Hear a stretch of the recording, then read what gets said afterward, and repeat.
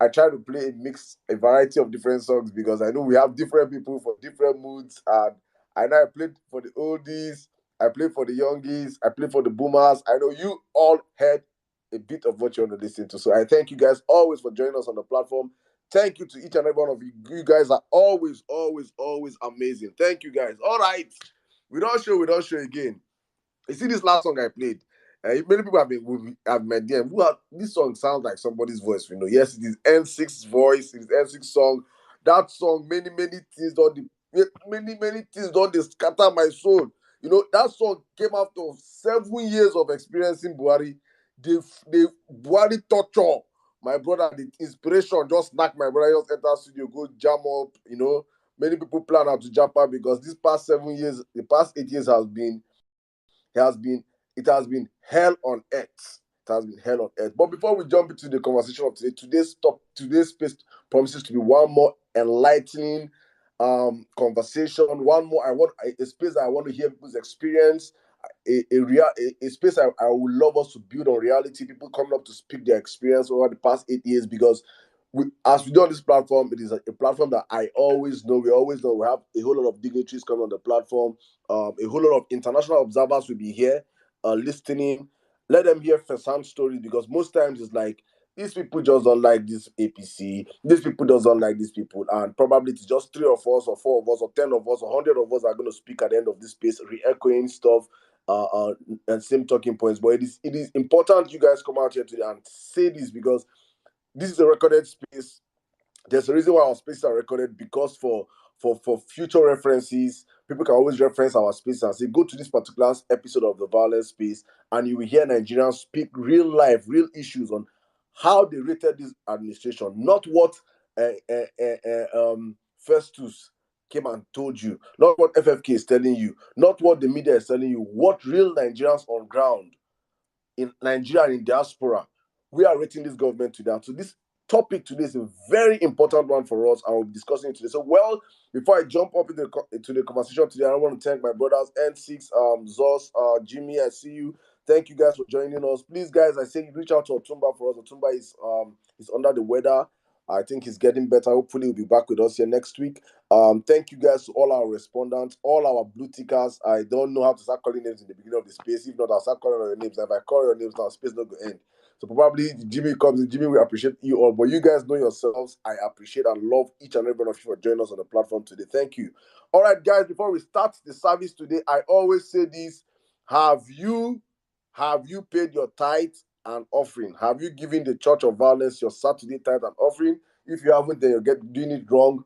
If you have not shared the space, if you're not retweeted the space, then you are not doing it right. So, guys, hit the retweet buttons before the Emir's blessings land on people's heads today. I need the retweet buttons going up, the share buttons going up, the like buttons going up, retweet the space, share the space, let people know that the number one space on Twitter, Nigeria, is up and freaking running. And we're not going to stay or take hostages today. We are going all ham. Calling out, saying things as it is, as we always on this platform. Go and, in fact, I think we will rename this our platform to Go and Verify. This is that Go and Verify platform whereby anything you hear on this platform, you can take it to the bank. This is that platform that will give you facts and figures that you can take and go anywhere with your chest and say what you hear on this platform, and you will never be held liable. It is facts, facts, facts. I say this all the time. Men lie, women lie, but numbers, facts do not lie. So no matter how you might not like the voices that are speaking up here, no matter how you might not like the way we come out, our diction, might not like our intonation, you might not like how we say it, the truth is the truth. You can do whatever you want to do, but you cannot change the truth. And that's what we bring on this platform every time we come on the platform. So if this is your first time of joining us, we always say, welcome to the Church of Vawulence. We are streaming. We are doing everything possible to make sure that this platform becomes the mainstream media. And by the special grace of God, I say this because it is an open platform for every well-meaning Nigeria. No stop to my brother, well-meaning Nigeria. To every well-meaning Nigeria that craves for an alternative to real journalism. To every well-meaning Nigeria that is out there that believes the media has not played their role as the fourth realm of the or the fourth fourth realm of government, to everyone in Nigeria that believes that we need to shape the discourse right now, that real news need to be out there. Please, this is our platform for you. We are trying to take this take this platform mainstream. And when I mean mainstream, by the special grace of God, in a couple of months or a year, or nobody know how long, we'll be having the Vawulence Space TV. We'll be championing, and probably if they go haywire in Arise TV, and I say it all the time, we'll go and ask Rufai, what is your sign-on fee? And we'll bring people like Rufai to the Vawulence Space television, where we'll be speaking real issues. Nigerians need to hear the truth, because right now we are getting into the point of state capture, whereby all you hear on the news are fake news, amplified state media news. Every platform you hear yesterday in the news, Buhari said, and Buhari and Tinubu spoke on the phone. No pictures, no evidence, no nothing. Just news that has come out from Aso Rock, they give to the media come and throw it down to Nigerians. You don't see anything to verify. At least Obasanjo asked Yaradua, are you alive? Are you alive? No phone call. I don't know where we are right now. Bro, we're in the state capture right now, and it's very, very crazy where these people are taking us to. So we are trying to make sure we create that alternative platform whereby everything we do here, every work we do on the platform, and we give you guys a real news that you can take down. So please, guys, support us as we move on with our platform. And I say this, I think we threw up an advert on our Vawulence Space handle, and I think I'm going to put it up here. We're looking for an editor-in-chief. We want to make sure our publications on the website going forward are real, up-to-date, verified news, instead of you to go and start hitting Vanguard website and all this stuff. You'll be going to the Vawulence Space website for real, up-to-date, real-time news. So we're looking for our editor-in-chief. So please send your CV to info@vawulencespace.com if you know you fit the bill. It's going to be a full-time paid job. We're trying to do everything possible to make sure we compete to the top of to the best of our knowledge and the best of our abilities. Because I say this all the time. People get back to me all the time and say, Saddam, we need to do this, and I'm like, okay, we have offered ourselves to do this work, and we'll do it to the very end. So guys, thank you so much for always sticking with us, for always staying with us, for always supporting this movement. And I want to say a very, very big happy birthday shout out to my brother, Dr. Olu himself, and my sister, Charlex. Two of you are two amazing people that I know are foundations of this movement, foundations of this Vawulence Space, founding fathers. When I follow Le Block, who used to build this movement. I remember all those days when we were like 45, 50 on the Vawulence Space. And guys, I say this because I say this to encourage a whole lot of you guys, including myself. I know when we started this space, that time we did like 50, 60. Highest maximum 150, but one thing we never stopped doing was we kept going consistently. We kept pushing on, irrespective of how it was coming. We just kept going, and all of you that know how we started this platform together, you know how we have grown to be where we are today, and we aspire to get to higher grounds, and hopefully in a year time from today we'll be saying, remember the Vawulence Space. Probably by then we'll be doing numbers with Arise TV. We might have Bench Channels TV. We might be across all cable networks. It is possible. That is the dream Peter Obi has put in minds like ours to believe that you can dream. Because if not for Peter Obi, there will be no Vawulence Space today. Because we saw a man that came out from nowhere to challenge the establishment and say it is possible to take back our country and from the hands of this establishment and put it back in the hands of the people. Nobody gave him an opportunity. Nobody saw him. Nobody saw it coming. Everybody felt it is impossible. And I say one thing: one of the greatest disservice you can do to this movement, or this project, is to project your fears. I say this because I want us to understand something.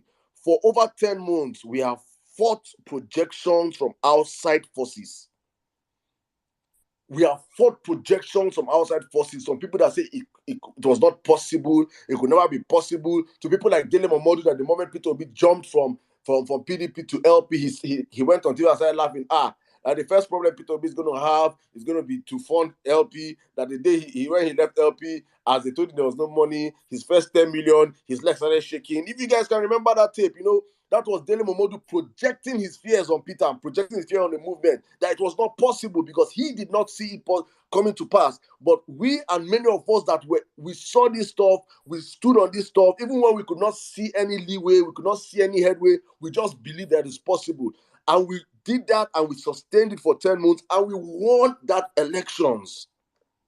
So I'm saying this because we're going to the next phase of this movement. Please, and I'm saying this and I'm standing on this with all certainties, that if you do not see, many of us see that we're going to reclaim our mandate via the judiciary. If you don't see that, please do not project your fears on us.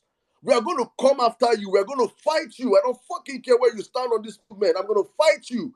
I will fight and attack you the same way I attacked Daniel Amodu 10 months ago. And no, it's not because I don't like you. It's because I'm not going to allow you to project your fears on this movement.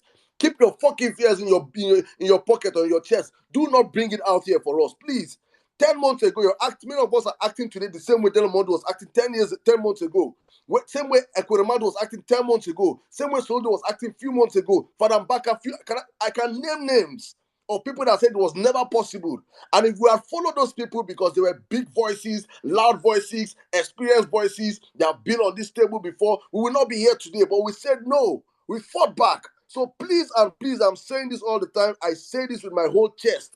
That if you do not see the possibility of the judiciary, take it far away from our side. Don't bring and come here. Because if you bring it near me, I go fight you. I will fight you. I don't fucking care who you are. I don't fucking care what you have done, how you have invested in the movement. If you like, the people will be and come out tomorrow and say, I don't see you. I go fight them. That is how we do it on this platform. So that is my 2 cents to everybody. Please keep your fears in your house. Keep your fears in your pocket. Thank you very much. All right, guys, as we jump into the conversation of today, I just have to drop that for people because I get this all the time. People are in my DM saying this, saying that, saying this. I say, please, please, please, keep your fears and your projections to yourself. It is the same thing, the same way many of us are acting today, same way Dele Momodu and the rest acted 10 months ago. There is no difference. If you don't believe in something, allow those that believe to follow it up. The one you believe in, do it. But do not come and carry your fear. I know my fear is. Your fear is your fear. Your fear is not my reality. Your fear is your fear. Your fear is not our reality as a movement. Please. Thank you. All right, guys, let's keep the conversation rolling. I just wanted to take that out of my chest because honestly speaking, for the past couple of days, I've just been hearing so many stuff from different quarters, and I'm like, I have to really clear people out on this one. Right, guys, we jump into the conversation of today. We are rating Buhari's 8 years tenure. While we're coming up with this space, I was in conversation with N6. I called N6 and we're talking, and here, N6 called me and we're talking, and he was like, me, I said, there are some topics that I know that even if I sleep and wake up, I don't even need to even do research. I don't even need anybody to come and tell me anything. There's nothing that teaches you than reality. There's nothing that can open you up to than your reality, you knowing your reality. You don't need to go and study your reality. You don't have money in your bank account. You don't need to go and open your app. You don't need to open your app to know you don't have money in your bank account. You don't need to go and call your bank accountant. Please, is there a miracle? No. You don't have. So the Nigerian story, the Buhari regime is one regime that I will forever in my life never forget because personally, Buhari regime dealt with me. Personally, Buhari regime dealt with Nigerians. And I don't want to project my reality on Nigerians. So that's why I say we're going to rate. That's why when I say let it be a topic, people rate Buhari regime. So not be some people, Buhari regime favor them. I'm not going to say like personally, I did not. I never suffered. I will not say personally I suffered under Buhari regime, but I saw first-hand suffering. I saw businesses collapse. I saw the poverty rate shoot up around me. I saw things happen. So I'm not going to now come out and say because it benefited me, my business flourished.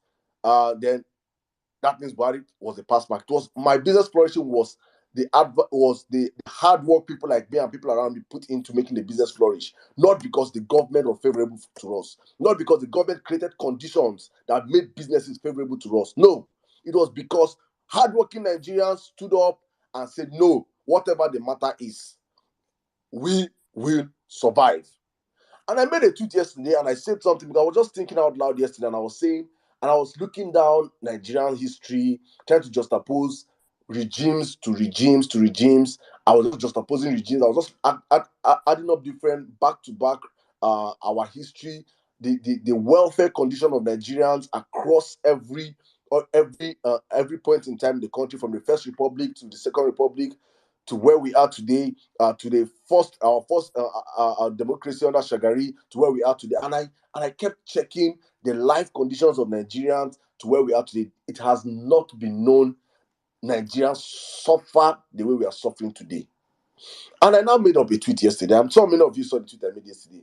And that tweet was a very controversial tweet. And I know I said it was going to be unpopular. But I had to make that unpopular tweet because most times we have to say some unpopular truths or some unpopular things. Probably not truths. And let me not label it truth because even if it's true to my reality, not a generality of people. And I had a whole lot of backlash also from the tweet. I had a whole lot of support also from the tweet. And I said yesterday, and I said, let me see if I can find that tweet. Let me read that tweet verbatim so I do not say out of what I did not say. I know many people bought into that rhetorics. Let me just find that tweet and read that tweet. I made a tweet yesterday. What's that tweet? Can somebody push me to that tweet? Please, guys, just spare me few. Okay, right. Okay, yeah. I made this tweet yesterday, and I said, I think Nigeria would have fared better under a military dictatorship than it has fared under the terrorist dictatorship of APC. All the brazen corruptions and illegalities under this terrorist organization will never have happened, even under Abacha. Just in case Buhari fails to arrest Tinubu now, I sincerely hope the Nigerian military steps in and save this country from the hand of a foreign drug baron and his cartel. This may be unpopular, but instead of a criminal drug dealer from Guinea to become the president of Nigeria, I honestly pray and support military takes over before we lose our nation to a cartel of hardened criminals. And I went further to say, under the military, useless thieves like Festus Koyamo will be in jail and not holidaying in Texas, living in a house bought by stolen taxpayers' money. My only problem with the military is relinquishing power, and even at that, APC have proven themselves to be worse. So somebody reached out to me and the person deleted his tweet. The person said, I reached out on the tweet, said, no, don't say about the military, don't say about the military. And please, I just made that as a view. Doesn't mean that represents my reality or what I think. I just made that as a view for Nigerians to see a different prism. And the person should say that, no, have you forgotten Ogoni killing? And 9 people, Abacha killed 9 people. Why should you say all of that? Abacha massacred 9 people for a firing squad. And I'll say, have you forgotten that Buhari killed over 1,000 shites in Kaduna? Buhari killed protesters in Lekki Toll Gate. Buhari killed IPOB supporters. Buhari is actually the reason why IPOB went rogue. IPOB were never rogue. IPOB were just protesting across the southeast every day, every time. They were never carrying ammunition or anything until Buhari forced them into going rogue. Let's not forget history. Let's not forget where we're coming from. And I reminded the person, I said, remember, we have had more killings, open brazen killings under APC Buhari's democracy than under the military. The military only went after dissenting voices. Southern Kaduna was never boiling under the army. God bless you. Without being checked. God bless you. You can go on and say under a military right now, you can never have the amount of kidnapping, terrorism, all these things going on as in just going on across the country. Am I saying the military is any better? No. But when we say democracy is actually government of the people, for the people, by the people. We are not practicing democracy under APC. Under the military, media houses were guarded. Under the military, under APC, media houses are times 2 guard. Twitter was banned under APC. This same Twitter we're using today. The military, I'm not sure any military government in the world haven't banned Twitter. Even probably North Korea.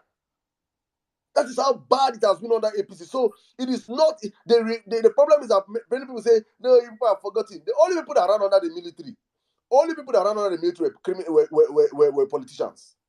And under the military, our family friend and a military man, I think he was in the Navy, called Anthony Onyarugulem, was the governor of Edo State and was also, first of all, the governor of Ondo State.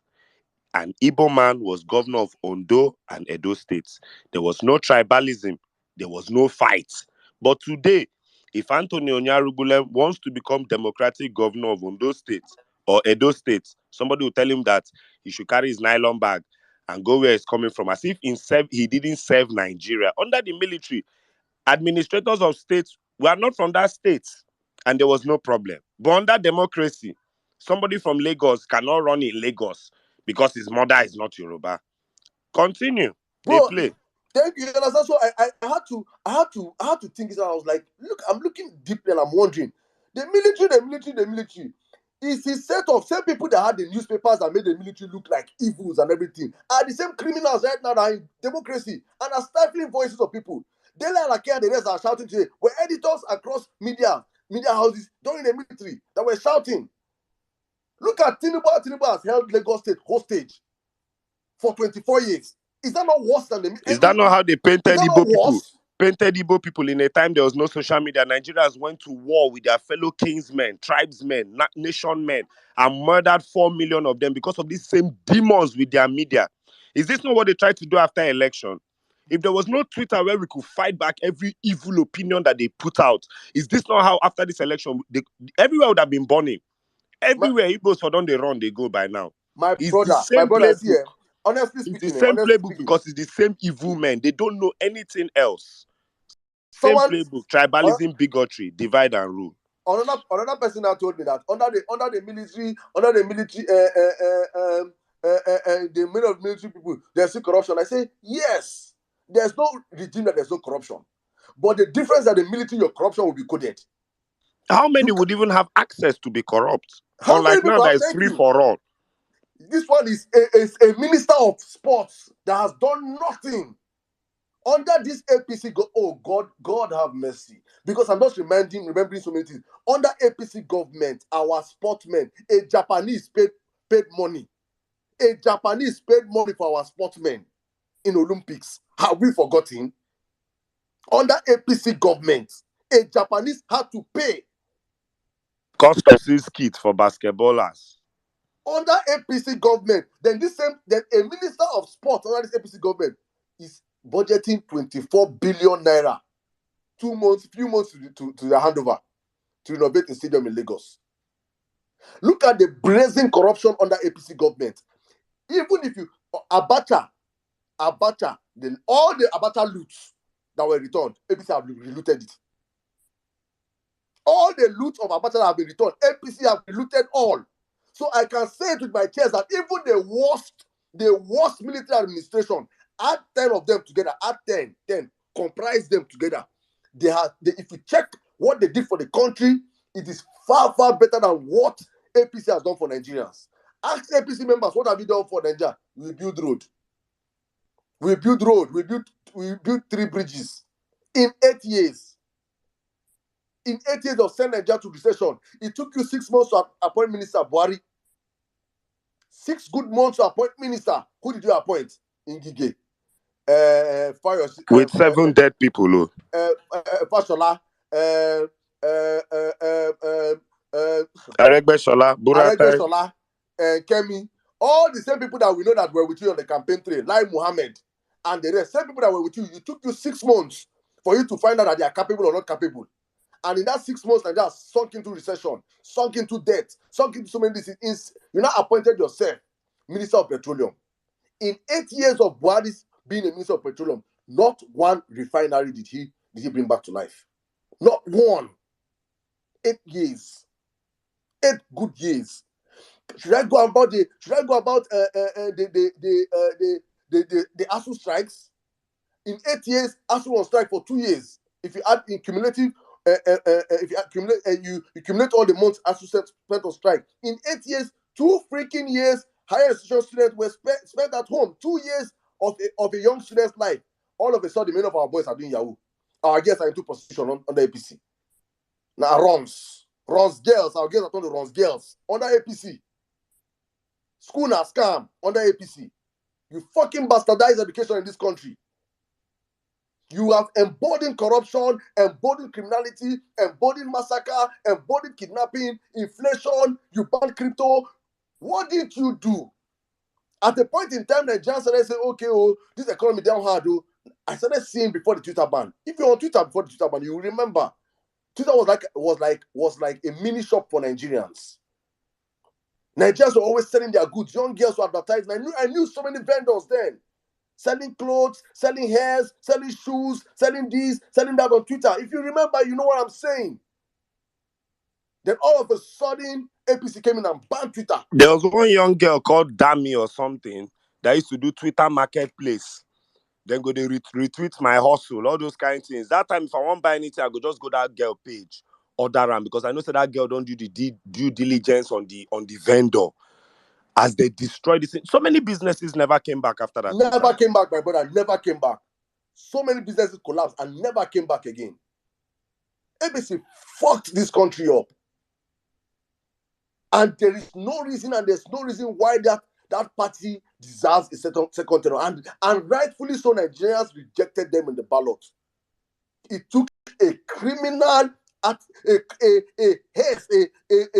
modern day robbery, daylight robbery, for them to transform a man that never got up to 3 million votes across the country and gave him 8 million votes. And we are saying no. We reject APC. I'm not going to go for so long, so I allow other people come in and speak on how they are rating this government. But before then, I want to say something. Please, obedience, please be very, very mindful of the names you give your children. Be very, very mindful of the names you name your children. And there are some names you already give your children. You can go and do change of names. It is important. You can change your child name on time. Make you not grow up become something where you don't expect.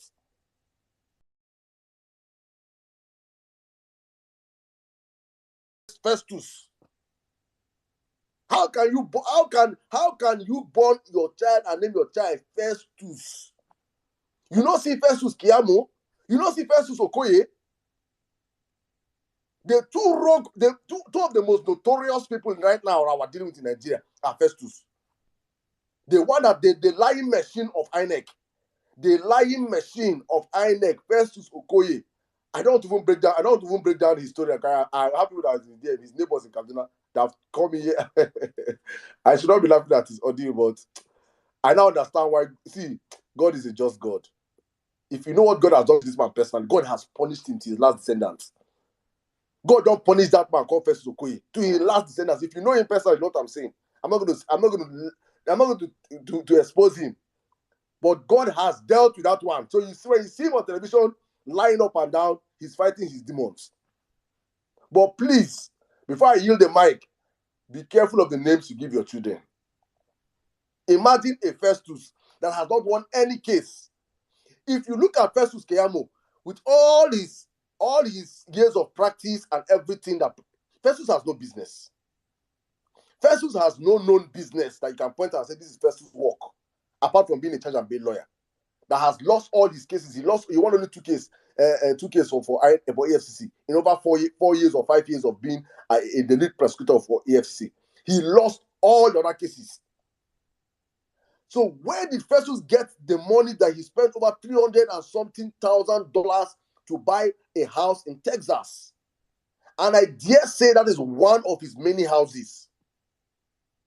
So when you see people like this man coming out to attack obedience, attack you, attack P2B, understand that he knows that the lifestyle that Buhari has enabled them to live cannot be sustained if a P2B comes into power. How can he pay the rent, the tax that comes with where he's living? He bought a house. How can he pay all those things if Peter comes into power? So they need a sustainability project for them, which is governance, bad governance. It needs to be replicated. Back-to-back bad governance for people like Festus keeps their bills being paid. So please, obedience. As I yield the mic to my brother N6 and Zos, I beg people, be careful of the names you name your children. And finally, we're going to talk about the LP petition much later. Hopefully, one of our LP legal listing will join us on the platform. And we'll be discussing more. We have responded back to INEC. Jimmy, I told you the last time that we have not responded back to INEC till it happened yesterday. The response we sent back, we have responded back to INEC, to APC, to Tinubu, and to what they call his name, the Taliban. What is Taliban? What is Taliban now? Taliban. Shetima.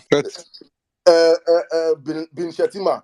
Osama bin Shetima. We have responded back to Osama bin Shetima. So they are all been served. So hopefully, please, I'm saying this because many people are rushing. The court should start. There is a process. There's a process.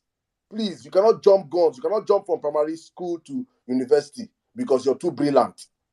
Our case is too tight. does not mean we're going to jump from primary school to university. There is a process. The court has been served. We have been served back, and we have not served. We have not replied them. So I think the next stage we are getting to right now is the tribunals itself. So please, guys, that's why most times we're not even talking much about the judiciary, because I believe that we should not. There are ways we are going to move too hard on the judiciary right now that might either dampen us getting what we want, which is we need that protest to be broadcasted live. And I don't want it to, we are not going to ever be the movement that will look like we are mounting pressure on the judiciary, so it is our pressure that made the judiciary rule for us. No, the judiciary are going to rule based on the facts that we are presenting, which is Bola Ahmed Tinubu is a convicted drug dealer. Bola Ahmed Tinubu is not a Nigerian. First, that one I they bust my head with all my rights as a Nigerian, a man from Guinea, a guinea pig, will not come and be my president, a full-blooded Nigerian. No, now, you know work now. Sure, don't they shout that thing, say this man no be My Nigerian brother, for almost you're a 1 year. prophet. You're a prophet. N6, please come in here. Just thank you, my people. Thank you guys for listening to my little rant. Let me give the mic to my brother N6. Welcome to the Vawulence Space one more time. Please, if you're an editor-in-chief, send us an email with your CV to info@vawulencespace.com, and we will get back to you as soon as possible. One more time, guys, share the space, retweet the space, let people know that the number on Twitter is up and running, and we are here to shake tables as well as normal. N6, if your voice not pain you, I beg, help me. Thank you. Ladies and gentlemen, welcome to the Church of Vawulence. God bless you and thank you for attending. I remind you, Nigeria will be great in our lifetime. Nigeria will not be great when we are old. Nigeria will not be great for our children. We are not fighting for this Nigeria to be great so that 2 generations will enjoy it. No. It is very possible with modern technology, with the resources Nigeria has, and with what Nigerians are capable of bringing to the table to change this country in 8 years. So, Muhammadu Buhari, a man, let me remind you that Muhammadu Buhari is the only Nigerian military man we had attained democracy as at 1980. We were a democratic nation as at 1982 under Shehu Shagari. Muhammadu Buhari, as a military man, came in, used the gun and his fellow military friends, committed a coup in this country, chased away democracy in the early 1980s, and ruled us then. He did a shoddy job. He was the worst military president. Buhari was such a disaster as a military president that the Nigerian military, this same thing he's doing currently, he was doing it as a young man. Buhari will leave the country burning, enter the national plane, and fly off to countries he had never been to. That's all he was doing as president. And the major work in Nigeria was actually being done by Idi Agbon. Everybody knows this. It was so bad that when Buhari was overseas, I think on a Hajj mission, the military took over from the military. Not one gunshot was shot. It was a unanimous decision that this man was so awful at governance, it was better the military saved itself. Now, this same Buhari, when he was kicked out, Nigeria went through torture till 1999. Let me remind you of your political history, where by the grace of God, the military ruler at the time, Sani Abacha, a man who wanted to be life president and was planning to actually do this democratically, died under mysterious circumstances. We then got democracy in 1999. Muhammadu Buhari ran for president of Nigeria for 12 years. 3 democratic election cycles every 4 years. If you didn't know better that time, you would have thought that, this man had learned a lot from when he had been president under the military. He had perfected himself. He had probably gone and learned a few things. Buhari, all those 12 years, was actively condemning the government in power, speaking English that even those of us who had researched him were suspicious that these things, Buhari had been prepped.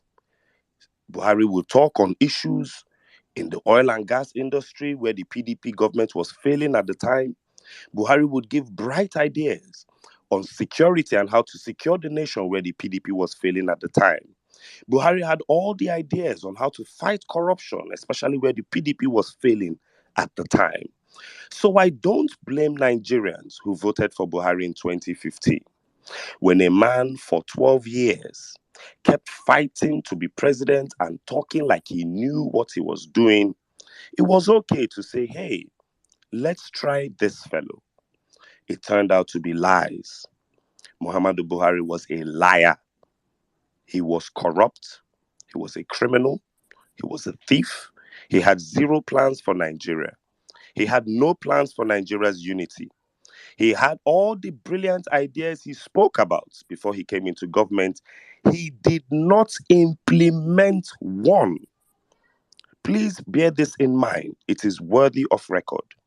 Muhammadu Buhari knows what to do, or at least what to attempt to do, to solve insecurity, the economic issues, the lack of production, but he on purpose has not done any of these things in an 8-year cycle.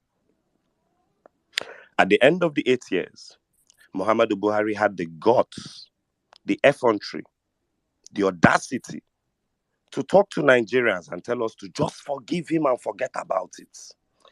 I might have wronged some of you. Speaking like he wasn't being warned every day while taking all of these actions. Nigeria added one new terrorist group, IPOB, to the list of top 10 terrorist groups in the country. Boko Haram and ISWAP, that had been contained in only the northeast region under the 16 years of PDP, of which they started their agitation, politically manufactured agitation, let's say 3 years before 2015. They ramped it up. We are here now. Remember, Goodluck Ebele Jonathan picked up his phone and called Muhammadu Buhari and literally handed over the presidency of Nigeria to him before votes had even been counted. Real Everbest always says this: the APC has never won an election in the political history of this country, and I veto that statement. The APC had sworn to create a parallel government if Goodluck Jonathan had won the election. The APC, according to rumors spread by APC members themselves, had enlisted the help of herdsmen, enlisted the help of militias from outside Nigeria to turn up the violence in the country if Buhari did not win the 2015 elections. The APC had put treasonable levels of pressure upon the Jonathan government, all because Jonathan was a gentleman who played by democratic rules and principles. But today, several statements attributed to top members of the APC down to the current vice president are clean and clear treasonable statements that the APC will not even tolerate today to be said by rival political parties. I promise you, if Atiku Abubakar says today, or Peter Obi says today, that we will create a parallel government, if the Supreme Court does not give us back our mandate, the APC will arrest every single person involved. But they, on record, made this same statement in 2015.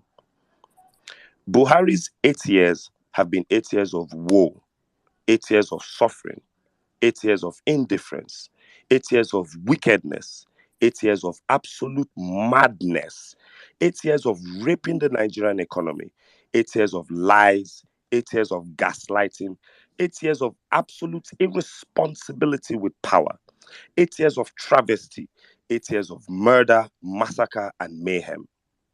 I'll give you Buhari's scorecard, but we would be here and I would use 4 hours to make that submission. So let us start here. Follow me to the book of Google. A quick Google search will show you one page.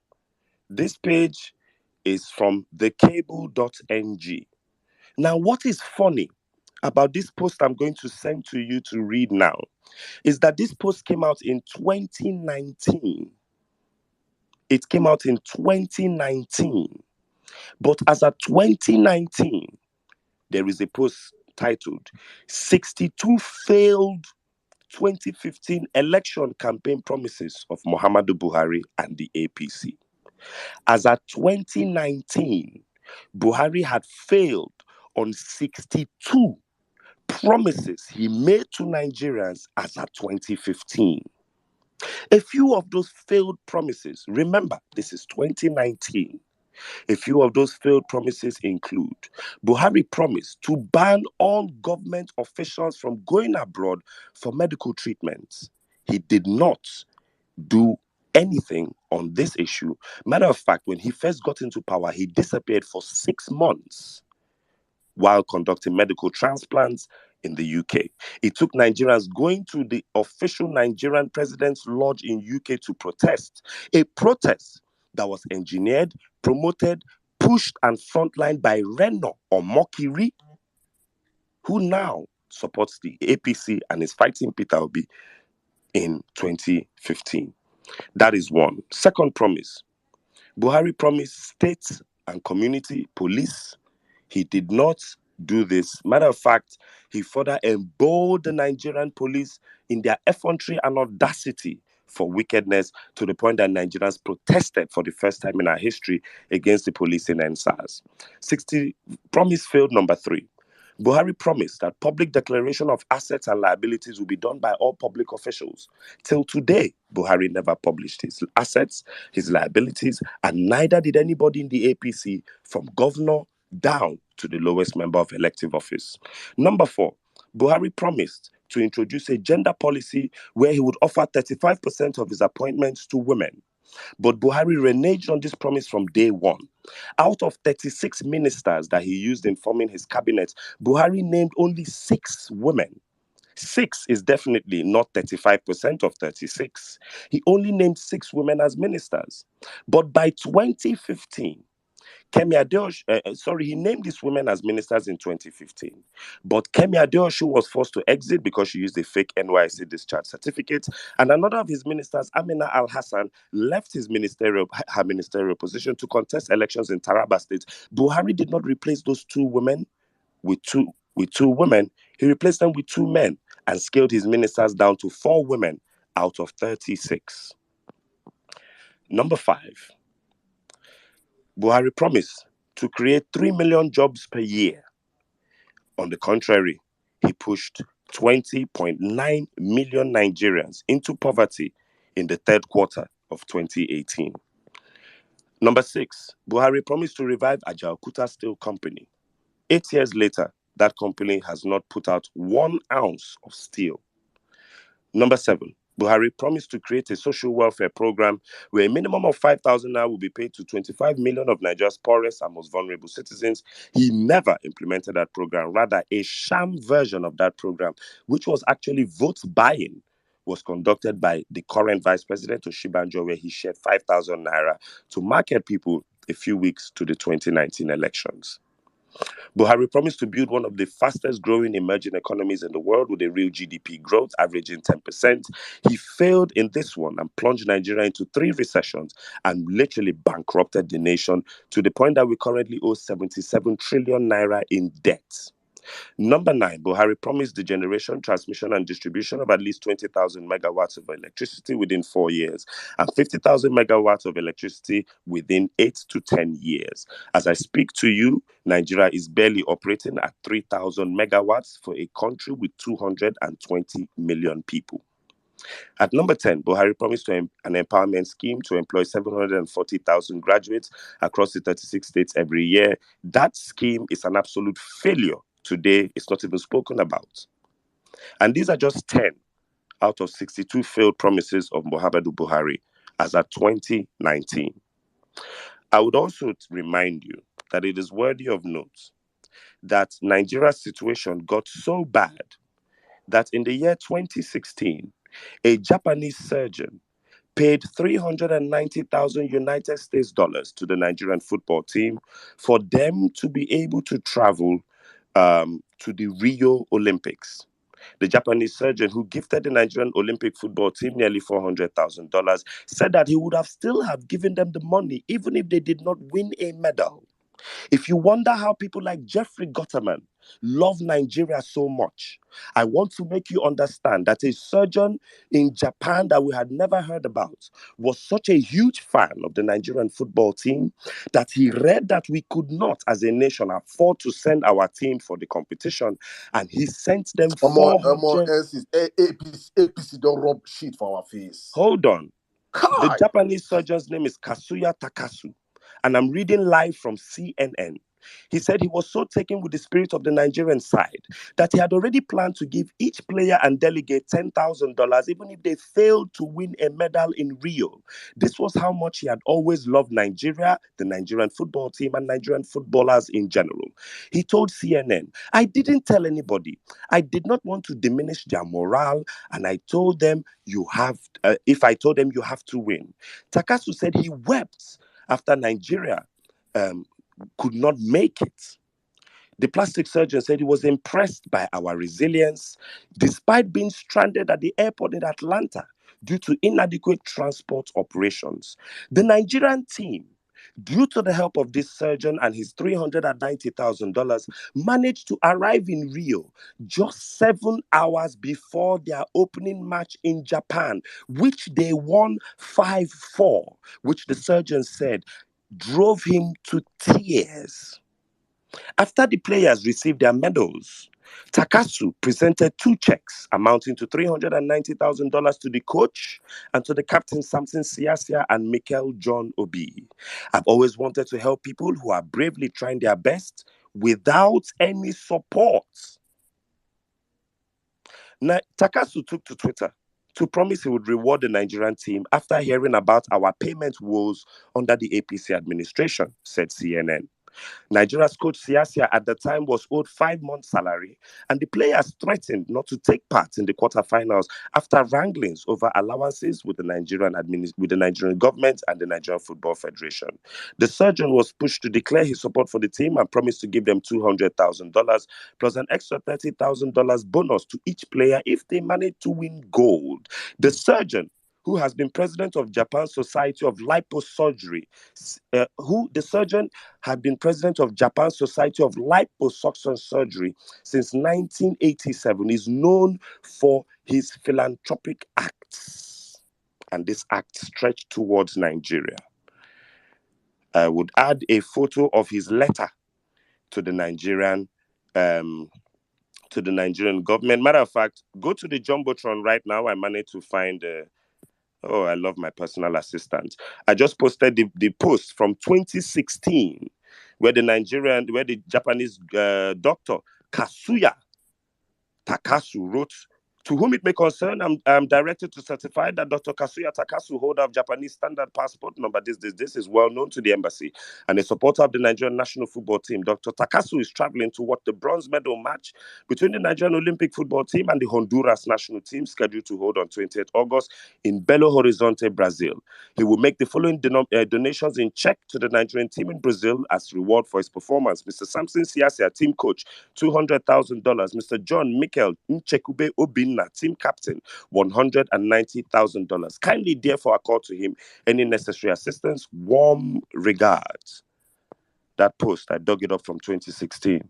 You see, numbers have no emotions. Facts don't lie. That was how low the APC Just took the Nigerian go on that team. post and you go see APC boys. The way they beg for money for you. Go on that post. You will see them. They say that they will go there, they beg now. They beg account. You cannot dwell with these people. But God. So, Saddam, when you brought up that story, I just wanted to tell you how low that story was. You know, you just touched on it. I just wanted to show you how bad things felt. And remember, Buhari got into government in 2015. This was 2016. Please remember, a man who ran for government 12 years who made all the promises, who was promoted by Bola Ahmed Tinubu and Atiku Abubakar of the PDP. Do not forget why you are obedient and why you support Peter Obi. Do not forget the people who lied to you, who Nigerians rejected Buhari at the polls. Buhari never got more than 3 million votes till when he got 11 million under the APC scam in 2015. He never got more than 3 million votes in any election. Please go and verify. We knew he was bad news for 3 election cycles. 3. Until one of the 2 men we respected in this country, a former Vice President Atiku Abubakar and former Governor of Lagos State Bola Ahmed Tinubu, went on a rampage for over 3 years against the Jonathan administration. Lies, propaganda, and outright physical violence till Nigerians caved in and said, let us see. But by 2016, in the sports industry alone, a random Japanese surgeon of liposuction was paying $390,000, and the Nigerian football team landed at that competition 7 hours before their match. They won the match 5-4 and won the bronze medal. So, let me go back into history, because I need to remind you people about the failures of Muhammadu Buhari.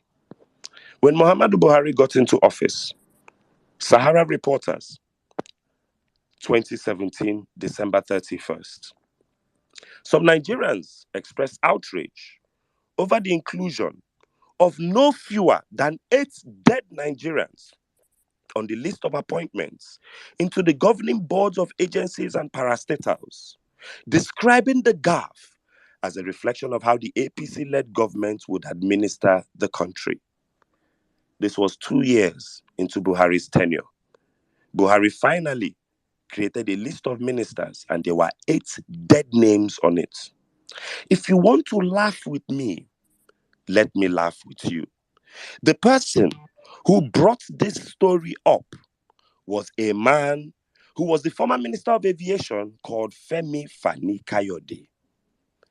Number of dead persons appointed by Nigeria's President Buhari into boards of government agencies increases to 8 names.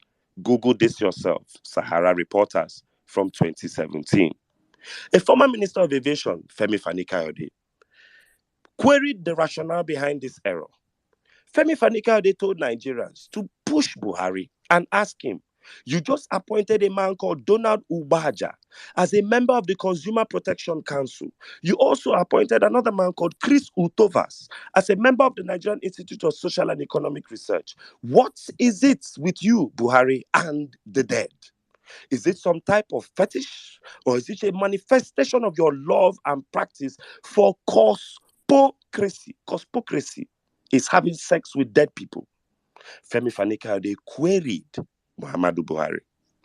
In 2017, the person who echoed this same sentiment with Femi Fani-Kayode is a man called Kayode Ogundamisi, who today has blocked me on Twitter because I presented to him that why are you supporting Buhari now when you, as at 2015 to 2017, are on verified facts, pointing out the flaws of Buhari and why he was dangerous for the Nigerian people. Kayode Ogundamisi even went further to show us the exact That's the former secretary of OPC. Thank you. When they killed people in this thing, when they killed Northerners in Lagos, my brother. Yeah, he was the person. When they murdered and massacred Northerners in Lagos. No fewer than he now ran on exile. He ran exile and then fought the APC, then supported APC. Kayode Ogundamisi gave me the list. Muhammadu Buhari's appointment death toll list rises again. Buhari appointed the following names into his first list. This is a man who ran for president for 12 years and who came in under Bola Ahmed Tinubu and Atiku Abubakar. The list of 36 ministers he gave Nigeria had 8 dead names in it, namely Senator Francis Okpozo, rest in peace with all due respect. Reverend Father Christopher Utov, dead. DIG Donald Ubaja, retired, was late as at 2017. Buhari also appointed Garba Atahiru, who was late at the time, Umaru Dange, Magdalene Kumu, Dr. Nabs Imegu, and Comrade Ahmed Bunza. These people were all deceased as at 2017. Kayode Ogundamisi, who now speaks, eats, dines, and is ready to die by the APC and Buhari administration, brought these names and collated them for our viewing pleasure. He also went ahead to ask, as at December 31st, 2017, will somebody get sacked, Buhari? Will you review the lists? Please understand how bad things had gotten as at 1 year into Buhari's entrance into government. That's how bad things had gotten. Buhari also promised the creation of an additional middle class of at least 2 million new homeowners in his first year in government, and promised to add 1 million Nigerians to the middle class annually. He got F9 on this one because instead of creating an additional middle class, the Buhari slipped almost 100 million Nigerians into poverty, to an extent that Nigeria, who has 200 million people, overtook India that has 1.5 billion people in the poorest of the poor index. The world had to create a brand new term of poverty for Nigeria called multi-dimensional poverty under the Buhari administration. As at number 15, Buhari promised to create a National Conflict Resolution Commission to prevent, mitigate, and resolve civil conflicts within the polity. He failed to do this. Rather, he caused more conflicts in every region of Nigeria as we speak. Buhari promised to establish a national mortgage system to lend funds to Nigerians and small-scale business. That plan never saw the light of day from the CBN. Buhari promised to create a national infrastructural development bank to provide loans. F9, that never happened. The last time they spoke about it was in May of 2018. Buhari also promised to raise life expectancy level by an additional 10 years.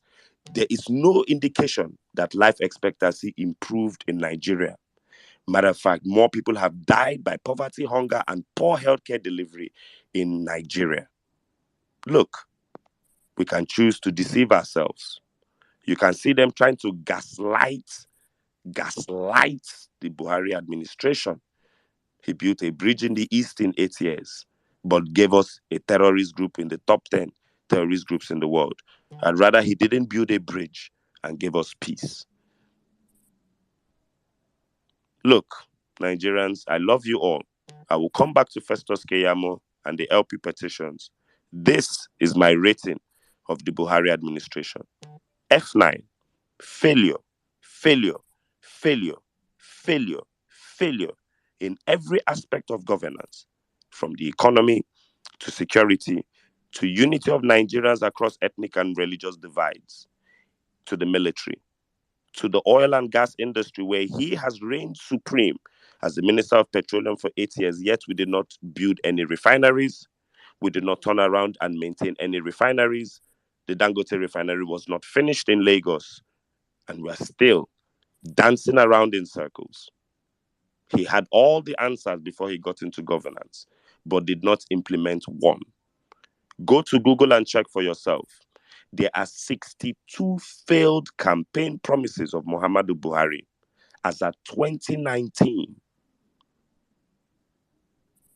As at 2019, Buhari had failed in 62.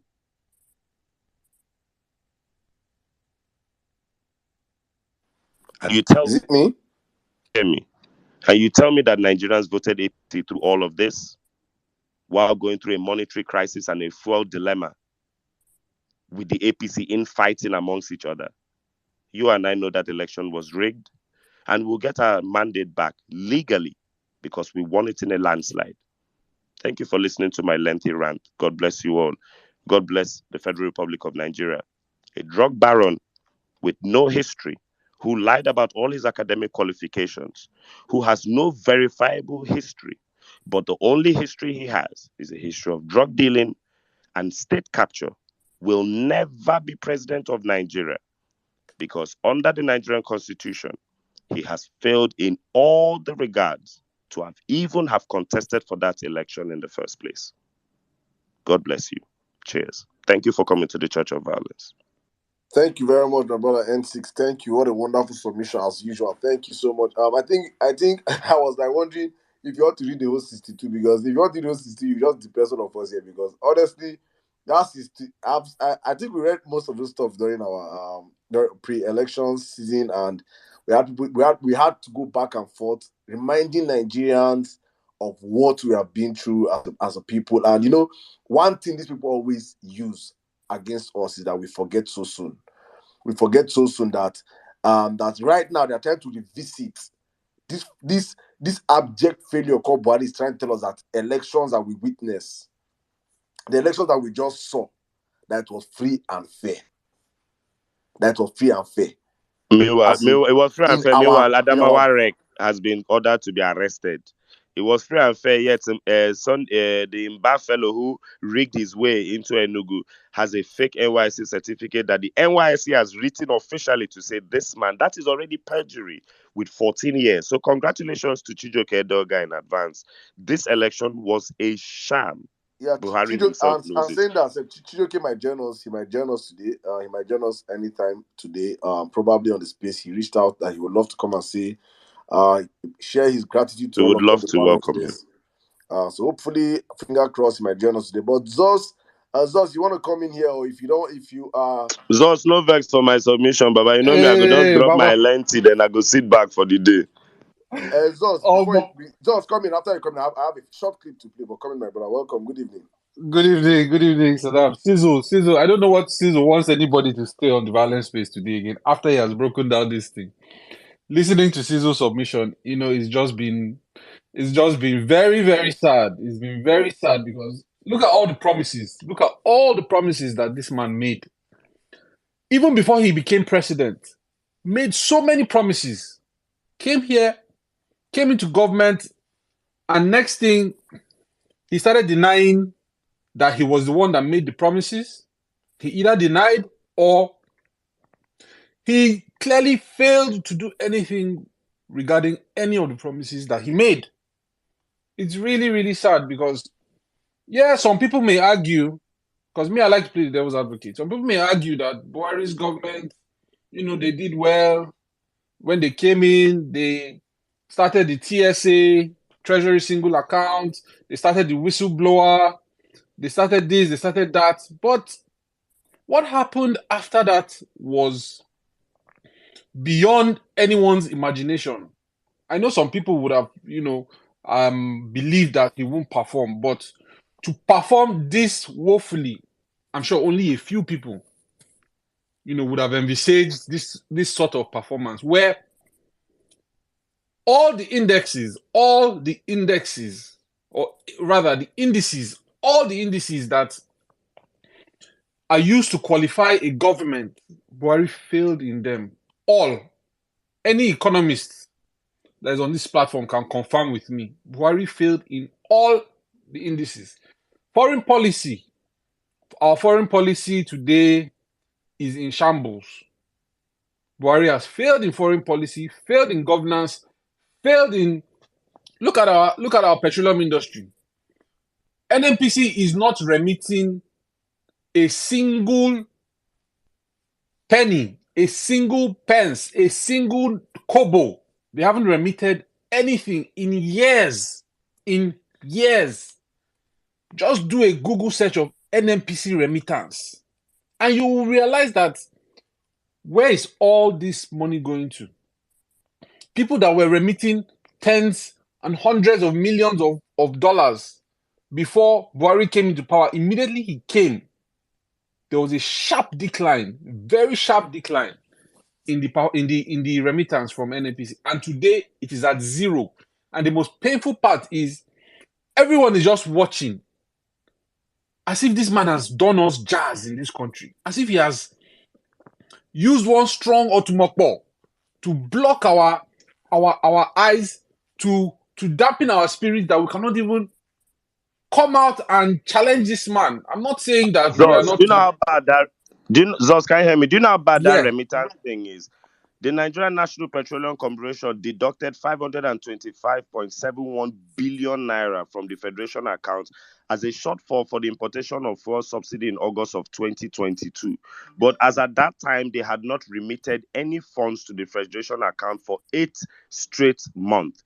Now, by that time, August 2022, NNPC had spent 2.6 trillion naira on petrol subsidies since the beginning of the year. So between January to February to August of 2022, they said they had spent 2.6 trillion, but did not remit a penny to the Federation account. 8 straight months of non-remittance in 2022 alone. 8 freaking months. And it has been like that since, Saddam. That's how it has been. And there nobody is doing anything about it. Nobody is challenging him. This is somebody that hit the streets comfortably with police security. Jonathan made sure that those protests were peaceful. They hit the streets. They were complaining about the hardship in the country, complaining about Jonathan wanting to remove subsidy. Had Jonathan removed subsidy, I dare say Nigeria would have been in a much better position today than we are. At least we would have known that petrol had risen that time to maybe 250 naira, and then eventually it will stabilize. Now we'll be buying petrol at maybe 100 naira, or even let's say it rose to 500 then. But we know very well that the idea was that it would stabilize and market forces would determine the price of petrol. They would have used all those funds that were being looted. Of course, we know very well that they were being looted. Because if you check how much subsidy has been, from tens of billions to hundreds of billions to a trillion, now we're talking of trillions. Trillions of naira. What we're paying in subsidy now is what our budget was some years ago, a few years ago. That was what our budget was, what we are paying for subsidy alone now. 3 trillion. 3 trillion naira. We currently owe 77 trillion in national debt. Every Nigerian, as I speak, owes 400,000 naira to IMF and China. 400,000 naira and rising. It's very, very sad because this man came into rode on the wings of anti-corruption. But today, his government is the most corrupt. They have done everything in their power to ensure that they continue to break their record of corruption. Sorry, Zos. Since you say how much each Nigerians they owe, I beg, repeat them. Currently, every Nigerian owes about 409 to 410,000 naira. It used to be 380 something thousand naira as at 2022. And it will be squeezed out of us. You are who? Buhari borrowed this money in our name. May they go collect that for my hand at America. No, na the Femi Alake, na the Malake na go pay. No worry. No worry. Carry on, Zos. It's very, very sad because these people keep on breaking their records day in, day out. From animals stealing funds, from snakes swallowing money, monkeys stealing money, to accountant general stealing 80 billion and later realizing it is even over 100 billion naira. And these people are being granted bail. That's the problem. So the more you steal, the less your punishment is in this country. Because I cannot understand why people would steal a cup of garri and they will set these people on fire. Whereas somebody will steal hundreds of billions and they will be celebrated. It's just unimaginable. These people keep on breaking their records. And it's like, okay, we have seen the lowest of APC now. Next week, you see a much, much lower version of themselves. No room for improvement. They care less. It's like when this man came into power, everybody sat up based on body language moves. Everybody sat up. People were being skeptical. But now, it's like the corruption is so brazen that if you don't steal enough... Nobody sat up. Now we understand that it was all propaganda and a part of the agenda. lay low for a few months, and then go boom. Nobody. That body language was a lie. Continue, sir. Just very, very sad the way we have come as a country, and yet some people are jubilating. If Buhari knew that he did well, he would not utter a single word of asking anyone to forgive him or saying he's eager to leave the presidency. Buhari is a very proud person. He would have been so proud to say, you know what, I need to even continue to remain in power. If he had done well and he knew deep down inside of him that he had done well. And why am I saying this? Because when he was asked if he would lose elections in 2019, he said, I'm not going to lose, I'm going to win. So you know that he's a very proud individual. But what do we have today? We have people celebrating him. They are celebrating ports that are being built. The motive of the ports, only God knows. But of course, based on our research, we know why those people are building those ports. They will claim that they have revamped ports, they have revamped NMPC, they have put in money to repair and refurbish.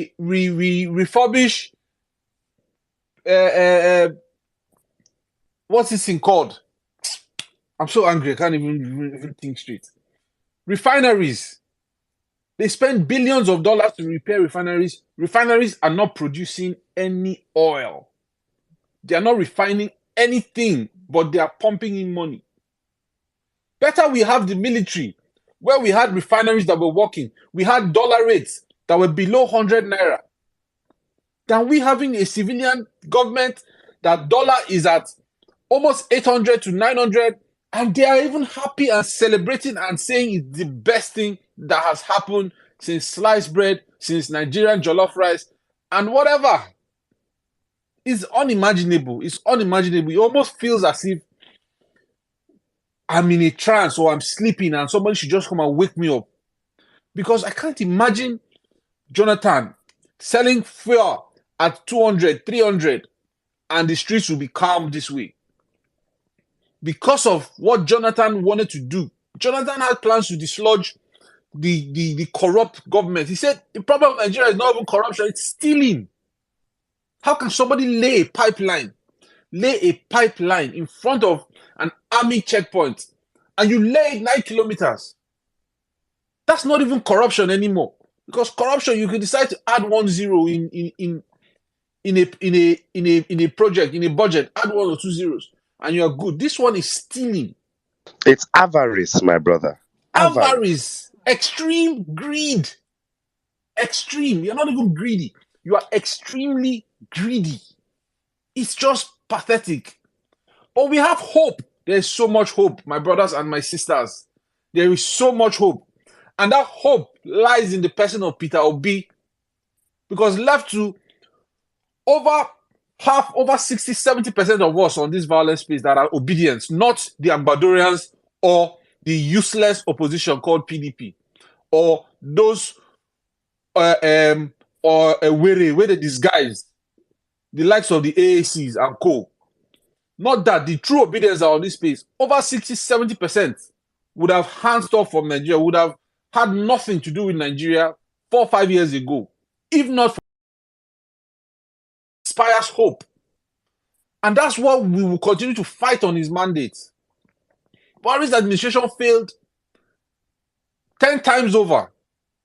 And if you give them 100 opportunities, nothing will change. Absolutely nothing.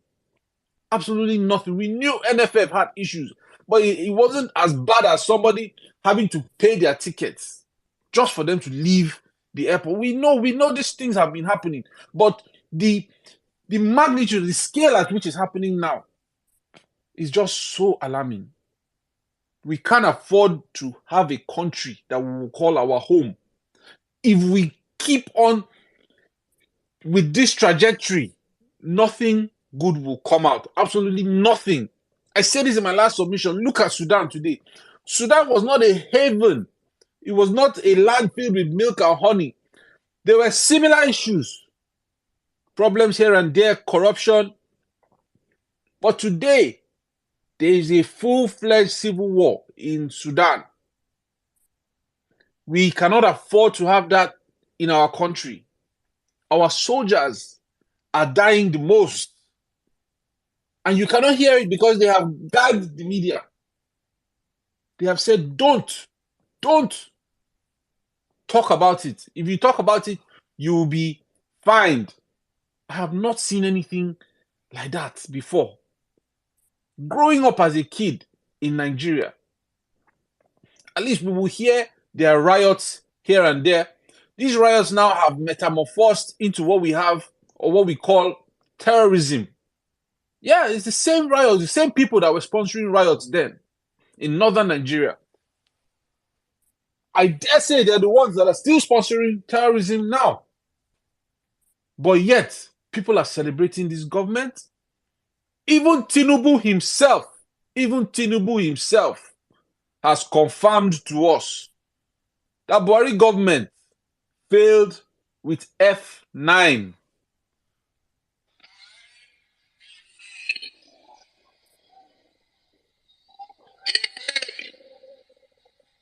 Zos, are you there? Can you hear me, Sizo? Yes, I can. Yes, you're about to play something? Yeah. But it's not audible enough. Let me start it again. Sorry. Please listen to the APC presidential candidate. He failed with Jonathan. He failed all classes. You know what they call F level? Where you get failure in all the subjects that you take. F9, F8. Nobody. This man is this one are done. This guy no go school. This guy no go school one day. This man not This done. guy no go school one day. You know, somehow we've forgotten this part. F11. Jesus, oh Lord. F8. There is no way somebody that went to This school man no go forget school. how many subjects He didn't even get that the he undertook. correction. My God, man, this is pathetic. It's just pathetic. And this is the person that wants to take over from Buhari himself. It's a pity. It's a pity. We just have to rise up as a country. We just have to put our foot on the ground and not accept this standard that these people are setting for us and our children. The standard is so low now, so low. I wonder how people even write WAEC. I'm sure everybody is just waiting for their results to come out, and they will take a pen and paper, scratch it off, and fill in whatever they want to fill and ask you to go to court. In this modern day where we have information age, you are stealing ballot boxes.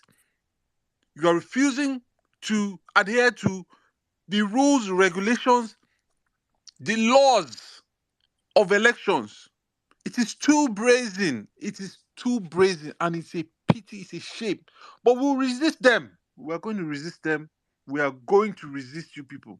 All ye criminals, your days are numbered. Better know now. If you have anybody that is a criminal and you're listening on this space, go and tell them their days are numbered.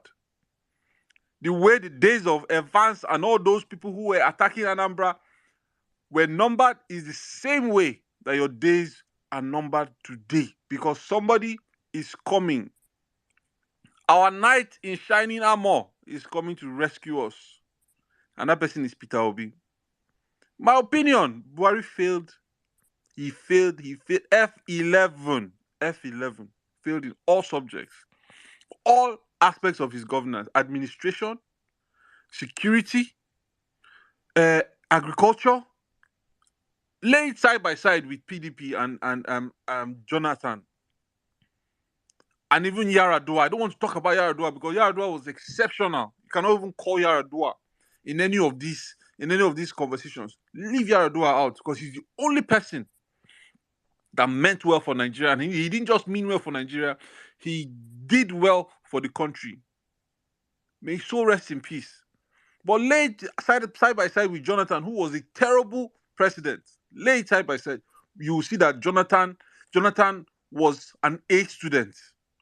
And that is the same precedent. That's what they are trying to set for us now.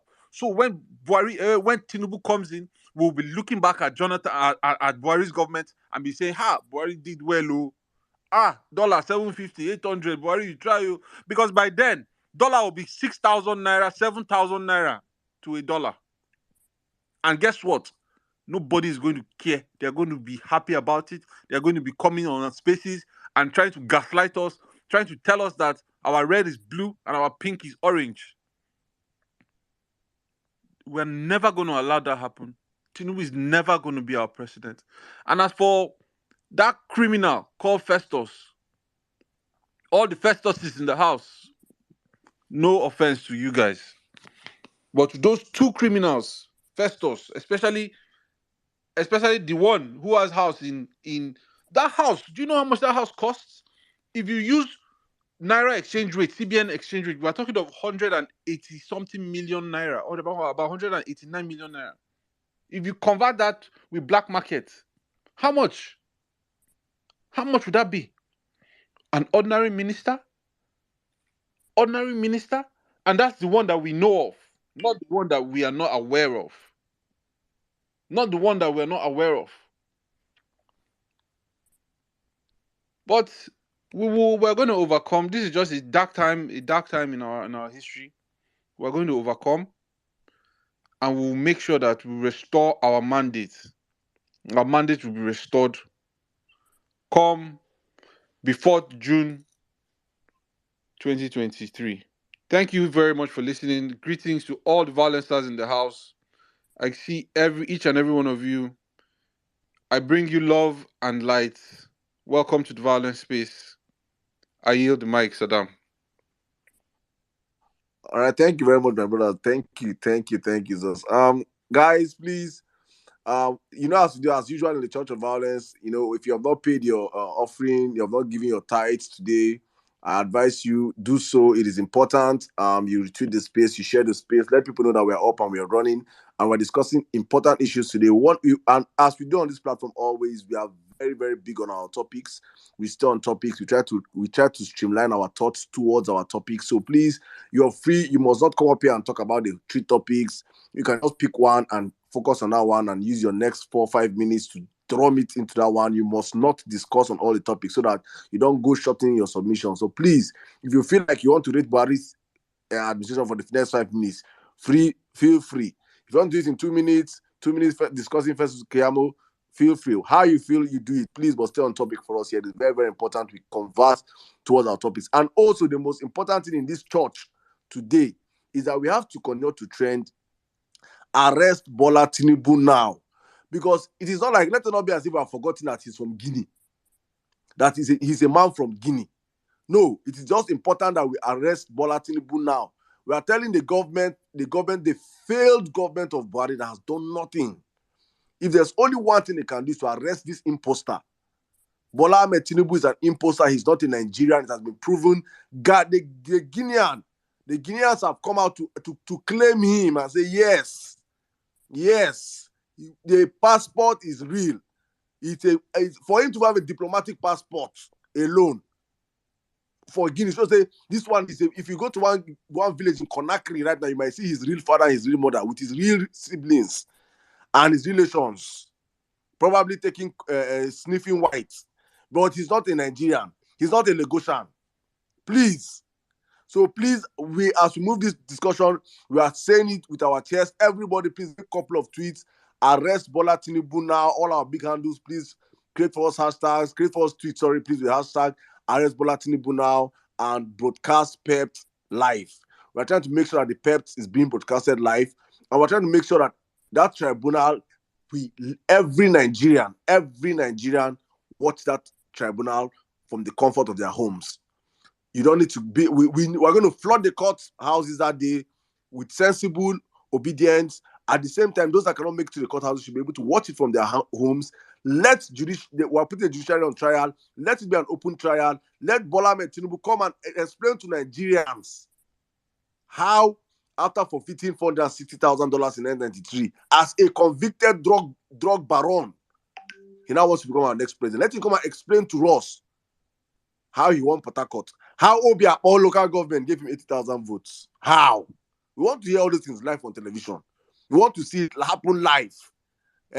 So please, no, it's not going to be close to that. That's why we're saying this. So obedience, let us be very mindful of how we go against the judiciary. Do not come and mount. We're mounting pressure on them. They already know that our eyes are on them. This will be the most broadcasted, this will be the most talked about judicial case in the history of the judiciary in the world. But please, let us not start giving them cannon fodder right now to make sure and say, we are being threatened. We are being threatened. We don't want we are scared of our lives. Do not be scared. Judiciary, come out. We have never proven to be harmful. You have never seen obedience for one day. We have not hurt one soul in the course of our 10 months. Instead, we have lost lives. In Lagos, 3 of our people died in Lagos. Hundreds of them were beaten, hospitalized out through Lagos. In same thing in Port Harcourt. We lost people lives also in Port The Harcourt. Vice President Oshibanjo admitted to this. You understand? In his speech. In Kanu, 15 APC member of house killed 15 Kwankwasia people, burnt them alive. So you can know the party of violence, the party of criminality. It's not Labour Party. We are a party of law and order, due diligence. It no mean say we don't get mad people inside us. It no mean say we don't get weary. It no mean say we don't get people in their head they touch. We have all of them. But the good thing is that we that are sensible, we are more in numbers. And we are tell these ones, calm down, melembe. Because when we unleash them, you people madness, so this is our madness. You understand that? Thank you. So our judiciary, please be free, be calm. We're going to come to court gentlemanly and sit down and broadcast this live for our brothers and sisters across the country. We are saying here, arrest Bola Tinubu now. So I beg all of you, as before I come to you, I beg all of you, please make tweets for us with the hashtag arrest Bola Tinubu now. It is very, very important to trend the hashtag so that by tomorrow morning, he will wake up. How can you be president-elect this thing? You know do Salah. You know do Salah. We not see you know for do Salah birthday, video. you know do colloquium. You know go Hajj. You You know know go Hajj. Mecca. You use Hajj lie. Say you go Mecca. Fake. This guy are fake. Hey. Fake this, you know. Now fake Muslim. This we talk as a fake Muslim. Let me bring up the birthday boy. Sorry, Dr. Luyo here. Before I bring up the birthday boy, please, I want to play this. I want to play this clip. Just a 2-minute clip for my favorite journalist right now. The one that they hate so much. We are going to sign him to Vawulence Space TV.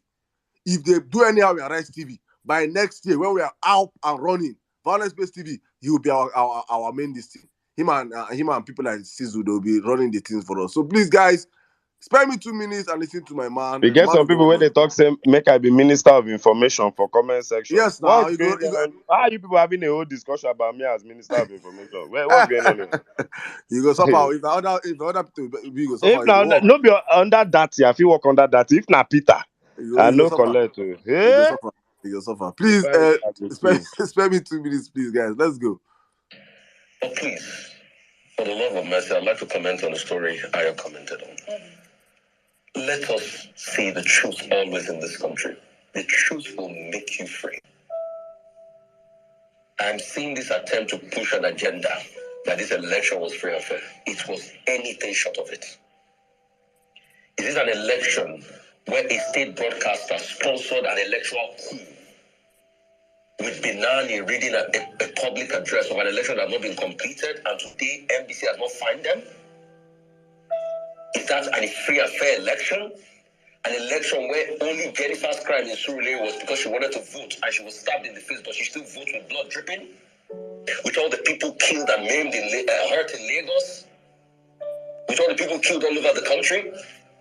The videos of people saying election free and fair, with the discrepancy between the RF results and what is seen on ground? Wasn't it Premium Times that carried the story about Obiakpo in River State? Because I've seen this attempt, and this attempt started after the Western media first flawed our elections.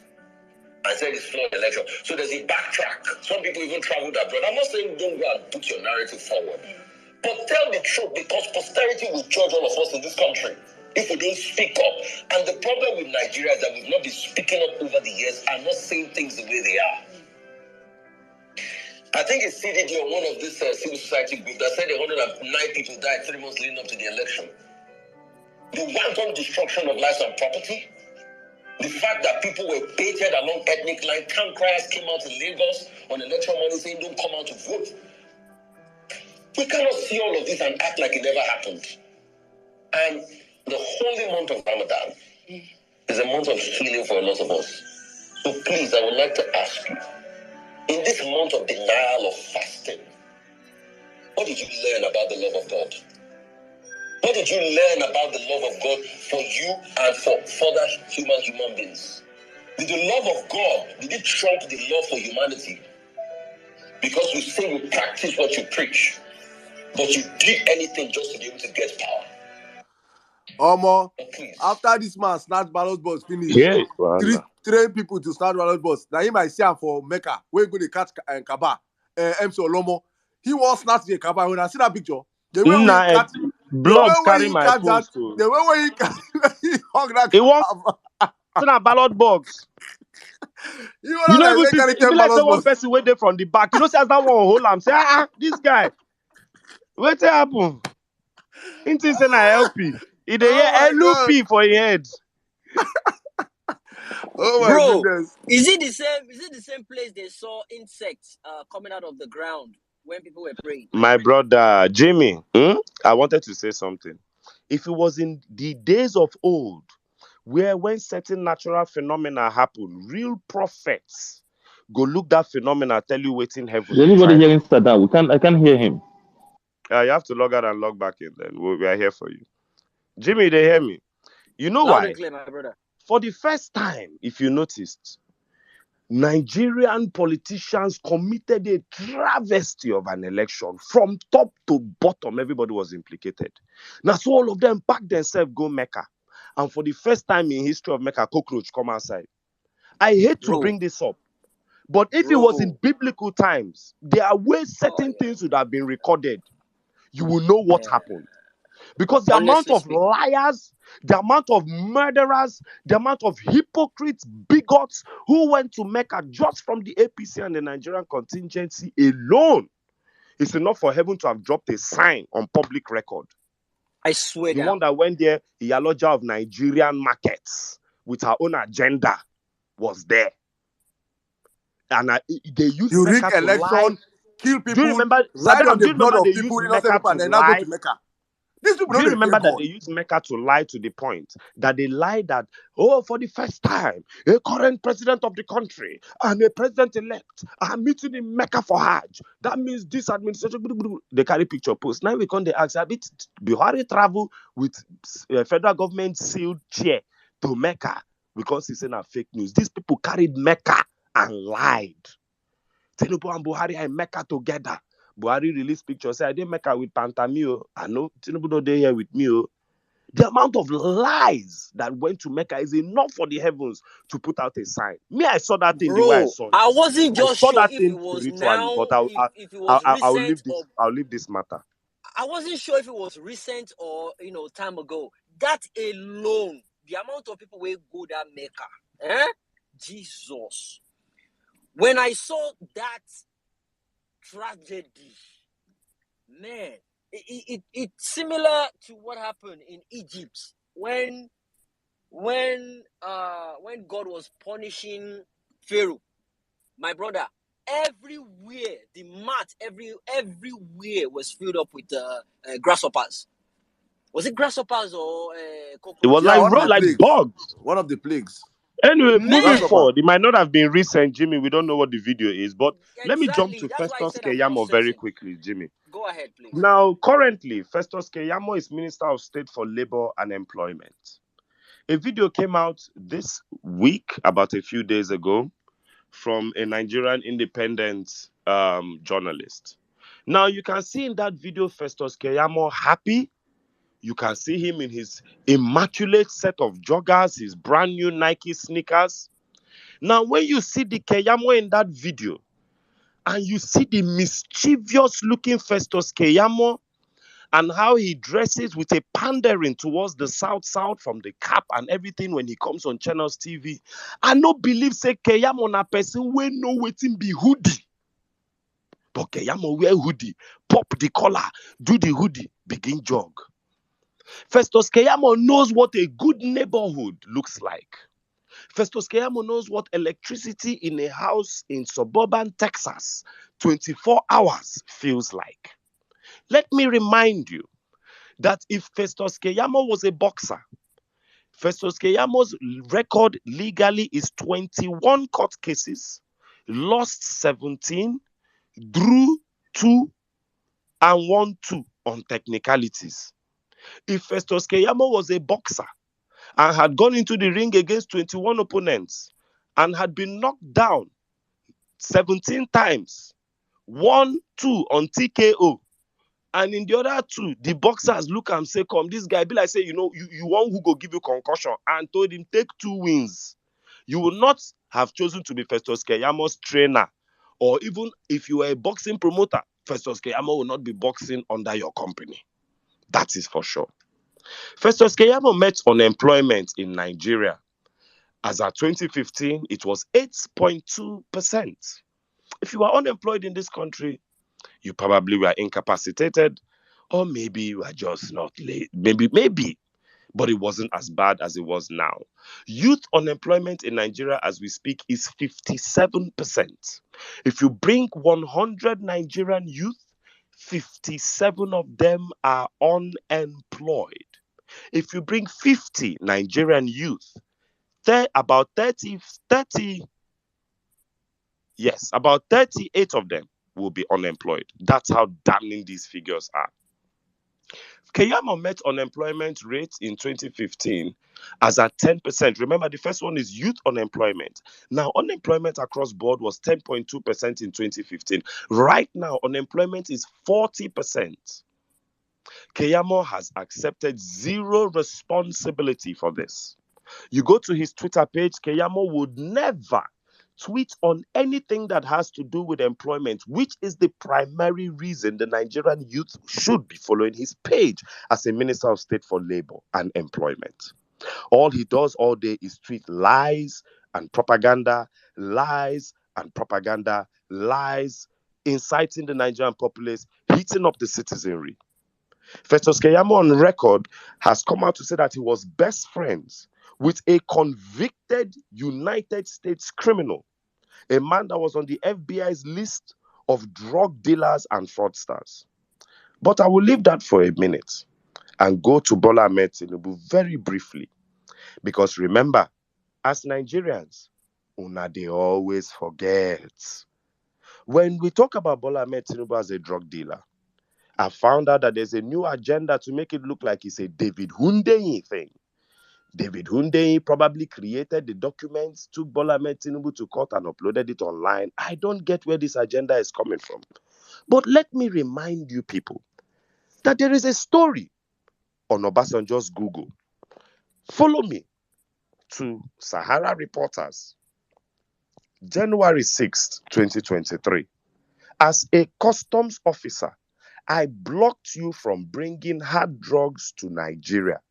PDP presidential candidate Atiku blasts APC flag bearer Tinubu. It's not Peter Obi that said this one. No. It's not Obedience that said this one. Atiku Abubakar, through Frank Shwaibu, his special assistant on communications, said Tinubu was just frustrated.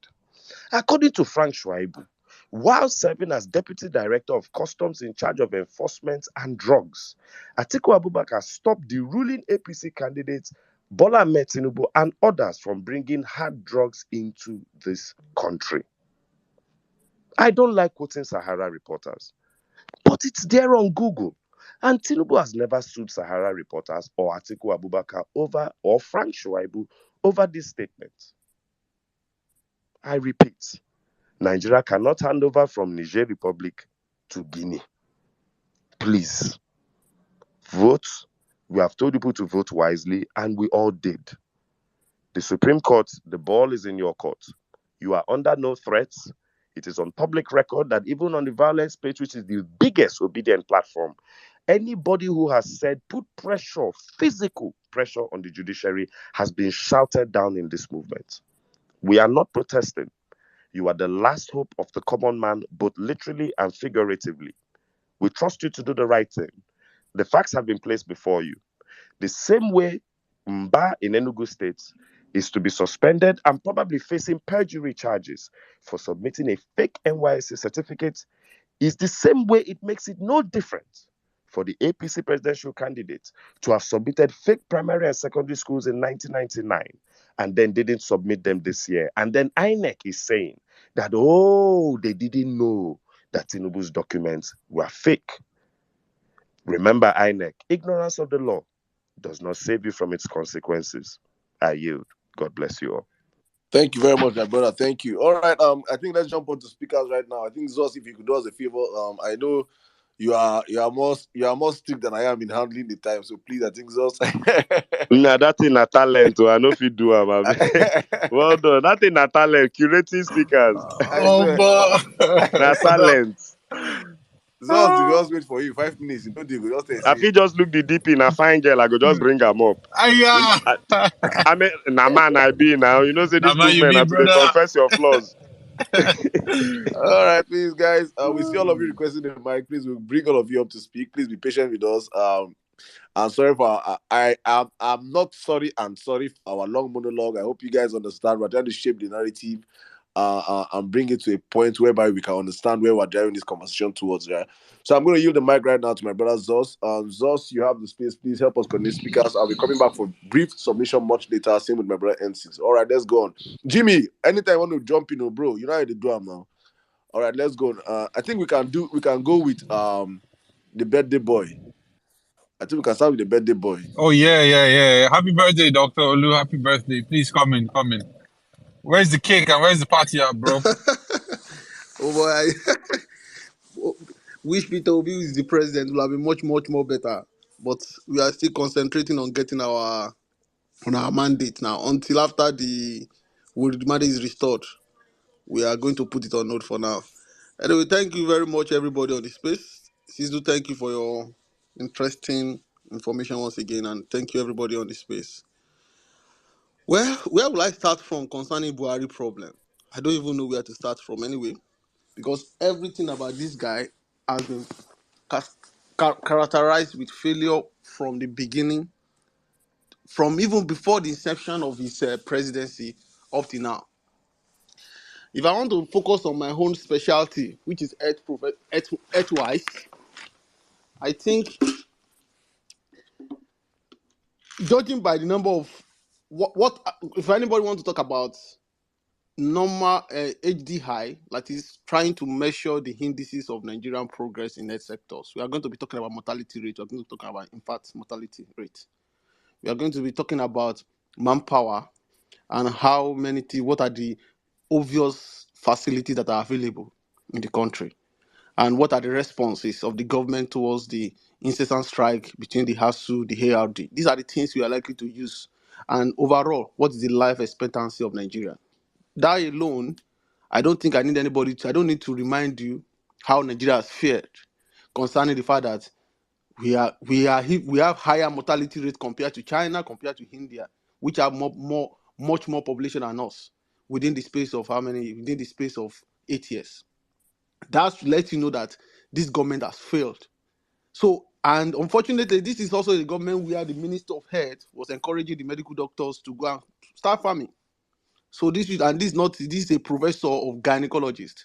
So, and these are the people that form the so-called brain behind what these guys probably think he has done in the last couple of years in health sectors. We have a situation whereby ARD went on strike, and when they resumed, the Minister of Labour threatening them that if they don't come back, they will sack them. And they came back, and yet their salary were not paid. At least, to my own best of knowledge, this is the same government where ARD are now become so toothless. I'm talking about ARD's Association of Resident Doctors, that you don't even have the courage. This is the same government where we have highest number of Nigerian doctors departing the country, where we call it JAPA. Majority of you be in the clinic, and most of you are Nigerian doctors, and everybody wondering, if you are not from Saudi, you have not probably go to Canada, go to US, go to UK. This is the same government where we have that record, the highest number of such. This is the same government where our life expectancies has drastically reduced. Maybe many people are not aware. If you are more than 65 years old people, the population of Nigeria that's above 65 is just 3%. I just saw it recently, yesterday morning, from this statistic guy on Twitter. So if you have a government whereby if you are more than 65, it's a privilege, and the government is not saying anything about it. That shows that we have a very, very poor health system, and there is nobody can tell me that there is any meaningful thing that has been mitigated by this government. During the time of Obasanjo, during the time of PDP, we all know how popular primary health care system was. People love to. Primary health system was one of the order of the day. Apart from Lagos, relatively, there is no. I don't think there's any part of Nigerian government, any part of the government in the country currently that is talking about primary health care or talking about taking it seriously. During Jonathan's time, at least polio eradication is almost certain. What are the things this guy has done? During Obasanjo's time, we know how Obasanjo revamped most of them, about 5 to 6 teaching hospitals in the country, including UCH, including LUT, including some Ilorin, University of Ilorin teaching hospital. What kind of impact has this government done to the teaching hospital in the country? During this government, I remember when we finished house job, about minimum of house job is like almost each university have, like if for example, where I graduated from, almost 100 to 200 people, to 150 to 200 doctors are usually recruited every year. Is when I finished 2014. From 2015, 16, 17, the number drastically reduced to 50, 40. There was a time in the University Benin Teachers Hospital, which was last year, that they don't even have any house job in the whole department. There's no house officers because the government is not funding it. And this is the reason why you see doctors becoming angry and leaving the country. So if you want to talk about the health sectors alone, I can bet you when I was growing up, many of us we know the ministers. I know the Minister of Health without thinking twice. Majority of people here, even if you're a medical doctor on this space, I can bet that I may not be able to remember the current Minister of Health because they are just ceremonial. None of them are doing. Please, Dr. Who is the I Minister of don't Health now, know. please? I must be realistic with you. Hey! I don't know. I just know that the guy was formerly from. I know the one that said that we can go to farm, which is Professor Adewale. That's the one I know that doctors should start farming. So the current minister of, I think maybe it's from Edo State or something like that. But the point I'm trying to make is that these guys did not prioritize health. At least with that one I can speak, and I'm 100% sure this cut across all the specialty, all the areas of government in Nigeria, all governance in Nigeria. Is it about security? Is it about education? Is it about transportation? Is it about the fact that there was a time in this government that fuel scarcity, aeroplane were grounded because there's no fuel? These are the things that people might have forgotten. And the problem is that Nigeria forget a lot. And thank God to our principal, Peter Obi, because that's the reason why many of us are interested in politics. Most people are forgotten. KRD have a lot, for example, resident doctors have a lot of reasons to go on strike, but they're afraid of going on strike because they believe that the government are very nonchalant. It's when you have a responsible government that you may even want to threaten. They have developed a deafening ear to most of the agitations, and that is why the doctors, the nurses, the medical lab scientists, radiographer are happy to leave the country. Many of us are here not because we really enjoy what we are doing, but because we cannot compare and contrast. When you compare and contrast, your decision is as good as what you could be thinking. So the problem here is that we have a government that is not prioritized this health system. The funnest, if you look at what do you expect when President Buhari travels to UK for checkup, mere checkup.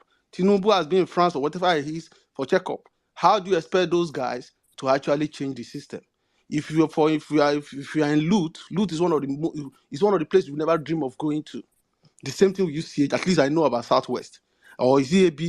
So the point here is the failure of Buhari in health sector alone has cost Nigerians, one, increased mortality rate, increased maternity rate, reduced lifespan, life expectancies, increased number of health workers, not about doctors alone leaving the country for greener pastures, reduced manpower. Many times I always repeat this. In 2016, when I served in Kano, I was posted to a particular local government, Gozo local government, and Dogwa local government, where they had no doctors for 3 years. Imagine a local government, the same Dogwa that kill people. It's the same government where House of Rep kill about 7 people or 8 people, and yet the guy is still sworn and still re-elected. So imagine when you have a situation whereby there is reduced manpower. How do you want to improve your health system? How do you want to make life better? The same salary we were collecting when I was doing that job is the same salary medical doctors are still collecting up to today. And you are telling me that a doctor will be happy to stay. These are the things that we need to talk about. And unfortunate thing is that Tinubu is going to, I rebook it, but if Tinubu comes in, he will definitely continue this trajectory. And unfortunately, this is a negative trajectory because he does not believe in the Nigeria health sector. He's in the UK having the best treatment you can ever imagine.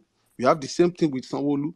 This guy have a lot of mental health assessment outside the country. These are the things that is likely to continue if we do not really, if our mandate is not restored.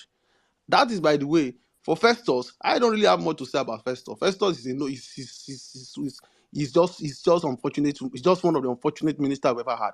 It's the same thing as the Minister of Health. 99% of his post has always been about politics instead of talking about labor. If you don't have a working labor ministry, how we want to develop your country? How many jobs has been created? When they are talking about jobs that have been created, it's trying to show us wheelbarrow, farm, cutlass. These are the things this guy is actually proud of. Is that how to measure the indices? Nigeria fell into unemployment of 40%. When our principal talk about 33%, people were talking about maybe it's 33.2 or 33.1. Those kind of allegations they are trying to make. But now it's even over 40%. I can guarantee you guys that by the time they remove first subsidy, it is going to go to 50%. So imagine you have a population whereby one out of two people are jobless. How do you want to move forward? How are you going to expect people to even pay for healthcare? How are you going to expect people to have standard treatment? How you expect a doctor to treat somebody with obstructed labor and the patient will not die?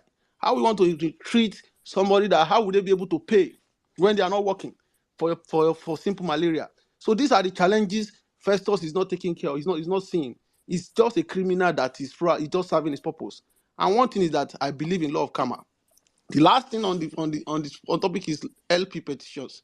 I'm so happy when I saw the post of Mr. Benjamin on Speaker that we still had the opportunity to have this the dual citizenship, the perjury case into our petition. The good news is we have, whether we had it or we don't have it, there is always 5 reasons and 5 points that 5 to 6 points that even if a blind man even want to refuse to see, is not going to overlook, such as drug baron. I want to repeat it so that people will continue to remember that we have 5 to 6 points. Drug baron, forgery certificate, Shetima double nomination. We are not even talking about that double nomination enough. Shetima double nomination, rigging, not following the guidelines, and a lot more. So the good thing about the way we have responded is that we show that we are more competent, and the way INEC responded to whatever what they show that they accepted, and it's very simple. There is no ignorance in law. Even Festus was so foolishly enough at a point in time to write it in Latin that there is no ignorance of law, which means that everything we need to do, all we need to do, is to continue to remind ourselves, if you are in the market, if you are buying anything in Nigeria, whatever you are doing, if you are giving people money, even if you are in church, always remind people that the election is not over. There is pre, there is during, and this is post-election matters. That is what Dr. Lopez, can you I'll wrap round up? up now. There is a thread that was somebody actually talk about, which I think I don't want anything that would discourage your morals. Please, whatever happened in 1993, 1999, 2011, 2013, or whatever it is, please try and run away from it. Feed your mind with the positivity that we are going to recover our mandate. Thank you very much. All right, thank you, brother, for that wonderful submission. Happy birthday once again. You made so many salient points. This government, I remember then, state governors were bringing in doctors from Egypt. Bauchi state governor was bringing in doctors from Egypt, was bringing in health professionals Teachers from from Ghana. exactly. Today, what do we have? Say the number of doctors that have left within these 8 years are more than the number of doctors that left cumulative.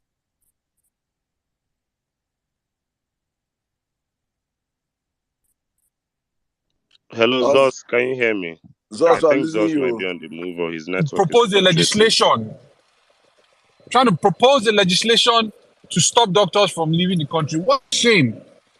It's all right. We're watching them. Okay, please, if you're on the speaker section and you want to talk, please put your hands up so that we would establish a queue. Otherwise, we'll have to drop you and Zos, I bring up. just want to throw this one out there. I Yeah, just go want to ahead, throw bro. this one out there. So I was digging up on Festus Keyamo, and I found a very, very interesting story that will blow your mind. You see, hey, men lie, women lie, numbers don't lie. And you see this Google, is making me Minister of Information is like making David Hunde head of EFCC. Nigerians will learn by fire by force. Let me take you to an article written in 1999, 29th of November. Some people on this space, I'm not sure they were born by that time. Follow me to allafrica.com. Keyamo arrested, charged with 1.5 million naira fraud. Lagos activist lawyer Festus Keyamo, who has lately been mounting a negative campaign against Senator Tokunbo Afikuyomi, has been arrested over an alleged fraud of $15,946. Make you know, say as at 1999, $15,000 now 1.5 million. How much is $15,946 today? Festus Keyamo was arrested this morning at the Lagos High Court by a team of police detectives who was immediately dragged to the nearby Igboshere Magistrate Court, where the case was mentioned for hearing. There is no further proof or story about this case, but it happened 29th November 1999, allafrica.com. Keyamo arrested, charged with 1.5 million naira fraud, basically $15,946. Keyamo don dey do yahoo since 1999. There is a statement also on Nairaland. If you dig up Keyamo very well on the internet, this guy is so dirty that he keeps trying to rebrand himself. So that's why he does these podium reporters, Afegbai reporters, to model up.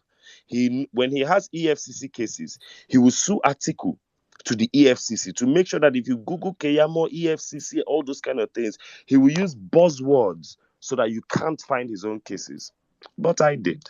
I have all the time in the world. On Nairaland, there's a story I've read here several times about a man called Jerry Ikogo. He was the number 3 suspect on the FBI's wanted list of suspected fraudsters. It surfaced online in the late 2019.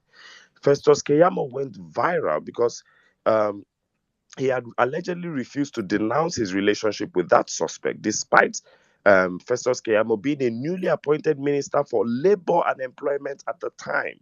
Slowly, the news of Jerry Ikogo disappeared. Nobody knows where he is, and nobody knows anything about this indictment. Remember, this is a man that was wanted number 3 suspect on the America has 50-something states, so 300 and something million. FBI wants you number 3 as at 2019 unsuspected on their most heaviest fraudsters list till today. Somehow you will understand why Festus Keyamo is an asset, especially to Nigerians indicted of crimes in the USA, especially the next presidential aspirant, Bola Ahmed Tinubu. Apparently, if you Google Festus Keyamo's defense of FBI's wanted suspect Jerry Ikogo, it will help you form a better opinion of his history. Festus Keyamo has a long history of helping out people indicted, especially Nigerians, of fraudulent activities in the USA. Bola Ahmed Tinubu is just his latest client. I yield. God bless you all. Thank you very much. Zos, are you there? I'm here. All right, please do the honors. Go on, please. Please, I said it before, I say it again. If you want to talk, please put your hands up. Otherwise, we'll have to take you down and bring up other people. Okay, let's quickly go to Tommy the Illuminator. Your hands have been up for the longest. After Tommy, we'll take Sewe. And then, so that maybe you bring up new speakers. Because I can't see any hands up. 1 minute, no worry. Okay, can you hear me? Yeah, loud and All clear. right. Good afternoon, Nigerians. Good afternoon, Obedience. Good afternoon from this side of the world, Nigeria. I think a lot have been said already. NCs have done well by mentioning every single point about the failure of Buhari. And the one I really want to emphasize on is the one that concerns me, which is insecurity. There was a time that you will hear news that some people died, also a number of people died. It got to a time that it didn't move people again because it was a news you'll be hearing almost every day. I remember 4 years ago, I started listening to radio as a result of my visual impairment. And you will literally hear, oh, so people died in South Kaduna, so people died in Borno, 30-something people died. It now became very like a norm. And that is what this Buhari government has brought to us. Where the lack of humanity, inhumanity. Yeah. I think N6 calls it sympathy fatigue. God. So people get tired of Yes, sympathizing. Like yes. where Sympathy. the lack of humanity, inhumane, as in the promotion of it, where you don't see that people lose their conscience. I remember when my mom was telling me the history of Festus, I used to fight the government. And look at the other person too that used to fight Buhari. Now is now supporting Buhari. People have sold their conscience because of their pockets, because of like what Zor said, excessive greed. That shook me. It's one thing for you to be greedy, and now to be excessively greedy, where you will see your fellow Nigerians and average Nigerians suffering, and you have 1 billion, 3 billion, 100 billion in your account. Some of these people, the money they have, if they, just one of them, if they share it with 200 million plus Nigerians, all of us will become billionaires. The one that shook me again was when NC said, we are all owing 409 to 10,000 naira. I now thought about it, and now I touched my son's face and I said, so my son is owing 409,000 naira. My daughter is owing 400. That's our family of 5. Hey, God of mercy. And some people will come and say, he did good, this and that. Do you remember when they wanted to release these doves, these pigeons, when Buhari wanted to release pigeons, and those pigeons could not fly? That is literally what they are doing to Nigerians. It's so unfortunate. I remember, doctor was talking about doctors. I remember a doctor friend who was an Uber driver like myself. Unfortunately, he's late now. Why did he start driving Uber? You see, I met a couple of people in this business, very educated like myself. I met bankers, doctors. This doctor was a medical doctor, for God's sake. Here in Lagos, he was attacked by robbers. He was choked by his own seat belt. The armed robbers cut off those seat belts around 7 p.m. and dumped his body on the floor. Fortunately, the car tracker, that was how they able to track those guys that did it. I read about the health sector, which also concerned me as well. I know what I saw when I was in the hospital. How some people, and I will not blame our doctors, because there's so much people to attend to and few doctors, where people will be dying in front of their emergency ward. I remember when some people, I was in my ward when they were treating my eyes. I was hearing people fighting outside. And we were asking what was happening. Some family members were fighting doctors. The entire family rushed inside the hospital and were fighting the doctors. Why? Because there was no space to treat a man that was having stroke issue. They were literally punching doctors. And it's not the doctor's fault. Haba. A doctor was killed. A doctor was killed recently. Told me a doctor was killed recently. Imagine. Just because of something similar to that. Couldn't treat let me quickly patients, wrap up and the with family this. members came and shot him. Let me Please wrap wrap up up, with brother. this. Now, let me quickly just talk about Japa. because that's one that we have not really talked about. The way people are living here, it's not just hey, IT. I've realized the way IT people. Why was Zenith Bank having network issues there? My sister works with Zenith Bank because the IT people were living. The way people are living in this regime, eh? Let me just okay. Now let me just wrap up. Hey God, this actually made me laugh, but it was so annoying.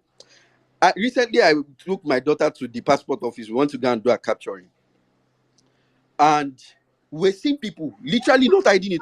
Some of them maybe they didn't come to their mind. They were when it was my mom that was telling me they were wearing APC flags. These same people that are supporting competency, they are planning to jack out. They've even been planning it all those times. They were flogging people. Some of them are planning to jack out, leaving people that want a better Nigeria in turmoil, in chaos. A friend of mine too is planning to jack out and she's supporting APC. Why? Because she's a civil servant. She's enjoying all the wuru that they are doing. Ha. See, there's a lot to be said. There's a lot that we can just, start talking about. But I'll just land my plane here. I hear the mic. All right, thank you very much, Tommy the Illuminator. Let's quickly move on to Benjamin. How are you doing, sir? My brothers, good everybody with respect. Sometimes you just listen to some stories, you can't cry, you don't even know what to do, and it just brings you sad mood. It is what it is. We can't change we can't change the past, but we can actually amend our ways of the present so that we can actually perform well in the future. The situation where we all find ourselves, where the dilemma we find ourselves, is not what we created for we as this generation, the way we find this generation that want a new Nigeria.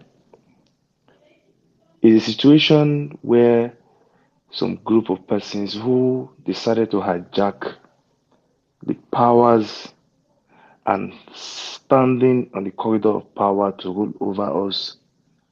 Let me use the word like those who are uneducated, organized criminals, ruling over ruling over the ones that are educated, ruling over the professors and other learning human beings in Nigeria. And I'm very happy that some of us have said enough is enough. We have woken up. We have decided to play our part. Because this is actually the only way we can make changes.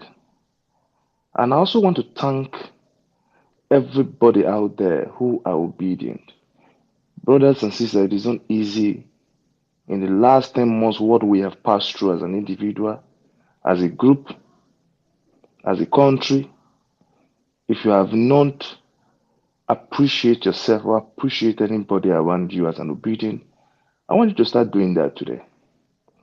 Because what we passed through after they declared Tinubu the president-elect overnight, in the middle of the night, if APC or any other political party actually experience such crime, or rather being a victim of such situation, the street will have still be burning by now. They all waited for us to hit the street, but we did not. They all waited for us to call for violence protest. We did not. They all waited to say, oh, Peter Obi will call his boys out. He will call the obedient movement. They will hit the street just like what Buhari have been doing all these years. He started contesting for the office of the presidency. We are strategic. We are obedient. And we have all the information to nail any of them. Like my dear brother said, Mr. Emir said from the beginning, he said those that want to name their children's name should mind the kind of name you name your child. I'm of that opinion because I now begin to understand that name has an effect on somebody's life. Spiritually or physically, I don't know, but in one way or the other, it has an effect. And I also want us to know, I made a post this afternoon Over the week, I've been going through some certain things. I just said, so okay, let me just read what is even going on so that I will be well informed. A lot of people have been waiting. When would this hearing start? When would this tribunal start and all that? It's a process. There are processes that you follow in this PET, and the process where we are right now, where the petitioner will petition which Peter Obi have done, and they will serve the person that is being petitioned, and the person will reply with their own response. Why Obi would we have to respond again? So while you are responding in that particular paragraph, there is a place where they said things can be added. You can make an amendment, like you discover something along the line. You understand? Because the hearing have actually not started in the court of law.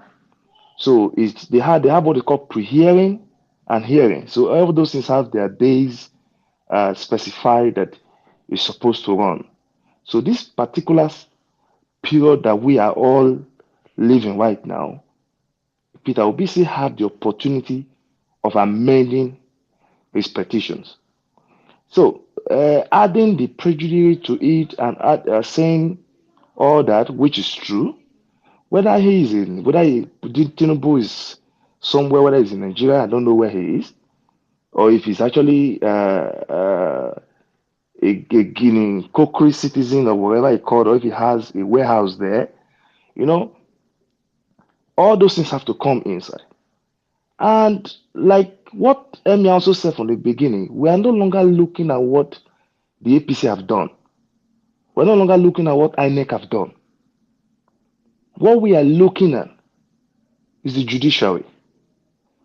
That is why I keep making posts recently that we should all brace ourselves. There are informations that are out there that are yet not out there in the open for people to actually lay their hand on it. We should brace ourselves. What is coming to hit the APC and their gang of propaganda, like the Festus Kayomo, the FKD that is leaking his own caca that he made some years ago. You guys will be very surprised that this country actually have Nigerians are actually angry. It will not result to any violence. Nigerians will not, youth will not run amok again. We are not going to run amok on anything. There will be no protest, nothing. But the truth is that the people who are in the position of redeeming the image of Nigerian in international stage are the judiciary. And if they don't do it, they are not going to hurt you, they are not going to hurt me. They are going to hurt themselves. You know why? By the time they're able to do whatever bidding that is being put on their table, they end their careers. They will end their careers. They will no longer be judge or judges. They will become puppet under Tinubu. Without you being told, if I was a judge and Emir was a judge, and maybe Cizo and Zoe is also a judge from another different angle, and we had different opinion regarding the kind of person, the kind of the case that is being brought forward. And you as a person now, let us leave the law, what the law says. Let us leave what the Constitution says. Let us leave what the INEC guidelines say, what Yakubu have done. First of all, they brought the case before you. Tinubu has a case in the US where he was convicted and he forfeited $460,000 to the US government. This is not a secret. It is in the open. And if you go to the US Ministry of Information, you will find all those things there. So it is already in the open. You now as a judge, you are not even looking at the Constitution.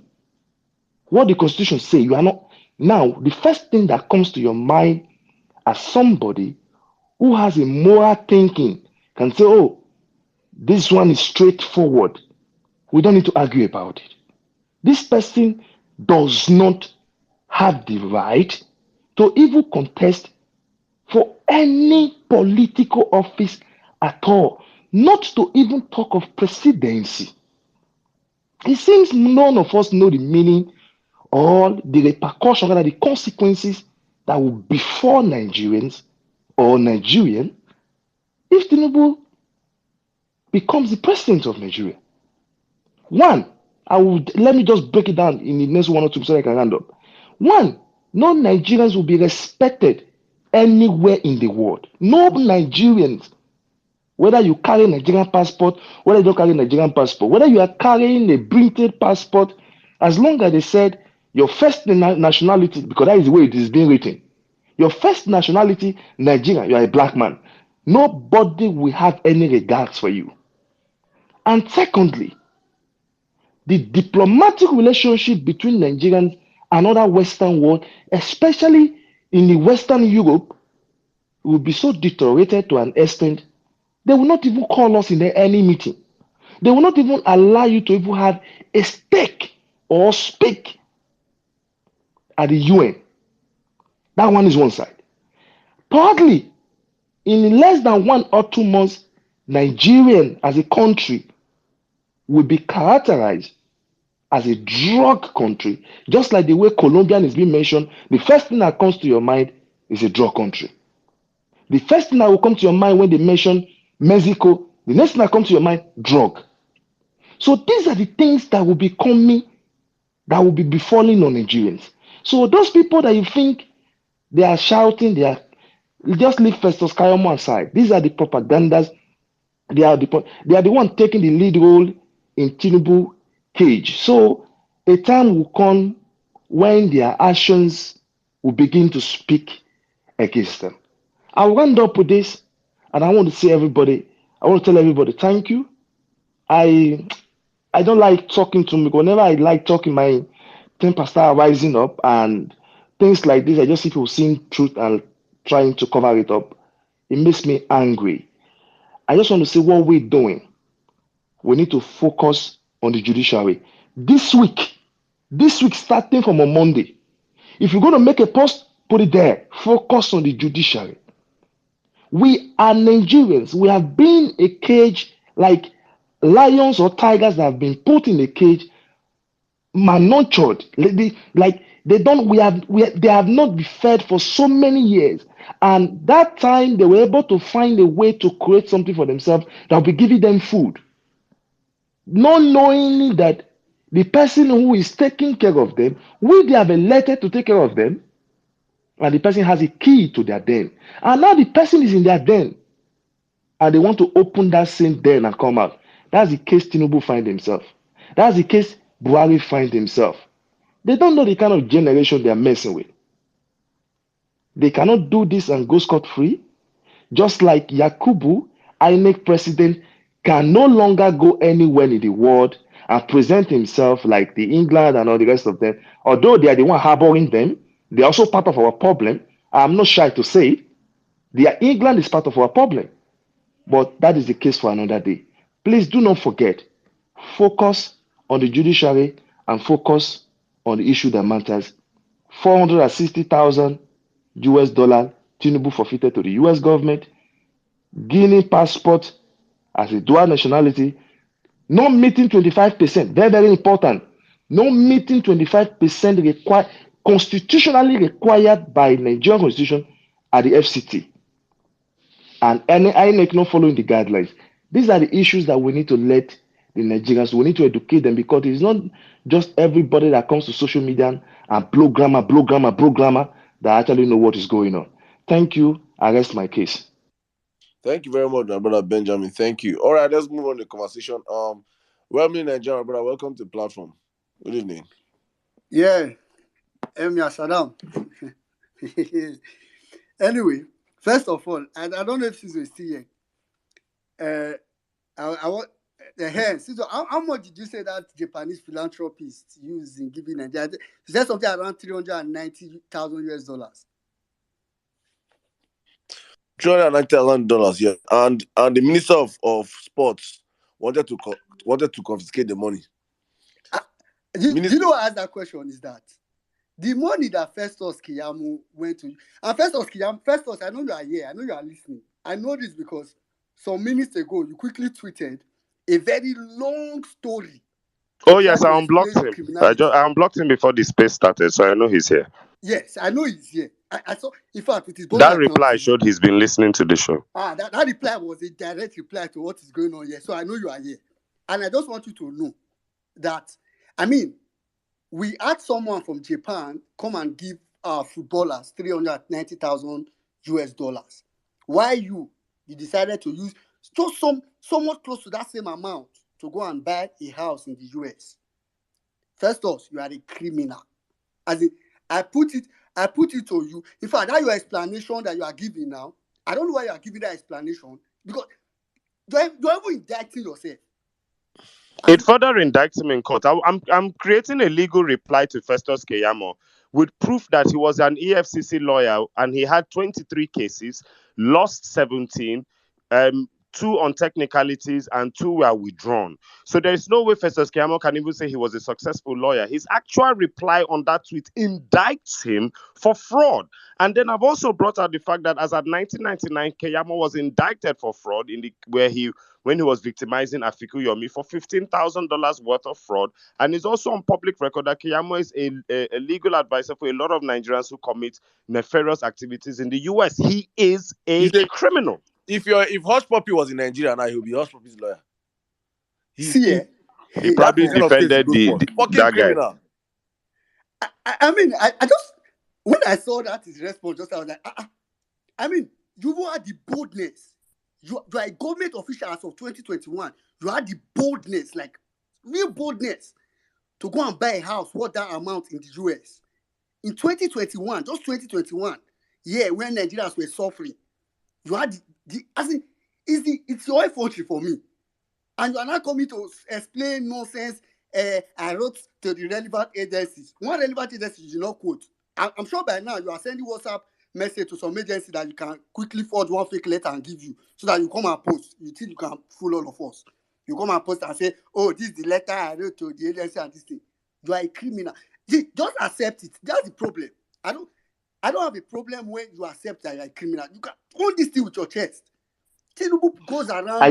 I just read the post. Oh, this guy did not even deny that the house is not even his own. Jesus Christ! Just Tinubu goes around as accepting that he's a drug dealer. He doesn't try to explain himself too much, and it is what it is. Just accept.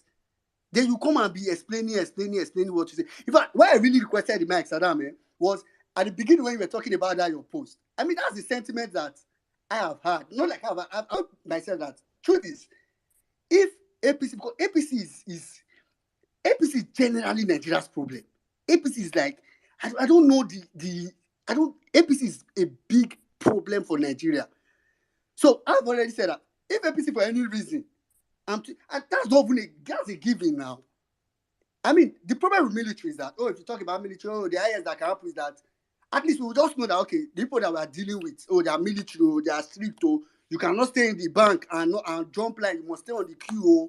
If they give you contract, you must do the contract. So just know that you are dealing with a set of strict people, at least we just know. Not all this set of, the way Peter Obi calls it, civilian rascals, as in political, just parading political rascality everywhere. Imagine a Festus Keyamo that have not won how many cases. We go and buy a house in the US. Apparently, probably sold out. Bro, he said one of my houses. Cool. One of my houses. One of my properties. Exactly. That as a bait. One of my properties. Go on. This political rascality is too much. I don't know why. See, that's just the truth. People don't understand that. APC, the truth is, this is not what I'm not saying. I wrote it under Buhari. The day Buhari was forming, wishing, doing happy Easter, I wrote it under his tweet there.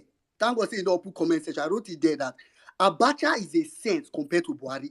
See, Buhari, Abacha now will be looking at Nigerians and be like, whoa, you guys, I thought I was bad. This guy, Abacha is a saint. We're in Nigeria. No. Abacha, see, they give us money. I didn't tell you now, Abacha. My brother, Jimmy, Abacha na sent to Buhari's regime. I am telling you. Abacha na sent to Buhari's regime. They send us money every year. Make these people will send us money to the next 100 years. Make we come out first. Do you know what these people are stealing? Okay, for now, maybe when they don't leave, but for now, my brother, Abacha na My strong brother, man. forget Though. Abacha still. Waiting, how much were you generating under Abacha? Ask yourself that question. How much were we generating under Abacha? How much was oil under Abacha? Where was he stealing that money from? Ask yourself these questions. Then now look at just opposite to where we are now. The revenues that we're getting now. That is going into that you're not seeing anything being looted. Before these people came in, our ECA funds was about $4 billion. I mean $4 billion. Jonathan left. This people have depleted it to 400 million. There is no savings. Abacha has It's sent actually Abacha. 400,000. I say Abacha na sent Abacha. Sent Abacha to what the Buhari they do now. Compared to Buhari, and I'm telling you, people don't know the amount of stealing that's good. You say Malami, Malami is one person. I'm also talking only about Malami. Malami is one person that people don't know how that guy.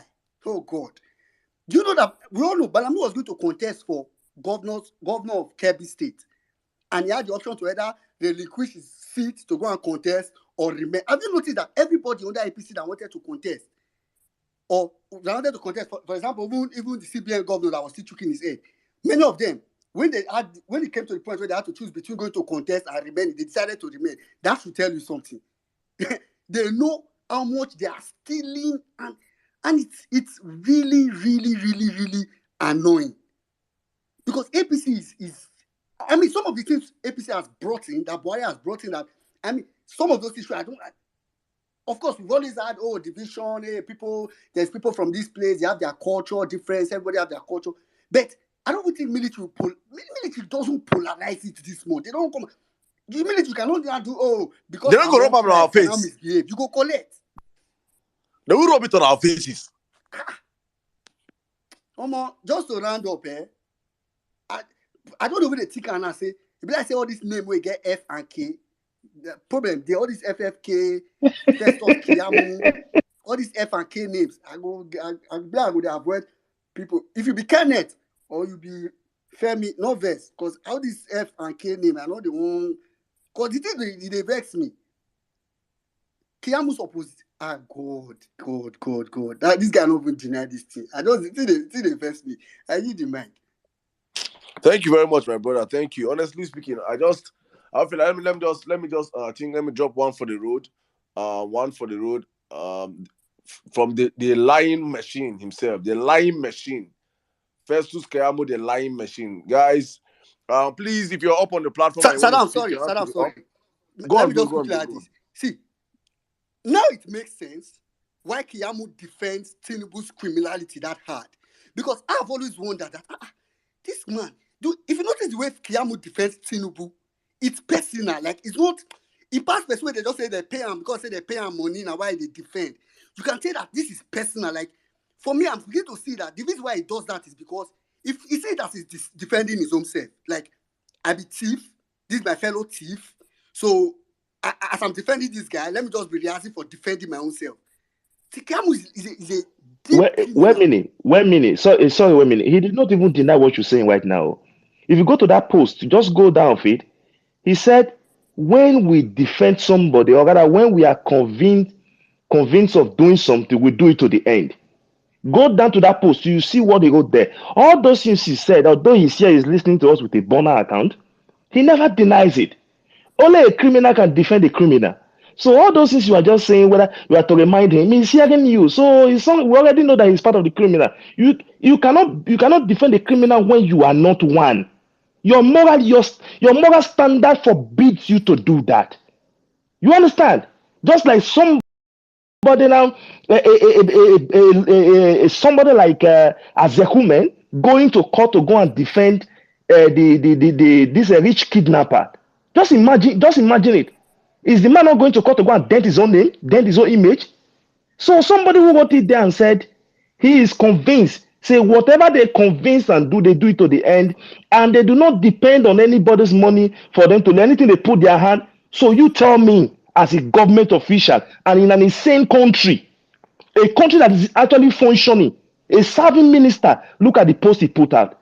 The deputy prime minister of England resigned just because of a letter drafted to the House of Commons that is being bullied or rather is bullying somebody. Eh? Guy. Well, meaning, go on, please. No, me, I'm done. I just want to tell Kiamu because I know he's here. Kiamu, you are a In the errors, thief. in the errors, in the You are errors.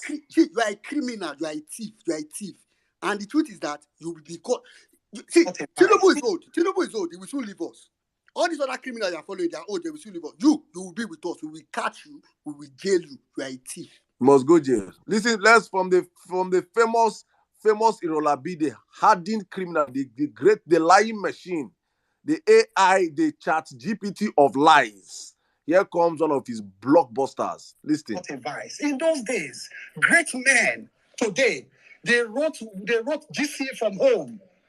Not everybody in those days went to the four walls of the schools or secondary schools. I'll mention it.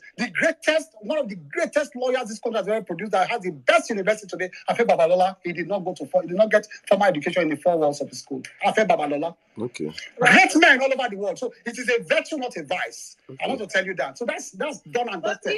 Next one. The controversies are unending because they're setting them one by one. I'm setting them one by one. You are the one playing it all. I'm giving you answers. Festus, we're having a conversation. Look, we're I'm telling you that having you're the one playing it all. Really. Because people, let me tell you people just take stories out of social media and regurgitate them on networks like this. Regurgitating on social media. We're not talking about social media reports. You're not about social media. In 1999, when he was running, the certificates that he dropped and right now, and the forms that he did submit right now to run for president, the certificates, there's discrepancy there that has been noticed. Chicago State University. That wasn't submitted in 1999. Okay. Which one did he submit? Where's the primary? I just explained that to you now. You're confirming to us that he didn't go to a primary school. Is that what you're saying? He did not reveal it, but I'm just telling you that he did not reveal it. But I'm telling you that in those days, you don't have to go. You don't have to. They read and pass GC from home. Great men do. And secondary school? Great men. Yeah, that's secondary school. That's GC now. Hi. Yes, they pass it from home. Okay. Or they pass it from home? Yes, great men do. And it's a part of it is fact. It is one of the virtues that you used to know great men. That they read and go to school. That they read from home. They read and dug in and burnt the midnight oil from home. Okay, God. Who papa be this? Please remember, it's not funny. He was trying to save his client and candidate from 14 years in prison. Tinubu had perjured himself by saying he had gone to children's home school at Royola and Government College, Ibadan. He is legit trying to make you understand because right now they did not submit primary and secondary school. So he's laying the foundation for an alibi where his candidate can tell you, I have WAEC, I went to uni, but I didn't go to primary and secondary, thereby saving himself 14 years from perjury. This perjures himself. If you put Keyamo on the stand and he has to defend this statement, he is a criminal. Are you? God. Hi. See, you guys, what you guys are watching the soundbite. What people are listening to is the soundbite. Me, I'm watching the video. I'm watching him live. You need to see this guy. This guy will impeach Satan for hellfire. Festus Keyamo, he will impeach Satan for hellfire. Say, you're not doing a good job lying. Let me help you. Festus, I don't want to have enough of your sound. He has impeached Lai Mohammed. He's here. He's listening to us on this. Festus, we know you're here. You're listening. Please, for one of your properties, you say one of your properties in America. Festus, you tell us as a charge and bill lawyer how you raise money to buy properties across Nigeria. You criminal. Tell us how you're a successful lawyer with 23 court cases, 17 losses, 2 technical knockouts. If you're only one, show us. Criminal. Let's move on to the conversation. All right, let's take a lady. I saw the one from Deloitte talk saying get 2.something million out of Saudi Aramco deal. Today, Deloitte saying no, they work with them.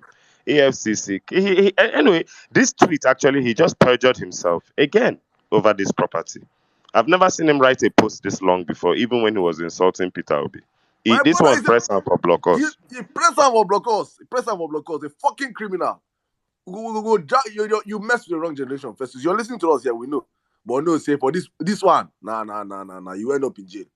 Your jail cell number is 421 because 419 now Yakubu Mahmoud said 420 now Bola Tinubu. You know why? 421 now you already know. Let's keep the conversation. Let's take a lady right now. I think let's take Muna Shine, please, if you're up on the speaker section, you want to speak, please, your hand should be up. Let us have a well directed conversation. Please, Muna Shine, you have the space. Good evening. Good evening, my brothers and sisters that are on this space. So I just want to go first to the topic. Rate Buhari 8 years. I would just say that Buhari is the worst nightmare that has happened since the history of colonization.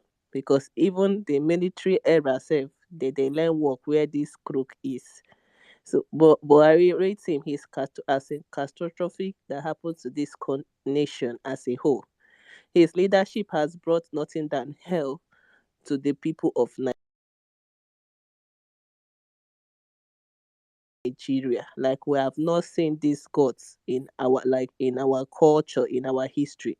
Someone that came, has been ruled in fairness. At least other people have conscience. This man ruled this country for 8 years with only his northern regionals. Even people like Festus Kayamo, if you're here, you should be ashamed of yourself. You're eating crumbs because you are unsuccessful lawyer. You cannot succeed at anything. Buhari is worse than Abacha. Because of Buhari, I had to go and look at the history of crude. Crude in 1992, when Abacha was in power, was sold about $25 per barrel. To when since this guy resumed office, crude has never gone less than 40. It's even at $60 per. That's times three of what crude used to be. Now, Buhari from history, which we none of us listen, Buhari interest has always been to be in charge of the oil because every ministry of petroleum has a percentage. Do you know the money Desane saying that Desane looted? It was richer than Elon Musk plus Bill Gates. Go and check that thing where she's hiding today. This was all Buhari's target in his life. All his ambition was to come and eat our oil money alone. And that's why when he became a minister, he became the minister of. Have you seen a president who took minister of petroleum? During the military regime, when I went to trace back, he was in charge of PTDF. But that one was a smaller portfolio. And I said, how do I achieve my aim? It's not that presidency. He knew the money because he has tested it, the money in oil. He came back. The Minister of Petroleum was occupied by Buhari. The guy that was there, what's his name? Please, someone remind me. Is it Was it Kachuku Ibe? Kachuku? That's how a whole successful Mobi chairman. These people rubbished him. That's what they do. Before you know it, they divided NMPC, carry the position, gave their brother. They are now in charge of the wealth of Nigeria. They're in charge of our oil. And go and see the price of crude. The price of crude as of today, as of this year, has not gone less than $76 per barrel. So if you think Abacha looted you, my brother, anybody that think Abacha is a cent, I'm telling you, I'm agreeing. Go and check the price of crude in 1991, 1992. It was less than $30. So now that crude is over $40, and these guys have been eating our money alone. If you don't know why, if we know the price, nobody can come and tell you story. Even when good luck, we're like, oh, crude is going down, is doing this, is doing that. Because the truth, Nigeria has nothing. People process our crude and give us and sell it to us at the international market rates. And crude has been doing well. Like it has been doing unlike some years when it has been doing well lately. But these guys cannot account for anything. Only them has been eating the money. Buhari is the worst mistake that has happened to this country. And I pray that he will be punished, him and his generation. They are not going to escape it. Buhari and his generation, his in-laws, all of them that have put people, because the people that have died in Nigeria, look at our mortality rate. It has drastically reduced. The mortality rate for a Nigerian woman is about 50 years and a man is 55 years. That is nothing since Buhari came into power. People are being slaughtered. Nobody, if you hear your relation die now, you're not going to be crying. It is only in a Buhari tenure that we stop appreciating death and life. Like Nigeria is the culture that has shocked me that somebody will die is now normal. That is what Buhari tenure. Before Buhari came into power, we know that if somebody died, it was strange. You'll be crying. Now it's not like normal thing. Human death is nothing in Nigeria because of Buhari. And you see during the election, they are ready to murder people. They don't appreciate life. So this man, when you say rate him, he's not even to be rated. He is a disease. He is death. He is the war. I don't know how to describe Buhari, but I know that his generation can never go unpunished. Any if you are related to Buhari, think you will finish ruling us, you go and sleep. You will see your generation like this. The Abacha own, they are paying money. There's nothing they do, they looted up. But because Buhari murdered our people, a lot of blood are crying because of this tenor. They are not just going to collect our money, even they will suffer other things. They cannot just suffer monetary loss. I'm very sure of it. If Buhari suffer monetary loss, then it's too small. If all they will just do to them is only collecting, they will suffer more. They will suffer more sickness, more as in anything they give to Nigeria. Because even a lot of my relations died in this Buhari 8 years. Either sickness, election, accident, something about this tenor is killing somebody in this country. If you like have all your money, even the healthcare will not save you. They are not paying like they just ruled Nigeria without conscience. These people for their 8 years, and I'm very sure that Buhari you will not go unpunished. So his 8 years, I don't know what to say about his 8 years, but just that in the history of Nigeria, go and trust it when Nigeria got independence from the time of military, from the time of coup, no matter what Nigerians say they have suffered, nobody have suffered this thing they have suffered in these 8 years of Buhari tenure. We have never witnessed this level of poverty. We have never witnessed this level of killing. We have never witnessed this level of sickness. We have never witnessed this level of disease. We have never witnessed this level of, as in where people ethnic bigotry. We have never witnessed this level of election. I don't know which aspect you want to call from the time of military era. My father have not told me the highest thing they witnessed was a Biafran war, but we have never witnessed this level of suffering. We all got it. Buhari gave us shege. Like, there's nothing this man did. Maybe they don't know what they just say Nigeria, shege, banza. You people are nothing. I don't know who read that Bible passage where people say, I will chastise if your people ruled you with this, but I will rule you with snake. This is what Buhari just told to Nigerians the day he grabbed power. After contesting for election 3 times. And Nigerians decided to be deceived and gave him. He now said, what you guys have been saying is nothing. I will rule you with snake, with iron, with scorpion. That's what this man did in this election to Nigerians. I'm telling you, like, it's scary because I know that a lot of life, if we bring up people that have died in this election, poverty, how people are being slaughtered in their villages, in their communities. We have never experienced such. Like now, it's no longer a story. It's just a norm. It's as in slaughtering people in Buhari tenure. A Boko Haram, a Nigerian military that went and fought Libya during the time of is it Charles? Who can remind me this thing? It's not the military that cannot defeat Boko Haram. What a scam. And even this election, I feel that they are the founders of Boko Haram. When the election was coming, we not hear it after election. They came because they are using it to empower themselves. They will collect arms, say they are dealing with arms. They use it and embezzle money. So nothing they are fighting. They're just using it to collect money and enrich themselves. Even the current VP Shetima, that they just settled him, Boko Haram. Those children that was missing in that school, that was his settlement. Goodluck told them, do not allow WAEC to hold. No, these people, because they wanted Buhari to come to power, they use that thing to say. That's why they said to Shetima. Shetima is a Boko Haram sponsor. But everything about Buhari is just catastrophe. Everything about that man is suffering. Everything about that man is death. Like to rate his tenure is the worst suffering every Nigerian. Like anybody that is born in this time, we're just lucky to even survive it. And that's why someone like Tinubu should never ever like he can even Festus Kayama, if you like support Tinubu, all of you are going to suffer because we cannot be alive for you guys to continue this Buhari regime. That's why Nigerians have come out in full force. You guys are not going to rest though. Buhari only that nobody expected it. We never expected it. But with small every year we saw that these people, is it how? Because nobody ever knew that somebody can have Buhari guts. My Nobody sister, ever please, knew. you can wrap up, eh? Okay, let me wrap up. So I want to go to Festus Kayamo. The only thing I want to tell him that Festus Kayamo, you're 53 years. You're 53 years. With people you're following are older than you. They will go. You will be with us. You will end up in prison. Your own number in that prison is 999.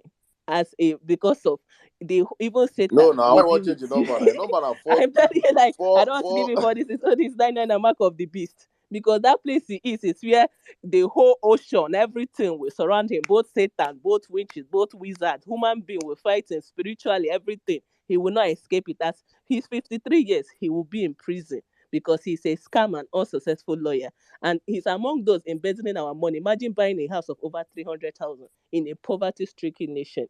So for me, I would just say that Festus Kayamo, you're already caused, like you will end up in prison. You're 53 years, you will see the reward, like you will see it here in Nigeria. You as in your Tinubu is 70, 80 something, claiming 71.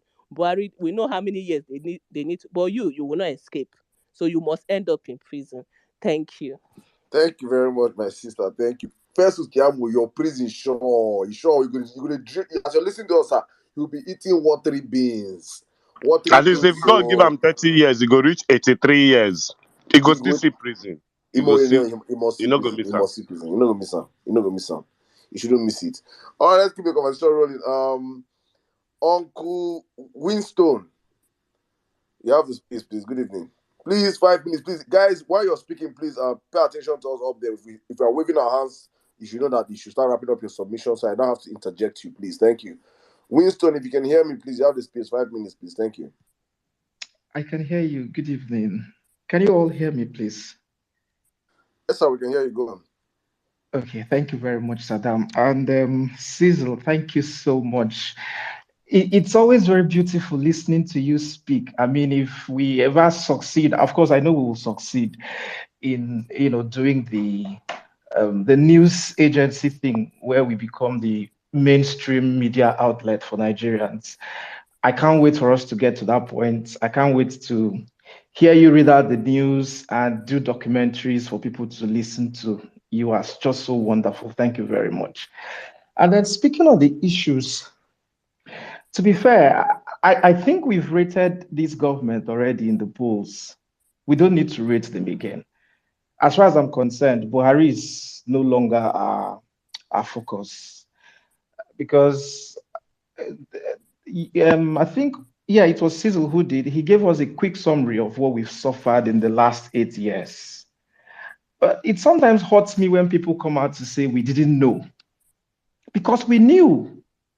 I remember in 2015, I was with a team of professors at the University of Ilorin, and I had a conversation with them. And I was saying to them, I said, you are professors and you are supporting Buhari. See, the post of being a president is not just about being authoritarian. It has to do with ideas because a country is like a company. You've got to make policies to grow the idea, to grow the income of the company. You've got to make policies that would favor the participants, both customers, both staffs of the company. When you do not do those things, your company is going to suffer. People think just being a president is about just coming to do administration, just being a figurehead and commandeering powers here and there. And I said, if you, as professors, you are old men who experienced Buhari's military regime, and then you believe this man has the mental sagacity, the economic acumen to be able to lead Nigeria. It's very unfortunate that sometime in 2020, during the NSAS protest, I rang one of those professors, Professor Quadri, and I said, I just greeted him and I started asking sarcastically how are things and things like that. And he started narrating how life was, of course, negative experiences. As he was narrating, I just cut him short and I said, did you remember the conversation we had sometime in 2015?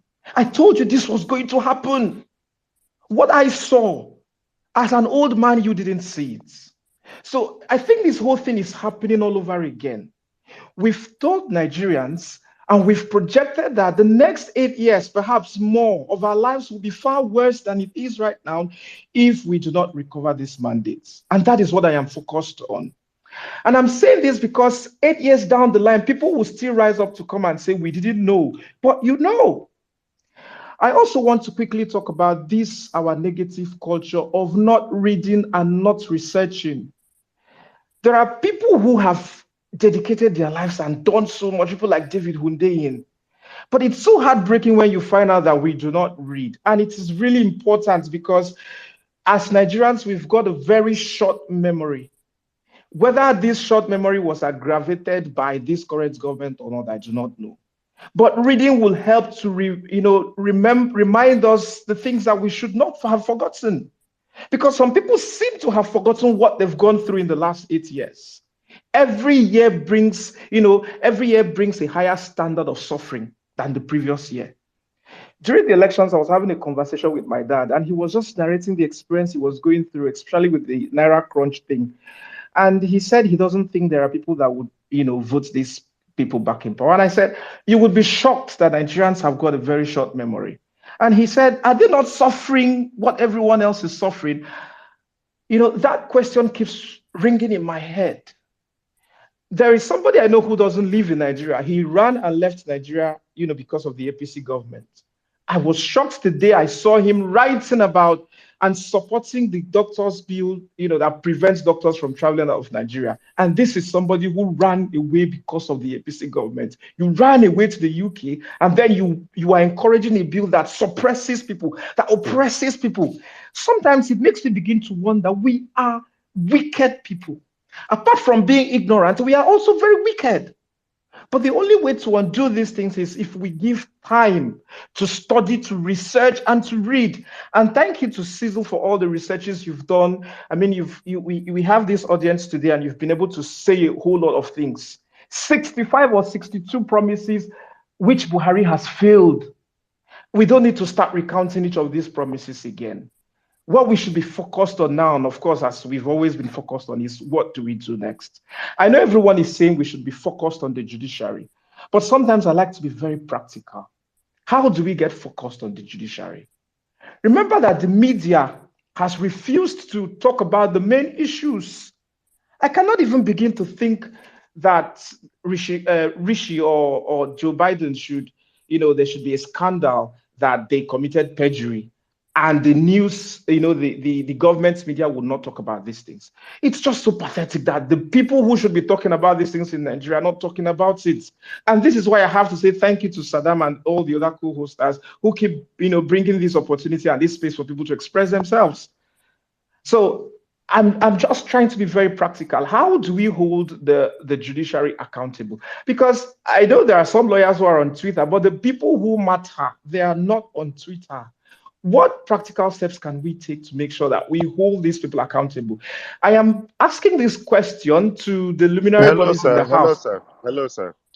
Yeah. I don't know who started this mantra, but in politics, I'm very, very wary of useless lexicons. Holding the judiciary accountable is a useless lexicon. Please remember, you don't even have a list of your judges for the appeal court to even start holding anyone accountable. Exactly. Holding judiciary, hold on. When they flogged this holding judiciary accountable, it morphed into certain obedience, coming up with stuff like, we are Googling their houses, we are Googling their children, we will have to put pressure. Stop that. We are holding the judiciary accountable. How? What we are currently doing. Everywhere you go in Nigeria, Bola Ahmed Tinubu's follies as a candidate is being discussed. In every platform, obedience have discussed, analyzed, and dissected this issue. Sote, even after petitions were submitted, we still found out that this man is from Guinea. So you, as a Supreme Court judge who is alive and breathing and not under a rock in Nigeria, on every platform, the other day, People's Gazette published that Peter Obi won Rivers State. Empirical evidence had nothing to do with from Labour Party at all. So we are holding them accountable. In the court of public opinion, we have literally won this case. So I don't like this lexicon, and everybody who keeps saying it always wants to bring it up for something that is actually intangible. Hold the judiciary accountable. Let's do protests. The people who shout protests are the last people who want to protest. Hold the judiciary accountable. Let's Google the... Who do you want to Google? Do you know that Supreme Court judges have their information scrubbed off the internet? You will not find anything. We are holding the judiciary accountable by having a space where 1,066 people are currently dissecting the issue of Nigeria and, from beginning to end. So please, I beg, I'm very wary of political lexicons. Do not bring this lexicon up again. It is weak. It has no empirical basis in anything. You literally cannot hold the judiciary accountable. You threaten a judge before your case, you model your case entirely. Please, I beg of you one more time. We are holding them accountable by the pressure we are putting from everybody, from APC, so to even Festus Keyama's housing details have been released to the general public. How much more accountable than that? When you have dissected Keyama and proven him to be a lawyer, to be a liar, there's a 8 minutes this thing Saddam plays here, where somebody who is a lawyer has already held Keyama accountable and called him a liar on more than how many counts in less than 8 minutes. So by the time he comes before you as a judicial court, is already as a judicial judge, is already a slam dunk. Please, one more time. The lexicon holding the judiciary accountable is a gaffe. If you ask me, it has no empirical evidence in anything. God bless you, please. God bless you. Thank you. Bro, please wrap up, please. Thank you. Cecil, thank you very much. But again, you should remember that I wasn't the one who started it, which is why I brought it here, because I needed, Okay, that part sorry, to be clear. my brother. Let me do something very quickly. In 2 or 3 sentences, how do you personally think we can hold the judiciary accountable? I do not hold a monopoly of knowledge. In 2 seconds, in 10 seconds, please answer. Just your First own of all, answer. It doesn't have to be this thing. Continue.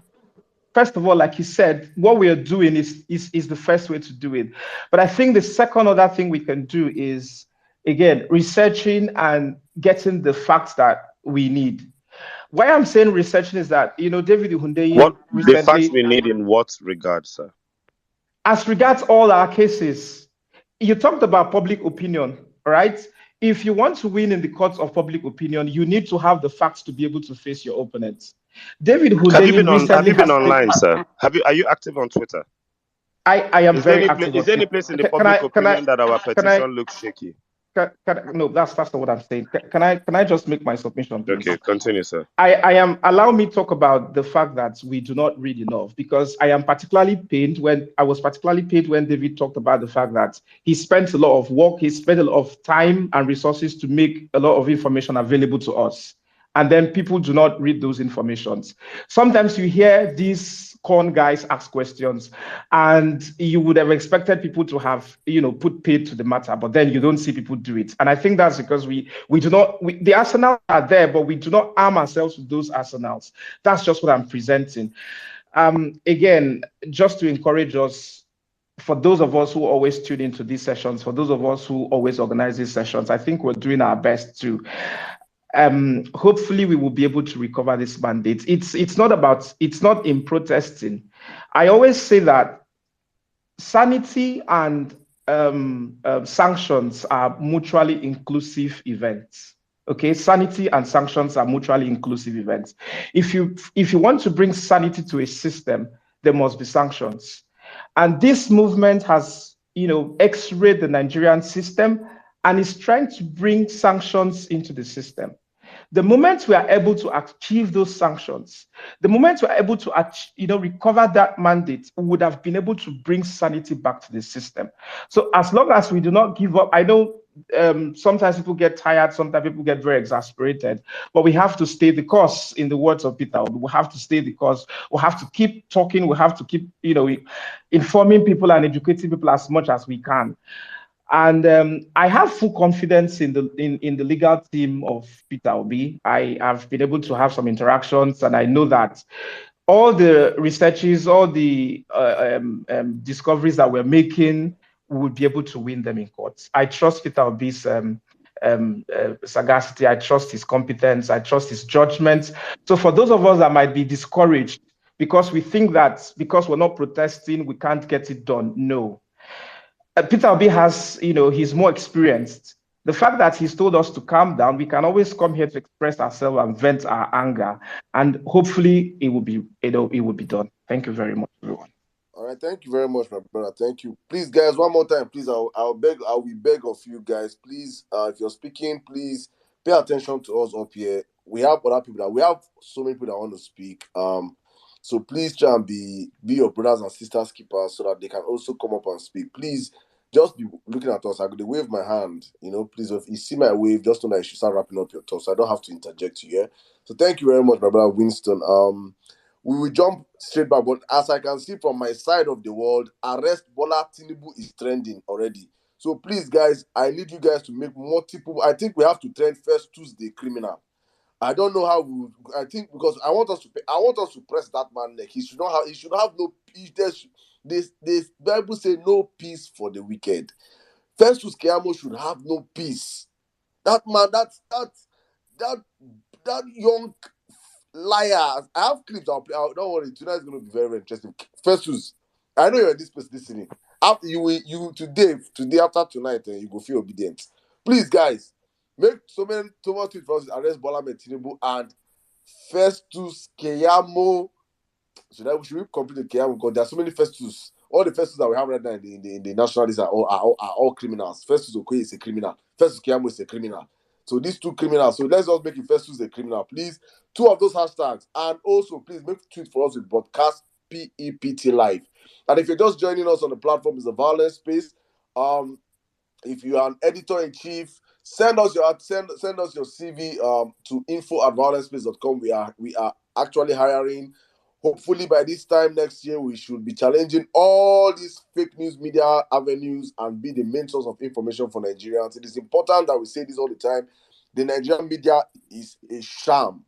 We have no media. What we have are state-captured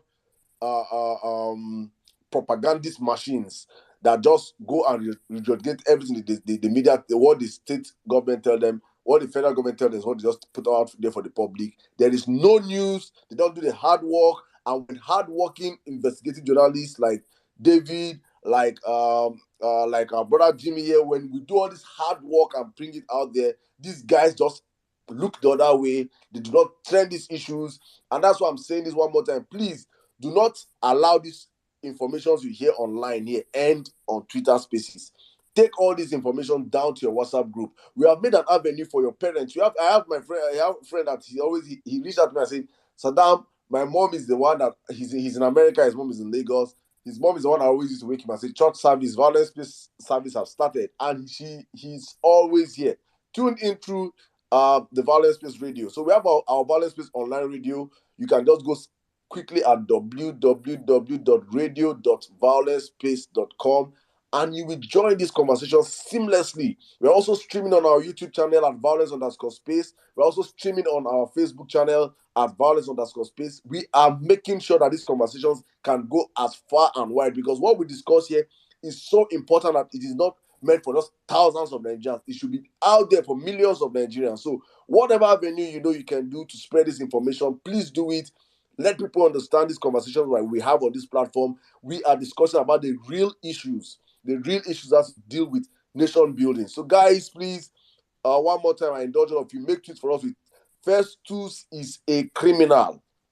Festus, someone just made a hashtag on the. I just saw someone posted on the comment section. I think Festus is a criminal. I'm going to put it up on the jumbo show. So you guys make tweets with it. Keep making tweets with arrest Bola Ahmed Tinubu now. Arrest Bola Tinubu right now, please, because it is important that man get arrested. And if the Nigerian government fails to do one job, they have failed in everything. If they fail to do this one job, hopefully, the heirs in the military are listening, and some good men will stand up and save this country. An imposter from Guinea should not be allowed to be our next president. After an imposter from Niger Republic, real Nigerians, bona fide Nigerians, should be the one ruling Nigerians, not people from other nations that we don't even know that have no track record of good governance, that have criminal backgrounds coming in to take power in Aso Rock. It should not stand and it should never happen. All right, guys, let's jump back to the conversation. Thank you, my brother Zost. Welcome back. I think I'm going to yield the mic to you. But before I do that, let me bring up the next speaker. I think after Uncle Winston, we are meant to have Kolade. Kolade have been here. So, Zost, let me just give you the roll call. I think from Kolade, we'll go to... please, if you're up on the speaker section, please raise your hands. I know you're this lady. I don't know if you're a lady or a brother. Honma. Can you hear me? Honma. Honma, are you there? Honma Love. That could probably be Honorable Mma. Honorable man. Please, Honorable MMA. If you're a man or a woman, please raise up your hands if you want to speak. And you're the first time on this platform, so we can jump you. About Zos, let me just take this roll call for us. Colade will go straight. Then we take AGK. Then we'll take Amanda. Then AK Priest and Nimba. Then we can bring up new speakers. All right, guys. Where are our ladies today? Now, our ladies, are people scared of talking today? Come up and speak now. Vawulence. Our violence, beautiful ladies, come up and speak. I want to hear your voices. I want to hear you guys rate Buhari. How did Buhari turn or favor you girls? How did Buhari? I heard say that women make money pass on that Buhari. Please, is it true? Come and tell us more. Thank you. Zos, back to you, please. We can start with Claudia and come back to you. Claudia, you have the space. Good evening. Yeah, good evening, my brother. Emir Saddam. Well done. Sizu, I hail you. Thank you so much for all you do. Zos, thank you so much too. And to everybody, I greet everyone. Okay, I'm gonna start by saying this. It's an open apology from me to all Nigerians. In 2015, I supported Buhari with everything I had, hoping for a new Nigeria, hoping that when he gets there as a general, he's gonna stand his ground and he's gonna use his power to jail people, the corrupt people, and gonna just make things work. He's not corrupt. But today I can say it wholeheartedly that I regret that action. I regret it with my whole heart, and it's so unfortunate. You're forgiving. You're forgiving, my brother. And it's so unfortunate because I said it today. General Buhari is just an old general without balls, as far as I'm concerned. Everything and all the high expectation that we have and the regards we have for him,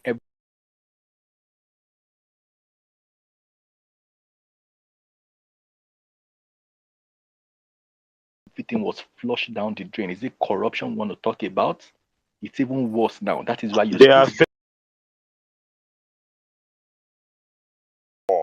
war that they use hunger to kill half of innocent children with kwashiorkor. General, time to do general things that generals do. No Nigerian general on public record has done it. I yield. It's so unfortunate. It's so unfortunate. And that is why you will see people like Festus today come out and boast that, one of his several houses. Can you imagine such a talk? Oga Festus, you be my brother. And I can assure you today, if not for Nigeria, who be you when we say you want to come and flaunt?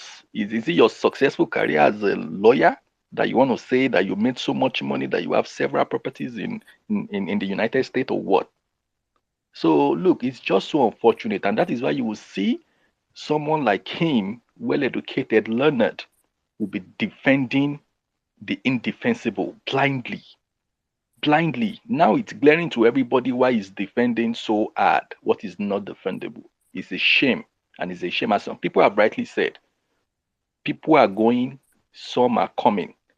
Then Tinubu will go, then it's going to remain us, and at that time, you will do your jail time as long as God lives. For if at the end of the day, all your shady dealings come to the open, and thank God we are beginning to see now, you can come and boast again to let us know you made so much money as a lawyer in Nigeria, as a minister, that you can buy several properties outside the country, and you can send your own kids to study outside the country. I don't know if they are doing that anyways, but that's by the side.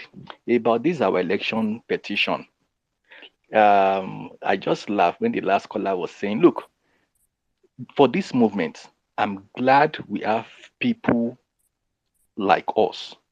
And people always say APC messed with the wrong generation, the wrongest of all. Look, everybody from their own little area. Sizu, look at his own area. David, from his own angle. People are doing things from their own angle. It is not everybody that goes into research. It is not everybody, but those who are gifted in areas of doing research, they are doing it.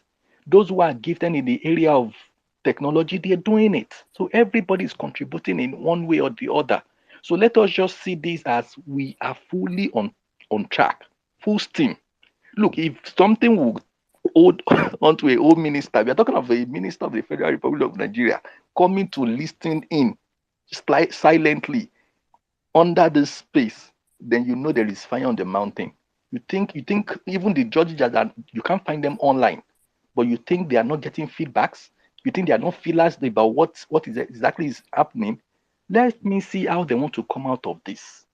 Look, one thing we don't understand. I, as a layman, before we came out, they were expecting that the only angle LP can come and challenge is where, oh yeah, this is how they stole the election and this is what they did and what they did not do. Because I looked at INEC's response and I just laugh.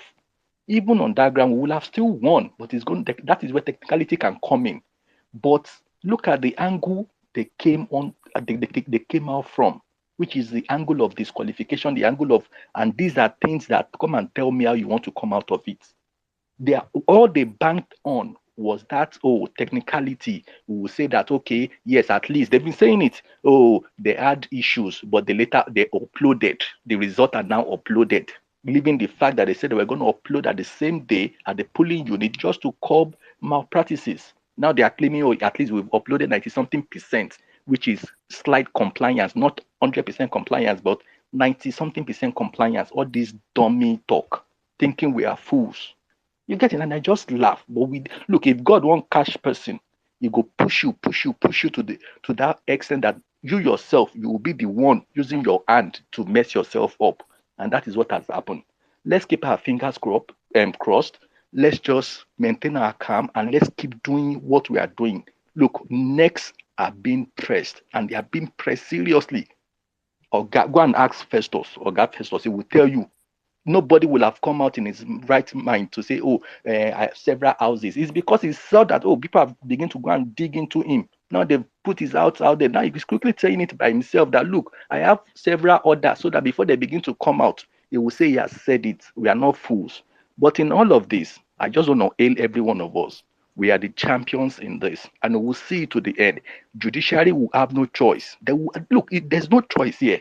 It's a matter of, is this A or B? Say it to the whole world and let the whole world see it. And at that point, it will have been clear that we as Nigerians played our part. It is them that still want to take people for a fool or for a ride. And God will help all of us at that stage. Thank you. Thank you very much, my brother. Thank you for that submission. And welcome to the side of truth. We forgive you for supporting Agbado, or rather, yeah, Agbado was the one pushing for Buhari. But yeah, we forgive you for supporting Buhari. All right, let's quickly move on to Honorable Umma, if I'm not mistaken. Hon Umma. Hon Umma, are you there? Okay, so if Hon Umma is not there, let's take AK Priest. AK Hello, good evening, everybody. I want to talk about the corruption case of APC and Buhari government. Buhari came in as a saint, as a corruption, someone that will fight corruption, a corruption crusader. But so many things went wrong. So many things there because they sold Buhari then as a saint that this guy, once he come, corruption will just finish in Nigeria. But in his government, as in corruption became a premium subscription in this. For instance, I want to mention some corruption case under Buhari government. NDDC under Akpabio, 40 billion naira fraud under Buhari government. 40 billion naira fraud went missing, and up to now, nobody's won. And before it came, this same Akpabio was under PDP. And he went to APC. He became a state. And then he was having a corruption trial under for misappropriation of Akwa Ibom. For immediately he came to APC. All those trials stopped. And they made him a minister under in his wash as the NDC minister. 40 billion naira went out and nobody could trace it. Apart from that, again, there's a case of two ex-governors were pardoned. Two ex-governors from Joshua Dare were pardoned, and also the one from Taraba. And court found them guilty of corruption, but they gave them a state pardon. Apart from that, again, under this government, budget padding. budget padding. In this government, they keep being increase of budget every year, and there was padding padding of budget everywhere. Under this government, different corruption case was said in National Assembly. The recent was the second lady that was saying that an House of Rep asked her for money, and the government did not investigate. EFCC did not do this. So far, you are an APC member, you are a saint. Under the same government again, another gas causing scandal happened. Until the people were saying they have to remove the former listing, but up till now, no defined judgment under the same government. There are so many corruption cases. Ex-governor that went to APC and they all became saints. Let's go to the school feeding program. They will boast that they are doing feeding program, but it's an avenue for them to hustle money. And in that school feeding program, there's no proper accountability of that feeding program. There's no, and also they said they're giving students free meal, but it's not well accounted for. Let's go to the trader money. They say that they're going to do trader money. But it's during election, 2019 election, they use as an venue to buy votes. Meanwhile, this trader money was meant to give the poor, to assist trader. But they use it as an avenue to buy votes for both. But even a reputable pastor, the vice president, was the champion of it. A reputable pastor, the vice president, was a champion of it. Under this thing government again, lot of school, our rate in terms of education went bad. 2 years, in 8 years, imagine. ASU was on strike 2 years. Lecturers, this so-called professor changing result for them. Brother. Hello, can you hear me? Let me just give you some context to the two issues you brought up. Now, this school feeding program was so criminal that during the COVID-19 lockdown, the minister insisted that 500 million naira was spent on school feeding in 2 states alone. The minister said that they have a database of 382,765 pupils they were feeding during COVID, but nobody went to school and everybody was on lockdown. So how did she spend 500 million naira? That is one. A quick Google search, how much was spent on trader money in 2019 by Professor Oshibanjo? It's actually one that would break your heart. The first one is a story from Punch newspapers. The federal government spending trader money and other concepts, other empowerment concepts, they spent 36.3 billion naira on it in 2022 alone. So there's actually still a functional budget for trader money, but I have not seen Oshibanjo share 1 penny from that budget. If as at 2022, they had spent 36.3 billion naira. The presidency also goes on to prove that trader money is still being practiced, but 2.2 million Nigerian traders were said to have benefited from that scheme, and nobody can account for anything. Also, the federal government spent about 300 billion naira on the national social investment programs in the last 3 years from 2016 to 2019. So trader money gulped 300 billion naira in between 2016 and 2019. And then the second story is that the federal government spent 36.3 billion naira on trader money and others as at 2022. 300 plus 36.3 billion on trader money on the internet. God bless you. Thank you. Thank you. So you can see that Buhari government took us to trenches. Let's talk about the inflation rate. When this government came in, prices became high. Prices of goods became high. For instance, now, I remember then we have 15 Indomie. It's 15, but as of now, Indomie sachet, that Indomie that we used to buy is now 200 naira. That is about 150%. That is about 300% increase. 300% under 8 years. 15 naira to this. That is about 300% under the same government. What talk about bag of rice? A bag of rice was 15,000, but now you can buy a local bag of rice. So 50,000 naira. How much is the minimum wage? How much? Just say how much is it? 30,000 naira. Which means this government failed in every. How much is your security man wage salary? It's not up to 30,000. I bought a bag of rice. It's 50K,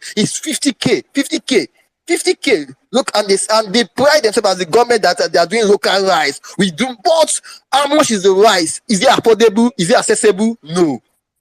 It's it's not affordable for a common Nigeria. Let's go to a bank in the financial sector.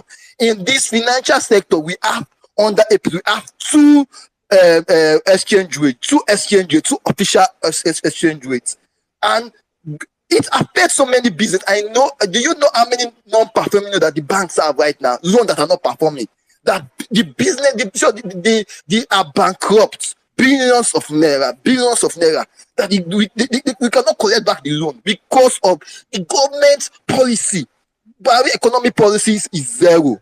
No, zero, because no SME. Can you point any SME that grow in Buhari's business? No SME.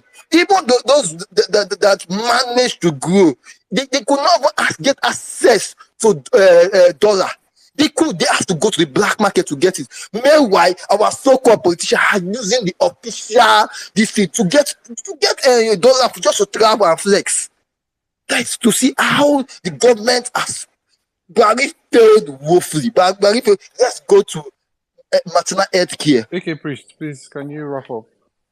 Let's go to maternal. Before I round up, so Buhari failed woefully. Thank you, and thank you for my time for the opportunity. All right, AK Priest, thank you very much. All right, let's quickly go to Ejikeme, and then after Ejikeme, we'll take Amanda and Animba. So please get ready. Thank you very Amanda, much. Animba, for now, Ejikeme, the space is yours. Thank you very much, Emir Saddam, Sizo, my brother, and Zos. And here is wishing Dr. Olu a happy birthday. And of course, every other distinguished personality celebrating today. Well, diving straight into the topic, Mr. Sizo has always talked about that idea of the sympathizer having that weakness to now sympathize. I can't remember the phrase he uses to, connote that particular impression. But he said sympathy fatigue. Yes, sympathy fatigue. Thank you very much, my brother. Sympathy fatigue. That is what is mostly wrong with a lot of Nigerians right now. You see, blood is a very serious thing. If you remember in the Bible, God instructed the people of Israel to use blood on their doors when he was on the killing rampage of the devilish Egyptians who didn't want the children of Israel to go, the people of God. Right? Blood scientifically is the only fluid connective tissue that sends oxygen, nutrients, waste products around the human body. Blood is red. Red connotes danger. Blood is very significant. Christ died and shed his blood for Christians and those who believe in Christ to gain eternal life in the hereafter. So blood is very significant. And the same blood, more than any other thing, has been shed significantly and unfortunately so in our present Nigeria and this present government. It has been shed in such a way that we now have a lot of sympathy fatigue. Like 40 people killed in Benue, 35 people killed in Southern Kaduna, 15 people killed in Jos, 21 people massacred in a train. We just hear these things every day.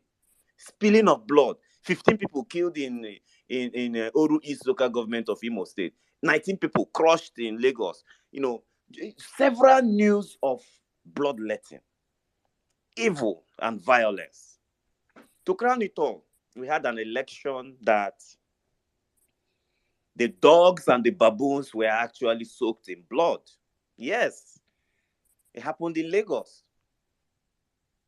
Heart-wrenching, mind-blowing, irritating video of a woman that was determined to set her conscience right by voting and conducting her fundamental human rights to vote, her civic duty, who was stabbed on her face, and yet she stood her grounds and said she must vote.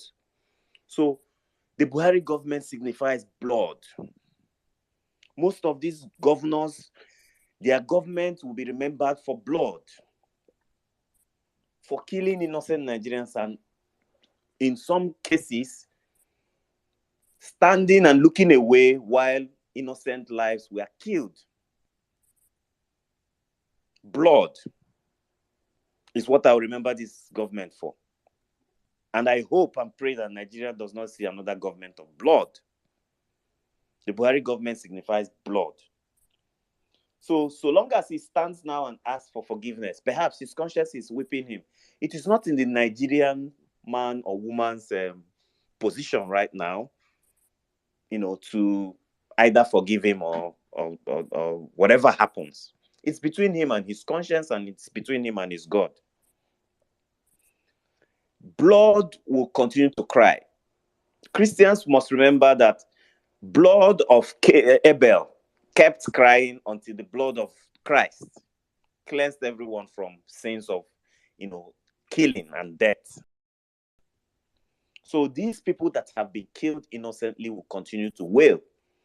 They will continue to wail to the God that created them. They will continue to wail on the consciences of people who sat and killed them, or those who sat in power to actually change things, but didn't do that. I remember very vividly the doctor who tweeted that she has been shot on the Abuja-Kaduna train. And a lot of Nigerians were making caricature of that particular tweet until eventually she died.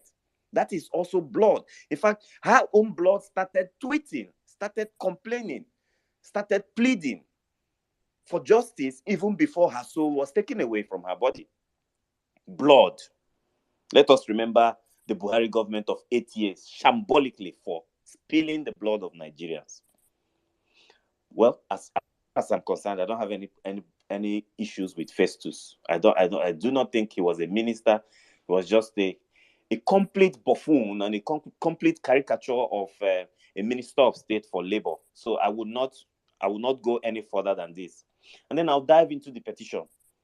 And finally, so you see, we have made our stance clear that this particular candidate not only is a criminal and a blood baron from Guinea-Conakry and a guinea pig for that matter. He has also committed an offense in the land called perjury. So it is left for the judiciary to stand up for what is right and do the right thing. Nigerians are only asking for something very simple. Just stand up and do the right thing. Dispense judgment appropriately. Let the rich, the poor, the middle class, the blind, the deaf, let everybody look at this judgment and say, yes, of a truth, justice has been done. So that at least, if not for any other thing, we can stop this bleeding and start the healing. Nigeria is divided on several facets. You have no idea how much Nigerians have been divided. And blood is part of why Nigerians are divided. A lot of hearts have been broken in the Middle Belt. I remember places like Benue State.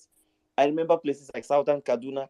How do we go to healing of these people? If not bringing a government that is just and fair, if not having a government that would dispense justice appropriately without fear or favor. The only person that we know very well right now that can do that and do it decisively is the candidate of Peter Obi, the person Nigerians actually and truly voted. So I am giving the judiciary Nigeria to burn to the ground. They should sit up, put their foot down, and do the right thing and do justice to this case. That's all I have for today. I yield the mic. Thank you very much. Thank you very much, Ejike. God bless you, my brother. All right, let's move on to Amanda and then Animba after that. So, Amanda, the space is yours. Hold on, before Amanda goes, let me just greet people here. Amanda, my lovely sister, I see you. You'll be back in a minute. Dr. Lu, happy birthday to you as well. Long life and prosperity. We have Alpha the Great as well. Today is his birthday. Alpha the Great, happy birthday, my brother. God bless you too. We have our lovely regulars here in the house. AK Priest Jappy, I see you, my brother. Kolade, Ekene, Lamin, woman leader.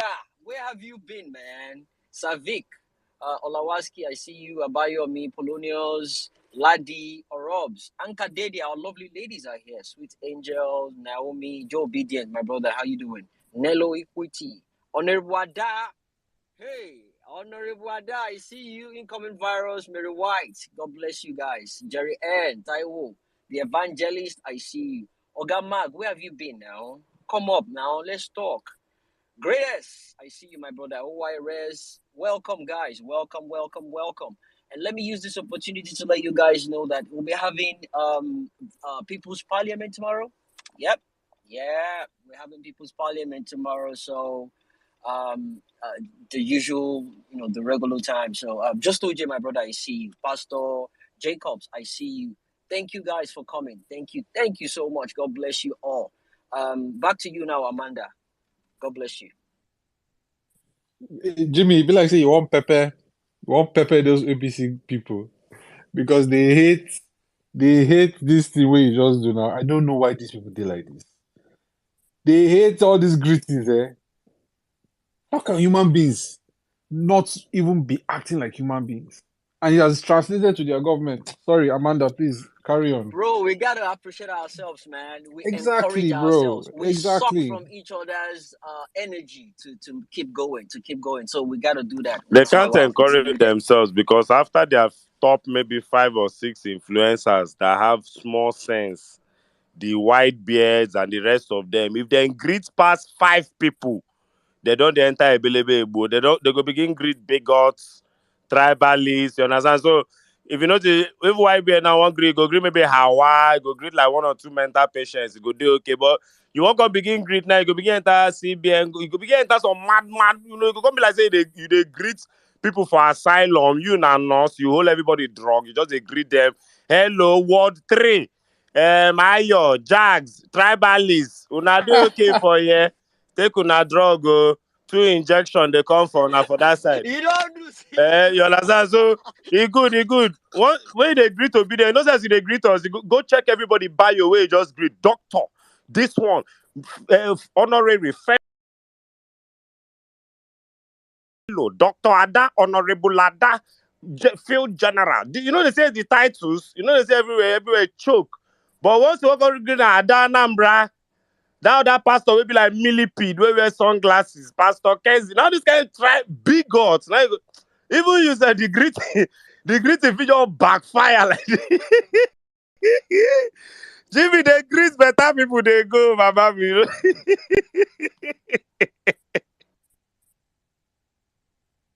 Ay, Sizzle. Sizzle. You don't go keep us, I swear. You know, say sometimes maybe just they analyze the people where they fight with. Maybe they big up yourself. He said,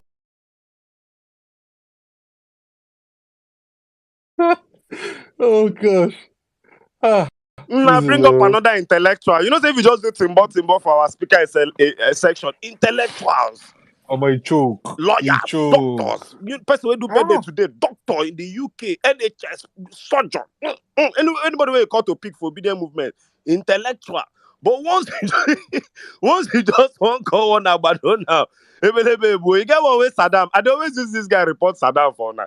You get one way Saddam tell me say, make we bring this guy up. If you see the guy full agbado height, stone head, you know those they could come get one kind head like head with the nod wall. Bola Tinubu is not a drug baron. I don't care what the evidence says. You know, so by the time they don't headbutt wall like 5 times, they go come get one kind head. So to now cover that head, they go wear suits with tie. Make them be like better people. They don't say suits don't cast for Twitter. Say now people when they wear suits, now they get mumu opinion pass.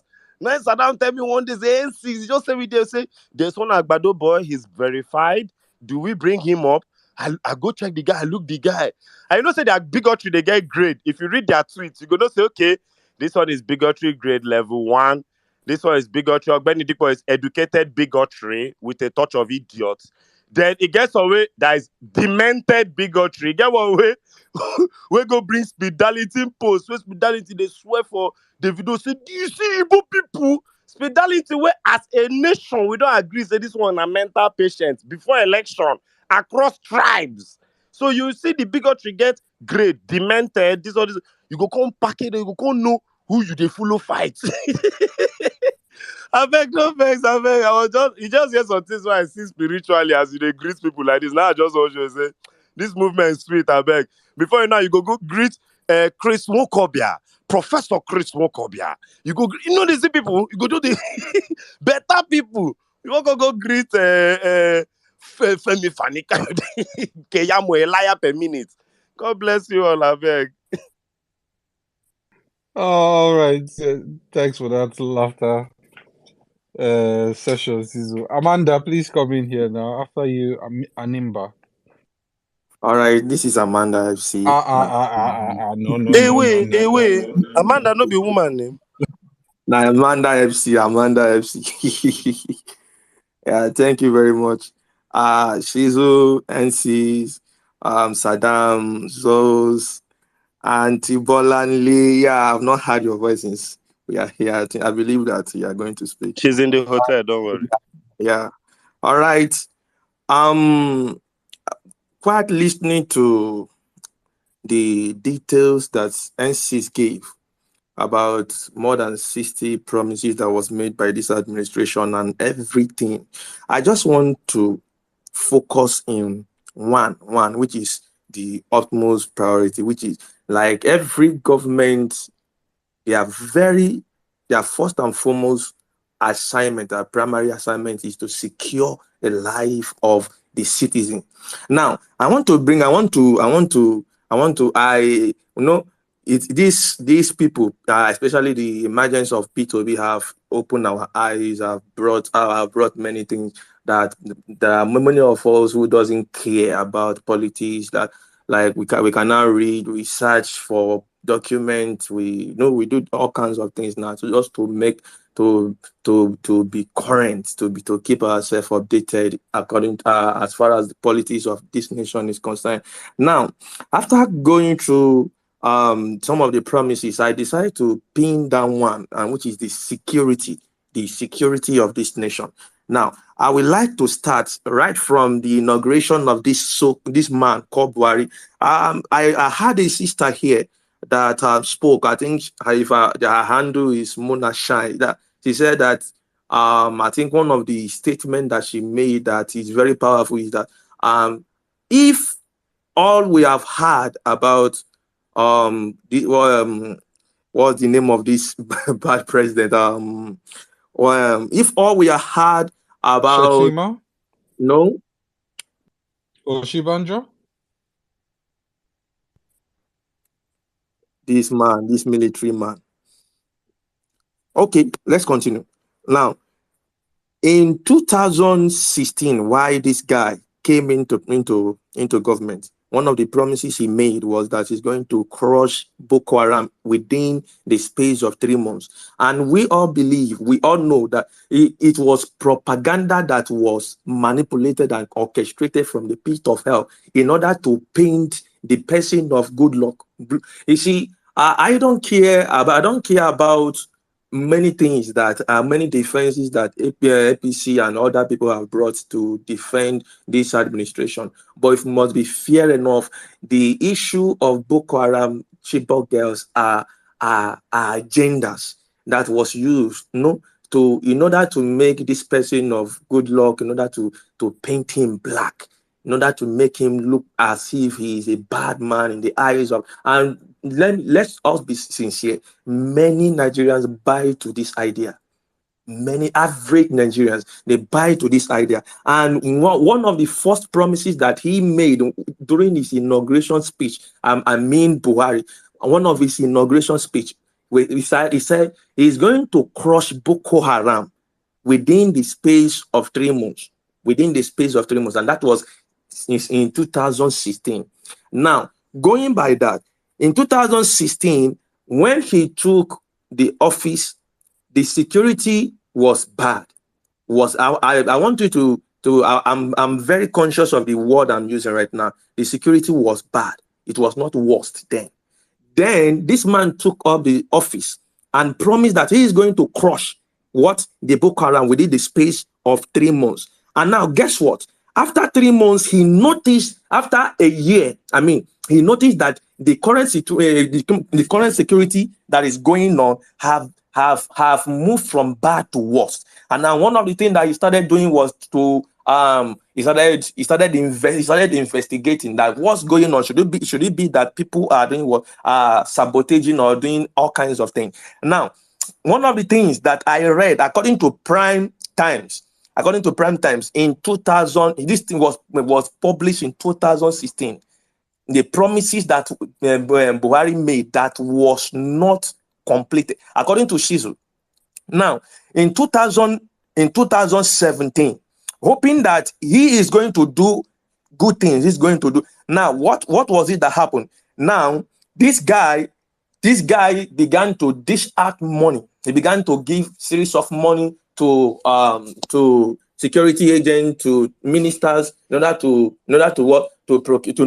secure, to buy equipment. And after some time, at least I wrote down most of these things just now. After some time, hoping that this is going to show. As of the time that he came into the office, the security situation of Nigeria have not become worse. But in 2019, according to the Global Terrorist Index, Nigeria was tagged as the third worst city, as the third worst country that terrorists have invaded. Third worst. And it stated that without no improvement, there is a difference between somebody is making an improvement in order to do what? In order to make sure that the situation is getting better. But in the case of Buhari, he was not making any improvement. There is no significant improvement that this man is making.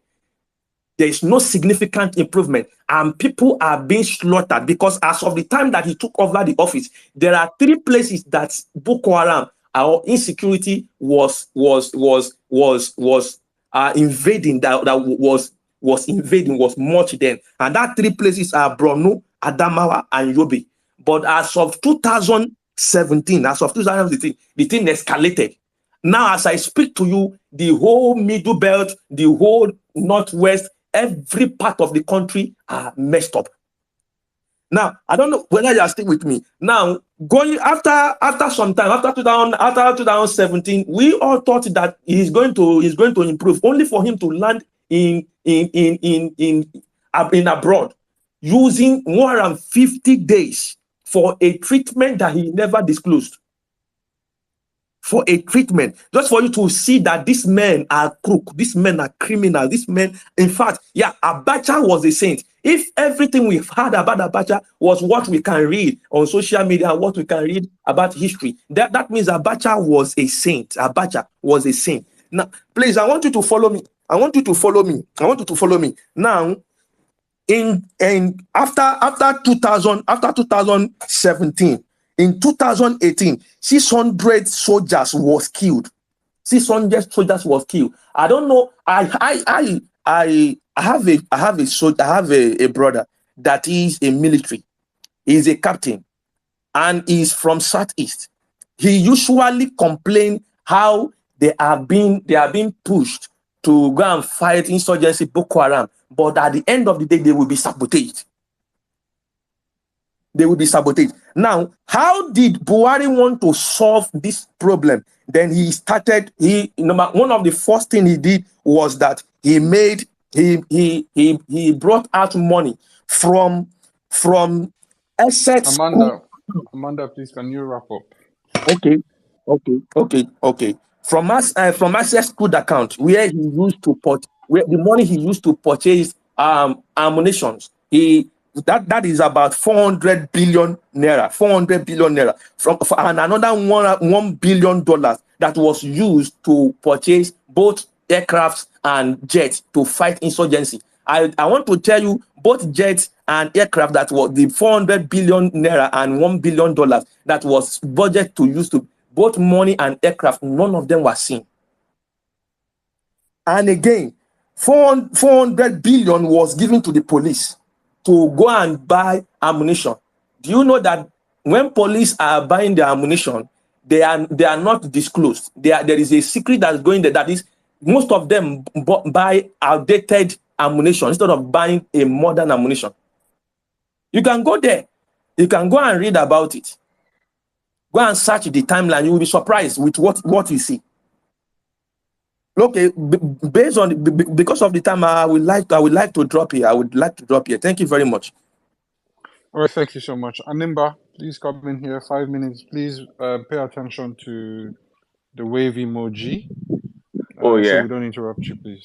Thank you. Yeah, that's fine. I would actually do less than 5 minutes. Oh yeah. Thank you so much, everyone. You see, this generation couldn't have asked for anything better, than what we have with space. Space has kept the violent space has kept everyone's energy.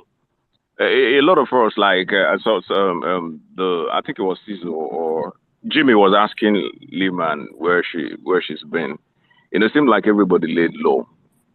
There's a lot of energy that couple of us have actually, gone to. Because I know from day one when this whole movement started, a lot of people who believed. There's some people who didn't believe. And with time, people get to begin to believe that, see, look, this thing is real. And the level that this movement has got to, there's nothing that is not doable. All right. And I'm speaking this to say, for those people who still ask, hey, what's going on with our mandate and all that, I want to thank Violent Space. I want to thank Cizo. I want to thank Emir. I want to thank Jimmy. I want to thank, I want to thank a whole lot of people, who has kept this energy on. All right. Because imagine no violent space. Imagine no violent space. It would have just been business as usual. They still eat. They just quietly, it's normal. It's just normal. And so life goes on. And that's what we've experienced over the years. And you can't keep this. You can't keep repeating this kind of stuff over and over. All right. For me, you see, Buhari's 8 years you don't even want to talk about it. Because one is Nigerians after 8 years are more traumatized than ever. Nigerians drop dead by the day. You see someone this morning, in the evening, you hear the person just slumped and died. You hear stories about people who commit suicide. Unfortunately, Nigerians forget so very quickly. The number of people who were chased out of their jobs in the last 8 years, you don't want to count. The number of deaths, either natural death, that caused by hunger, that caused by frustration, that caused by natural death, you don't want to count. So for me, there's nothing beautiful, there's nothing good enough you can categorically say about APC Buhari's administration 8 years. Nothing, absolutely. No matter what yardsticks you want to use to measure this thing or to draw this thing, there's absolutely nothing. The beauty of what is going on right now is that, because I tell people, see, look, in fact, yesterday, there are people who, my northern brothers, who went to celebrate Salah and all that. And see, this guy, everybody knows. And truth be told, you see this guy that has our mandate right now. Nobody, take it from me, nobody trusts them. Nobody. Even the people you think trust them, they don't trust them. And for those who are asking our mandate is sure. It's sure. Pray about it, don't pray about it. It's ordained. And that mandate is coming back to us by the special grace of God. All right. So I pray for us. I encourage us. We won't stop until Nigeria is taken back. So thank you, everybody. I appreciate you. Appreciate you guys, and I keep praying for us. We'll keep the spirit strong. Liman, energy, much more bonds. Thank you. God bless us all. All right. Thank you very much, Nimba. Can I just throw some context to what he just said? It's very beautiful. You talked about suicide. I started speaking on suicide when I was on radio as far back as 2013. There was a publication by the WHO that said suicide will take more lives than cancer as of 2015. I announced this, and I remembered that my radio show that day was from 4 p.m. to 9 p.m. And Nigerians called me up and told me it is a lie. It no go happen for Nigeria. We too love life. A month later, we recorded one of our first suicide bombers in northern Nigeria. So let us just speak on suicide very, very briefly, if you're ready. Please pardon me, I had to clear my throat. Now, this is an article from the International Center for Investigative Reporting, ICR, as of September 9, 2019, 4 years ago. The World Health Organization has revealed that Nigeria has the highest suicide rate amongst any African country in 2016. Listen to how many lives were lost to suicide in 1 year of Buhari becoming president. Please listen carefully. Nigerians lost 17,000 lives to suicide in 2016. Now, in a report that came out that year, it estimated that the case of suicide globally, WHO noted that across the world, one person takes their life every 40 seconds. But in Nigeria, hanging, pesticide, self-poisoning, that's the full word, pesticide self-poisoning, drinking the proverbial pesticide, I wouldn't call a name now, and shooting yourself were the three most common methods by which people committed suicide, the report revealed. Now, given the global estimate, it was noted that about 800,000 people died every day by suicide, but for Nigeria, WHO said 17,710 cases of suicide were recorded in the year 2016 at all ages, 1 year into when Buhari took over office. Now, of these numbers of cases of suicide, remember 17,710 of them in 1 year, 8,410 were females and 9,300 were male. The percentage ratio of men to women who committed suicide in Nigeria in the year 2016 was 53 to 47. Now, this figure puts Nigeria as the leading country in the African region for suicides, which is followed by Ethiopia and South Africa. Ethiopia had 7,223 suicides in 2016 and 6,476 cases of suicide in 2016 as well. So compare 17,700 cases of suicide in Nigeria to 7,000 in Ethiopia at second place. I yield. I've had this information on suicide. It was something I gave. I think I gave this speech right up after the pandemic, and this information was from 2016 alone. Information this year and since then on suicide will be very, very sketchy. Obviously, gagging of the press has gone much worse, and these are statistics people are not prone to giving out. My intern, a young lady, committed suicide. You can actually Google this. N6 intern commits suicide. My intern, after training her, I had a whole day of radio from 9 a.m. to 7 p.m. This young lady went home, drank sniper, and killed herself. Her name is Pelumi. You can Google my name, N6 Pelumi, suicide. My intern committed suicide around 2017 or 2018. It broke me. Her mother, her family called me to ask me that was there anything that sign that showed that the daughter was frustrated. None. I gave her assignment to do to submit on radio the next day. This young lady was so talented. She played the guitar and she also worked at a company called Car 45. She was a car salesman and was using her spare time to do radio. And she committed suicide out of the blue. And it's something I still have not survived the trauma till today. God bless you all. I yield. Congratulations, Buhari. You fucked Nigeria up. And I hope that somewhere in your heart, somehow, you come out and say the truth someday. Cheers. All right, thank you very much, N6, for that touching submission, and thank you to Animba. Let's quickly move on to Real Ever Best. Real Ever Best, you go next, and after you, I'll establish a new queue. Real Ever Best, are you here? Real Ever Best. Going once, going twice. Okay, let's quickly move on then. Real Ever Best, when you're ready, let me know. Let's go with Sewen, Adawere, Mary White, Ogunyemi. All right. In that order. Okay. Thank you and good evening, good morning, good afternoon from wherever you are spacing. Thank you, Emir Saddam. I have been disturbing your DMs. Sorry. So, Sizzle. Uncle Jimmy. Mna well done. Mna do. I had my thoughts in order, but I'll say thank you to everyone who has spoken so far, because everything you have said has really made sense. So I'll go straight to the point. Buhari's 8 years. Buhari is a colossal failure.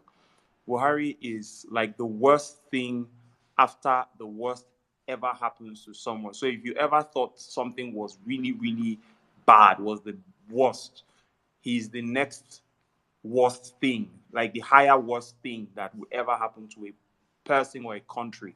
So let me first make it personalistic.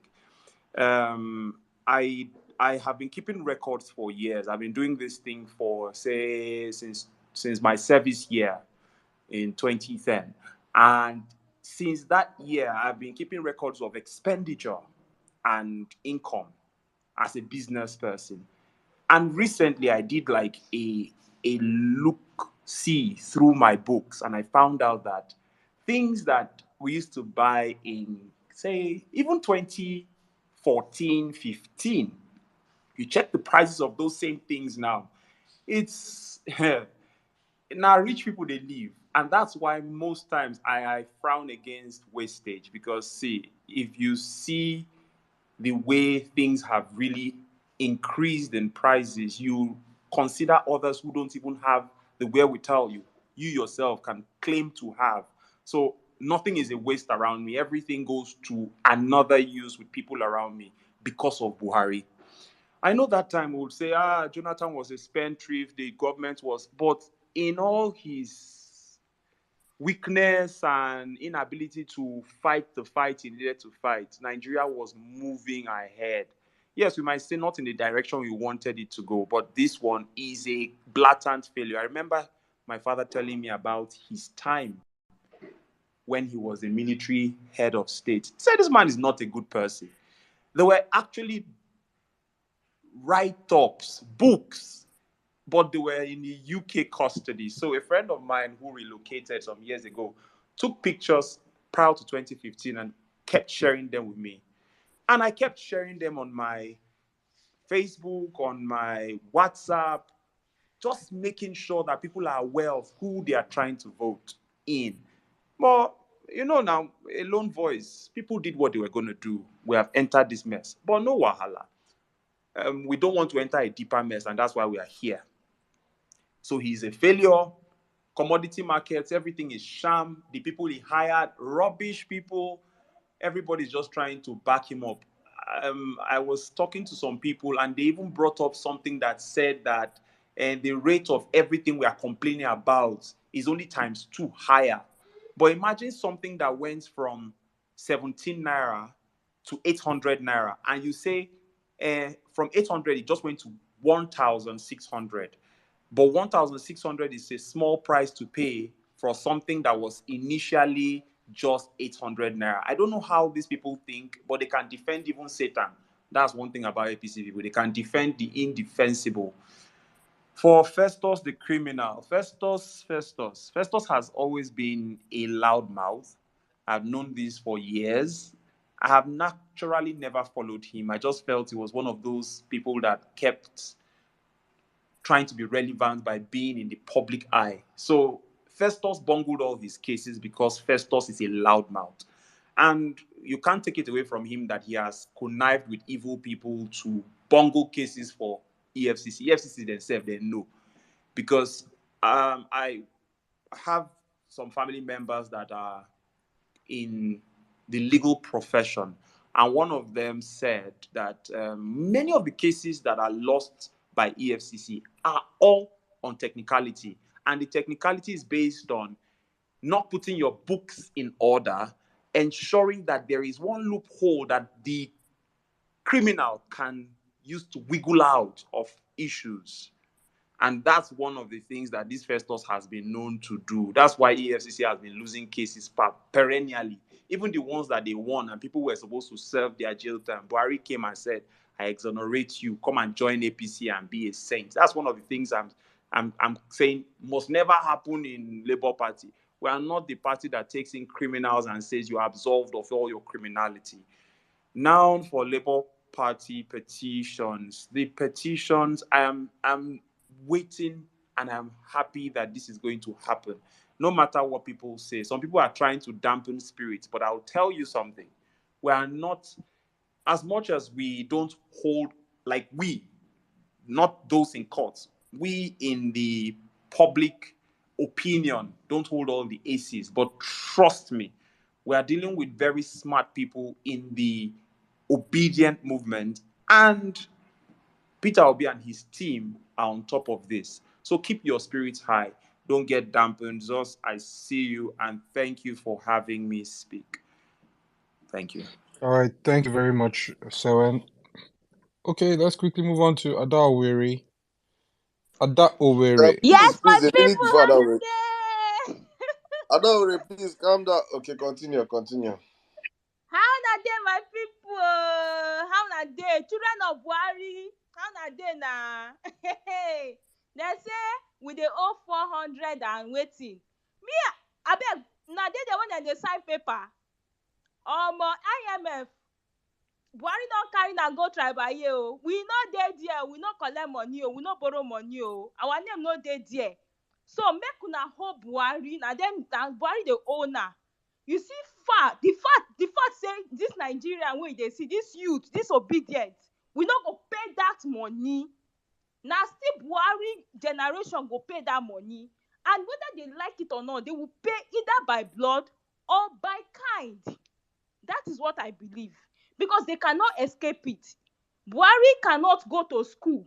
They said you go school 8 years, you were useless, you didn't improve yourself. You came back again, you became more useless, and you expect good things will come your way. The painful thing is that they said he has immunity, but what he forgot is that immunity can never cover you forever. No matter how you do, whether you hide inside hole, immunity no go fit cover you. Maybe you go step down. Once he step down, nemesis will follow him. Nemesis will follow Buhari. Buhari said, if he's not comfortable in Dara, he will go to Niger. Buhari, Niger go kill you there. Now Niger people go poison you. Buhari, it will never be better with you. Your generation will suffer. See what Nigeria suffer. Your generation will suffer. Cry blood. No help will come. Help will never come their way. Buhari, you are a wicked human being. You are a wicked soul. Under your regime, Nigeria never improved. Under your regime, Nigerians were killed, and you are there. You are there coming for forgiveness. Forgiveness kill you there. Nobody will ever forgive you. Even God will never forgive you. But you have been the worst nightmare we have ever experienced. Under your regime, they hold palliative. Food will be said then, a day, everywhere, food day, people they chop. Bread, we they see bread. Bread now, how much now? I can't even boast of buying a bread of 1,000 naira. 1,000 naira bread no go feed my family, no go feed me and my sibling. It's either we buy 3 loaves. At least that day, we say we go chop and go finish. Bread will not get weight. We be saying that 9 days and 9 days they produce now. Under your regime, the northern part became more poorer. And you are from the north. You are from the north. You never did one good thing. One time you didn't even bring out people from poverty. You just put your set. People will not get brain. Look at the likes of Garba Shehu, Lai Mohammed, Festus Mugu. Short, Buhari, God go punish you. I thought you told me, I said God go punish you. You see this few days say you want take step down. See, no go for any confession, no. No say you won't go for any confession. This fast the way you fast, you just fast for nothing. You just fast for nothing. You don't never answer your prayer. You never answer your prayer. See, and you come, the worst thing you even can't do. You can't give us bad election. Election will be say we've never experienced this kind of election worse than 1993. Ha, Buhari, you will not see where in your life. Now, see, I can't swear for you. Oh, you see that money where you the IMF. Better go pay them. We not go pay that money. We don't know anything about that. You know, consign us. Obedient to consign us. We don't know anything. And our generation no go pay that money. Now you go pay them. You go pay all those money. You go see. Once you come down, P2B don't enter. Now say they will return that money the same way that they return Abacha own. You they go return your own, and that money you return, that will take pay those debts. Buhari, I just tell you, anything you do, it will never be well with you. You wake up in the morning, your conscience go disturb you. I use my mic. God bless everybody. My sister, God bless you. You can never be with Buhari. You can never Ahab. Yes, you say your name is Ahab. You can never be with that man. Yes, so Ahab. Okay, Saddam, can you hear me? I don't know whether you called me. He wants to hand over to Hitler. Battler. I swear, till the 10th generation, anybody that answer that name Buhari, if your name now is Buhari, say, Did you call me? Did you call me, please? I don't know. I can't hear Saddam. Can you read my best? Can you hear me? Real best, can He you has hear to me? log out and log back in. He can't hear any of us clearly. Say they leave you for inside jungle. Let's go every I time. can hear you, N6. I can hear you, but I don't know whether you guys can hear Tell me. him to talk. Tell him to talk. Real best, you might have to log out and log back in. We're here. No, tell him to give his submission. His network is very bad. He's complaining. So that you're... Yeah? Let him give his submission now. His network is very bad. So let him just speak. Tell him to go on. Okay, that's fine. Real best, can you hear me? They said you can go on with your submission. Okay, can you hear me? Can you guys hear me? If you can hear Real best, please give a thumbs up. If I see about 10 thumbs up, I'll be sure that I'll be sure he's loud and clear. So if you can hear Real best, give me a thumbs up, please. 1, 2. You guys mean you can't hear him? Are you serious? 3. I hear him. Okay, 4. I just want to be sure because I'm actually not getting thumbs up from. Yes, if you can hear me, please just give a thumbs.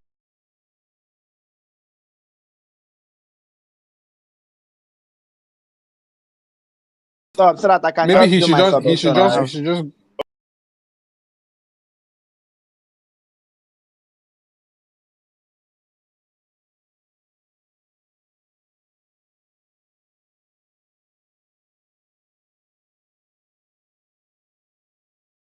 Platform today. I've been struggling to be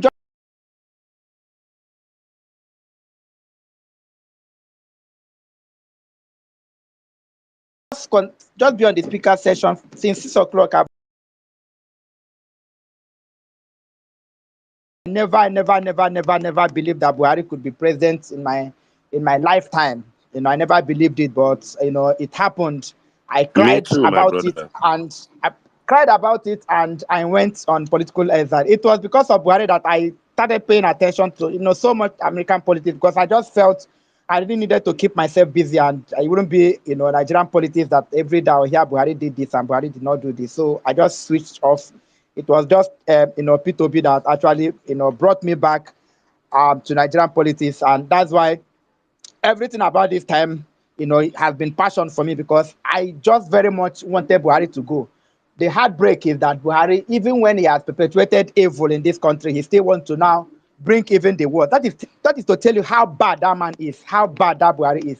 Today he's talking about forgiveness and all the rest of them, but yet even when he has actually done us bad, he still went ahead. That is, Buhari is evil.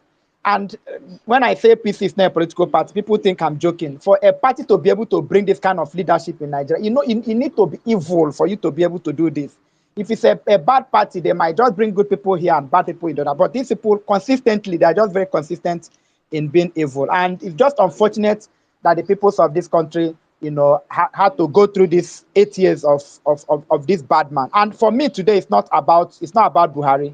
I think it's not about Buhari. Buhari is just one man who is bad, who is devilish, who is a devil incarnate. But I think the problem we have in our hand is the people who support him, people who try to rationalize what Buhari is doing.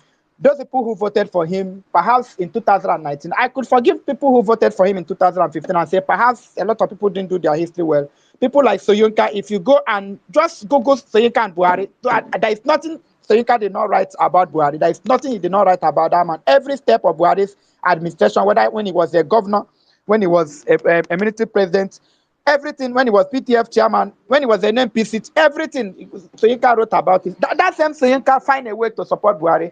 And that's why I'm telling you that the evil that we fight in this country is not just the ordinary people, it's also the political elite, professors, those people ordinary you think they are good people, those people you think they fight on the same side with you, those people who tell you that they fight, they want this country to be redeemed. At times too, those people are the ones who are part of the problems that we have in this country. And therefore, that is why we are thanking God, for this movement of young people, ordinary Nigerian people, ordinary people of this country. And that is why I'm so optimistic that is the ordinary people that will save this country, because the people that had expected to save us they failed us. So it's me and you, the ordinary people who doesn't know so much about government, people who have not really paid attention to Nigerian politics, but in this time they say, oh, we cannot allow our country to go to hell. It is you that can save this country.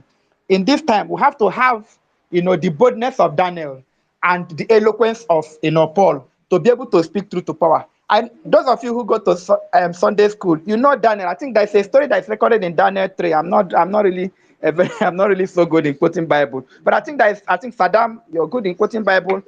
There's a story that is told in Daniel 3. I think it's a very popular story for those of you who go to Sunday school about Daniel and when they were taken to Babylon. And in Babylon, a lot of things happened in Babylon, but one of those things that happened was they commanded that Meshach, Shadrach, and Abednego would actually worship the gods of Babylon.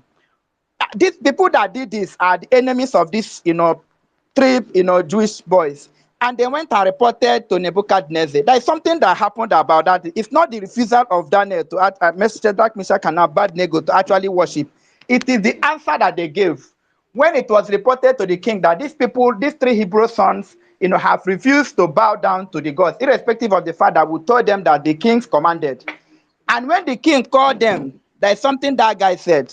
They said, "Oh king, we are not careful to answer you in this matter." If you read it in several versions, it says, "We are not careful." Like, you know what it means? That, sir, we are not careful to answer you in this matter. We don't have any need to answer you in this matter. We don't care. Like, they knew the power of Nebuchadnezzar. They knew how much, if they don't obey, that they can be killed. They know the consequences. And they say, "Sir, we are not even taking time. Like when you're reported to a king, you want to call a lawyer to come and defend you. You want to go and tell, how do I answer? How do I talk to this man? How do I be polite? How do I walk into the king's palace? How do I compose myself so that this man will not think I'm disrespecting him?" But these three Hebrew sons says, "Sir, oh king, we are not careful. We don't have any need to prepare. We are not careful." And they go further to say that if we know that our God will deliver us, but they said, even if our God failed to deliver us, sir, we are not going to worship this golden image.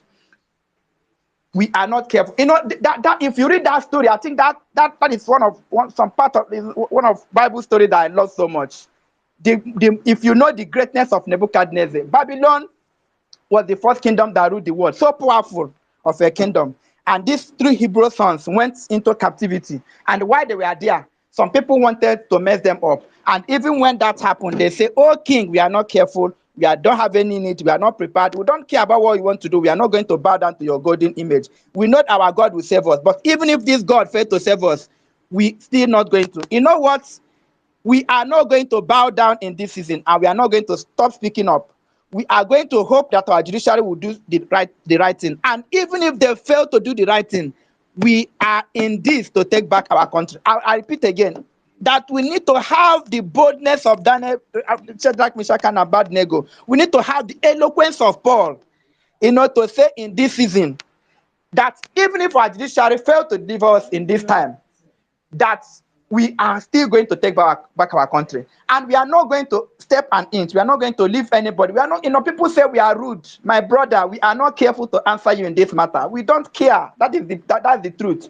Enough is enough. The peoples of this country have endured so much. So when we say we are rude, we are not careful to to answer you in this matter. We are not ready to compose ourselves. We are not ready to bow down to you. We are not ready to be humble about this matter, because this matter is a matter of life and death. So therefore, we are not showing you courtesy. We are not careful to answer you in this matter. Our resolve is that we want to take back our country. We want to take back our country. For a long time, the people of this country have suffered. And in this season, we are saying that no matter what happens, our goal is to take back our country. We need men and women who can speak truth to power. We need men and women who have the resolve and say, this country is our country. We will not allow anybody. We will not allow Buhari or Tinubu to actually ruin our life further. What we went through in these 8 years is something that normal people should not go through. Even countries at war, never went through what we went through. That people would die, 11 people, 40 people would die in a day, and the president will just be eating his meat. And he will tell you, a president is telling you now that if he's disturbed in his village, that he's going to go to another country, that he will run away. What does it mean? That if tomorrow he went to Douala and there is still insecurity in this country, there is still first caste in this country, that he's going to go to Douala. That if tomorrow after his presidency, the dollar goes up, inflation goes up, that he will just go to Douala, Niger State and stay. That is what a president is telling you. How did we get to this Niger point? Republic, sir. Yeah, Niger Republic, okay. That is going to, because that is what it means. Say if it's been disturbed in Daura, that is what it means is that if there's a lot of insecurity in that place, it's going to run. If there's inflation in Nigeria, it's going to run. If there's economic hardship in this country, it's going to run. That is what that man is saying. If This is there's a man subsidy. who has, if there's subsidy, he's going to run. He's just, he just the boldness. This is arrogance of failure that these people will fail and in your face. I think that man failed all the subjects. If actually, I know he did not even attend. For the first time, WAEC forged results and gave to our president. And this is what has been happening. Everybody in that position, most of those people in that this thing, are people who forged their results or people who never went to school. I don't know. I think our problem today should be those people who still support this government, those people who still supported Buhari, those people who is still clamoring for APC. I think those are the problems in our hand. It's not Tinubu. Tinubu is just one man. Buhari is just one man. But those people who are supporting him, those are the real problems we have in our hand. And those are the people we are going to be here to tell them we are not careful. We don't have any need to answer you, to be polite to you. We are going to make sure if we have the need to insult them, we'll insult them. If we have the need to shout on them, we'll shout on them. If we have the need to push them, we'll push them. Because this time around, there is no gentleman in this country. We have been doing gentlemen and they have taken us for granted. Therefore, Buhari, just go home. But this Nigeria will not contain us. By the time we take back our country, perhaps it is that time. That time will be a good time for you to run to Niger Republic and stay. These people have destroyed everything about this country. These 8 years of Buhari never saw any developments, whether it's in education, whether it's in infrastructure, nothing. And the one thing about APC is that these people will lie to your front. Nigerians will be hungry. They say they have improved agriculture. Nigerians will not have road to walk on. They will say, they've built the highest road in Nigeria. Nigerians will have no money to spend. They say, they have shared billions and billions and billions. School children will not have food to eat. They will say they have killed cows. They have used billions and billions. God, how did we get to this point? How did Nigeria allow itself to be ruled by Buhari? Buhari is somebody that should be. God, where is Jonathan? Jonathan, wherever you are. God, I used to love you, but wherever you are, it will not be well with you. Because what you did to Nigeria, Buhari is supposed to be in jail. Buhari is supposed to be in jail. You see, Buhari is supposed to be in jail. That is where he's supposed to stay and die. That man is wicked. That man is a fanatic. That man is a bigot. The only thing that Buhari has going for him before 2015 is that there are some people in the north, some imaginary people in the north, some bigoted people in the north, some religious fanatic in the north, who felt for some reasons are supporting this man and they see this man is their God. Thank God this man came and showed them shege. There is nothing, I've said this thing before. Our problem in this country is not people who read too much of Quran. Our problem in this country is not people who read too much of Bible. Our problem in this country is to search for people who have humanity. Nigeria is in search of people who have humanity in them. People who will come and say, I have humanity in my heart and I'm going to do everything to make sure I show love to humanity. That is the people that this country is looking for. It's not the people who sleep in mosque or people who sleep in churches. And that is why we have tried it. I don't know, before this time, I don't know any better Muslim in the north. I don't know that person. Because Buhari in the north is being revered as somebody who knows everything about Quran and who is a good Muslim. But he has failed because it's not about religion. It's not about reading Quran and praying 5 times in a day. It's not about going to church and fasting. It's not. That is why even in the south, those ones who you call Christian, they find a way. If Adeboye is called to choose the people that rule this country, he will choose Yemi Osibajo and Adayo Israel. Those are the people he will bring. And if he had brought those people, if he had gone to him and said, sir, give us a good Christian that can be able to better this country, he will give you Dayo Israel. That is the person he will give you because he's a pastor in Redeem. And we have seen Dayo Israel, we have seen Yemi Osibajo. It's not about church. We are looking for people who have humanity in their hearts, people who can come and show love. It doesn't matter whether you don't even believe in God, it doesn't matter, because what we are talking about is not how we'll go to heaven. It's about how will our country be good. Our country can still be good, and people who want to go to hell will go to hell. People who want to go to heaven will go to heaven. It doesn't matter. Those things, they are not mutually inclusive. They are mutually exclusive. Therefore, my brothers and sisters, please keep on doing what you're doing. Keep on believing, keep on praying, keep on doing what you're doing, and keep on coming and making lively up yourself. This battle is not lost. We won this election and we are going to take it. We will not allow these robbers, these criminals, this unscrupulous element, this inept to these people who are failure to actually decide our failure. Never again will they decide our failure. They will not. People like Bola Tinubu will not rule this country. He will not, by the special grace of God. Our God will speak for us, and all of us are going to be here to make sure we take over our country. It is time, Nigerian people. 220 million people cannot allow themselves to be ruled by idiots. I want to repeat that again. 220 million people cannot allow ourselves to be ruled by idiots. We are greater and more powerful than them. That is the truth. And for all of us, for one reason or the other, who think, oh, what are we going to do? My brothers and sisters, it is like that. We have fought a battle, we are battle weary, but we are still going to march on until we get to the other side of Jordan. And the other side of Jordan, we shall get. Don't be despaired.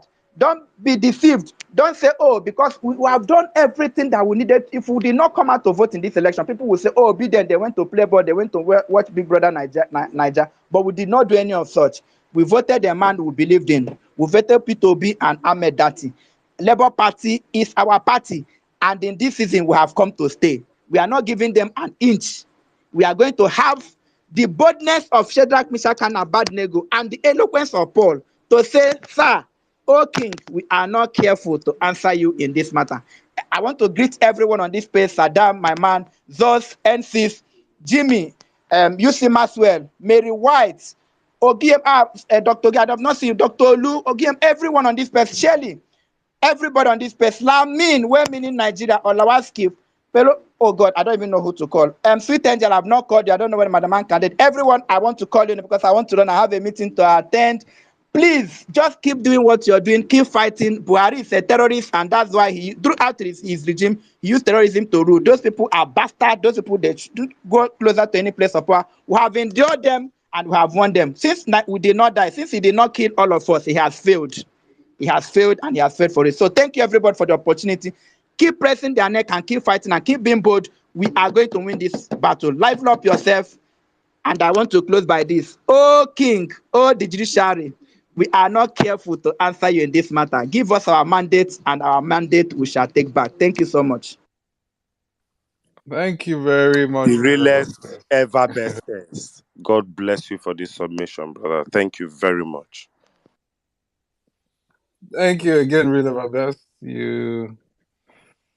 Yeah, thank you very much. All right, We are let's not careful to talk to you on this matter. Yala, yeah, anybody. straight up, man. All right, let's take Mary White, my sister. Zos, How are you doing? good. No, not do well. How am I going after Real Alpha Best? I can't match that, please. Hi, everyone. It be like set up. You see my brother, Wonder Mother. You see that? Now I'm scared to even talk. Hi, Real Alpha Best. I beg next time when I know I don't want to go after Real Alpha Best. But Pastor Real Alpha Best, I really did enjoy your submission. I was just laughing, but thanks so much. You were really you were really on point. Thanks. Just that going after you. I'll try. Wonder Mother, hi. I love your cooking. Keep cooking. Emir Saddam, hi. Zos, I salute. Wonder Mother, I really liked the fact that you touched. I'll just touch on the suicide thing just for a minute. I know for us Africans, when people bring up the fact that they're depressed, we tend to shut them up and be like, "Oh, it's not in our culture, it's not in our family." I think we should actually encourage people to talk, because the time that they talk about depression is the time that we can actually get help for them, and whether through talking to them to see why they're depressed, or maybe referring them to therapists. Because guess what? The reason why we're surprised when people commit suicide is that whenever you see someone who's depressed, all of a sudden they're happy. It means that they've already concluded with a plan. They've already come up with a plan. And when they do go ahead with that plan, that's why we're all surprised when it does happen. So if someone comes and tells you that they're depressed, please listen to them and help them in any way that you can. And that's where I'm going to end it. So going back to the topic, rating Buhari's 8 years. So I can remember in 2018, most people around me were all happy that Buhari about Buhari, because they felt like he was gonna be the one to deal with corruption. And I can remember using a word at that time. I told them that we need to be cautiously optimistic. And for me at that time, I didn't really understand what I was saying. But come to find out now, I think we've all seen him for who he truly is. Yes, you could say, yes, I should have known his history. I did know a little bit about his history at the time of him and Idiabo, knowing fully well that he didn't really do much. But for some reason, I felt deep down inside me that he wasn't the right person. And I think most of us have been proven right. During his 8 years as the president, we have had, like, I guess, like everyone has said, NSARS happened, Twitter ban, which has led to like stifling of free speech. And not only that, we've seen an increase in tribal and religious bigotry under his watch. And like some people have said, this is a man that promised to give us the best democratic elections ever, but we've ended up seeing the worst in the country's history. And the one that kind of hurts me is the fact that this government does not respect rule of law. Like any judgment, most of the judgments that have come out from the court is like disregarded or is not even respected. Nothing we could like I could give examples of cases or judgments from the laws that they have not even heeded. And also, nepotism is also the order of the day. Starting from the fact that the attorney general is not only the attorney general who's not doing his work, but is actually his in-law. And the one that also hurts me is the security forces. The security forces are the ones that should be protecting lives of people, livelihood. Like, but you could see what's going on. I just saw a video yesterday where police officers are harassing people, telling people to show them what's on their phones, and when they do not do it, what do they do to them? They go ahead to hit them with whatever weapons. It should not be happening, but this is happening under his rule. And instead of this man to right the wrong that he's done, what is he doing? He wants to transfer power to a drug baron, someone who is likely not a citizen of the country, who has dual citizenship. And you would think that he would maybe care and sit down and listen. He doesn't really care. He just wants to run off, like everyone has been saying, to his Niger country where his family members are. So, and for me, there is no grade. I can't even grade him. I think if there's anything about like not grading him, I think I should go with that, because I don't think he even deserves an F9. He deserves something worse than an F9 because he hasn't really done anything. What he's only done is just to achieve his lifelong dream of being the president of the country, which he's actually done. And for me, he doesn't deserve anything. So the second one about Festus. For Festus, I do understand ministerial appointments are given to people as a way to show gratitude when they do support in elections. And that's why he's ended up with this ministerial post of labor where he doesn't know, I guess, the job descriptions. Because if he did, he would have been doing his job of ensuring that the youths do get employed. But he's not doing, what is he doing instead? He's being the spokesperson of a political party of Ecuadorians. So for me, we shouldn't be surprised that he is acting like a buffoon, like the way he's doing right now, because he's in a position that he doesn't know what he's doing. This is a guy that never won any elections. So how do you expect him to do his job really well? For me, I don't. If you do, hey, good luck. And for me, I'll end with the last tab, which is the LP petitions. I'm gonna be honest, I haven't really read the reply, but I know it's typed. I know it's I know I see UC Maxwell in the speaker section. Maybe he could throw light on that if he has read it. But I know what I look forward to is a tribunal where I pray that it should be aired live so that we can watch it from everywhere we are, so we could see what our judiciary is doing with, I guess, all the evidence that will be thrown in front of them during that time. And on that note, I would say, thanks all obedience for listening to me, and let's keep on doing what we're doing. I've always believed that our movement is filled with we have different types of people. Like, I remember when Cesar was saying we have different people with different titles, which means that we do have a lot of intellectual people, and that's why I'm so happy to be a part of this movement. So on that note, I'll say thanks to each and every one of you for what you do, and I do believe that we will get the Nigeria that we've always dreamed of. And thanks for listening, and God bless everyone. Bye, everyone. Thank you very much, Mary White. God bless you too, my sister. All right, let's quickly go with Ogunyamis.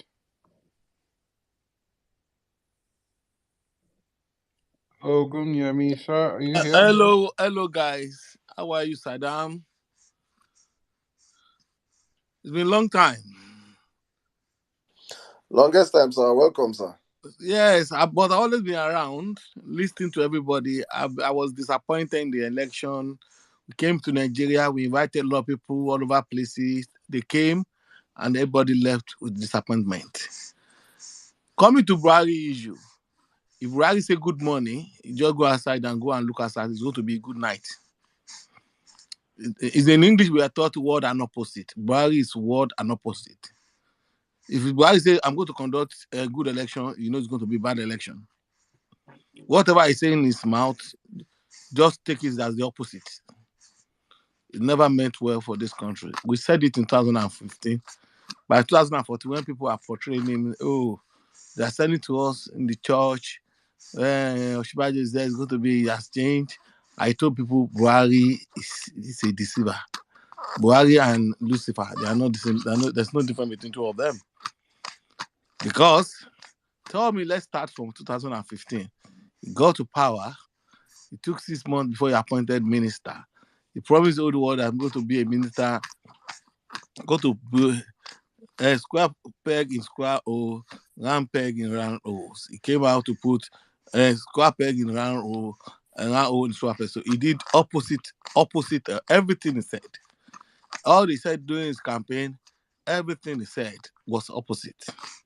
He said they built a rail, proud about the rail, and I told them that what's so fantastic you have done? You brought locomotive that been abandoned in India to Nigeria. You're saying you are doing rail. People are talking about bullet rail in this modern day. You are still doing the old system of rail, and you think you're doing something.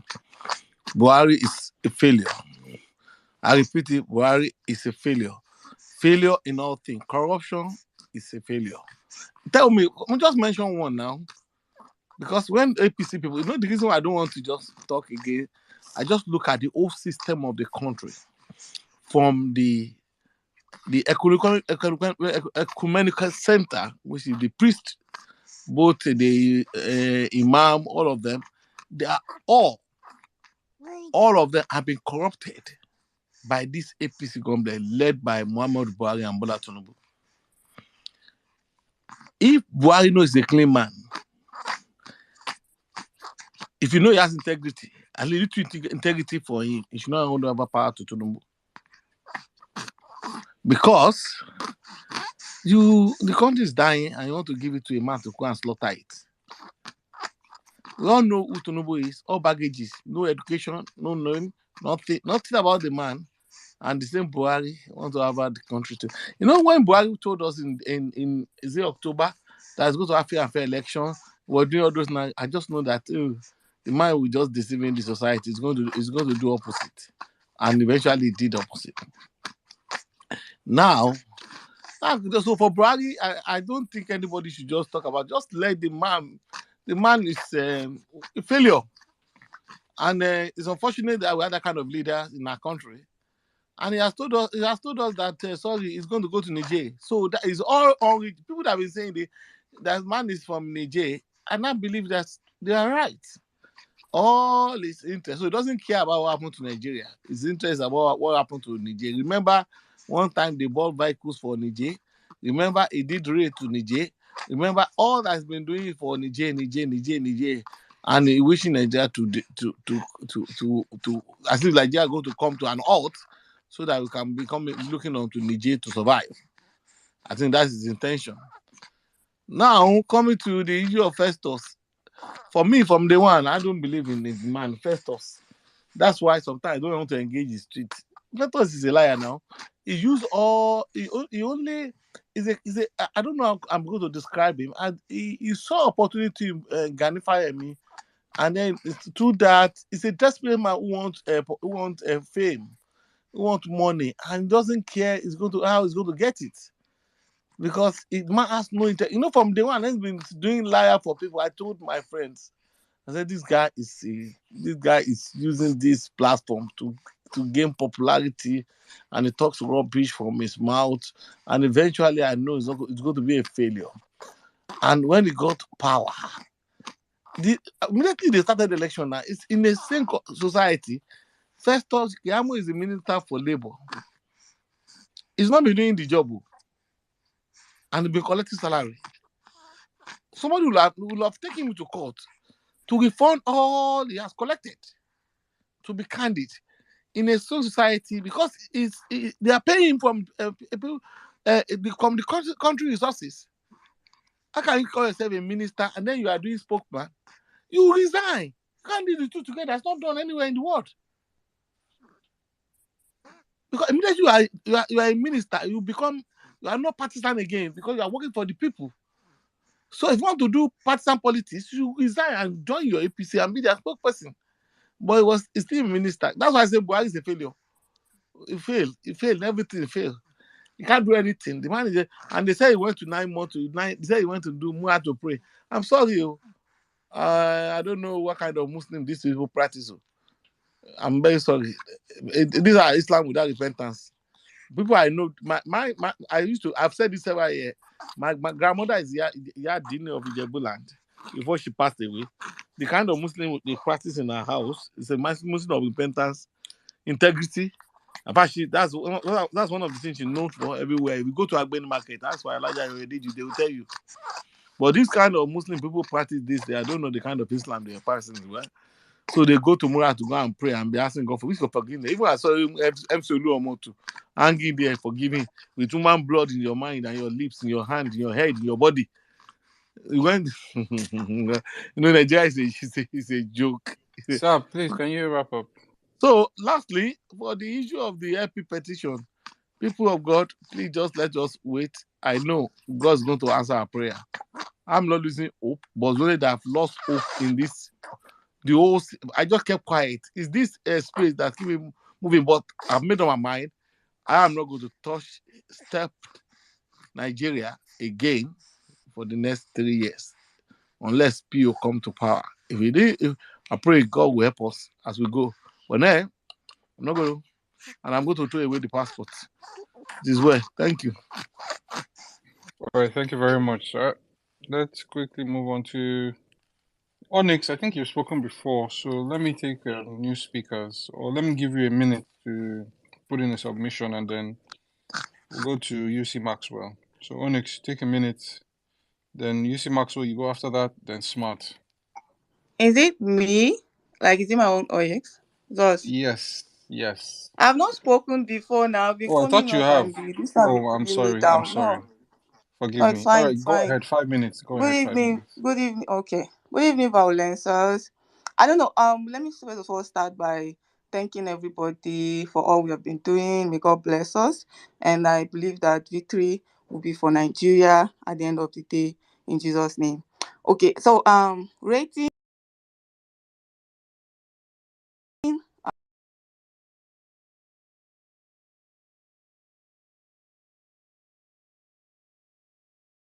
He was a military whatever head. But during the elections, Then with that, I knew that there's nothing good that was going to come out of this man.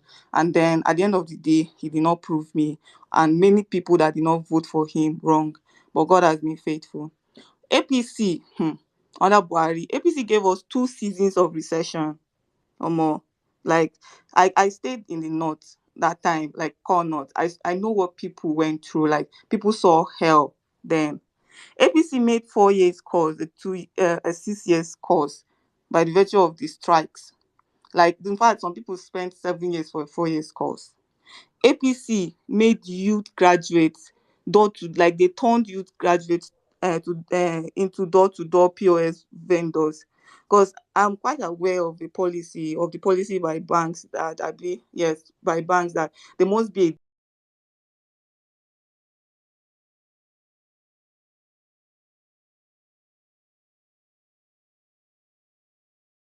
a more. You just have to much, but you just have to force yourself and be doing that thing. Okay. Then APC turned undergraduates and graduates, especially ladies, into professional hookup merchants. Like honestly, like I don't know. For me, I've always said it because when you come to your WhatsApp group, you see almost every lady selling the same thing. Most times you see them selling clothes and wigs. And so what do you use those things to do? You don't use them to innovate or create anything aside wearing them to look beautiful and all of that. So we can deduct the rest. APC had to employ animals to steal for them. Under under APC, Nigerian Defence Academy was broken into and people kidnapped, some killed. Under APC in 2023, in 2022, I think there was this whole rumor. It was even confirmed by the rebuttal they were giving that senior officers in the police were planning on going on strike, and they were now saying that it's mutiny and stuff like that. APC turned everything to a joke, like especially probing corrupt officials. You see people fainting, and you see people like what's his name, Dimno Melaye did that during that is it NDCC I've forgotten the case. That man that was just forming that he's choking, he's epileptic all of a sudden, and that was how all these things were swept under the carpet. So APC brought the Japa syndrome. For me, I know people were Japaring, but APC brought the Japa syndrome, and those people that have succeeded in Japaring, he now turned them into YouTubers that will now teach you how to Japa. That's how they are now making them. Like I don't know, I'm not saying that it's a bad no, but if you notice, unlike our Indian counterparts that are there making certain things on tech, how to, you will see a lot of Nigerian people teaching people how to Java. Like it's now the lucrative business. So almost APC have done a lot. And then about the LP petition, I can only admonish us to pray, because the heart of men is in the hands of God, and so are the hearts of the judges. Our prayer should be that God is going to deliver justice to Nigeria through the courts. Thank you very much, and I yield. Thank you very much, Onyx. Thank you, thank you, thank you. All right, let's go. UC Maxwell. Sorry, before you go, do you see Okay. Maxwell? Before you go, sorry, give me a minute, please. Guys, please remember the hashtags that we are trending. Please, let's endeavor to make tweets. We are trending Festus the criminal. Right, Saddam? Festus the criminal. We're trending arrest Bola Tinubu now. Please, these 2 hashtags, we should make it a global trend. Please and please and please. We have the power to do it. We have done it before. From where I'm spacing from, I can see Festus is trending already, but we need to trend the other aspect of it. Please, let's make out those tweets. Festus the criminal and arrest Bola Tinubu now. Please and please and please and please. All right, and then if you're on the speaker section, please put your hands up so we can establish a queue. Please, if your hands are not up, we have to bring you down and bring up more speakers. Please, guys, let's adhere to the house rule of 5 minutes. When the host or the co-hosts are waving their hand, please wrap up your submission to avoid being interjected and making you lose your train of thoughts. All right, let's go. UC Maxwell, how you doing, sir?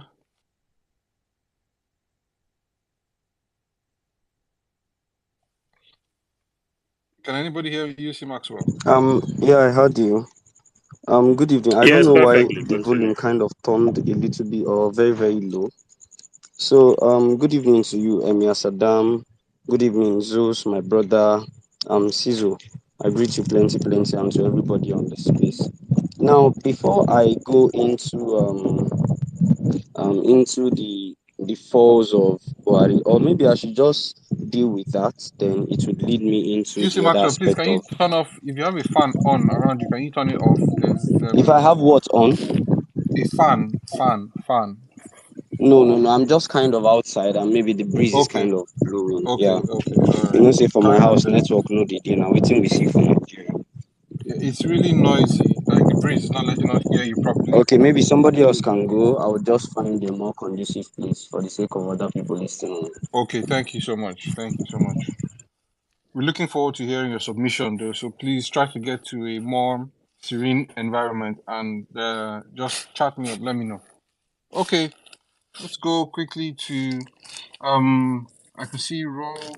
Sorry, let's take a lady. So I'll go with Maureen, and then we will go to a new Nigeria.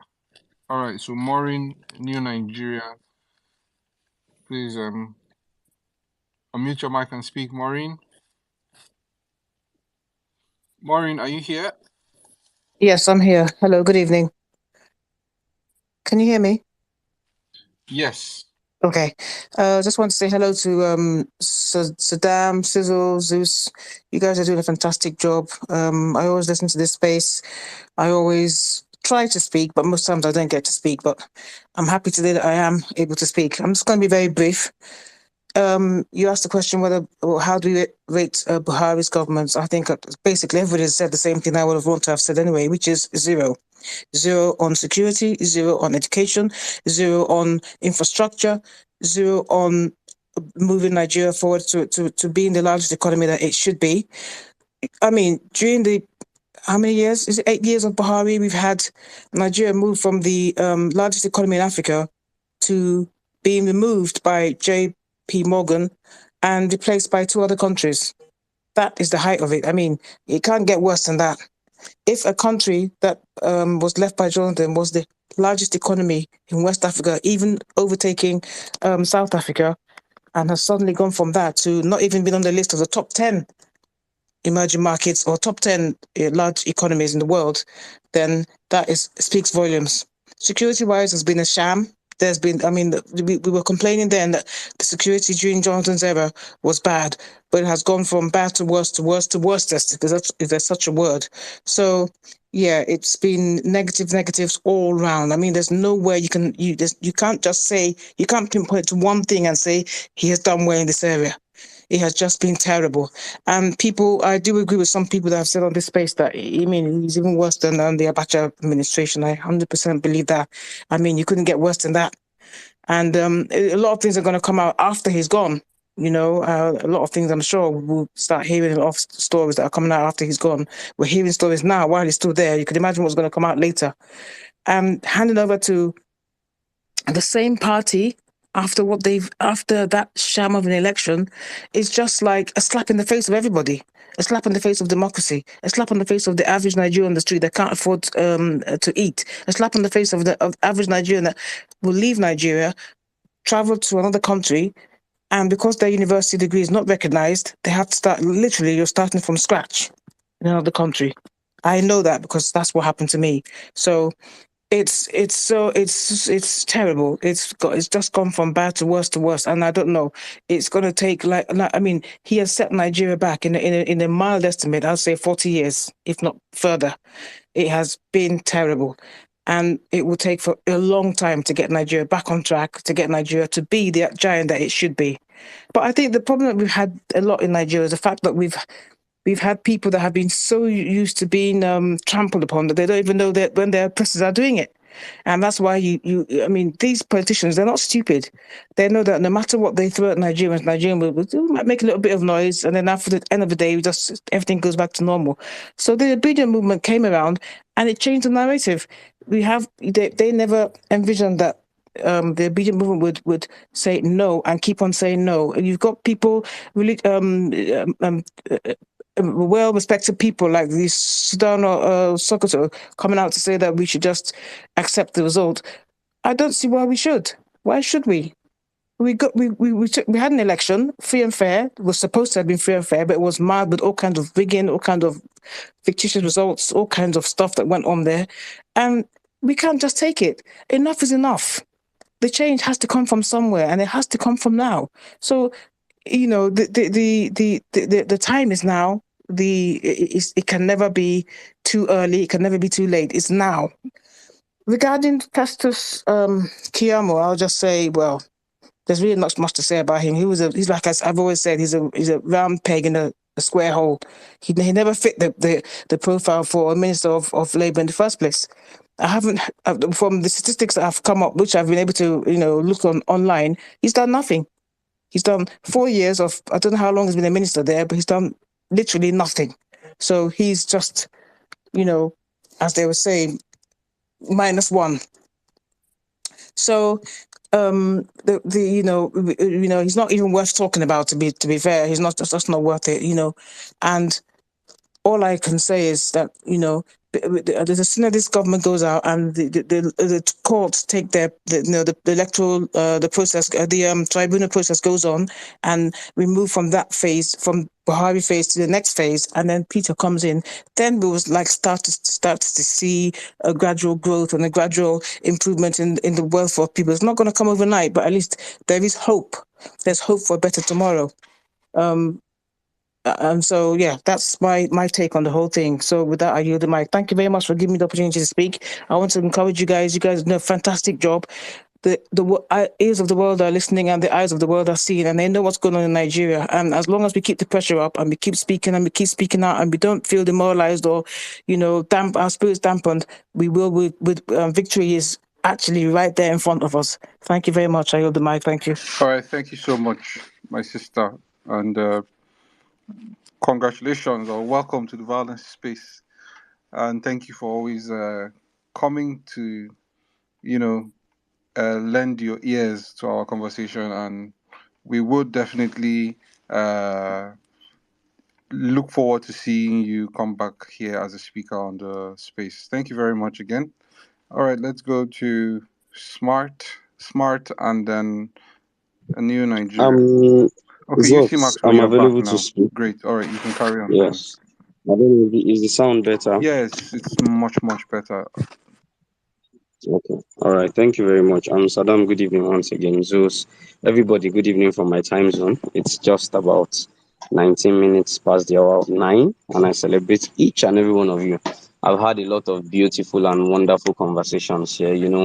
It's always refreshing to come to a place where you hear the opinions and minds of progressives, people who are committed to rebuilding Nigeria and positioning it at a better place, not because of personal aggrandizement or personal interests, but because it is a need that need to be done, and for the sake of those who will come after us. So it's always good to listen in. Now, just to go into my conversation proper, I would first talk about the Buhari administration. And me, I would always come from, the areas that relate to law, the judiciary, and the likes. And thereafter, I will say some things in response to, some earlier conversations on the space. Now, you may want to remember that it is during Buhari's regime in 2019 that over $16 million was spent on mosquito nets.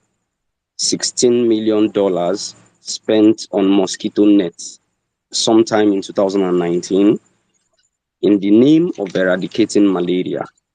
We all know, in fact, as I stand for here, malaria, they deal with me mercilessly. That is just to buy, mosquito nets, for which these things were not duly accounted for. Nothing at all.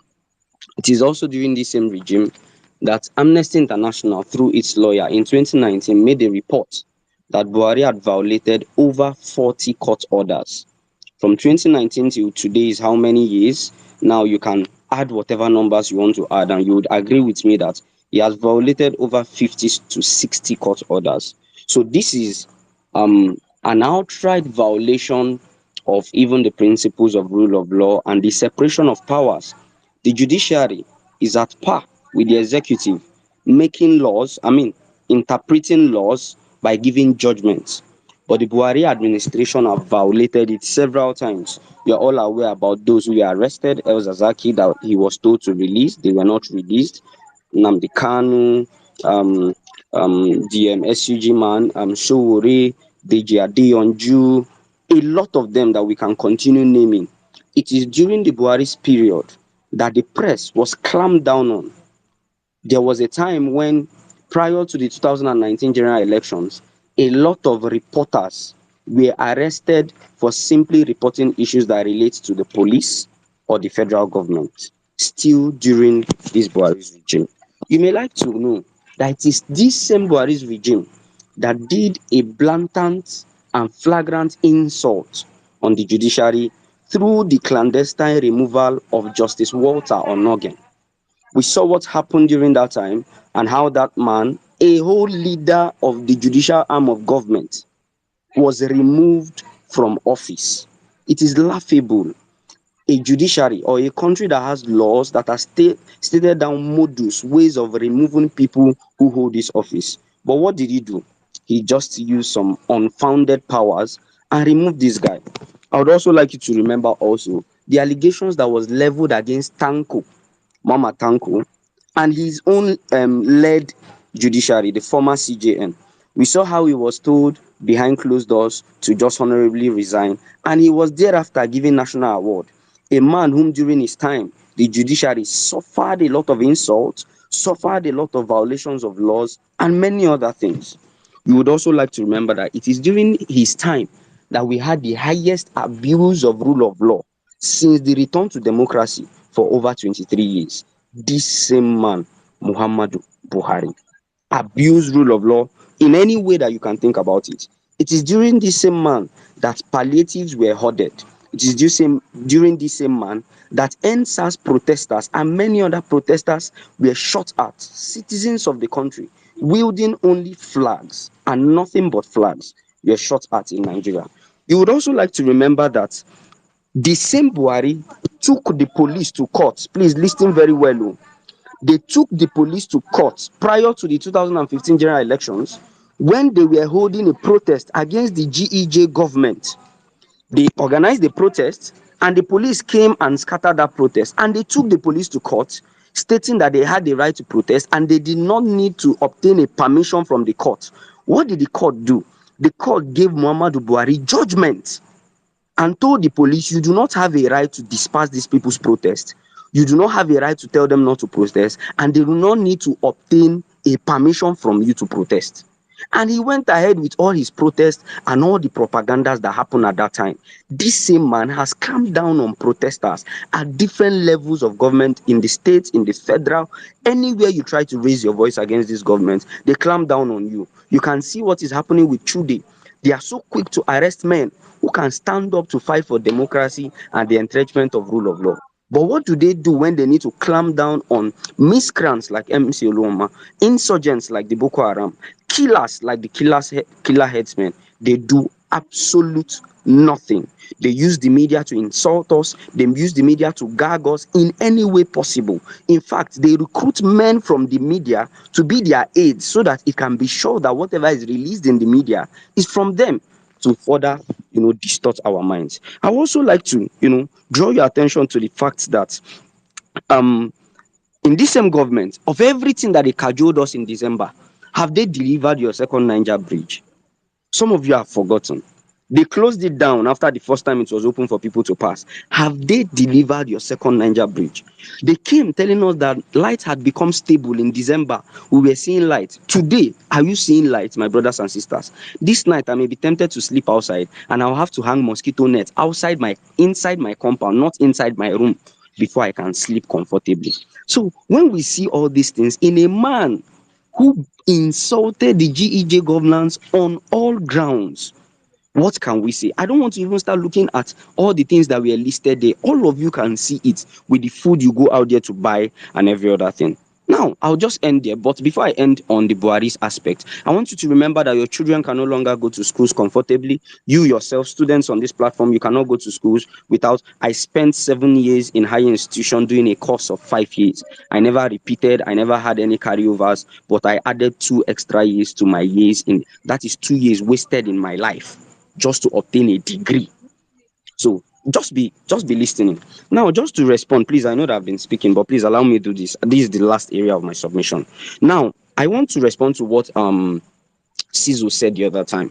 I don't want us to see it as a mere lexicon when we talk about, keeping eyes on the judiciary or making the judiciary accountable.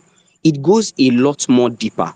I must commend everybody who is hosting space one way or the other to keep these issues on the front burner. Believe you me, it is from these courts of public opinion that the news go to the grassroots and we are able to make our demands more formidable. But I would like to highlight some things. Now, the judiciary is supposed to be accountable to the public. How can they do so? Section 36, subsection 3 provides that court proceedings are supposed to be held in the public. Public must have access to judicial proceedings. Decisions must be reasonable and subject to robust comments, critics by commentators and the media. This is something I just wrote down while Cesar was talking. If the judgments of the court cannot be subject to robust critique and commentary from the people and from the media, the judiciary is not accountable. And we need to tell them to make sure that their judgments are made accessible to the people and we can criticize them on those bases.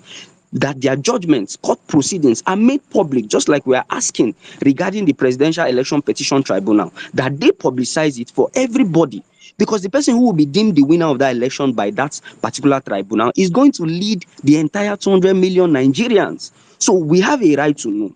Another area is this: complaints against personal conduct of judicial officers. Now, there is what is known as the Judicial Discipline Regulations of 2017, which every judge or justice in Nigeria is subject to. Listeners, brothers and sisters, I want you to know that you can write a complaint for personal conduct of judicial officers. If you see them, they collect bribe. If you see them for airports where you don't understand. If you see them, they come up from places where you don't understand. We can write petitions against these people. There are procedures laid down for this. Submit it. A panel will be constituted for these guys to be probed. And let me tell you, there's what is called it is known as what is it called again? It is called a watch list. Any judge that is put on that watch list, you can request for him not to be a part of a very, very serious decision in Nigeria. And this is only done when you make sure that these guys are subjected to these disciplinary measures. So I want us to wake up. And finally, complaints about persistent and serial errors of judgment. If you notice, or some of you can remember the famous judge in the FCT High Court, who is always known for giving judgments to politicians, and I don't want to call names. If these people have serially and persistently given errors in their judgments, we can petition these guys.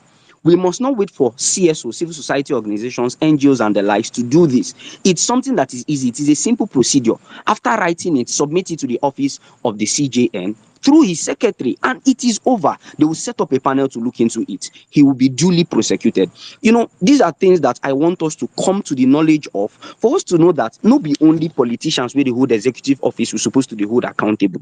Legislatures, we're supposed to be hold them accountable. Those in the courts, we're supposed to be hold them accountable. Because they are judges and we respect them does not mean that we'll allow their excesses and their ineptitude to go untouched or undiscussed about. I would just like to round up here so that I don't further stretch the mic. Thank you very much for the opportunity to speak. God bless you, Saddam, Cizo, Zos, and every other person. God bless you. Good night. All right, thank you so much, UC Maxwell. Right, guys, please let's not forget the hashtags that were trending, and let's please make tweets out. Let's ensure that these people are trending for the right reasons, which are the criminality involved in these people's affairs. Festus, the criminal, arrest Bola Tinubu now. Please, these are the hashtags. All right, Smart, please come in after you. A new Nigeria. Okay. Good evening. Can you hear me? Yes. Okay, thank you. So again, I stand on the existing protocol.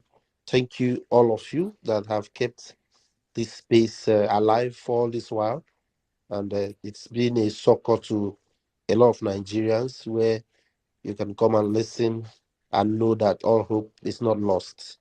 The topic about rating Buhari, I think a lot of people have done justice to that.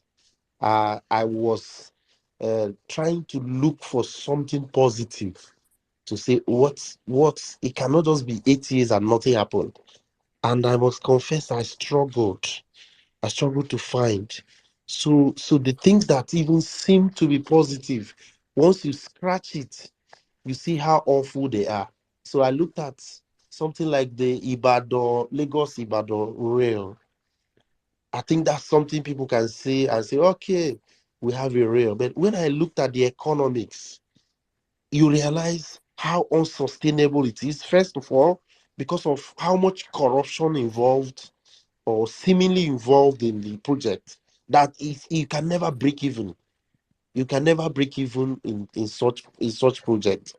And if you look at Niger Bridge, someone has also talked about, it's almost like a doomsday bridge because you build a bridge that you have designed and you foreclosed all the future utility of that water channel because you build a low bridge that now says you can use that channel for anything meaningful again except you break that bridge.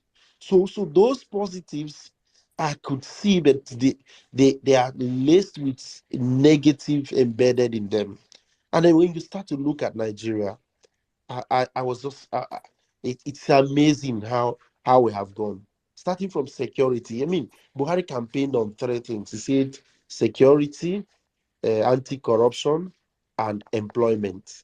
That time, no matter what question you ask him, those are the three things he will say. And so let me even use those three things to talk about it. Security. Buhari came on the wave of insecurity in the northeast. So there was Boko Haram everywhere, up to Abuja in 2012. But as of 2014, 2015, Boko Haram had been contained in only a few places in Borno. In fact, as of the election day, it was only in Sambisa forest that we had Boko Haram. And we saw videos of military chasing and bombarding the Sambisa forest before that election, before handover also. So there was really nowhere they are controlling. But as we speak today, that insecurity that was in Sambisa forest have been spread to the whole Nigeria. In fact, it looks like the people in power are looking at which part has this insecurity not gone to. So there was a time it looks like Southeast was free of insecurity, and they had to think up an idea. Say, how can we trigger insecurity here? And boom, there was an idea. Let's go and do Python dance. And by the time they finished the Python dance, they radicalized IPOP or whatever they call themselves. They used to do peaceful protest. They used Python dance to radicalize them. And immediately insecurity cropped up in the southeast. So everywhere in Nigeria, there is no security. Now, if you talk about corruption, look at where we are. Look at how much. Because I even went to read Laya Mohammed's 100 achievements of Buhari. I read the 100 list, and all I could see is money. They are just mentioning awarded this number of billion. That's achievement. They are not talking about what the tangible benefit is. The money that is listing. Oh, Port Harcourt refinery 1.5 billion contract to repair it. After how many years? Is the money that is the achievement? Have anybody seen one barrel of crude refined in Port Harcourt refinery since this $1.5 billion was put in there? So it all smells of corruption, official corruption, and it's like nobody's even afraid again. That's why people like Festus can be flaunting it openly, because there is no consequence. And by the time I look at this, I just feel that perhaps we are expecting too much. I think the Buhari we see may want to do the right thing, but you can't give what you don't have. So it's almost looking like it's a wheelbarrow that people are pushing. So depending on who has the handle at every time. Because look at the policies. I'm looking at, somebody has talked about AKK pipeline. This is a project that could have spurred development. You want to build a gas pipeline to develop the economy, you start from the gas flow stations. You build from the gas gathering. And then when you build up to one node, you block it, you distribute, you start generating revenue. The revenue you get from that first node will build the second section. You went and start building dry pipeline in dry zone. And then at the end of the day, we have spent billions for nothing. You're not going to get nothing from that project. And the people giving you the money is a loan. You will start paying back the loan when you have not realized one single value. You've not completed the project, you are not making money, and you are paying back. And that is how it's almost like somebody doesn't plan. You just wake up and decide, okay, this is what we're going to do. Let's go and do it. And maybe somebody just push. So I don't see whether it's Buhari or APC. I have not seen a thought out policy that this is what we want to do. This is the achievement we want to make in 3 years. Everything looks haphazard. Look at to move from Port Harcourt to Aba. This is a 30-kilometer. Before Buhari, they had started building this road from Enugu all the way to almost Aba. This nobody can complete this after 8 years. Smart. Sorry, I muted you. Smart. Apologies for that. I was trying to accept someone. But please, can you unmute and wrap up in 30 seconds, please? Okay. So thanks. I'm just saying there is really nothing we can see. Despite how bad Wike is, it is by the grace of Wike that people can travel from River State to any part of the southeast, because you now have to pass some village road, a chair and everywhere, because you can't pass the road that government was, and those roads were passable before Buhari. East-west road, everything in Niger Delta, none was done. Look at Amechi was making a lot of noise about Calabar Lagos rail, that a Senate must pass it. They passed it. 55 billion. They passed it. Not one brain, not one sand was down. So the whole essence is the economy tanked. We are 145th in the world in GDP per capita.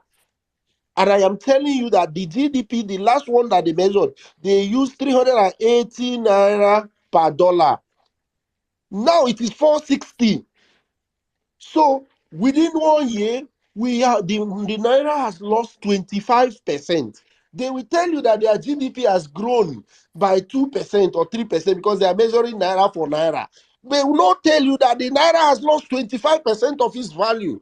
Therefore, your GDP is going down. From 2015, when Buhari took over, GDP of 587. Now we are in the low 400s. We are going nowhere. Smart. Thank you. Please, can you wrap up your submission? Yeah, I'm You've taken done. so much time. Thank you. I've been waving you. You have totally ignored me, but it's fine. Please, if you are done with your submission, we appreciate your comments and thank you for coming to the space. Thank you. So those 3 indices, they are 0. Thank you.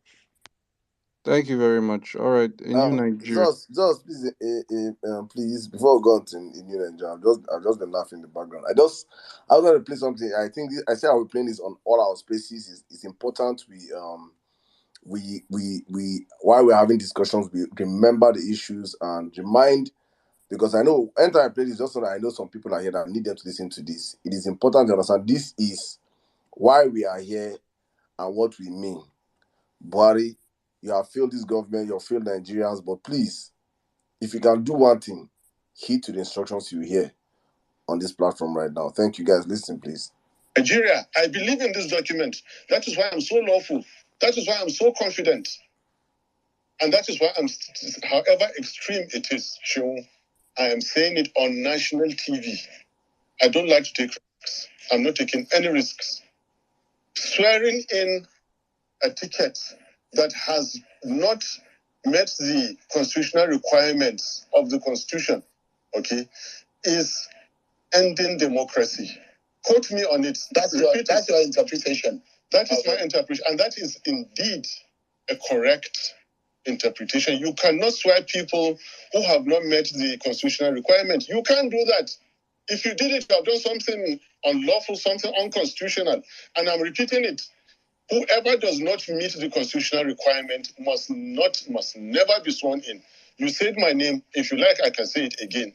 I'm Dr. Baba Ahmed. I'm not taking risks with my safety and with my life. But I'm repeating, swear in anybody who does not meet the constitutional requirements of our country. You are engaging in an unconstitutional act. Mr. President, do not hold that inauguration. CJ and your lordship, do not partake in unconstitutionality. I am taking this risk for the sake of my country. Yes, it is extreme, and I'm saying it. It was more extreme for Yakubu to issue that certificate. It was reckless. He is putting all our lives in danger. All of us were already at risk. So what is there again in me taking risks again?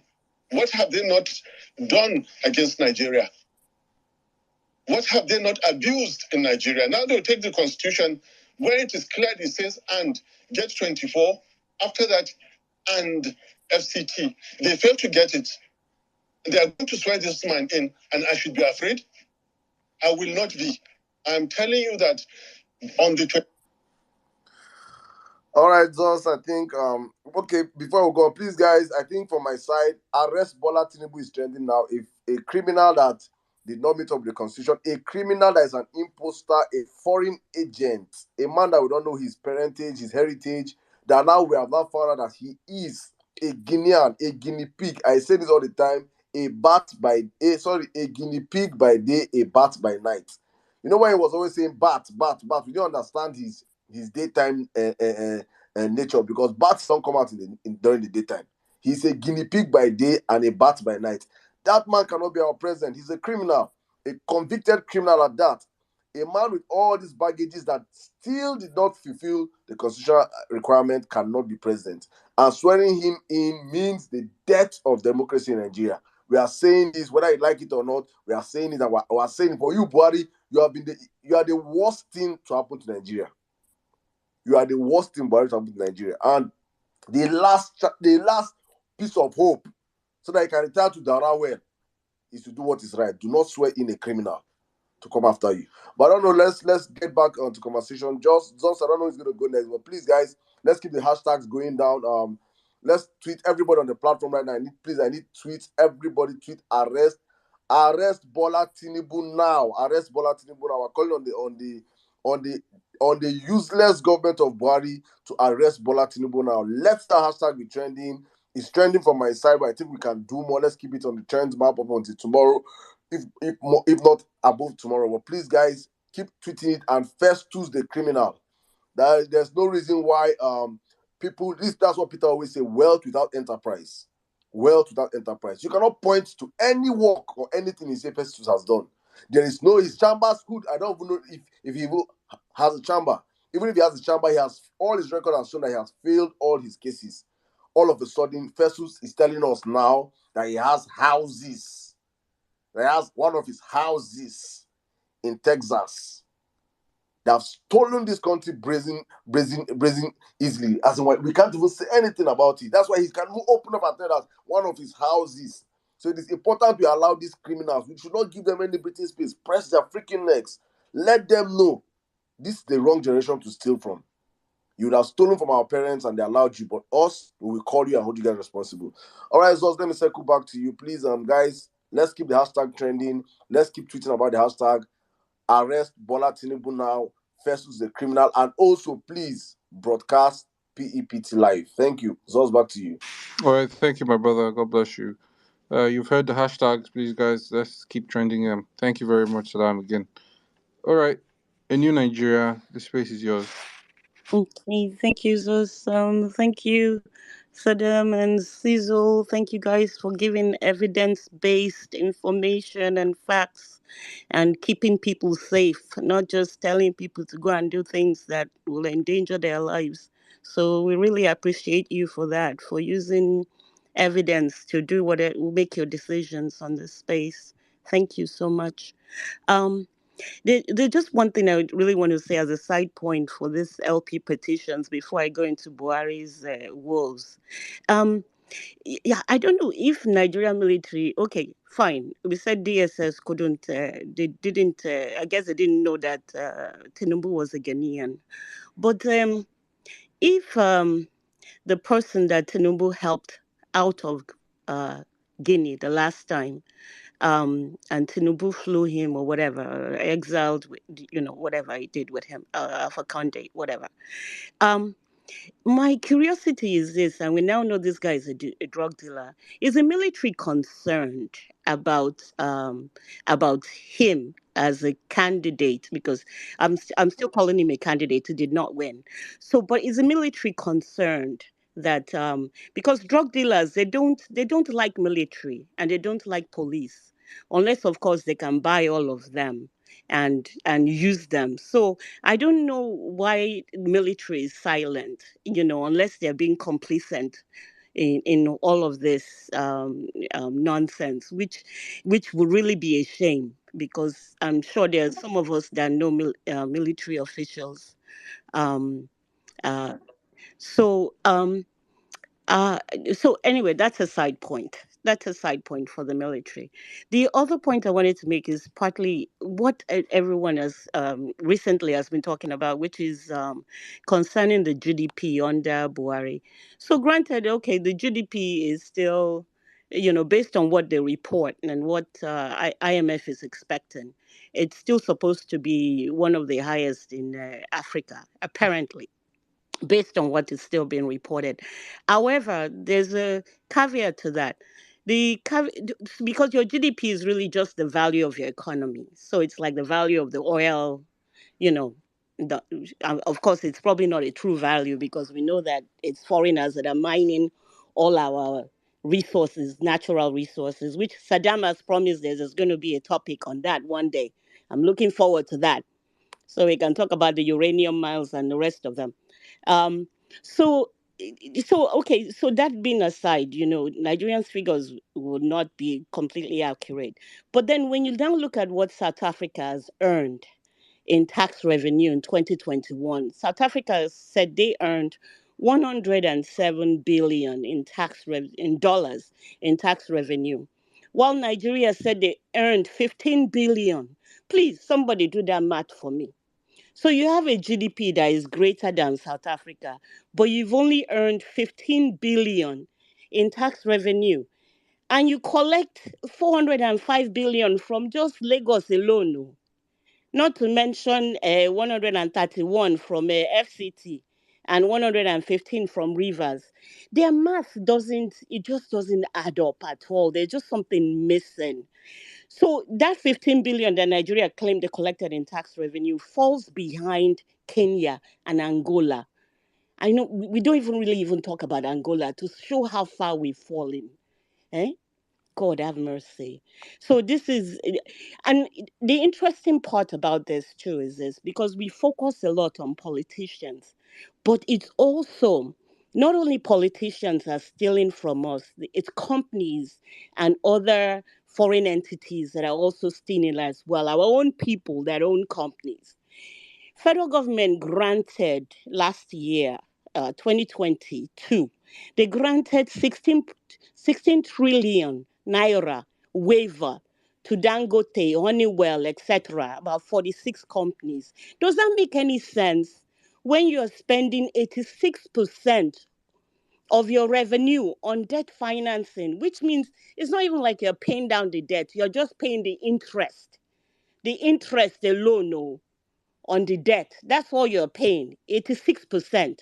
Whilst a place like South Africa is only paying 20%, on debt financing. So the whole thing is just the way Nigerian government is. It's like they're milking us on.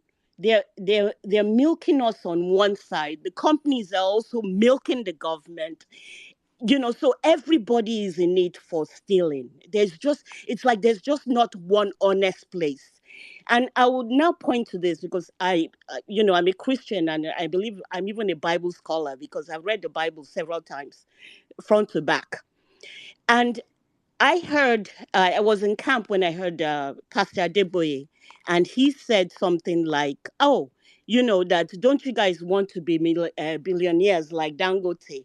We didn't say Dangote's name, but he just said, like, you won't have to pay taxes. You'll be a billionaire. And he was using it as a prayer point. You won't have to pay taxes. And then you could just be fixing roads. And I thought to myself, I said, that one not cost, so no, and that one not be prayer for me. Why won't you, when the Bible says, give what is Caesar to Caesar? Why would you not want to pay taxes when you're a billionaire? And then you're collecting tax break to fix the same roads that they've already collected taxes from us. So it's like a triple robbery. Because the companies are not paying their taxes. You are paying your tax. And the tax you are paying, they're not using it for the roads. And Dangote claims he's fixing roads for you. But then they're giving him credit and waiver and certificate for it. And he's not paying taxes on top of that. Does this make any sense to anybody else? I just don't understand. This is the kind of situation we found ourselves where we're being milked, coming in and going out. This country is a mess. It is a mess. And there's not one party that has been good, period. I will yield the mic. Thank you. Thank you, my sister. As well, just please, we're going to have that space. I know how much important it is to have that space. I think that space should be an eye opener for Nigerians, especially we will understand the wealth we have in this country. When we talk in Nigeria, people are all focused on oil and gas. It's even recently started focusing on gas. We forget that there's a ministry called Ministry of Solid Minerals. We don't understand the amount of solid minerals that Nigeria have been blessed with. We have gold, we have diamonds, we have uranium, we have tantalite, we have everything underneath our soil. And just certain set of people are collecting our money. Nigerians don't know, but we're going to have the exposure on this platform very soon. And we are really digging out if the information there are scary. That we just have to get enough information before we host such a space. But we're going to have that space, and probably our brothers in the north to understand how wealthy that region is. That we shouldn't have kids doing Amajiri today. How wealthy some certain set of people are sitting on their wealth and making them feel that banditry is just a religious cause. No, people are coming in and taking our wealth as individuals in court with the government, and people, we don't even know about this thing. We're all focused on oil. Oil is the list of what we have in this country. We are so blessed to people, but very soon we'll have that space. Thank you for reminding me, my sister. Thank you. All right, Zos, back to you, please. All right, Emir Saddam, thank you very much for bringing that up again. Thank you also, my sister, for your submission. So we'll go straight on to Benga. After Benga, we'll take Urechi. After Urechi, we'll go with Mama for you. Zos, my mother Nelo. for help you see so. I beg no vex, mommy. Drink small stout, no vex. Hey, I was waiting my turn. I wasn't If really like say don't forced. make a job for house, if like say you want make a staff, you don't want me to eat. Good evening. Zos, this agenda. You don't want me to eat. Eh? Good Yes, I would evening. have raised hell Sorry, behind the Benga, scenes. Benga, Don't please. worry. Sorry, you go after Mommy Bolande, Benga. Mommy Bolande, please. Oh wow. Oh my God, I've been listening to submissions, and what I'm happy about is whilst maybe 10 months ago a lot of people didn't really realize the extent to which Buhari had failed, But today I was hearing from people giving stats and everything else, and I feel like we've come along as a people, because it's really these are the things that we really need to know about in order to understand the kind of nation building that we have to do once they're gone.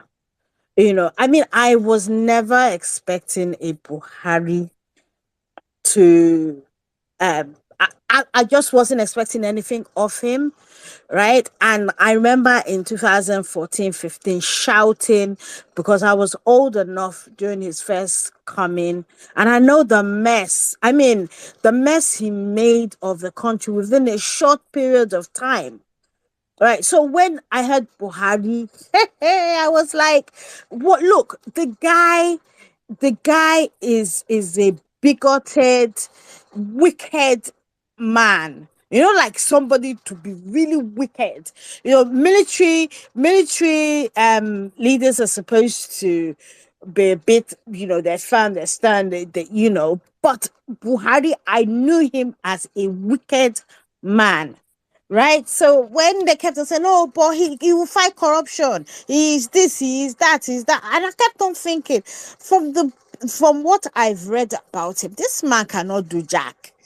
Right. And I wasn't surprised. However, what I was surprised about was how much he would enable everyone else in his orbit, right, to still without, it was almost as if the PDP were just learning work. These people are professional thieves, right? Every single person, including plus Buhari, because people kept on saying, "Oh no, it's those around him." He chose those who were going to be in his orbit. Shebi, they said it was his people are afraid of him. Before you know it, he's gonna do this, gonna do that, and he did nothing. How long did it take before Obasanjo started writing letters? Because Obasanjo was thinking, okay, his army background, he will deal with this terrorist. Instead, we are one of the most terrorized countries in the world. We are alongside countries who have had wars for years and decades. It's not a place where Nigeria should be at all. Because this was Buhari, who during when Jonathan went hard on Boko Haram, he was like his brothers, and then he got there and he just turned a blind eye. The only thing that's really painful right now, right, is the fact that the thousand of fellow Nigerians, both children, women, men, have been slaughtered because he didn't care. He came because he wanted, number one, to have a second opportunity at maybe stealing his own. Because remember, they took him out of power, right? And he didn't get to steal enough. Fine. I mean, it's debatable because that PTF money, 2 point something $1 billion, we still don't know what happened to that money, right? So there was somebody else. No, he enables it, right? And because he basically has done nothing. Oh no, he has done something. I take that back. He has become Ajala Travel all over the world. If you don't know who Ajala Travel is, it's a song and is a person who, when would travel, taking photographs and all the rest of it. He basically, all the places that he had never didn't have the opportunity to go to, he has been there, right? The man is useless, right? He has always been useless. I don't know why people are surprised, right? And the worst thing is he's leaving a country that's more polarized than it's ever been. All his lopsided appointments. When we started talking about it back then, they were like, we don't care. People were like, we don't care. As long as the person does the job. He wasn't appointing it wasn't just nepotism. It wasn't just that. It was the fact that he was appointing useless people, people who were as useless as he is, who were bereft of any ideas how to take a country like Nigeria forward.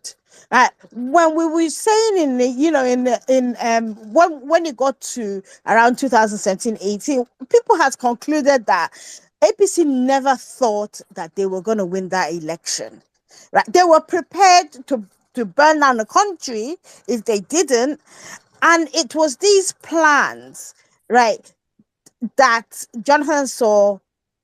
I mean, I remember sharing on election night, there was a move of ammunition across the north. We were getting it, and I was feeding it up the chain, and I was genuinely scared. So when he gave up, I was like, you know what, that man, regardless of what you say about him, he's a good man. But APC were not ready for governance.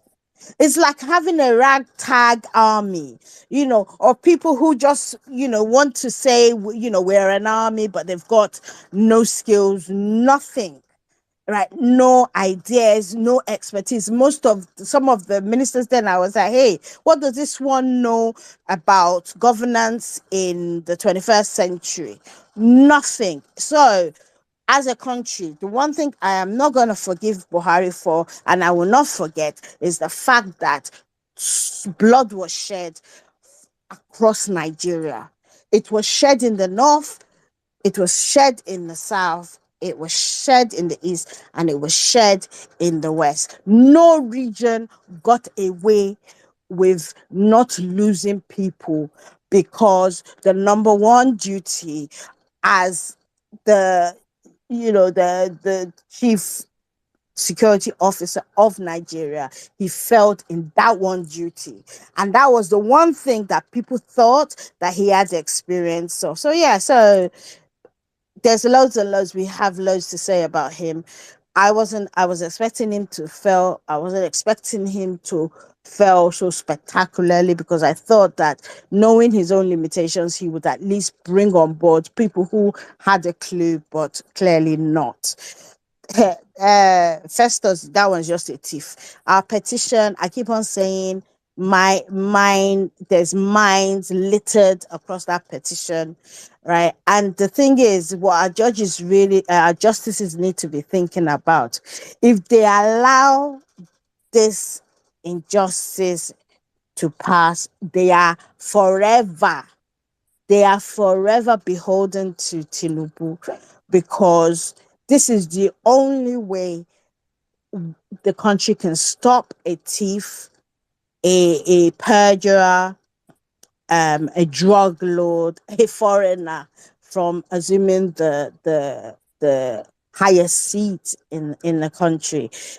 So judges need to. I know people say they're not on social media. Who says so? Of course they are. They know, they can feel, which is why we need to really, really keep on making noise. Let them hear it. Let them understand that, look, we are more educated as a country in terms of the legal aspects, in terms of policies and everything, than we've ever been, all thanks to P2B. Right. So we all have a voice. We have to keep on shouting to the air. And Buhari, since you couldn't give us fair and free elections, at least go and arrest this man. Let it be the last thing you do. Arrest this man. He is a foreigner. Fine, we know you're one too, because this thing about Niger Republic, you were more caring about the citizens there than you were for us Nigerians. People were being slaughtered, you didn't care. People, when the flooding happened, you didn't care. You were greeting people, other countries where there were natural disasters, but not once did you feel that our own people, okay, let me commiserate with those that lost their lives and their livelihoods. So you're a wicked man. I've always known you as being a wicked, but Kuku be wicked towards Tinubu. He no longer has a hold over you. So please help us arrest him and let us be done with. Thank you. I yield the mic. Thank you very much, mommy. Thank you. Mommy, before you go, Today you were on the roll, man. I had to come in to give you some backup. I saw your your tweets today. You know, Honestly, they, you know what? I got to a point where I have insulted them back, insulted. It got to a point where I started blocking because should I I tell was you what like, I can't, I don't have the time. let me tell you what I did. Let me tell you what I did. I just entered your tweet. I just saw those children of the guinea pig. When I see any of them, I just block. I go and see their likes. The one that like them, I block close to 200 from that your tweet. Over 200 this morning. I say, what I, is this? God. Oh Eh, my I goodness. blocked so many. I blocked so, but then I worked out that if you hide their comments first and then block them, any other thing they write on the On the thread thread. is not seen by anybody else. So that was what I took. I took time. Initially, I was responding to the ones I felt, but I get bored quite easily, and I was like, "Well, I don't have time." Oh yeah, I started hiding and blocking, hiding. I block. I can't even count how many people I blocked Honestly, trust me, because he did an amazing job. I knew they were gonna come out. I knew because I was like, I know how to wind these people up. Oh yeah, come. They came and I did the needful. But yeah, no, it's kind of just see that post. I haven't been back to it, so I'm actually gonna go and see if there's more people to block. Please go and check, please. Please, you see, tag me, please. I block more. Thank you, man. All right. All right then. Let's keep the conversation going. Saddam, Man, I just wanted to chip okay, go this on. in. I Go on, just let's see. wanted to chip this in here. Dear APC, a lot of you are on this space. There is one differentiation I'm going to make right now. If you're a member of the CPC faction of the APC, call the ACN to order. This thing is no more funny. If you're a member of the CPC faction of the APC, if you still believe that your party has a chance, or else we move on and carry the mantle of leadership in northern Nigeria and give it to the ANPP once and for all. Let's have that discussion on a factual level. Because it is very clear that the CPC has sat back while the ACN is making a fool of themselves amongst the Nigerian political space. One more time, let me remind everybody of the issues.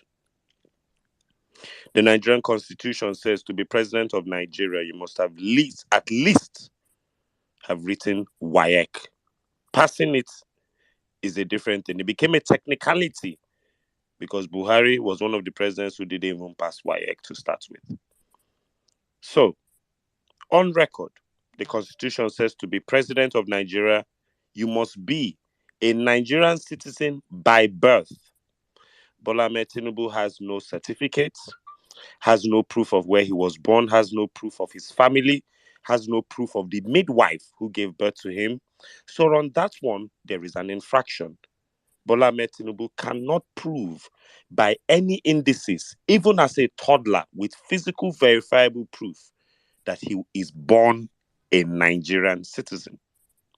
Number two, a Nigerian citizen must have studied all the way up to WAEC. Remember, in the year 1999, Bola Ahmed Tinubu wrote down 3 schools he attended in his INEC form to become governor of Lagos. The first school, Children's Home School, Aroloyo. The second school, Government College, Ibadan. The third school, Chicago State University, I think, or Richard Daley College, Chicago.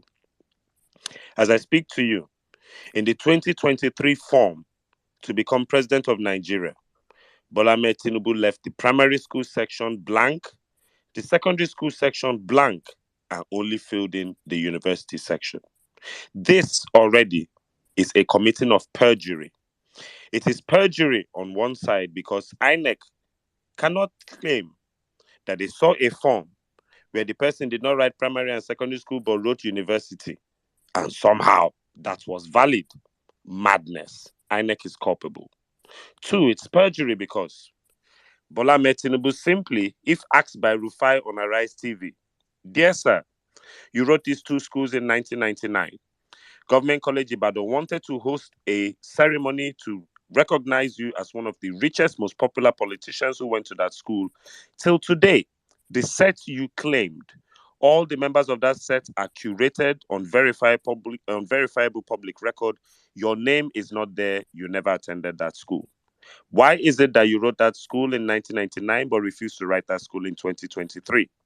These are questions Bola Ahmed Tinubu can never answer in the heavens above and in the waters of the deep. Number 3, you cannot be a naturalized Nigerian citizen to another country. Why is this important? Certain citizenships, when you get them, I don't mean you married a foreigner and got a passport by marital rights. When you, as an adult, go to another country and swear your loyalty to that nation to get their passport and documents. Because remember, a passport gives you all the rights of a citizen of that country, both home and abroad. Bola Ahmed Tinubu has on public record a Guinean passport. Till today, he has spoken nothing on the passport, so I take it that that passport is original. He is not a Nigerian citizen. He has a naturalized Nigerian passport with Guinea, making him ineligible as well. The Nigerian constitution says you cannot be a registered criminal or have had a criminal case both home and abroad. Bola Ahmed Tinubu forfeited $460,000 United States dollars out of $2.5 million that the FBI flagged as being proceeds for narcotics dealing and trafficking. Please remember that money was only 460,000 out instead of the entire 2.5 million and a possible jail term, because clearly he cut a deal with the DA on one side. 2, the agent could not prove that the cartel was so watertight that the agent could prove $500,000 and went for that just to make sure he puts that stain on his record, which he has done till today. Actually, NCs Yeah. for that particular case, it's just like when you go to Nigeria and they tell you, Thank you. your billable, the amount for the bill condition is worth 20 million. For that particular case, I have to do drug dealing in the US code. I'm going to play it here. We're going to hear it very soon. It is, you cannot collect more than, if you get 100 billion in that account. For that case, you can't collect anything above $500,000. Exactly. I know about this. That's just what I'm saying. It was not a bail condition, it was forfeiture. Please also remember that Bola Ahmed Tinubu engaged in fraud, because people keep forgetting. That story said it was fraud, narcotics, and heroin trafficking. Please also remember, Bola Ahmed Tinubu has engaged in identity theft. It is on public record he left this country with a falsified Nigerian passport. It is on public record that schools in America have him registered as a female. It is on public record that he is registered in the United States as a Black American, therefore an American passport holder, which also goes back to the naturalization problem he has as a Nigerian citizen. On 8 counts to be president of Nigeria, Bola Ahmed Tinubu, as I speak to you, is liable on 5 of them. There are 2 other counts which talks about mental health, where you cannot even be president of Nigeria if we cannot ascertain that you are not mad or you are not in the mental capacity to handle this country. For a man that does not know the difference between F9, F11, and F8, for a man that balablued and bulabad his way, for a man showing clear signs of dementia, for a man showing himself to be in a worse physical condition in 2023 than Buhari was in 2015, under normal medical circumstances, Bola Ahmed Tinubu should not be president of this country. I also say this.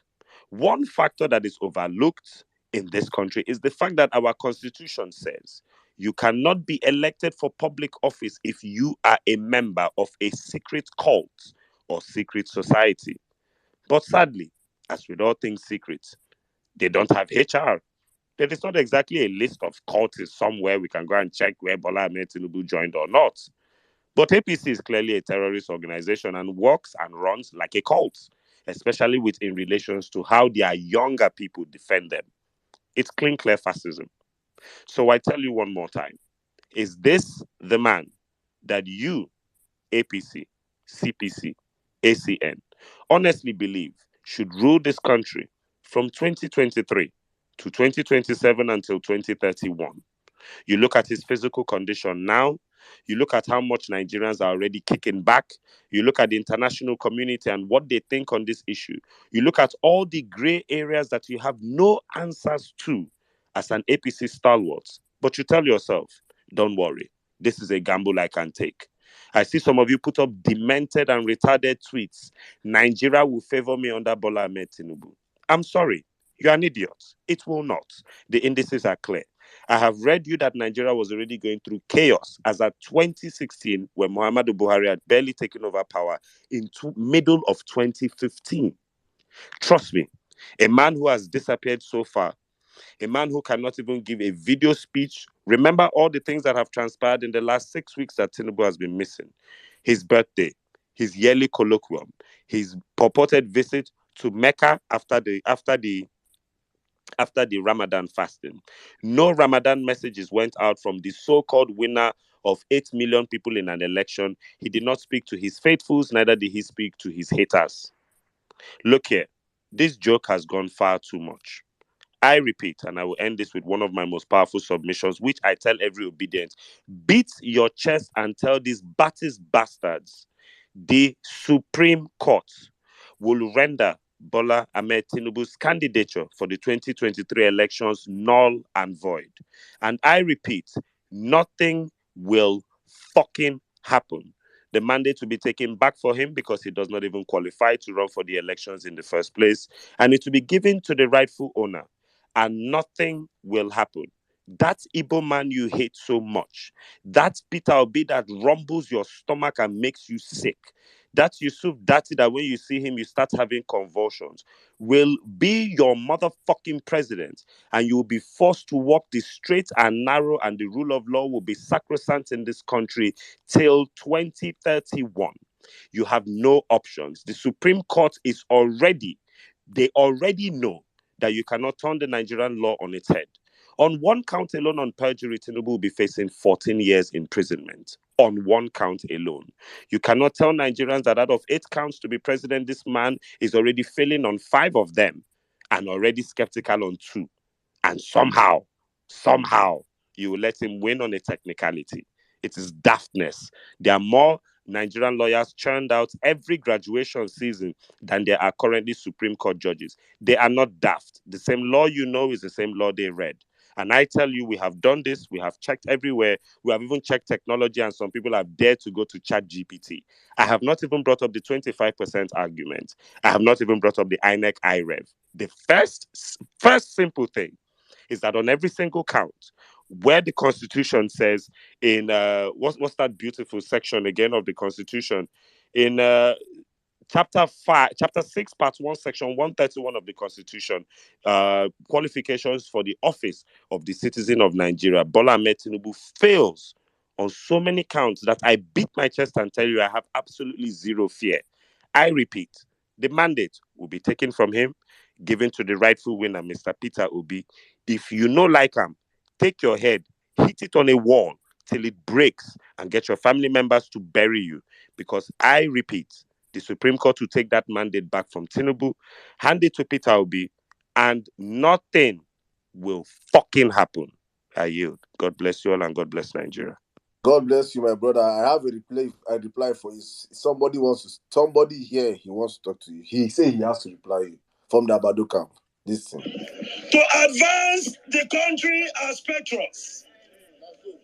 Today, I want to declare without equivocation. Sorry, please. Declare. I want to say. I want to inform.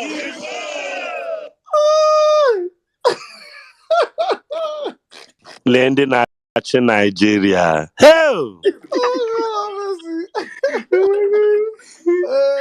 The other day, just yesterday, Saddam. Yesterday, people from Warri were complaining that Warri has really fallen. Delta State and Warri used to be the capital of oil and gas in this country. You saw that trend, right? Left. Okay, Stalif, a young man that is an advisor for the PDP governments. Warri people were complaining that the only business in Warri is Keke Nape, POS, prostitution, and Yahoo. Okay, Stalif got up an advisor to the PDP government of Delta State, and said, I mean, Keke Napep is not such a bad idea. Warri can look into a Keke Napep Grand Prix where we'll have Keke Napep races and things like that. Those are the imbeciles in power. Those are the kind of people that will advise Okowa. Those are probably the people that led to this Keke Napep infestation of Warri to start with. If such an idea can come out of the brains of a young man by way of job creation and employment, these are the Festus Keyamos we have in the PDP. Remember, my people, you are not wrong. The PDP is another criminal organization who was trying to sneak in a northerner after a northerner, a Muslim after a Muslim, even worse, Atiku Abubakar after Muhammadu Buhari. Remember the people who put us in this problem. Nigerians, we were not mad. We rejected Buhari at the polls for 12 years, 3 election cycles of 4 years each. We always knew Buhari was a disaster. I have never held any brief or any angst for any Nigerian who voted for Buhari in 2015. 2 evil men and a cohort of other little demonic politicians sold this man to us, I remember, as a reformed Democrat. The same way they are trying to sell Bola Ahmed Tinubu to you as a repentant drug baron. This was how they packaged Buhari, reformed Democrat. My dear, if you are born a Democrat, you are a Democrat. If you believe in democracy, you would not, as a military man, have destroyed democracy in 1982. So remember, from the same production film company that brought you reformed Democrats, they're now trying to bring you repentant drug baron and repentant Boko Haram terrorists. We reject it as Nigerians. God forbid. I yield. Advance And the since they will country say as no say. patriots. Today, I want to declare without equivocation. Sorry, please. Declare, leader. I want to say. I want to inform. This one, this one I can't get to do for this place. Hey, God have mercy. Oh, God have mercy. So that Imagine this one advising Apartness. advising someone in government. This now this This movie is just a future Dino Melaye, sure you know. before you don't know. This one was past 0. This one was. Sorry, Hey God. Sada, please, who is speaking? Let's know the please, person. please let Beggar, me please just go. God. Saddam, Sizu, I want to greet everyone on the speaker. Let me quickly put this one. Buhari's scorecard. I think Tinubu already told us that he had F11, and thank God he's of the APC. But if we, on a serious note, if we want to move away from the lighter note and look at those indices one by one, he talked about corruption when it was coming in, security, and economy. First of all, I want to say big apology. I've said this on many occasions, on many fora, for ever being a party to supporting Buhari in 2014, 2015. At least I was looking for a man. I've always known him to be a good use of a mercenary. I knew Idiagbon, particularly with the children were of the same generation. And because of that, I was looking that if he comes this time around, he will make use of his better deputy and do something good. So, but I think I'm wrong. I was wrong, and I'm still wrong. So I've ever done that. Security. Buhari failed woefully. F11. Just in the Northeast was insecure, but he used his nepotism to scatter everywhere. And we could see that from just the the Boko Haram, he turned to Herdsmen. From there, the Fulani Herdsmen, we started seeing kidnapping everywhere, bandits, IPOB agitation, and what have you. But in the center of it all, you could see nepotism. And why am I saying that? It was so bad that a president could proscribe a group called IPOB, and the fourth deadliest group, the Fulani Herdsmen, was just left as at that time. So we could see that in the center of that insecurity was serious nepotism. And that is a fear that I have right now with Tinubu. With this agberism technology that is using to win election here and there, we already expecting and praying that their mass movement to Abuja will be curtailed by SSS if they are serious, or DSS if they are serious at all. The another thing is, when we look at the corruption index of Nigeria, far back 1997, when this guy died, Abacha, I think it was not that bad. It was just around 52. When Jonathan was there, Mr. Corruption, that's this same Tinubu kind of made us to hate with this Save Nigerian Group protest when the fuel subsidy stuff came. The corruption index was just 136. But with Mr. Anti-Corruption, we can see it's around 156 right now. So which government is more corrupt? We can see how the F11 is really showing forth. The economy. In fact, we are now living in one of the world's world's capital of poverty, and it's a terrible thing. With the unemployment that is ranging between 37 to 41%, that is the unemployment rate. So from every indices, I think he has not done well.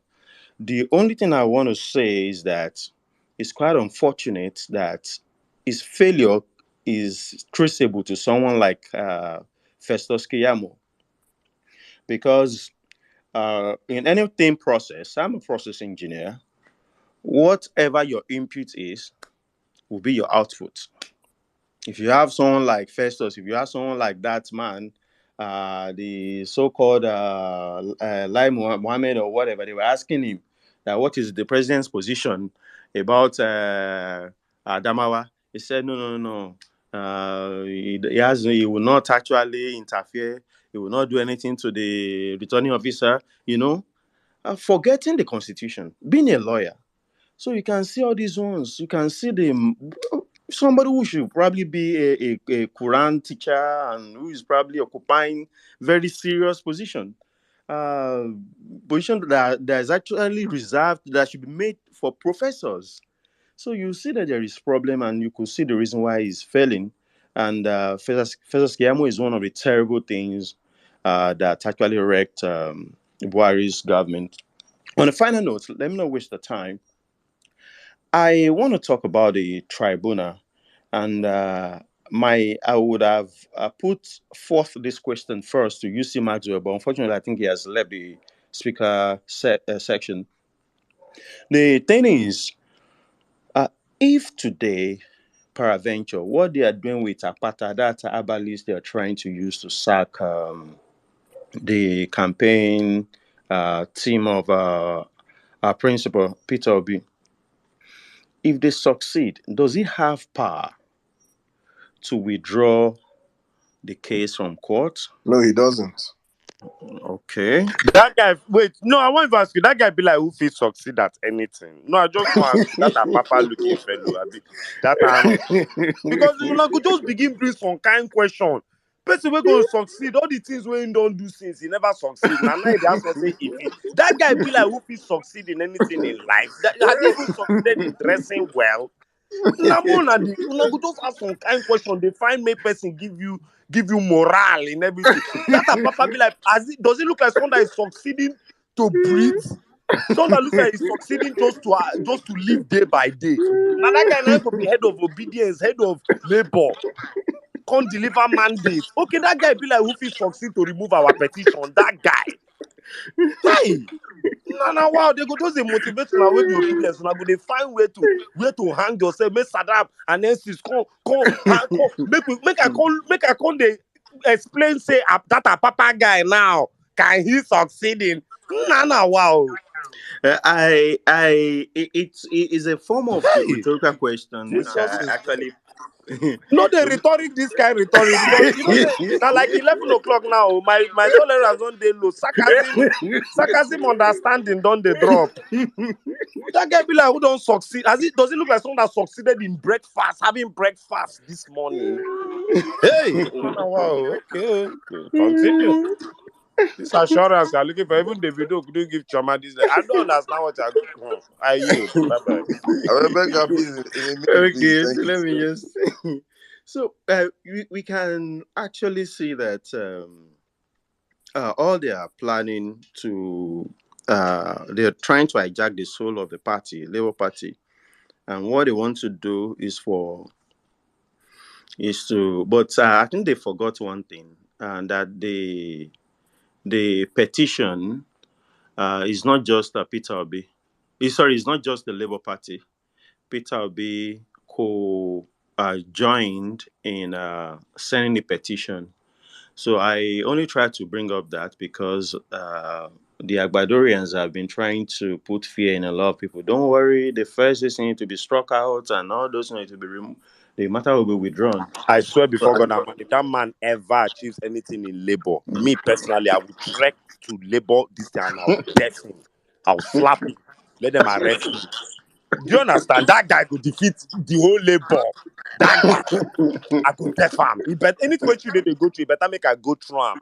Than say that guy defeat everybody in labor, can't stand. That guy. I go def him. Make it just the record say, Baba, oh, that guy did succeeded in Labour Party. The N6 slapped him.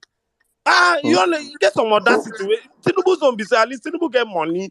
We still fit to understand that guy, whenever chop belle food, that Lamidu a papa, I be waiting. I go come defeat the whole Obidati movement. Nah, from nightmare self. That is a bigger nightmare than May 29th to me. That a papa guy, that guy. Who sews his native? Who sews that thing he wears? Who sews that native? Who does his beards? Who dyed that his beard? Who dyes beard? Where did he get it from? Who's he? If that guy ever achieves anything in labor, I will personally buy a flight ticket, go to Abuja and woz him. Then they will handcuff me that day so that he will just know that some things in life you don't just win like that. That guy. Don't you see that nobody even discusses him? You can't mention that name on this platform. Apapa on this platform. Namona, they calm down. I Like, you don't beg, ever 10 vex like seconds. I this. beg, wrap up. Adam, I beg, come. Yes. I beg, 10 Yes. seconds. I beg. On a final note, I want to thank you for what you're doing. Please keep the spirit burning, and let's at every corner we should also pray that God will intervene. I yield my mic. Thank you. Thank you very much, my brother. Thank you. Please, guys, my own have to disturb now. Please arrest Bola Tinubu now. Hashtag arrest Bola Tinubu now. It's trending where I am. I'm seeing it too. So please, I don't know about where you guys are. Please tweet that hashtag, search the hashtag, arrest Bola Tinubu now. All our big handles, do something for us, please. Hashtag arrest Bola Tinubu now. Hashtag Festus the criminal. Please, let us get it Saddam, started. I beg. You remember the Tinubus had to come and beg us. Say, Yeah, please, Bola Tinubu. I say Bola Tinubu. No, I know. That Festus, get where I see where the thing they trend. I can't they pity people with their name na Festus worldwide. Where nothing concern them, concern Keyamo. They have to change that Keyamo name. don't go carry in shit now. Go they stain all They the have to Festus. change that name. S is They are two Festus. So is that Festus. Every Festus have to change their name. We can change it to Estus don't or spoil Tus for them, Abi. or Fes. Shorten their name. Maybe shorten the name. Either you shorten Even it, if not Tus. Tus, or you move F and Etus, or you move FE and put Tus, or you remove you put Fet. Remove if your name is Festus, you feel answer Tus. Tus or Etus. Please. Now, suppose it be Festus, now you no can get native name. Now just Festus, then born you give. See that one where they INEC now. See that one where they INEC. Festus Okoye. That is another. That one we say, see his face. Don't see that one face. You want to see this one? This one is a frustrated human being lying up and down for INEC. So please, anything Festus, those two names alone are proving that name. No. Like Adolf Hitler, then go ban them. They have to ban It's it. like after that Buhari, Nneka, the pretty stepper, nobody can name their daughter Nneka again. You cannot say any Nneka below 35 years old now. you get. Let's move on. Now Keyamo don't spoil Festus worldwide though. Anyway. All right, let's go. Let's bring in my sister Nello. Please, guys, if you're up on the platform and you want to speak, please do us a favor. Your hands should be up. Nello, my sister, good evening. You have the space. Hey, Saddam. Hey, Sizzle. Jimmy. How are you doing? Mommy Nah, Nello, Bolani. this is your DP. Rihanna could never. Please. Come on. Welcome, my sister. Thank you. Thank you. Okay, guys. Good to be here as always. All I'm person right. wife. Who say? I said I'm person wife. Meet someone else is there. No, I know now. Now, wow. They don't pay person DP again. Even Madam Bolanle with her grey hair. I swear. They Wait, appreciate women. wait first. Estes, Eh, you don't say I you happen know. now. Allah, I swear, I think say my mic dey off when I talk down that person wife. You see now? You see it? God of Peter, we don't owe you now. honestly. S6, when you were making your submissions, you said that Buhari promised. In 2015, Buhari never said nothing. It was this APC guys, just like they are doing now for Bola Tinubu. You see, as Bola Tinubu is not saying anything. They are busy. They will come up everywhere. Their propaganda machine is everywhere talking. It's the same thing that they did. Don't get nothing wrong, Nello. Buhari did not say anything in 2015. Buhari said a lot from 2012, 2013 to 2014. There are recorded videos of Buhari's statements on subsidy. Buhari calling subsidy a scam and saying that no government should actually pay for subsidy. There are actually video statements on Buhari speaking on the economy and on protecting the country. So please bear in mind, Buhari has his recorded statements, but they're from 2012 to 2013. Bola Ahmed Tinubu and Atiku really started speaking a lot more on his behalf when they went on the campaign trail. Please remember this. Most of the statements Tinubu said supporting Buhari or making promises when their government got into power was on the campaign trail. Every other video of Buhari speaking on the Nigerian governance is seated comfortably on a news platform. Go and verify. I yield. All right, thank you, bro. I guess a lot of us didn't really take note of Buhari until during the elections, and I remember just waiting to hear from this man. I think the only interview he did then was the one he did with Mo Abudu, because I remember correctly. There was Mo Abudu, and there were some young Nigerians, and the man I was just straining my ears to hear, the man say something reasonable. And as usual, all we heard was the whole Ashwa, and, very, very. But of course, the thing is, with the APC propaganda, they had already, said so much rotten things about Jonathan that a lot of us were, we all believed that Jonathan was the worst thing that ever happened to Nigeria.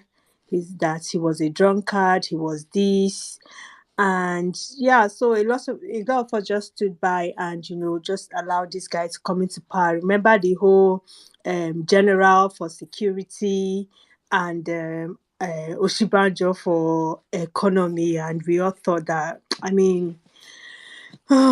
these guys, they really played us. But then again, now that I am fully involved in the whole electioneering thing, I understand the power of the media and propaganda and how it actually shapes narrative. So every obedient on Twitter, on every social media, don't ever think for 1 second that what you're doing is useless. It's not. You are shaping narratives. You are actually controlling what happens in the grassroots, because this is exactly what these guys did. They understood this thing and they really ran with it. So when some people come and say, oh, we're just here on social media, we're just talking, there's no action. Listen, you are actually doing a great thing. So every day you come on social media, whether it's on Facebook, whether it's on your WhatsApp status, you're talking about the judiciary, you're talking about the tribunal, you're talking about the case. You are doing a great thing. Now, if you notice one thing that APC, and this is exactly what they did in 2015, and Jonathan fell for it, they made it look like the country will burn if APC does not win.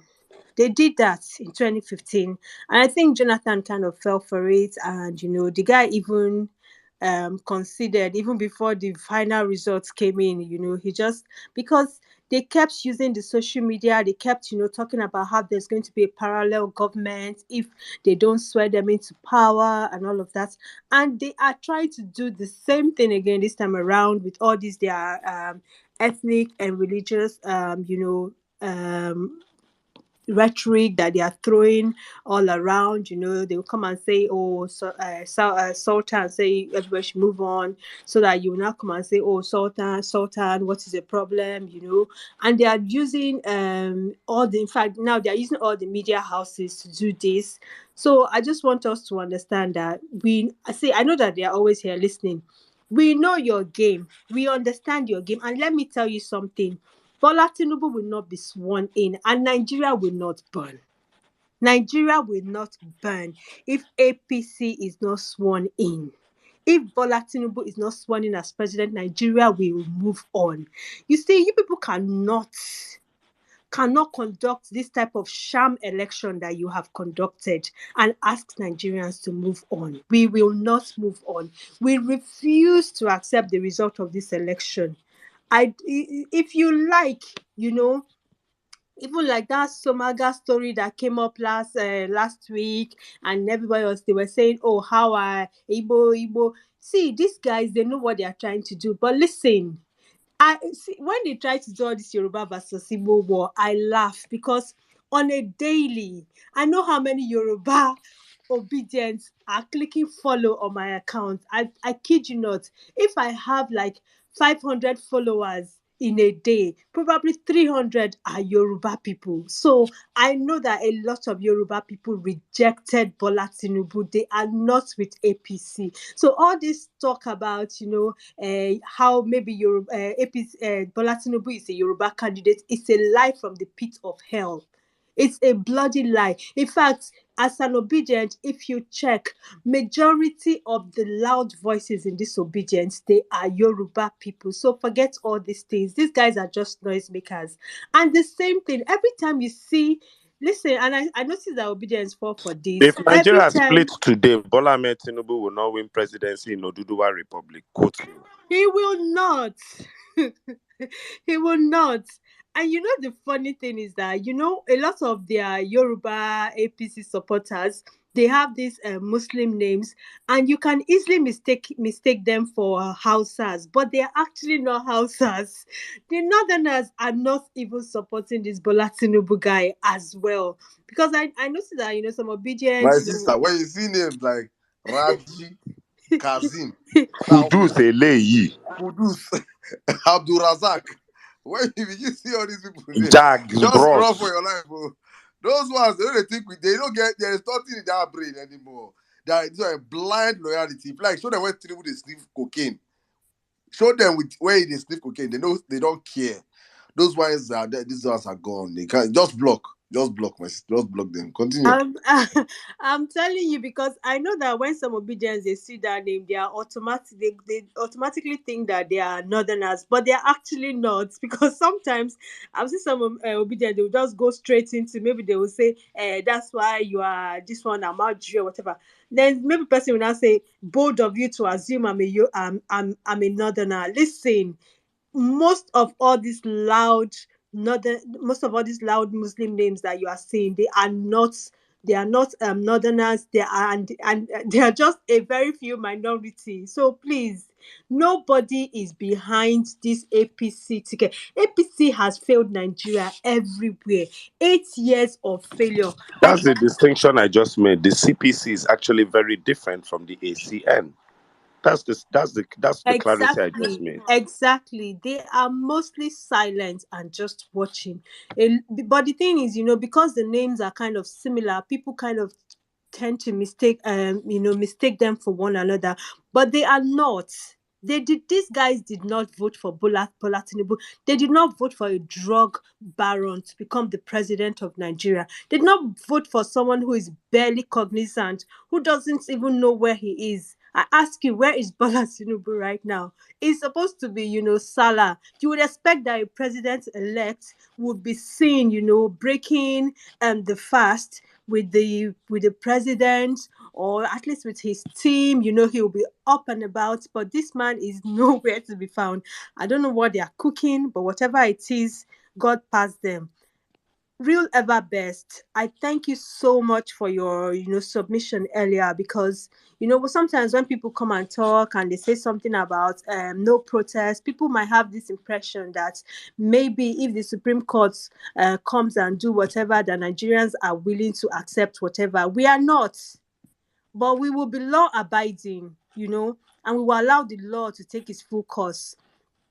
But listen, the judiciary is not above the people. The people are the ultimate power in a democracy lies with the people.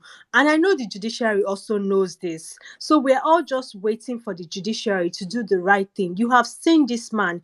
This man is a drug dealer. Whether the people like to accept it or not, this man forfeited 460,000 US dollars back in the days for drug-related cases. I don't know how you guys want to spin this or how you want to look at it. Imagine a Fashola coming on TV to tell us that, the process doesn't matter. It's the outcome that matters, really. So somebody can kill and do everything just to get to power, and, you now come and say, oh, what the person does with power is what matters. No way. The process is equally as important. A lot of all these men that, we kind of look up to and we regard, we've seen them unraveled this season, and it's really sad that, because of, I don't know what this man has over all these people. Drug money. Sure. It's so disappointing, Saddam, honestly. But anyways, the truth is that as Nigerians, we are fully involved, we are fully awake, and see, we respect people does not mean that we worship them or we put them on any pedestal that if they mess up, they will not collect. We respect. So if you respect yourself, you get respected as well. But if you decide that you're going to be on the side of, a drug lord, and you want Nigerians to take this man, and the truth is that even those of you that you're even supporting Bola Tinubu's presidency is just a continuation of the same cabal presidency that have continued to exist. These people, when I think about this APC government, I just think about people that came on and they closed the border. How is closing the border a solution? Instead of you to come up with maybe ways that you can help local farmers, subsidies and things, that how you can help them to make their things cheaper so that they will be able to compete. You now decided that you're going to close the border and let people suffer. 8 years after, what is the price of rice in the market? They close this border. They say they want to help rice farmers to earn more, blah, blah, blah, blah, blah. How much is rice right now?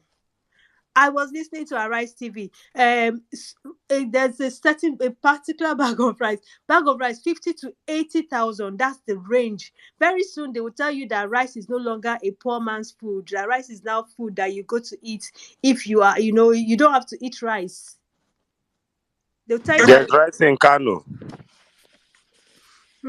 My brother, they will soon tell you that, you don't have to eat rice. Go and eat corn or whatever food that it is, Guinea corn. There's not guinea corn.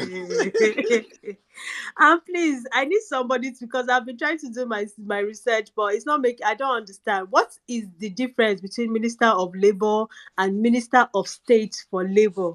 Because I don't understand Keyamo's job. The Minister of Labour is the labourer that did not labour the labour. The Minister for State for Labour. Hey, APC. Why is this having wrap up? Okay. I mean, because I really need to understand the difference between those two roles, because I just don't understand Keyamo's job, that idiot went to America to go. The thing is that, see, Nigerian politicians are shameless and they are wicked. See, as in, I'm not holding brief for the Labour Party candidate, because I mean for Imo State. But one thing that guy said, I watched one of his one-on-one interview, and there was something he said that really struck out to me, and I was like, God, Nigerian politicians are wicked. Do you know that your governor will stop private investors from people in his state because they don't want competition? This guy said he got a license to open refinery in Imo State, but previous governors, I think it was Rochas, refused to allow him to operate because he doesn't want competition. He doesn't want him to invest, and then maybe the people would think that, oh, this man is doing so well and so they block these things. You have business ideas that can grow your state, and the governor will sit on it and refuse to allow.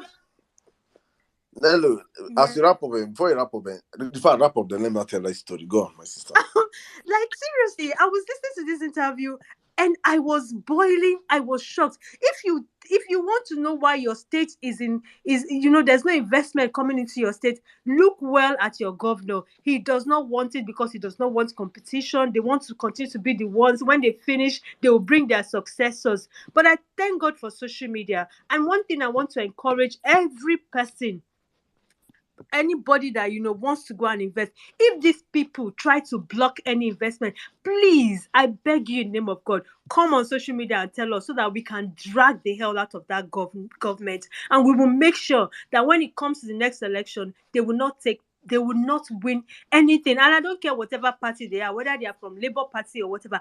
Investment, your job as a governor, as a president, is to create enabling environment for the people to thrive. The people must come first. Anyway, I use my mic now. Thank you so much, Saddam, Zoe, Sizzle, for all that you guys do. Honestly, I know there's a lot of sacrifice. You could be sleeping, you could be watching a movie, you could just be relaxing, but you're doing this, and God bless you all. Thank you. Thank you very much, my sister. Thank you. I just want to tell a story because you just call this investment. I think I've told this story earlier on this platform. Before I left the country, I had a friend, a very big man. He was one of the biggest casinos in the country. So I was in this casino, and we're just talking about politics, and as we're discussing, and the man said he actually has Scottish papers also. He has spent over 30 years in Scotland. All his children are Scottish, and he was talking about when he came back to Nigeria and wanted to invest, that his plan was trying to make sure that he brings in his friends, because you see all these, most of the rail lines in Western world, most of them are private companies that own all those rail lines. That he wanted to bring his friend that owns a rail line in Scotland and let them come back and see how they could connect the southeast. He has done all the modalities, the whole business and everything, of which they were not going to pay, just to connect the whole southeast with rails. And he called Rochas. That's why I'm calling Rochas now. He reached out to this Rochas man of a man, and they were now back and forth. What do we have to gain? What is the need for us? Somebody's bringing in a project that we amplify your regime, amplify your government. You as a government are not spending a dime. All these guys have to do is to create for them the pathway. They do their job. You concise the place to them. Probably for the next 30 years, they'll be collecting and transport fare, paying tax to the government. It opens up a whole lot of businesses across the whole southeast. The job was to start from Imo State. You now go to Anambra, tell us see what's happening. The man said he back and forth office. This is what any government should jump on free of charge. And he got so tired and said, these people never serious to do business for this country. Make I do the one where it's a club and casino. He go open casino. He now carry his money and go open casino. And that Rochas brother will become to casino and be blowing 1 million every night. When they casino will come blow 1 million. Boom! Every night. So I'm talking about 2016 or 2017. So it's that crazy.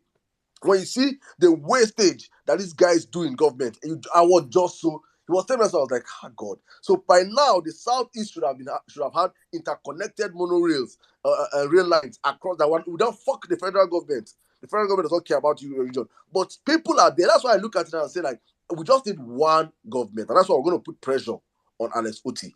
There is nothing that he has to bring that light for others to understand that governance can be done easily. So when you see what's going to happen in Abia in the next 4 years, you will hold your governors accountable. So from there, probably from the others can see and say, oh, we have investors, men that are ready to come back and spend billions in the region, but just bad governance. All they want is come and build hotel, motor our guests to listen. Or come, it's crazy, honestly. But Zos, if you're back, you can chime in anytime you want to chime in. But let us circle back to the speakers have been. I don't want to drag too much, so let me just allow guys. Please, if you're up on the platform and okay, Eze, you've been here for long, so Eze, I'll come to you, then Uri next. Then we'll take a guy, a lady, that way. As we said earlier on, you know, Tinubu, when he was in America, he was a woman. He came to Nigeria, he's a guy, so I've been like that. Guy, Eze, woman, Uri, guy, Apostle, woman, Rita, guy, Mr. You know, that's how we'll be doing it. Yeah? So Eze, you have the space, please, 4 minutes, please. Good evening. Good evening, boss. All my elders, Amir, Sizzle, cool Sizzle. When I just hear all these figures, like as a young Nigerian, with a lot of potential, I'm just like, how the hell did we get here? It's like, because like my mom tells me so stories, and I know that it's never been as bad as it is right now. When people are talking about the medical industry, and like I don't know. It's very, very chilling to me. When I hear it sometimes, it's very chilling. Thank God there's comic relief on this space, but like deep in all this stuff is just very, very, very sad, honestly. But because it's like, I don't know, if you don't laugh about this you cry, Sha.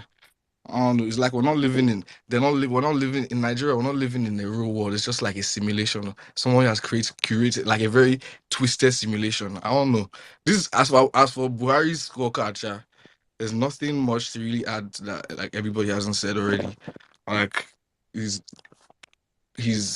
not a principled man. I feel like, I don't know if he's like a daisical. I don't know if he's just like, he just doesn't care about like us or Nigerians, or he's just, I don't know, but it's very wicked, Sha. So he's the only thing I give him an A1 in is looting. That's the only thing I give Buhari an A in. That's the only thing he came first in his class in. That's fantastic from him. But what I really want to preach today to everybody is that every day is for the thief. Like one day is for the owner. When people say this thing, like it's a universal law. Like every day is for the thief, one day is for the owner. Think about that. Like even Christ preached this thing. Even Christ teached about how there's a servant, talking about how the kingdom of God is like a servant that has been put in charge of an entire household. And at this position, like includes the responsibility to give other servants the allowance of food at the proper time. And that blessed be that servant that when his master returns, he'll find like him at work or doing what he said he's supposed to do. And that servant will be promoted, get additional responsibility, all this other stuff. But that if that wicked servant says to himself, nah, my master hasn't come yet, then he begins to beat his fellow servants, eat and drink with drunkards, you get me? All these wiki them. Like I just saw that like these guys, they really don't give a damn about like the people on the streets that they drive in their cars. Like it's just crazy. It's just so crazy to me, man. It's just so crazy to me. That I don't know, Sha. But he said that if the wicked slave says to him that, oh yeah, that Christ is gonna come, and what do you think was gonna happen? He's gonna cut him in pieces. Like this is not any. So when people, I love what whoever best said that, like touched on that.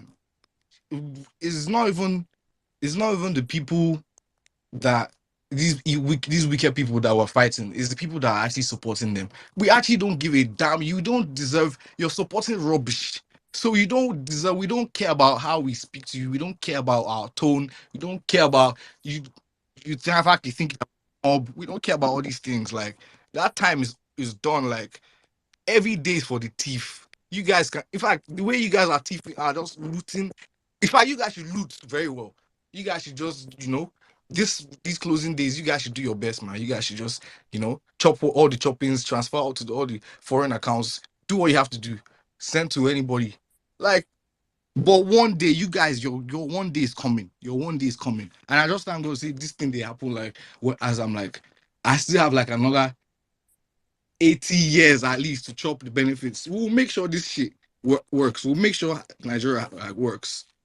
You guys are done. As this day has already come. Too bad. It's unfortunate. It's unfortunate. I'm just thinking, how do we get here? But at the same time, like, it's divine timing. At the same time, all this stuff had to happen. At the same time, all this stuff had to happen. If not, Peter Obi wouldn't have switched. Wouldn't have said this enough. From PDP and said, because oh, that's just my message for today. Like, let it be so, Jehovah. Like, amen, bro. All right, thank you very much, my brother. Thank you. Thank you, Izzy. I'm just getting report that the next select, I don't even fucking care how he is, what is wrong with him. They're saying he's very, very sick. If he dies himself, he's not more better than all the people that died during their elections. People that died for the elections are more better than him. His actions and inactions have cost millions of lives, I dare say, since the 70s, trading narcotics. Many people have died to drug abuse. Many people have died to overdose. Many people are victims of his heroism. And we are now seeing how deep stressed his drug cartel is across Africa. Goes to show how many people have died from drug abuse across Africa. You'll not talk of back in America where he started his trade from. So if he dies, if they come and say he has died tomorrow, I don't give any hoot. I don't fucking care how he feels or what is wrong with him. That is his business. He's inconsequential to us. Every life, no, he's not better than anybody. He's not better than the people that died in Lagos during elections. He's not better than any of them. Bro, I beg, who is sick? Who is sick? No, I'm getting information that the man, as Peter dropped that, as Peter dropped in case now, the man disappeared from Nigeria. That's the case give him stroke. As they read for him the guy cannot escape this one. No, he can't get stroke. So he's in intensive care unit. I pray for him. If from there you can go and see his maker in hellfire. That is on his own. I can never no, wish brother, that. may never die, yo. If you want that, make him die, my brother. If you want that, make him die. I don't may so I never die. know. You guys drop him. No, if you want that, brother, make him die. We collect it from from his ancestors. Jimmy, if you want that, make him die. He's not better than people that are living. He's not better than people that have died. If he wants to die, let him die. Honestly speaking. But if he stay alive, he will go sick on the time. All right, Ure, you have the space, please. Good evening, welcome. Hello, good evening, everybody. You guys are doing a very fine job. Thank you for always bringing this and creating a space for us to speak like minds. So I think I'll just try to stay on course. I'll start from rating Buhari. I think you mean rating Buhari's government, right? So for me, I consider government an institution that we, the people, we have gifted our leaders, the politicians, the power to make and enforce laws with basic functions of providing leadership, maintaining order, providing security, national security, providing service, providing economic assistance and economic security as well. So let's just take it one after another. Yeah? So for providing leadership, that will mean people that are in government being models after which subsequent designs can rely. But we have seen these guys in APC, their collaborators, them that are in power, zero integrity, zero character. I don't know who remembers the House of Rep Majority Leader, Doguwa, who was arraigned in court over alleged killings in Kano during the elections. Also, he was accused of burning the secretariat as well of the NNPP during the elections. Well, he won another election. Also, Senator Ishaku Elisha Abo, that name should ring a bell for anybody who has been following Nigerian politics. He represents Adamawa North Senatorial District. His attack on a defenseless, innocent woman in a sex store, a government official. And this thing had video and picture evidence. And then the Senate went on to set up an ad hoc committee to investigate what had happened, even though there was still video and evidence and all of that. And then we also saw the response of a sitting female senator at the time, who happens to be First Lady elect. And remember what she said: do you want us to protect you? Or do you want us to defend you? Or do you want to be on your own? Now, this statement from Senator Remi Tinubu is exactly an explanation of what the people who have represented us in government for the past 8 years from the APC have been. Flagrant disregard for the rule of law and disregard for the Nigerian people. This is exactly what we have seen. So if you're talking about providing leadership, zero. They have no character, no integrity whatsoever. You cannot give what you don't have. And then maintaining order. NSAS, for me, still remains one of the biggest moves of a country's youth, to call its government to order in West Africa. People are still languishing in jail across the country, illegally held from NSAS. We also saw the armies face off with the country's hope and future, the country's youth. And we saw what happened as well from that. Let's not go into that part. The elections in Nigeria, 25th, we thought we saw something, and they said to us, hold my beer. We saw something worse on the 18th of March, 4 times what we saw on the 25th. So accountability is zero, because till now we're not hearing of any arrest or public prosecution of people involved in all of those mayhem unleashed on the Nigerian people on election day. People who came out to do nothing but vote. So Buhari's government in maintaining order, zero. Providing service, you look at infrastructure, maybe road, power to improve commerce and encourage investors, zero, because we're seeing companies park up and going to countries like Mozambique in Africa, and Nigeria is supposed to be the giant of Africa, the big brother of the rest of Africa. National security. At this time, it would be important to say that people in the Middle Belt, or people who have relatives or acquaintances or family members in the Middle Belt, we want you to know that our hearts are with you. You're always in our prayers. We remember you every time Nigeria has failed you. Just like the Horn of Africa, I feel like Nigeria's Middle Belt is also on fire. But the difference between this, I wouldn't want to say one is worse than the other, but the difference between this is what is happening in the Middle Belt is not officially regarded as a war. And I feel it probably maybe would have been better for them, because if we were called a war, then the victims will have a chance to defend themselves. But no, that's not what the case is. We have seen our borders very porous. People walk in and out with whatever it is that they like into Nigeria. One of the characteristics of a failed state is the lack of definition of borders. So every state should have a clearly defined border.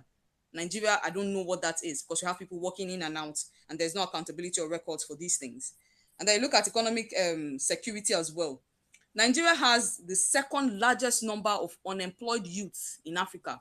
I stand to be corrected. I think we're just second behind South Africa. Over 40% of Nigeria's youth are unemployed at this moment. And to put that in perspective, Nigeria is over 200 million people. I think the closest to Nigeria in population in Africa is 122 million. And if you go by this stats, it means that Nigeria's teeming youth population will be over 80 million. So we're looking at over 30 million Nigerian youths without jobs. You know what? That's a recipe for disaster. We also have an overwhelming number of out-of-school children. For me, this also trickles into strain on the economic security of the country.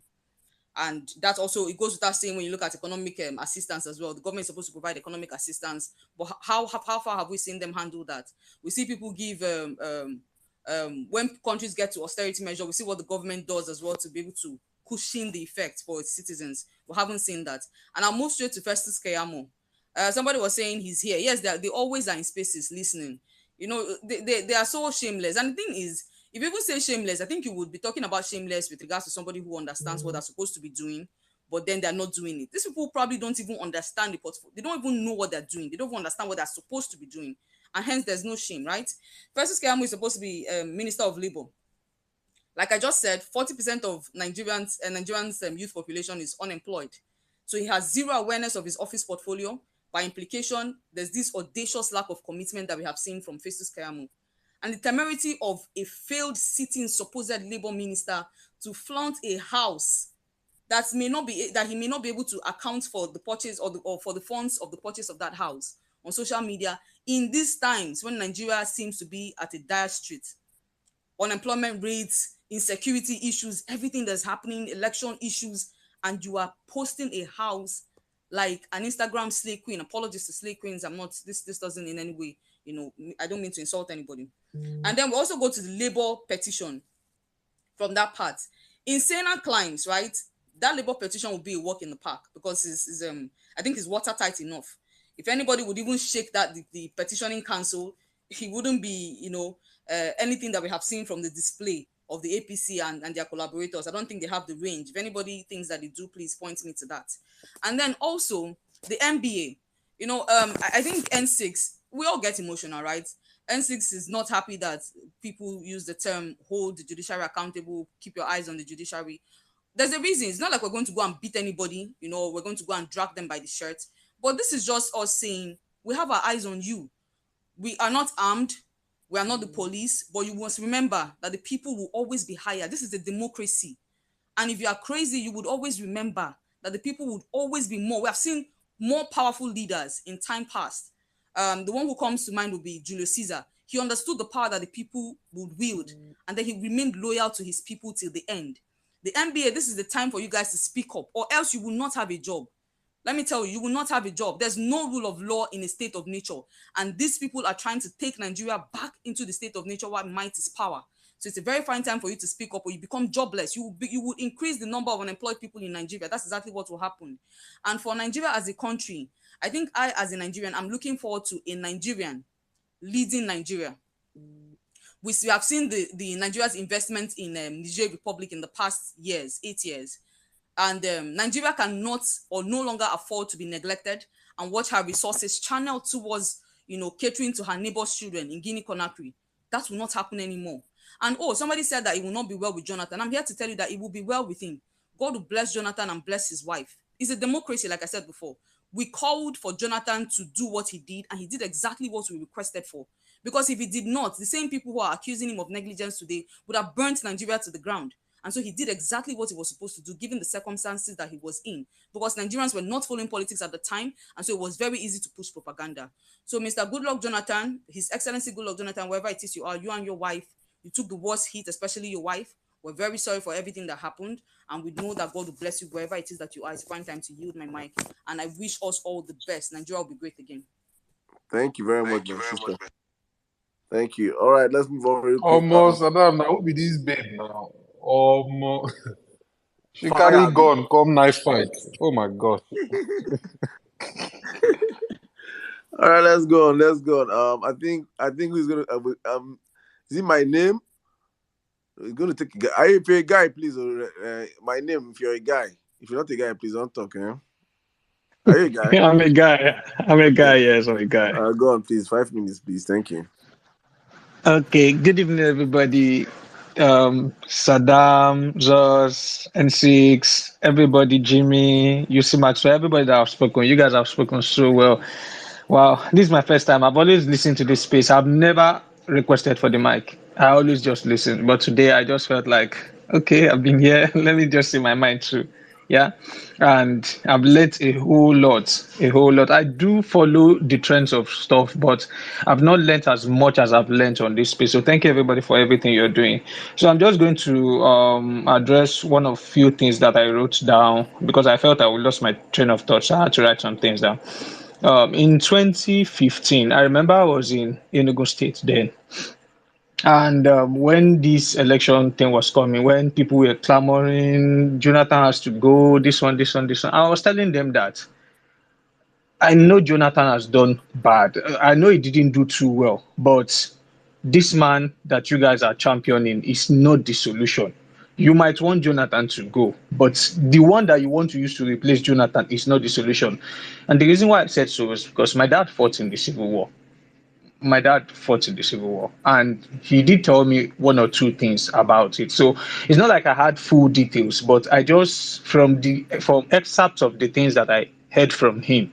And I used to read Tell magazine. I don't know who knows about Tell magazine, but it was one of the major magazines back then. So I used to read Tell magazine then, and I learned one or two things from there. So I knew that this man was not the solution. So I was not too surprised when things started going south. But I must confess that I'm surprised at how bad it got. Like, it got terrible, like terribly bad. I won't even go into all the details because a lot of people have said a lot of things about it. So I'm just going to leave it.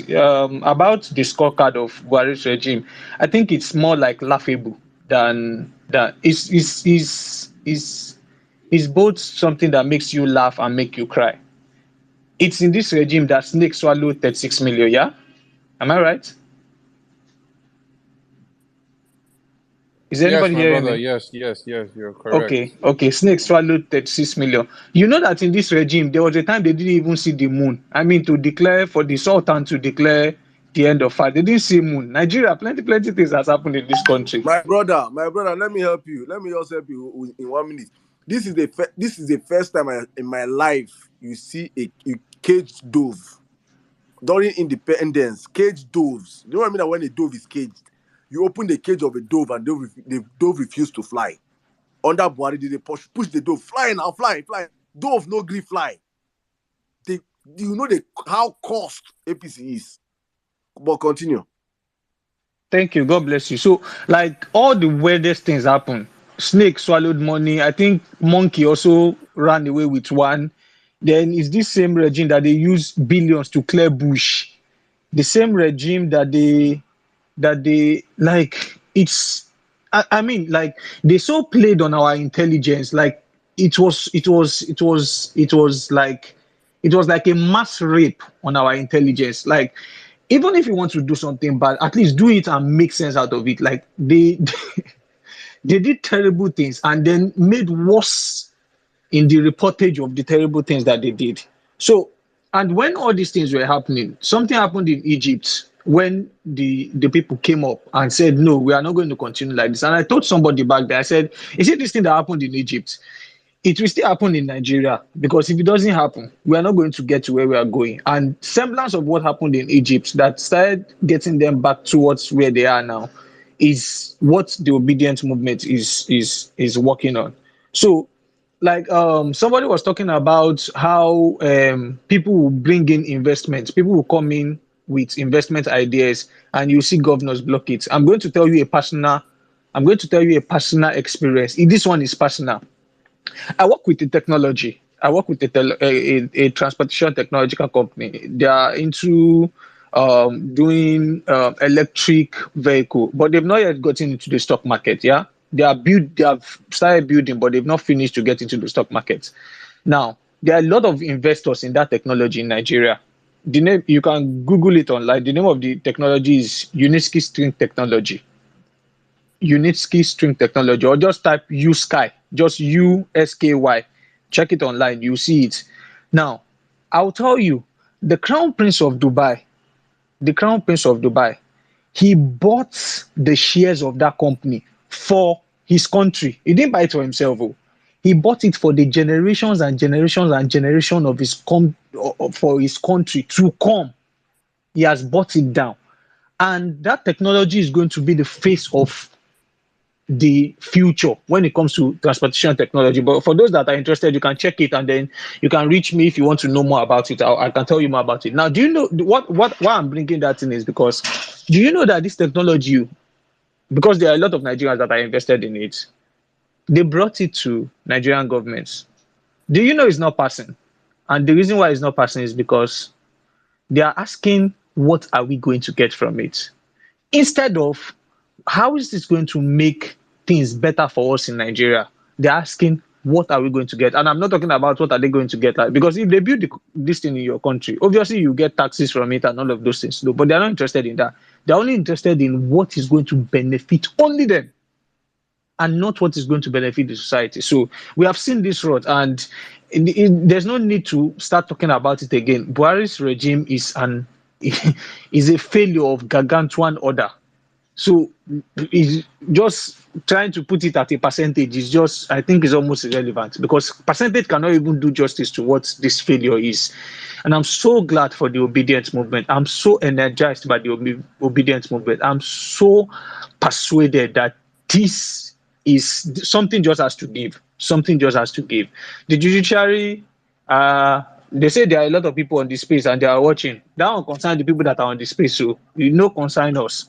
Judiciary, our eyes are on you. And like one man said earlier, we are not diplomatic. We not read diplomacy. We are not diplomatic to come and start telling you, our lordship, we do respect you. Your due, we give you your due relevance, and we respect you. But please try and respect us and do the right thing. Because if you don't do the right thing, there will not even be a country for you to govern. That's just the truth. So let everybody do all they have to do. God bless the obedience movement. God bless the violence space. God bless everything that you're doing. And onto the best. Until we reclaim our mandate, we will not stop. We will not stop. Thank you very much. Thank you very much, my brother. Are you? God bless you, bro. Until we reclaim our mandate, we will not stop. I just want to play you guys 21 times Festus Keyamo lied in the space of few minutes. The man from hell. This is one thing. Festus, I know you're here. I want you to listen to yourself, please. Plus per year. Those accounts were 10 accounts in 3 banks. Accounts legitimately opened by him, and there were funds that he kept saving, where he was keeping his savings in the US. That's a lie, because his salary was $2,400, and at one point he deposited $661,000. At another time, he deposited $1.2 million. That's $1.8 million. How do you save $1.8 million when your salary on a monthly basis is $2,400, which is actually just $38,000 plus per year? And he stated it himself that he didn't have any other source of income. So where is the savings? As I speak with you, if you want to know whether there's a criminal charge against somebody, you must have a complainant. So you will see the state versus so and so person. You must see that. And then you must have a charge number. You must have a charge number if there's a charge against anybody. There is no charge number in those documents. There were 2 charges. That's another lie. 18 U.S.C. 1956 and 18 U.S.C. 1957, which borders on money laundering and financial fraud. And then there was a charge number. The charge number is staring you in the face, 93C4488. That's another lie from Festus Keyamo. If you look at those documents, so Asiwaju Bola Tinubu was not mentioned as a defendant. People have skipped that. It was only account numbers that were mentioned, and at the end of the day, they just said account numbers in the name of Tinubu. That is all. Not that Tinubu was a defendant. It was accounts in his name, not him. Those accounts were sued, not him. It happened in realm. That's another lie. The prayers of the United States Attorney was that due notice be given to all interested parties to appear and show cause why forfeiture should not be decreed. Who will come and appear? Is it the account number?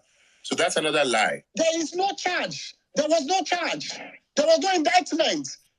There was no criminal process. It was a purely civil process against those accounts. There indeed were 2 charges, 18 U.S.C. 1956 and 18 U.S.C. 1957, which bordered on money laundering and engaging in money transactions in property derived from fraud. Now, there was an affidavit by somebody called Kevin Moss. Kevin Moss is just a normal prosecutor you see. That's another lie. Kevin Moss is not just another prosecutor you see. Kevin Moss is a senior special agent. And aside that, the work he did will boggle your mind. These 4 sections from the document outline that he filed 18,300 files. So that's no joke.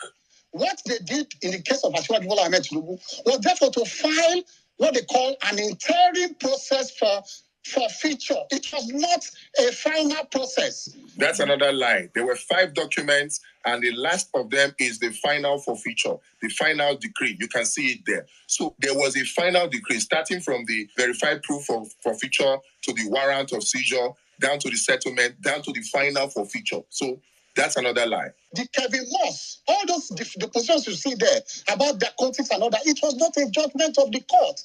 It was an opinion of a prosecutor trying to convince the court to issue a forfeiture order.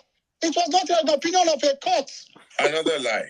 These are seizure warrants that were issued to first of all freeze the account, and then there was a final forfeiture that was issued, which is also an order of court. So to say it is speculative and it is not final, that's another lie. And so it was a presumption. These processes are processes of mere presumption. So they found monies in his accounts. They said, well, they needed to come forward. And in that affidavit of Kevin Moss. Again, another lie.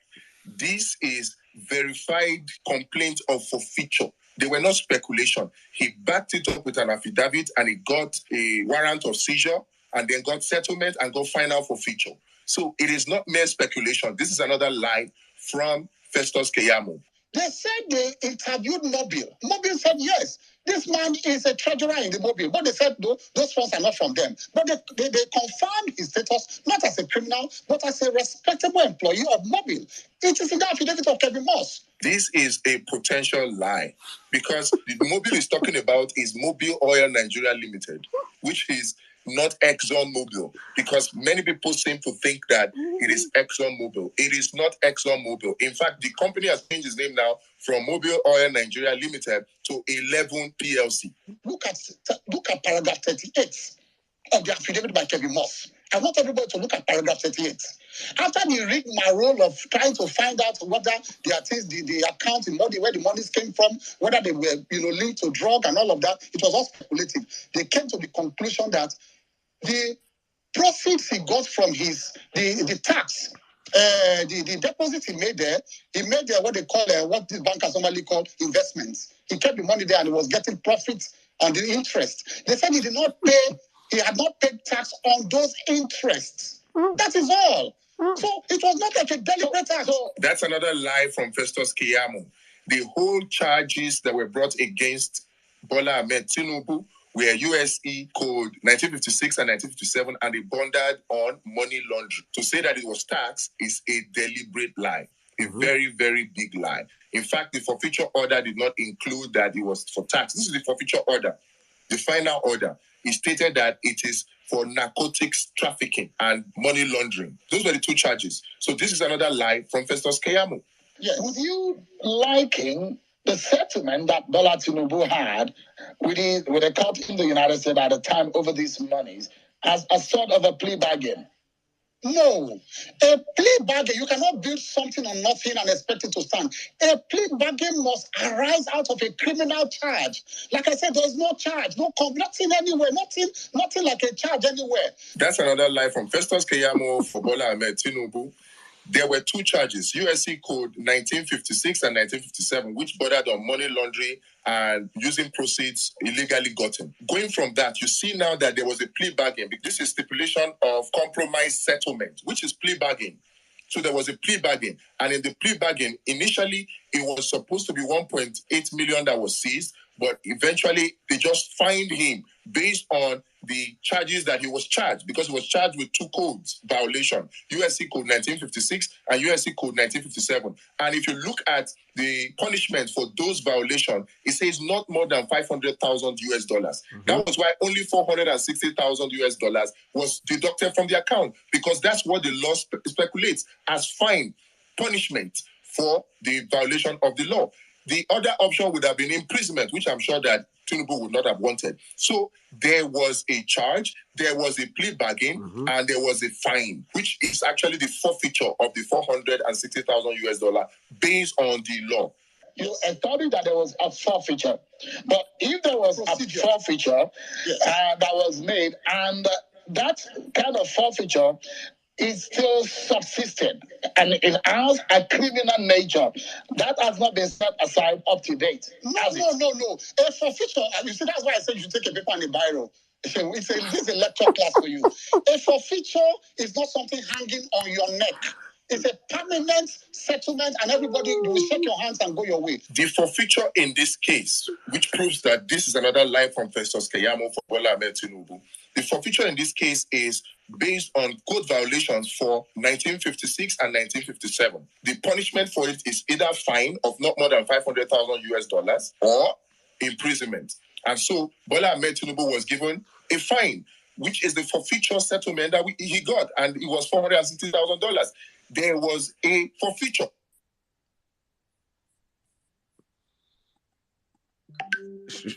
Guys, should I continue or should I stop? There's still part two. Do you guys want to hear the part two? It's enough. Oh my goodness. All right, let's go back to the conversation. You see, I can keep going on to how long. Oh my God, Festus. And you're here listening to us, sir. I pity your children, Sha. I pity your children, because those who are standing, anywhere they go to now, they can go to school and the good teacher, good boy teacher will check time. Are you not Festus' child? Are you not Festus' child? Are you sure? Okay. Godspeed. Rita NG 123456. And 100. You know which 100? Greetings, Emir. Greetings, Zos. Sizzle, your name and Zos name, they confuse me. Oh, Jesus, I refuse to be confused. You don't drink guinea milk. No, How? narcotic I did take. I'm taking. Or maybe igbo wicked color. There's Bucky, bro. I don't hide, man. Oh my God. Greetings, NCs. Greetings, Cecil. Greetings, everybody. Magnifique, Lady Liberty. Everybody on the space. I greet all of you. All of us on the VIP section. I mean, the listener section. I greet everybody. Thank you so much, Sedan, for the great work you do. And thank you for this beautiful opportunity.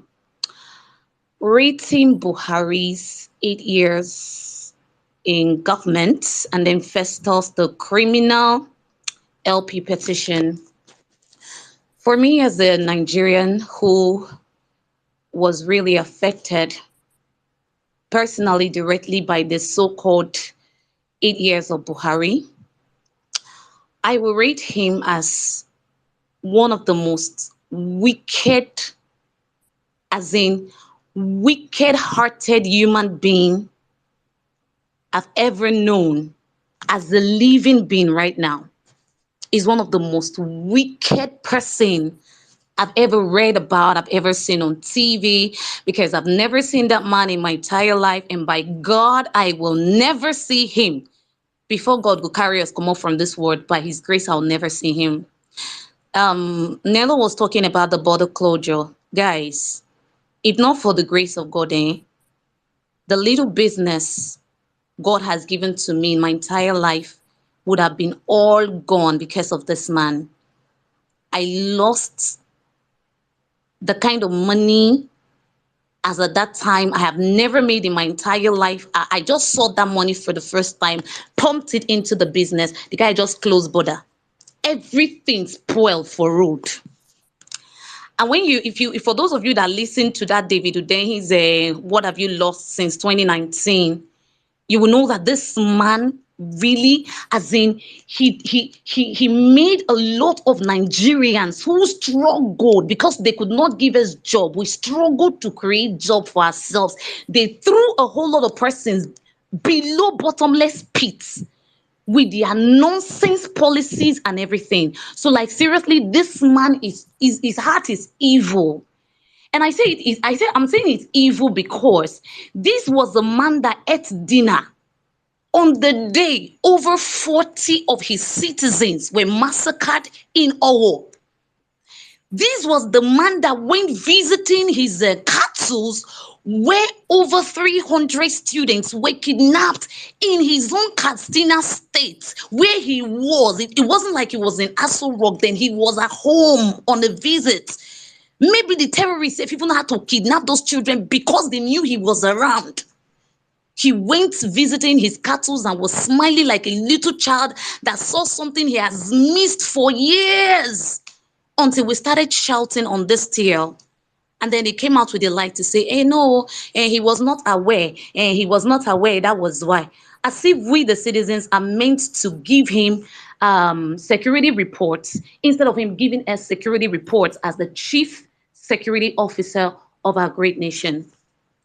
Like, seriously, this man also, everything he touches, it be like, say, get one kind chronic bad luck when he follow this man. Anything he touches, anything the man touch, they go south. Look at our economy. 2014 or so, we were rated as one of the fast-growing economy. But when the man came, today as we speak, we are aware that we're owing 77 trillion naira. These are the ones we know. This is the ones we know. We just read recently that Russia refused to give them loan. So at the time this man will be leaving office, only God knows if we will not be owing up to 200 trillion at the time they finally move away from Aso Rock. And then, is it the Anthony Joshua, an heavyweight champion, who went and said, my president, the man prostrated. As soon as he gets up, he can't be like, say, he leave the ability when into the fight, in boxing fights over the years, he left it there. Till today, Anthony Joshua has not been able to reclaim that title. Nigerian Super Eagles, they went to play football. They were winning. The man just carry in bad luck, go carry phone, call them. As he called them, now so the guys begin to feel. To the extent, so a foreigner was asking on the just concluded World Cup, he said, where are the Super Eagles? Because in bad or in bad, they always go there. At least we will come back with second or third position. But the man just carrying bad luck, carrying nonsense phone, go call them. Just spread bad luck. Till today now, those guys, they never still get up from where they did. So like seriously, I can't wait to have that man leave that office.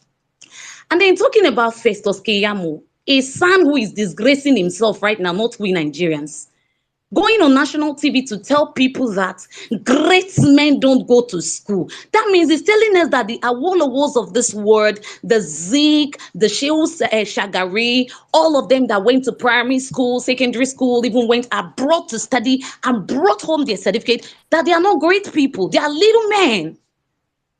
Because they don't use narcotic money take pay. I mean, don't buy mansions when we say he never think for in life we won't say he go ever buy. He's coming to spill rubbish on national TV that they study at home. How? I don't understand. And then again, he's just so full of himself.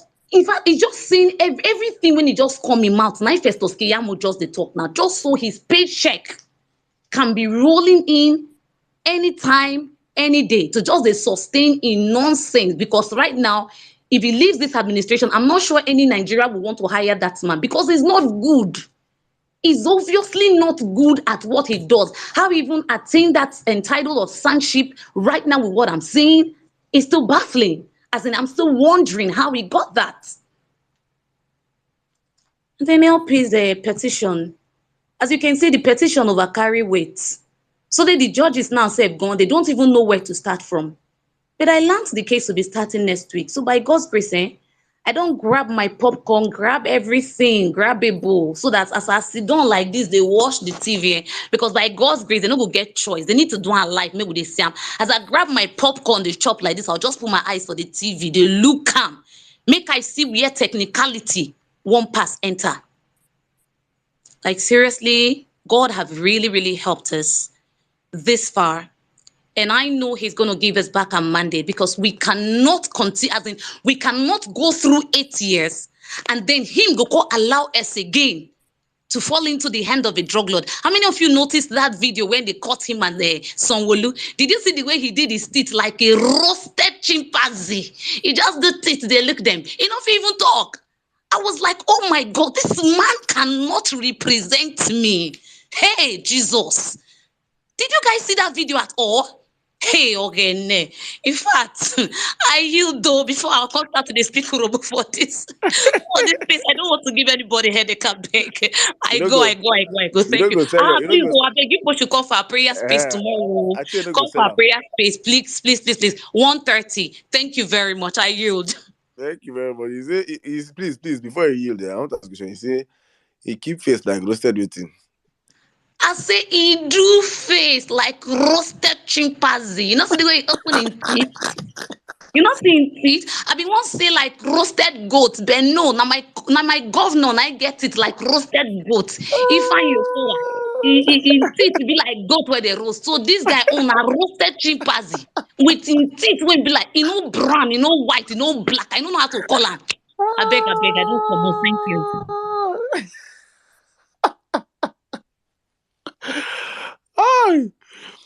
Obedient. They abuse me.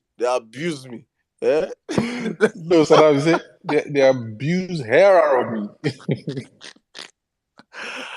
Oh, God have mercy. So please God. I think we take a guy now. Apostle is next. Gosh. Apostle is next. Then Royal. So Royal Laurel is after Apostle. Royal Laurel. Then we'll come to okay. And then I think I'll circle back to you, so you can now take it. Apostle, go please. 4 minutes. Thank you very much, man. Cizo, I was thoroughly, let me use my religious or my church mind. I was thoroughly blessed. The beauty of your voice, but much more importantly, the acuity of your mental stamina is fantastic. I have often listened to this space, and I want to say thank you to everyone God that has bless you. spoken. Thank you very much. I am excited that there are still Nigerians who have kept their sanity in the midst of that terrible thing that has happened in the course of our national life. It was supposed to be a festival of democracy where the people, not animals, will be able to choose who will represent them. And unfortunately, we have a class of looters who have decided to, take the injustice to the highest level. For me, what I say to people is elections are the foundations of democracy. The moment we lose our right to choose, then there is no point living. Somebody said we'll do census. There is no point counting the people if the vote of the people will not count. I lectured a bit in Nigeria before I relocated to Canada. And I know that one of the most terrible things to do is to try to mark an absolute failure. So much as you try to do justice in your mind, considering the fact that the parents of that foolish student paid some money, the more you try to help them, the more you see a reason to fail them because they actually failed. So when people talk about rating Buhari's 8 years, normal Nigerian should just as much as possible delete 8 years out of his life. The last 8 years of Buhari's administration were a minus in the real sense of it. In fact, the fact that people can still retain their sensibilities, you guys are fantastic. I couldn't help it at some point, and I had to just excuse myself. It is indeed unfortunate that Buhari happened to Nigeria again. And maybe that's why it's important that we begin to talk now so that our children can begin to know people for their character so that you don't have afflictions rising the second time. What has happened in Nigeria is that an affliction rose up the second time, flogged the nation thoroughly. And unfortunately, this guy is marking himself. In the days when you fail, you just hide your face. It has gotten to a place of staggering, idiocy that people now fail and then still say they've done their best. The brazenness, the audacity of failure in Nigeria, the audacity of corruption is no longer done under the cover of darkness. Our sensibilities are being offended on a daily basis. People are taking for granted. The average citizen is thoroughly bashed by, the brazenness of these guys who just feel you are not human. You are an idiot, just because they've been opportune to capture the state, capture the apparatus of government. It is so sad. Every time I tune in and listen to the TV or the news, I am surprised as to how much these people have tried to reduce the average Nigerian. You look at the spokespersons of the government. You have a president who does not even understand what the buck is, not to talk of you knowing that the buck stops at your table. It's been a total waste of time. And if this is God's way of showing Nigerians that leadership is critical, just like John Maxwell said, that everything rises and falls on leadership, I think the lesson has been learned. And we cannot afford to take another, detour into the hands of another Agbado person that has no capacity to lead us, that has no standing, to even lead us in the first place. And people just think that because they have some ill-gotten wealth, they can hijack power and rape the people. This is rape. This is murder. We are not stupid. We saw how the elections went. Sometimes when I look at the people on the other side, as so much as I'm a lawyer and I agree that there are two sides to every issue, but there should be a threshold of sensibility. We must be responsible. Lawyers have a duty to, take the brief of their clients, but the law is not that you go the extra mile to defend a criminal. The critical crux of the matter is justice. You must know that. Emma played the interview with Sheon again. I wonder that in the face of, the media, in the face of camera, in this 21st century, people lie without thinking of the fact that this record is not, you can't erase it. It's going to be there for the life of you and your children's children. I hear people like Femi Fani-Kayode talking, and sometimes I wonder whether it is bipolar disorder or schizophrenia. How that you spoke against something just a few years down the line, and now you are speaking the opposite. And you are celebrating the fact that the courts let you lose. Does it change the fact that people know that you are corrupt? The facts are out there. They are incontrovertible. I am surprised at how, it's crazy because sometimes when I talk with people here, we never end the conversation. But you see, democracy is what we have just started practicing. It is not just the art of putting people in power. It is actually the art of the people knowing that the power is theirs. We have the right to question what has been done. We must continue to do that. I am glad that we have sustained this conversation. It must not stop with the mandate being restored. The people must learn that we are really the government. Whoever we elect is a representative of the people. What has happened to Nigeria over the years is that we are taught that leaders will fix our country, but it is never going to happen. Apostle, please, can you round up? Thank you, my brother. There is no single individual who has a capacity to treat our nation's malady. We all must put our hands on the deck and treat this malady. So this is what I want to, really touch on tonight. We need to start forming civil societies dealing with different areas of our national life.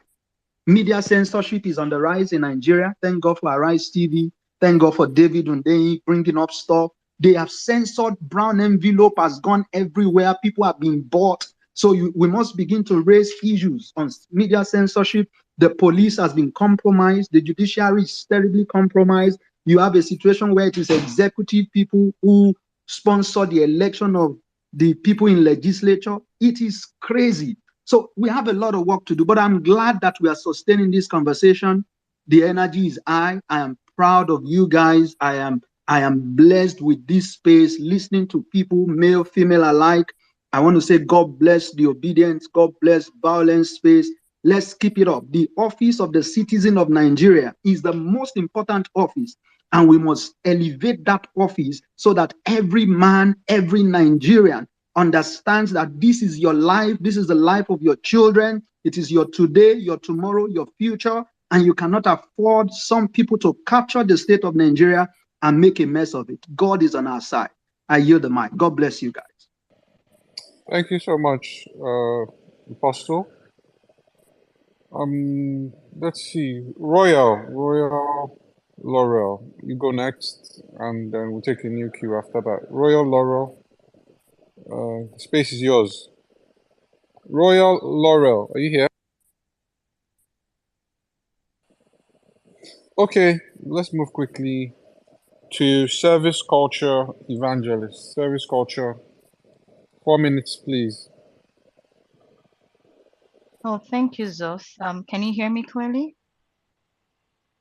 Yes. Oh, that's amazing. Good evening to everyone, or good evening to everyone, and good day to every other person in other parts of the world. Good to be here. Buhari's scorecard. Well, I would love to say I would like to rate Buhari's scorecard, but we can't say there is a scorecard for a government that has been on, will I say, non-existent since the inception, from the very first moment. I think the highest activity that has ever happened for me was in, I think, three instances. The first one was when he made that infamous speech address, "I am for everyone and I'm for no one." Initial gege, that was actually a signal to most of us that he was just a scam. Then the second time was when he came and gave us again the infamous speech that ended up upsetting everyone after the massacre at the toll gate. And then the third one is when he came to give out speech again for his dear friend and brother in the Lord, Emefiele, when he was being fought tooth and nail by the members of his party. Now, for me, it's not necessarily about the Buhari. 2017 in Kano, we did a project where particular activity were mostly volunteers or people that just basically volunteers and street ambassadors and everything. You will see the youths, the younger ones, putting in so much effort to keep their communities clean. But the older ones would refuse to do that. We also had another incident again that opened my eyes to that particular sequence. And then on a radio show, I said, it is the youth that is going to save this country. And for me personally, what Buhari government did was confirm that. If you look at the projector, if you look at what is going on right now, you would realize that the government became so bad that being involved is the only way to survive or even hope for a better day. It became so free. I cannot even begin. Most of us lived through the 8 years, at least most of us on this spaces lived through the last 8 years, and we can personally testify as to how bad it got that even animals came into the party. Like animals decided to join this party.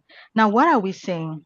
For me personally, what I would rate Buhari's government on is because of how bad it became. Nigerians are now more interested in governance, and governance has always been the problem. You see, we've always had this thing where we are always blaming leaders, but we have now seen that there's a certain group of human beings that have allowed these leaders get away with every form of, I don't even know, there's no word to put this under. And those people, I call them the enablers. They are your professors that would see something and look the other way.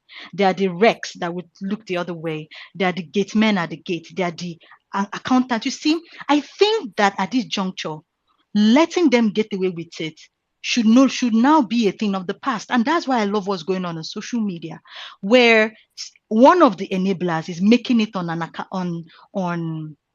our spaces.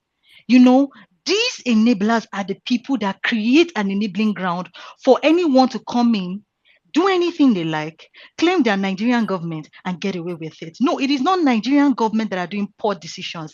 It is somebody raised a bill stopping doctors, for goodness sake. He has a name. Before now would have said, oh, the Senate did this, the Nigerian government did this. But now, no, we are not doing that anymore. There's no more blanket things anymore. Someone raised that bill, someone pushed that bill, and it's that person that we are going to call. And I think from now on, we as Nigerians, we should no longer allow them with all these their blanket things. No. You pushed the bill, you stole the money. And you see, there's something that's so amazing about how these things happen. Yes, 300 trillion got missing, which is a regular thing. If I just call it any number, it happened. Now, 300 trillion happened to have been missing from a certain ministry, which we all know that ministry's money gets missing. But what happens? Somebody signed it off.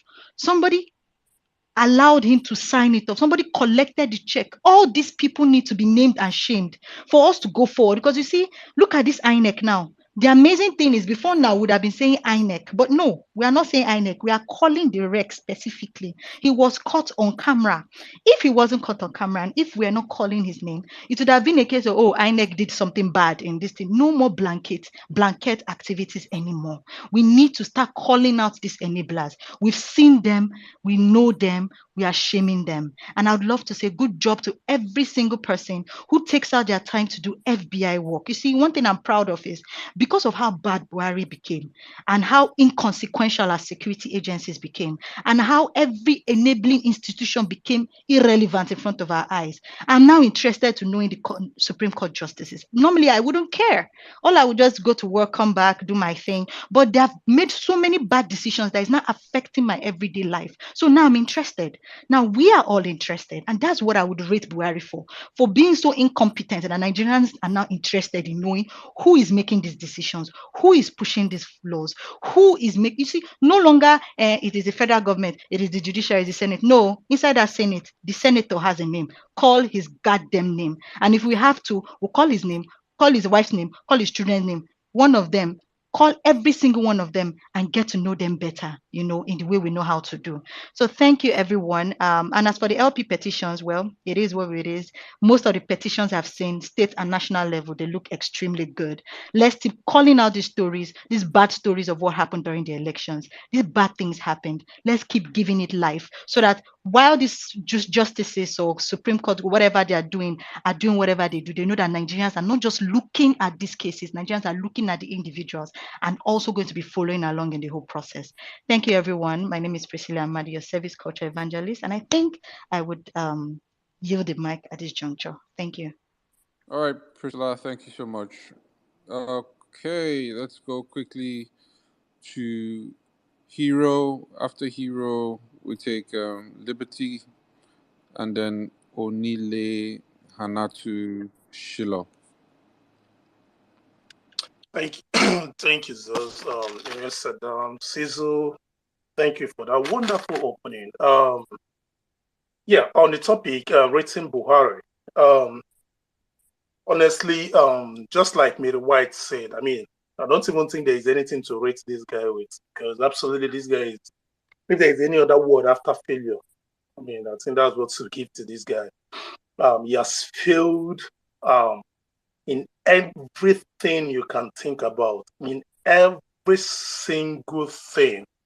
Let me start from the security. This guy is a pure criminal, sorry to say, but I mean, this is what it is. Tinubu, Buhari is a terrorist. For someone not to condemn this terrorist organization, he campaigned on and said that, give me 3 months, I go silence this guy. Only for terrorists to embroaden and keep changing name and keep expanding. And to come to worse, this guy have no, I mean, they condemn, you know, there is this thing sometimes I think, what these guys, this these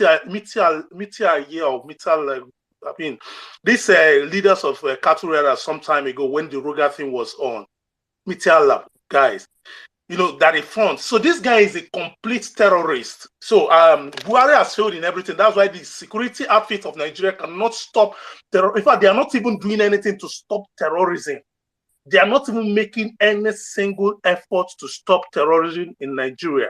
And in that area, Buhari has failed in everywhere. In the north, he used them. In the east, he used the military to create problems. On the economy, dollar to naira is 740 to 745. I mean, there was a time this all goes beyond this price. The campaign on the price that they would turn dollar to 1 naira to $1 during their campaign. At the time, dollar was fluctuating between 197, 200, 210, and all that. And today, dollar did not come down. Dollar kept. Today, after 8 years, we are in 740 naira to $1. That is also a complete failure, blocking our borders for rice importation without any proper policy. The policy of not, blocking dollar people from doing business with dollar. I mean, like if you want to import something, there was a time this dollar was very, very scarce that they can't even access dollar. If you go to bank to ask for dollar, it's difficult. You can't even get it.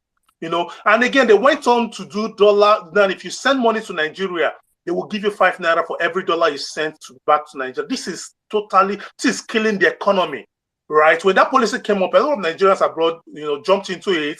But this is totally killing the economy because you are kind of like killing naira the more. Now, for every upon that naira is the amount it was. He said, we'll give you 5 naira for every $1 more. What a stupid policy that is.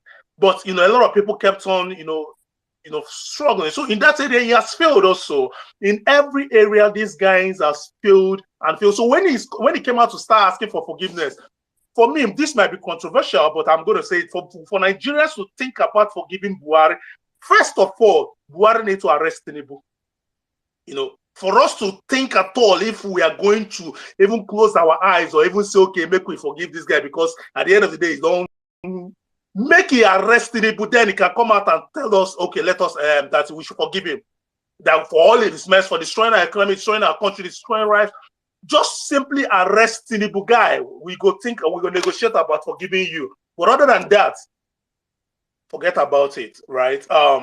So on this area in the economy, this guy has failed all around. On this so-called Festus can you wrap up in 10 seconds, please? I don't even know what to say about Festus Kayamo, because anytime you listen to this guy is very, very combative. And this is one of the attributes of flyers, right? Because he's trying to defend Tinubu that has given him some drug money, right? He's a criminal. He has stolen a lot and all that. So all these guys, for me, Buhari is giving him an F9 is it's zero. And again, we don't know the agreement he had with Tinubu that that brought him to government, that has made him to silence him, that Tinubu has to put his men in every facet of the government. So for me, this guy is a failure, and Festus Keyamo straight away is a criminal, and that is what it is. Thank you. I appreciate the opportunity. All right, thank you, Hero. Quickly, we move on to Liberty Champion, and after that, Onile. Please, 4 minutes. I'm not going to even use up to 4 minutes. Can you hear me? Am I clear? Thank you so much. Yes, I'm just going to make 2 quick announcements. Before then, I just want to say well done to the crew of Vawulence Space. Cecil, I'm going to listen to the intro. I hear it's a very wonderful intro. I'm going to take time and listen to it tomorrow because I missed the beginning. Saddam, much greeting, and Zeus, greetings to you, to all the listeners. Now, the 2 announcements I have is this. I've put a tweet on the Jumbotron. There are a lot of diasporans healthy obedience in living abroad. There is a registration link there for registering in any country you reside in as members of the Nigerian Labour Party. Please go in there and register. Very, very important. Thank you. And the second one is the global petition we are pushing to broadcast the election petition tribunal hearing live. Someone has just said the hearing might likely be next week or anytime soon. Please, guys, we have a hurdle to cross 7,500 signatures tonight, and there are over 1,000 of us here. Please add your signature. Let's push it forward over the line. Thank you so much, and happy listening on. Thank you. All right, thank you so much, my sister. God bless you. Please, guys, let's sign the petition. It's right up on the Jumbotron. We'll be glad if we can hit those numbers and exceed them. Please, let's exceed our targets. All right, and also make sure you share with your Facebook, WhatsApp, and all your social media handles that you have, and generally your social media. Please. All right, thank you. Quickly, let's go on to Onile Go Row. Good evening, guys, and Zos, I hail you so much. Emir, this space continues to give me joy. In fact, really, I think for me personally, right now, this is the only thing that gives me joy about Nigeria. Just this Vawulence space, because everything is going down south in Nigeria. This Vawulence space and the information and everything that comes with it is really what gives me joy, and so I look forward to it. Tuesdays, Thursdays, and Saturdays. So well done, guys. You guys have been doing wonderful. For the topic of the day, rating Buhari's 8 years. Well, will I rate him? Because I already knew he was a failure from day one. So rating him will be sort of trying to give a F9 further credence. Because as far as I'm concerned, from day one, we already knew who Buhari was. For us from the southeast, we already experienced firsthand the kind of individual he was, primarily during the war and all that. And outside that, when he came in 1983, a lot of us that knew what was going on back then also knew the kind of individual the man was. So if you asked an ordinary Southeast individual back then if Buhari was going to mean anything good at all for the nation, they will tell you zero. And so already the Southeast had prepared their minds for the 8 years. And that's why ordinarily, if you go on the street and ask any Southeast person, how do you rate Buhari? They will tell you, well, we already knew he was going to be like this. So we already strengthened ourselves. We already grew the thick skin that we're going to go through 8 years of hardship. It was the Southwest who thought they were riding a wave, and suddenly the shock that came to them from Buhari's madness, I'm sure a lot of them are still trying to recover from that shock, because this was an 8-year madness. So when you're trying to say let's rate, it's as if you're trying to give F9 some credence. F9 is F9. You can't give more except if there's F10. and then that's where we get to, So Buhari's right, his tenure, which by God's grace will end very soon, and Peter Obi's tenure will start. We can't begin to talk about his tenure. We can only try to say, let's not get into this mess again, because if we get into this mess next again, then it's going to be, your guess is as good as mine. Right now, Nigeria, in all indices, it's not 1, 2, 3, all pile. You check it in all indices. It's not as if maybe the one particular one were just somewhere, maybe we tiptoed a bit. No, all indices were down there. So how can you begin to rate such? You can't. There's no rationale for rating. So when the topic itself is defeatist, is trying to give him some credit somewhere. We can't give him credit anywhere, because there is nowhere any single indices that warrants credit. Everything is zero down there. So for Festus Keyamo, I don't know. I don't even want to talk about Festus Keyamo, because I already understand how he got his son. I don't want to say it here.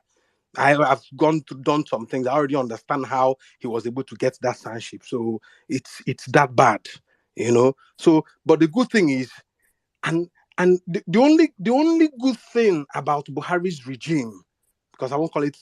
Please, can you wrap up your submission, sir? The only good thing about Buhari's regime is the birth of the obedience. Without the Buhari's regime, there would have been no obedience. That is all. Thank you very much. God bless you guys. Keep it up. All right, thank you very much, sir. We're going to move on quickly. Guys, please, let's not forget the hashtag that we are trending, or the hashtags that we are trending. Please, let's endeavor to make tweets out and push, so that we can stay on top of the issues and we can also control the narrative. Please, we've got 2 hashtags. Arrest Bola Tinubu now, and Festus the criminal. All right, I know I had called a queue earlier, but permit me to break protocol for exigencies. We're going to go straight up to Kibati now, and then we'll come back to our regular schedule. Kibati, the space is yours. Hi, thank you guys. Thank you. Good evening, everyone. Thanks for giving me this opportunity. I'll try to keep it brief so that you can go to other speakers. I actually did not really want to comment on the space initially, because I've had quite a long day, but I just felt, you know what? Nah, I've got to speak about Buhari's 8 years. Yes, I think I agree with the last speaker. I think earlier today I saw a Paul's article, asking people about Buhari's a similar topic to this, and I said, okay, let me bring up that tweet. For my exact comment, I hope you guys can hear me. Okay, the Pulse article was, "What will you remember?" Yes, how would you remember the Buhari's administration? And I said, it's like asking a girl to remember the qualities of a rapist. All you want to do is forget. Um, you you cannot think about Buhari's 8 years of Buhari, and not almost weep for Nigeria at what has been lost. For me, can you hear me? Sorry, co-host, can you hear me? Loud and clear, loud and clear. Okay, I wanted to be sure. For me, what this administration has done, the damage, people have said everything, right? But for me, the worst thing that Buhari did to Nigeria is kill hope. Is that feeling of hopelessness, helplessness. For me, it's within. It's what he has done to the spirit of Nigerians. I was at a wedding today, and we couldn't help it. Politics was what everybody wanted to talk about, and I was just reminiscing as what has happened, not even just 8 years, even in the last few years, and all the people. It's not what my losses are, not even in terms of financial losses. I'm talking of people, human beings. My best friend relocated out of Nigeria last year. After, in fact, I pleaded, I cried. This was my best friend in life. We had so many projects that we started together, and I pleaded, I begged and begged and begged and begged him to just hold on. I was like, nah, sorry, I have to go. 3 of my siblings relocated. My closest siblings. In fact, people in my family are looking at me like, why did they worry this one? Like, the only reason why I'm in Nigeria is because I get coconut head. But can you really blame them? I mean, these are people who are so brilliant. I mean, and this is a Nigerian spirit, right? We have this can-do spirit. We have, I mean, my best friend left the country because he just couldn't cope anymore. He was getting international job offers with some of the best companies in the world. One of my siblings is, I don't want to mention his field, but he's one of the best at what he does. In fact, when he was in Nigeria, he was working for an international firm, and they were willing to let him work remotely. He was that good. And there are so many Nigerians like that. The one that killed me was when my own personal physician, who has treated me for most of my adult life, said he's leaving. I said, okay, it is finished. This was late last year. I said, okay, it is done. Buhari has so drained Nigeria. He has so killed hope that young people do not believe. I mean, and so I agree with the last speaker. Thank God for the obedience movement, because I don't know what would have happened to my head, my brain, my psyche without this movement. Buhari has killed that belief. I saw a tweet this evening about, I think it was from Rufai, about the number of business. Okay, where are all these businesses? I just thought, I was like, wait a minute, that's true. I thought back to a number of businesses that had collapsed. And then I remembered something under Jonathan's administration. I remember the entrepreneurship, how businesses were booming. We had foreign direct investment. We don't even talk about that anymore. It was a buzzword. It was a buzzword before Buhari. We used to, foreign investment. I mean, Jesus Christ. People will start any business and thrive. There were all sorts. It could be any business. Businesses were booming. Business ideas were investors. But now Nigerians struggle. And most people are, so many people are giving up on the country. For me, I think that is what that's what Buhari has destroyed. The hopes and dreams of too many young Nigerians. When we talk about this brain drain thing, for me, it's personal. It's happened to too many people. And I can never forgive this man. And, and there's one final thing I want to say, please. Buhari did not do all this alone. Buhari and the APC do not work alone. We need to talk about the enablers around them. These criminals. Let me tell you the highlights of Buhari's administration, as far as I'm concerned. There was one night, I have a friend, or I used to have, we don't talk anymore. I used to have a friend who is in the APC, a staunch APC. In fact, one of those people that will tell you that they bought form for Buhari then, young man. One night we were talking and he was vibrating. He was angry. This was just a few years ago. He was very angry, and he told me, you know what, he wants to call on his APC guys to call for the impeachment of Buhari. Okay, what happened? Apparently, his secondary school where he went, terrorists invaded and killed. There was one very famous massacre. They killed scores of people. And this guy was angry. He was like, "Oh, I've had enough. I've had it." Guess what? Fast forward to 2022. This guy is one of the leading Emilocon proponents. I mean, when this guy was vibrating and shouting about that thing, I thought, oh, wow, maybe this guy has repented. Oh, finally, he has seen the lights. This guy went back and is today supporting Tinubu. And there are so many people like that. Irredeemable. You can't help them. They're gone. This silence, some of them are loud. In fact, this particular person is not even noisy. He's not too noisy on social media. But he works for that cabal. I'm like, what is wrong with you guys? What is wrong? These guys are the biggest. I mean, after what we've been through in the last 8 years, these guys are still supporting. Oh my God. These guys are the problem. I don't know what the antidote to this guys is. I don't know how we can. I've lost so many friends, so many of them like that. I don't know what we can do.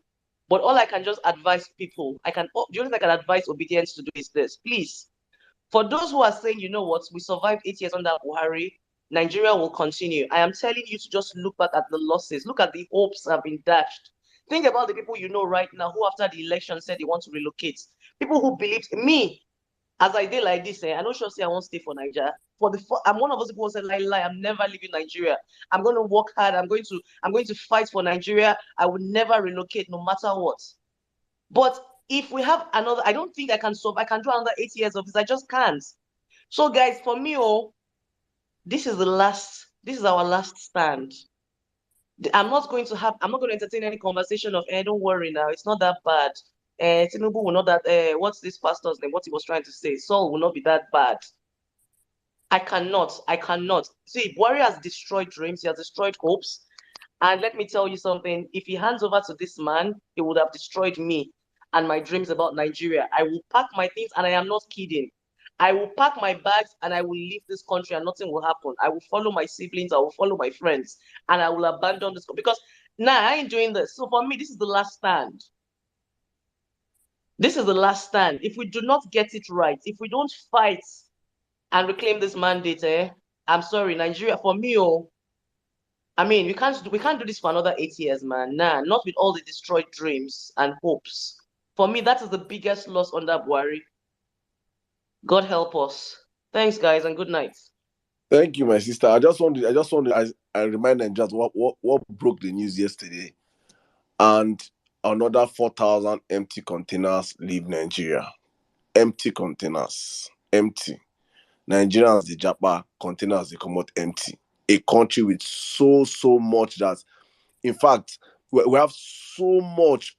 If we just carry these containers to the middle belt, fruits, food stuff, go full am. The full am, they come out. But we have a very useless government that containers are leaving this country empty. APC have killed everything. And you will see these children of the roasted rotting corn. We still go out there and defend. Make the container go, the container self the occupy space. You will just be and you'll be wondering how. The enablers of this government are the worst things, and they should be documented till we actually have a platform that we're documenting all these guys. They don't understand that you will not be forgotten for the roles you played in enabling this government. There's a website platform that all your handles are being documented right now as we speak. We have you guys. We will remind you in 10 years time from now, 20 years time from now, of the roles you played 20 years ago. Because I'm seeing articles, I'm reading a newspaper right now from 1980 something, 87, and it goes with Buhari's Mohammed Guni was, the article was Buhari's 20 months tenure was a complete failure. And Mohammed Guni was saying that this Buhari's 20 months tenure Nigeria should never ever witness anything like this. That was in 1987. And we now saw all those things built because we failed to learn from history. We now have to repeat this same man that on a very normal day, from his antecedents, from his history. It's not like he's coming from, we already know Buhari was a failure as a military head. This same evil set of people have to repackage him and sell him. And we're telling people right now again that there is no miracle you want to do. Tinubu is an abject failure. He cannot even happen. Nigeria just goes to the bunkers, honestly speaking. But Zos, let me circle back to you, please. Let's. I don't know if it's going to go there. I think it's my son or two. Then you can just. Zos, are you there? Yeah, bro. I'm here. I saw that tweet too yesterday, and it was really sad. 4,000 empty containers. 4,000, bro. 4,000. 4,000. It's crazy. Even if they use it to build houses itself, low-cost houses, I think that will even be better. But to ship 4,000 containers out, and trust me, the speed at which those containers will come back to Nigeria will be so much because people want to bring in their things. But you see, the main issue is that, trust me, Saddam, things are being exported, but are they being exported using the right channels? No. They are fleeting our resources undercover. That one, you don't see them because the ships are way on the high sea. They will put in those pipelines. Only God knows how many more pipelines. No, and Zos, when things are being exported, yes. All those ones are illegal stuff and resources. I'm talking of, that's exactly what Peter is talking about, taking us from consumption. We should be a producing nation.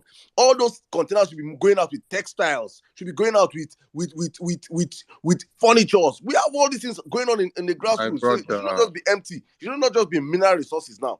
We have the skills that companies should be working in Nigeria, and those things should be exporting the hard work of Nigerians back home. But it's none. 4,000 containers going back. Just look at the label of the t-shirt or singlet that you are wearing. Trust me, I'm sure it's from maybe Vietnam or one of these countries. These are things that people in Aba will do comfortably, and they'll put these things, fill those containers up with those things, and ship them out of this country. Earn foreign currency, earn forex, the forex that we are jumping up and down, and looking for people who will be bringing dollars, pounds into this country to trade. But what do we have? We have NEPA will not allow people flourish. Rather, multinationals are leaving the country.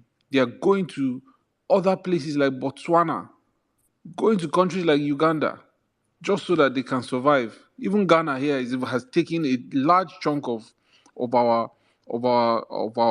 companies. Sorry, But my brother, they just come in here.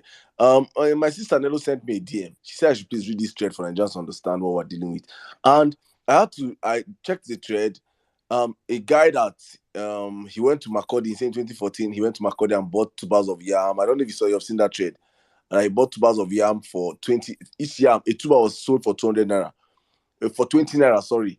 Those huge ones were sold for 20 naira. No. Yeah, they say that he bought and that they were selling them in Lagos for 300 naira. I'm certain that tuber of yam now in Lagos should be going to 2,000 naira right now.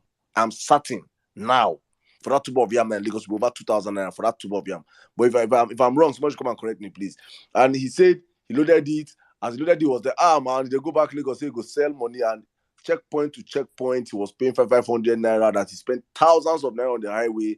Apart from 1,000 naira spent on the highway, he got to Lagos, and there's association of yam sellers that say you cannot sell the yam there. You know, so many bottlenecks have been raised for business not to thrive in the country. So many things have been set up that you now see that too. Even for upcoming, says ease of doing business in Nigeria it is just inshallah vibes. Prayer to God. God, I beg. Everything we bank on in Nigeria is God. There is no system set up to make sure that businesses are easy. I say this all the time. And about the boy, I saw his tweet on Don Jazzy this thing. He went to go and beg Don Jazzy for money. I went there, I saw the guy, and I was like, I saw what he said, he wanted to set up his company, something. And I was like, very nice idea and everything. But I checked the guy's timeline, and I was like, Abado, so I know deserve help. And I've already chatted him already. I was like, guy, I like you. And I check his. I said, no, you don't have help. He said, no, please don't be so. He said, it's just politics. I'll say everybody have his choice. He said, I say your choice. If you don't understand that the choice you make today in politics determine your future, then you're not serious. You're looking for less than $1,500 That's like 800, close to $1 million to start up your own business. This is what they should give you as startups. There should be startups scattered around Nigeria for small scale businesses. This is exactly what Peter is talking about. But young people, just because of bigotry, you're not able to think well. You just look like make you go pepper obedient. You're peppering yourself. You now go suffer. About the people now go suffer because you guys are the worst. You don't have skill. You don't have talent. You think you carry cutlass and carry a stick 2x2 and go and steal ballot box is talent. That's not talent. That's why a young girl could go and take over your job as a driver of the train. And you're crying up and down. Yoruba job for Yoruba people. Yeah. Don't go and learn work. Be shouting mandate. You think mandate is job? Do not go and learn a skill. You guys will suffer. You're not go suffer them. Just I continue. They go use mandate take build house. Their father, all of them. Useless set of people. All right, let's keep the conversation rolling. Hanatu G, and then Shiloh. Thank you so much. Good day to everyone. Wow, what a day. Thank you so much, my brother Saddam. Thank you, Zos. Thank you, Sizzle. Thank you for all the regulars that over the course of this movement I've gotten to know, and my respect to all of you. Most times I just spend time listening. There's so much I have learned in the past almost 1 year now of following this space, and today's topic is so dear to my heart. I'm going to make sure that I speak within 4 minutes because my brother Saddam took the words out of my mouth. I want to take everyone back memory lane when this space started, because many people who join sometimes don't understand why some of us are just hooked. This platform became a learning platform for me. Shout out to so many people. that we talk facts here. That's one thing. It wasn't about propaganda. It was about facts. It was about the issues. It was about, there were so many things I didn't know that I got to know through this platform, and it made me appreciate the beauty of Nigeria. One of the reasons why I love this topic is because it is very, very salient to the conversation about the end of this government. They are trying hard to rewrite history, and we will not let them do it. History was rewritten for Buhari to get into power.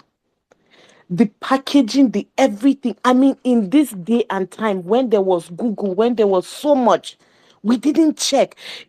When I say we didn't check, it wasn't that people were not speaking, but we weren't listening. The media houses, everything. We have journalists, we have so much. But how, it was as if this is Buhari that has been looking for president since 1999. And it is now that many like me, I'm guilty to say that, I never voted for him. But at the same time, there was so much about how bad he was as a president in the 80s that I didn't even know of, that it was until Nigeria happened to me that I began to realize how bad this man was. We will not let them rewrite history. And that's why I'm so grateful for many of you who have kept holding on and, saying no. It's been so hard. It's been so hard. In the past few weeks, I realized, I said, we shouldn't have even had gubernatorial elections. We shouldn't, because from February 25th, we should have all stood our ground. I'm saying this specifically, sorry, before I go to my points, I'm saying this specifically because I had this hard conversation with many of my relatives from Adamawa State. They say, hey, no, Atiku did. When gubernatorial happened, I said, you see why we must stand and fight for truth and justice. Because if you don't, tomorrow you'll be the one looking for it and you won't get it. You won't get it. Look at what happened. Anyway, back to the point is that we will not let them rewrite history. And that's why I really thank this platform for being so consistent in that, in pushing the right narrative. It's not just about, we're pushing a narrative. No, we're pushing the right narrative and we're speaking the truth about it. I want to say that I've never seen a president like Muhammadu Buhari that has had it so easy as a president. So easy. Look at the coup that was done to remove Goodluck Jonathan. Look at what they did. Buhari had, I'll say almost 8 years, but from the time obedient movement started, of course, things became difficult for him. But he had at least 7 solid years of no opposition. None whatsoever. He got away with so many things. He got away with nepotism. In military rule, with that nepotism, there would have been a coup already. He got away with so much. My people, this is a man that was actually voted in. But he never cared to speak to anybody and nothing happened. The sky didn't fall. The wickedness. Tell me one statement you ever remember from from his spokesperson that had an iota, a drip, a dot of empathy for anything whatsoever. None whatsoever. They were rude, they were callous, they were abusive, they were everything. The wickedness in people came out under Buhari's regime. I have never seen anything like that in a democracy. This is somebody that you actually voted for. In a democracy, he behaved like that. Then also in his government, I have never seen anybody that worked for Buhari. The way his government, Buhari, I don't know, it just rubbishes your intelligence. See intelligent people, you will start doubting their degrees. You start doubting their knowledge. I can't believe it. The way people defend him is, I've never seen that happen. That didn't even happen in Goodluck Jonathan's time. But in Buhari's time, it happened. And it's still happening. And that's why, like I said, this space just brought joy to me, because I said, no, we will not allow them. They can use all the TV, media and do how many videos, 1 hour of showing legacy, of showing what. Those are lies. That's rubbish. That's not the truth of what is happening on ground. Lives have been lost. Lives are still being lost. A government that has wasted resources. We're in debt. And Kibati said, the hopelessness, you can't just even quantify it. Finally, I want to end by saying that the reality of why Buhari got into power has finally shown its ugly face. It showed me that our politicians use poverty and religion as a tool to keep us in poverty. Especially, I speak directly to the North. It's so sad. It's so sad.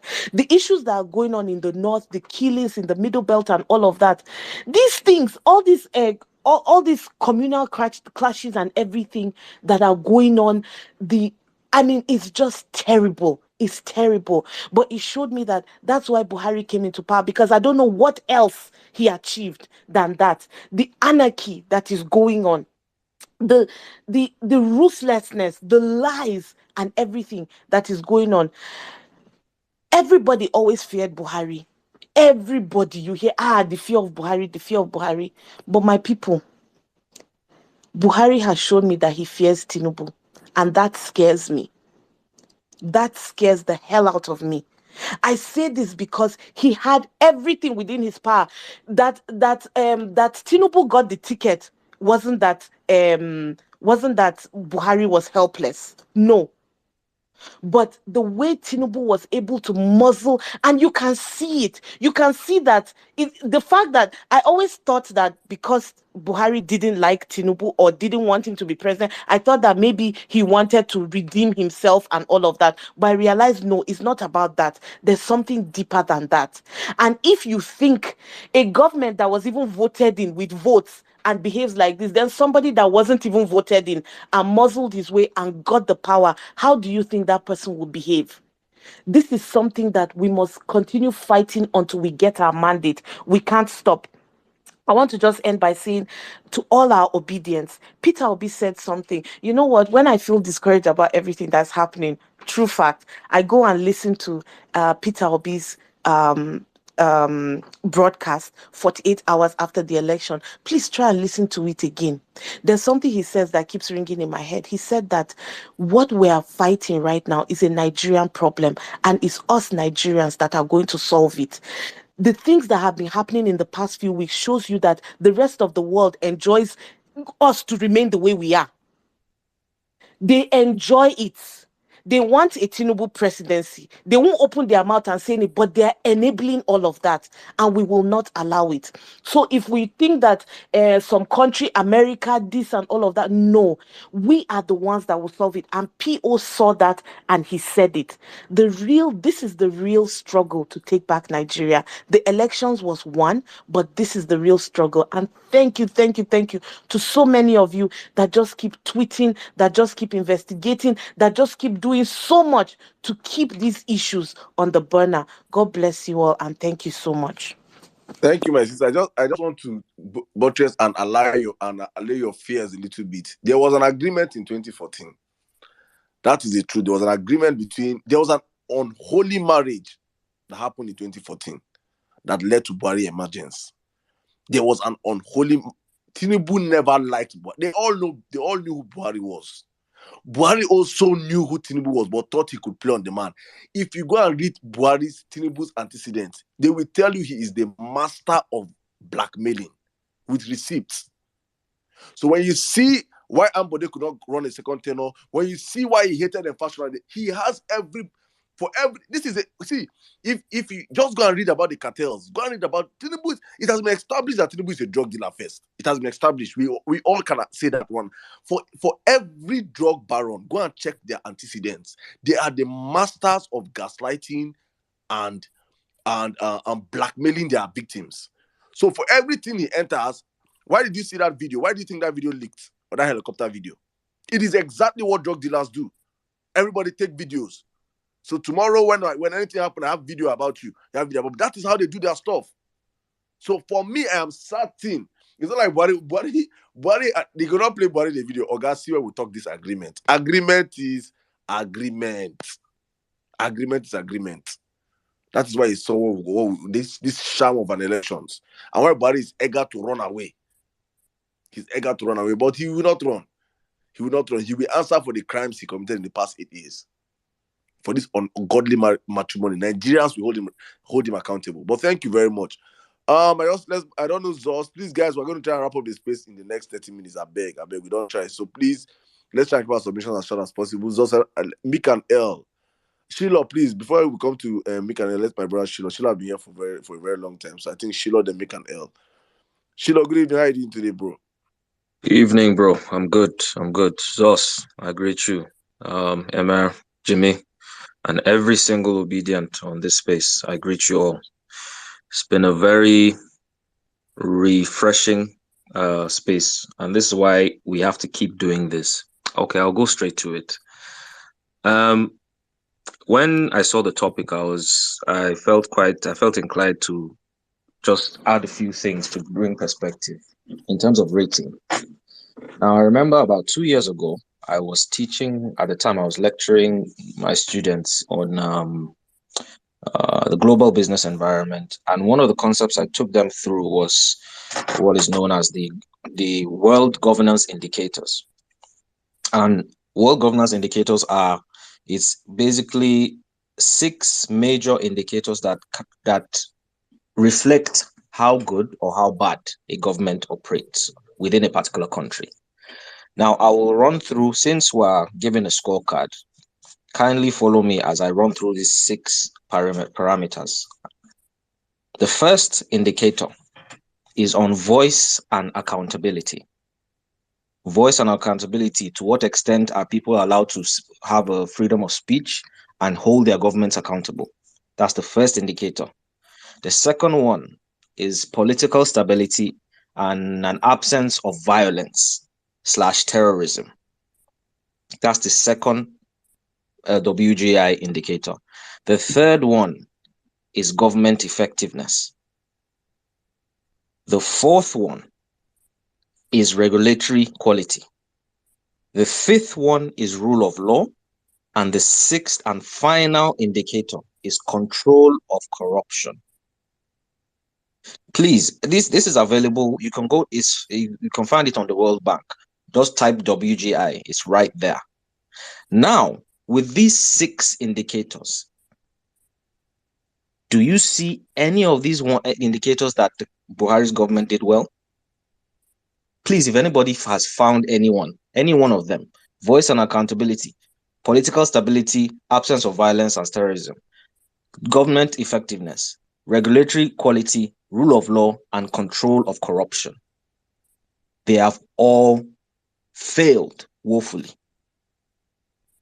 We've all seen. You played a video, Saddam. You played a video of Rufai speaking about about the injustices, and we all know how the press has been clamped down on any small thing. Now, if you're criticizing, if you're talking about killings, they slap a fine on you.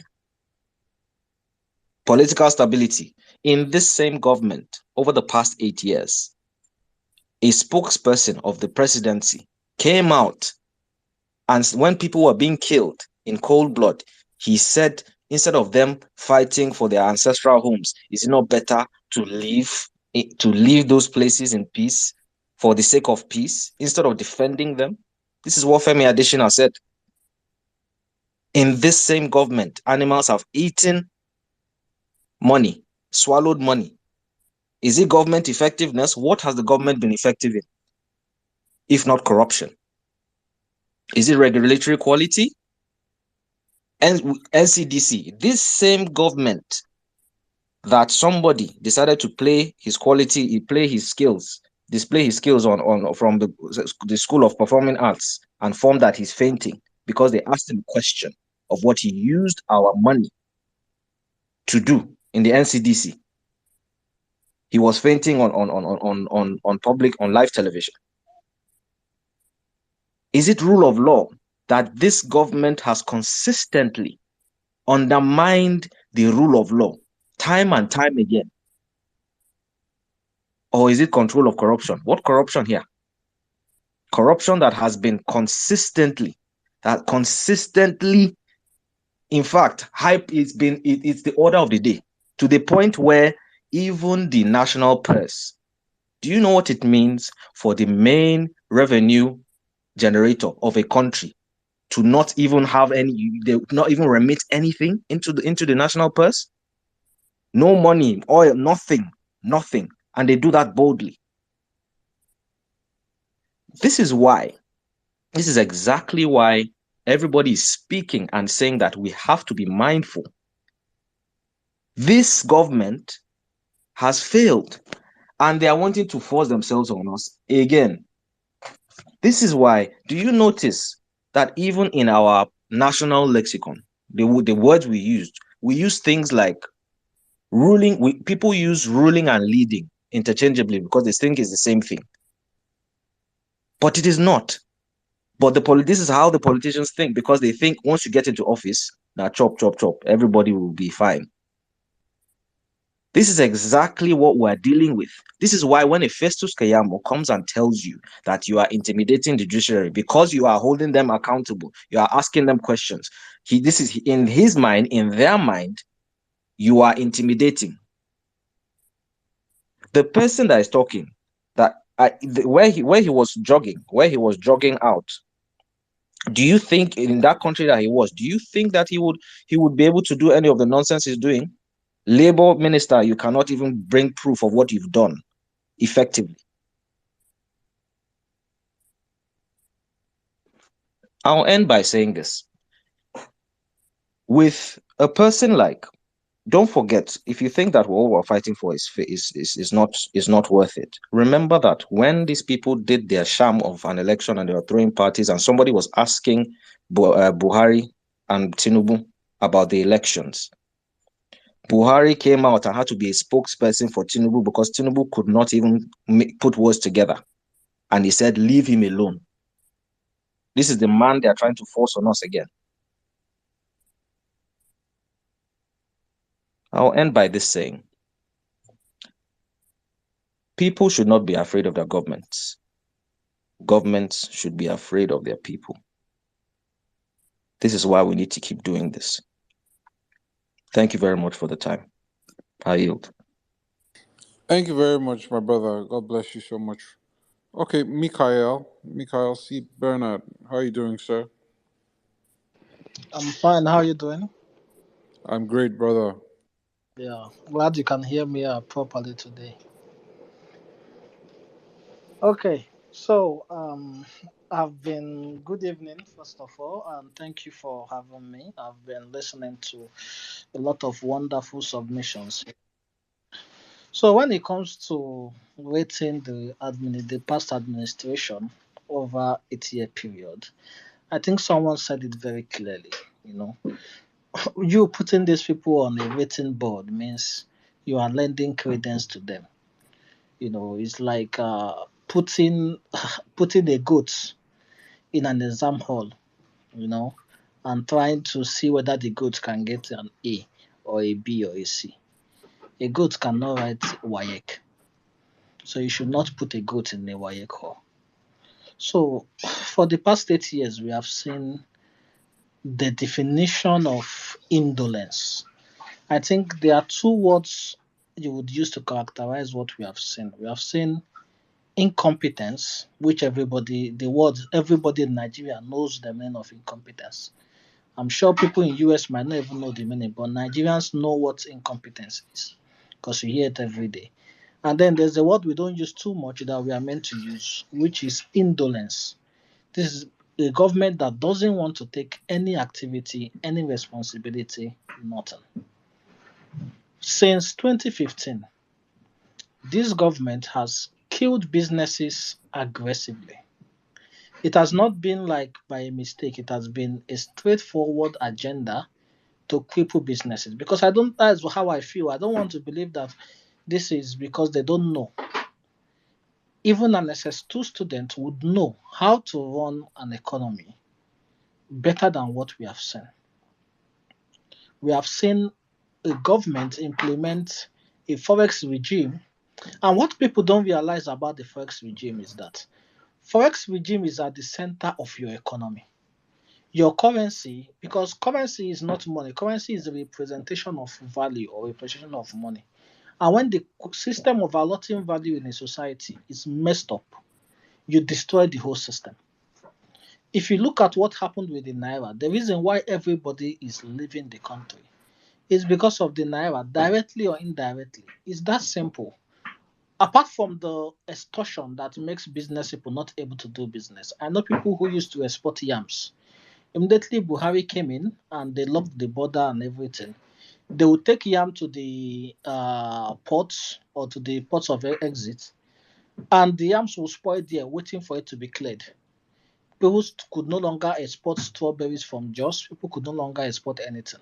Now, that apart, if you look at what happened with the Naira, it effectively made the exporters lose money, because if you are exporting, the CBN passed the law and said if you're exporting, you must receive payment via the central bank.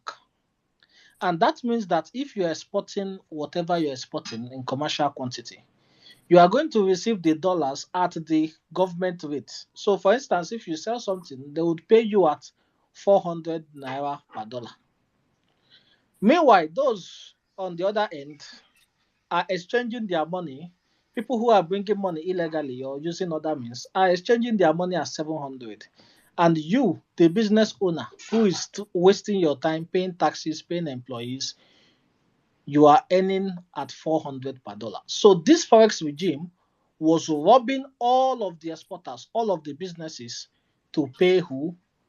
The big men who have access to central bank rates. And that effectively crumbled the economy.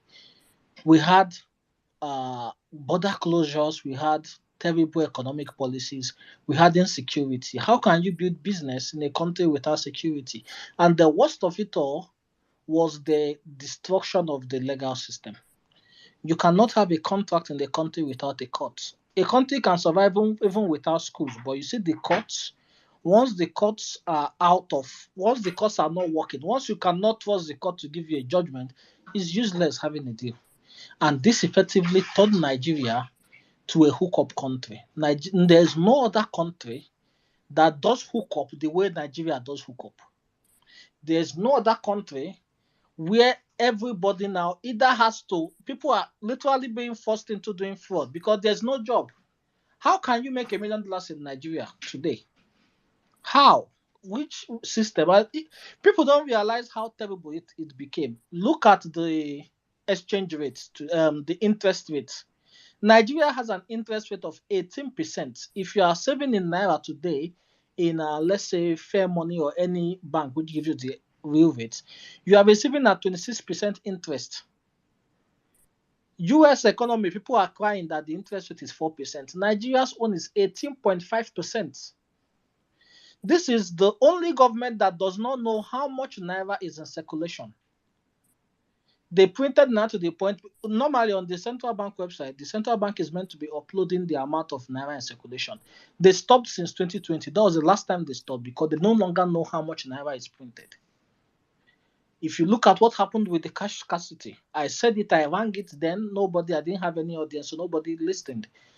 This man printed 100 billion and he withdrew 2 trillion from the market. When you remove liquidity of 2 trillion and you print 100 billion, the difference between 1 billion and 1 trillion is massive. You might not understand, but this thing is really massive. The difference between 1 billion and 2 billion is more than the difference between 1,000 and 1 million. It is extremely massive, and you removed that amount of money from the market without any plan. You want to do cashless by force. Not knowing that to do cashless, you first of all implement free transfers. You implement a lot of systems to enable. You implement easier switch. This man killed the booming crypto industry in Nigeria. Nigeria would have been like Estonia or like Japan. Several countries are making a killing out of crypto companies registering. He killed fintechs. He killed everything.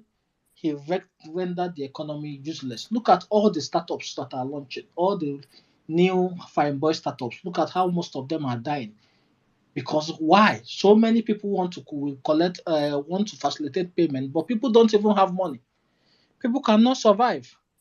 And this is the impact of indolence, of gross incompetence, of myopicness. And the annoying thing is that this person that is calling himself president-elect, this man went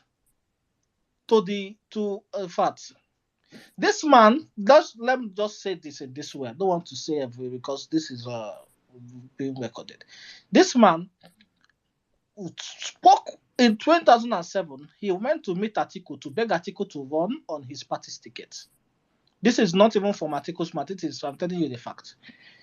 Now, this man knew what Buhari was and said that the US should never allow Buhari to become president of Nigeria. This is the same man that 2015, because of his own private interest that he has been plotting since 1999, he pushed for this man to become president. And now we are feeling the impact of it. When I talk about the indolence, it is too much. I don't know, many of you might not know this. There's this senator, the Shining Light senator. I don't want to call his name. Shining Light senator that lost the election and has been crying up and down. Under Obasanjo, yes, there was corruption. But Obasanjo was strong. Obasanjo came out publicly. For many of you don't know, Obasanjo was the one who came out publicly and said that he spoke with Chris Ngige.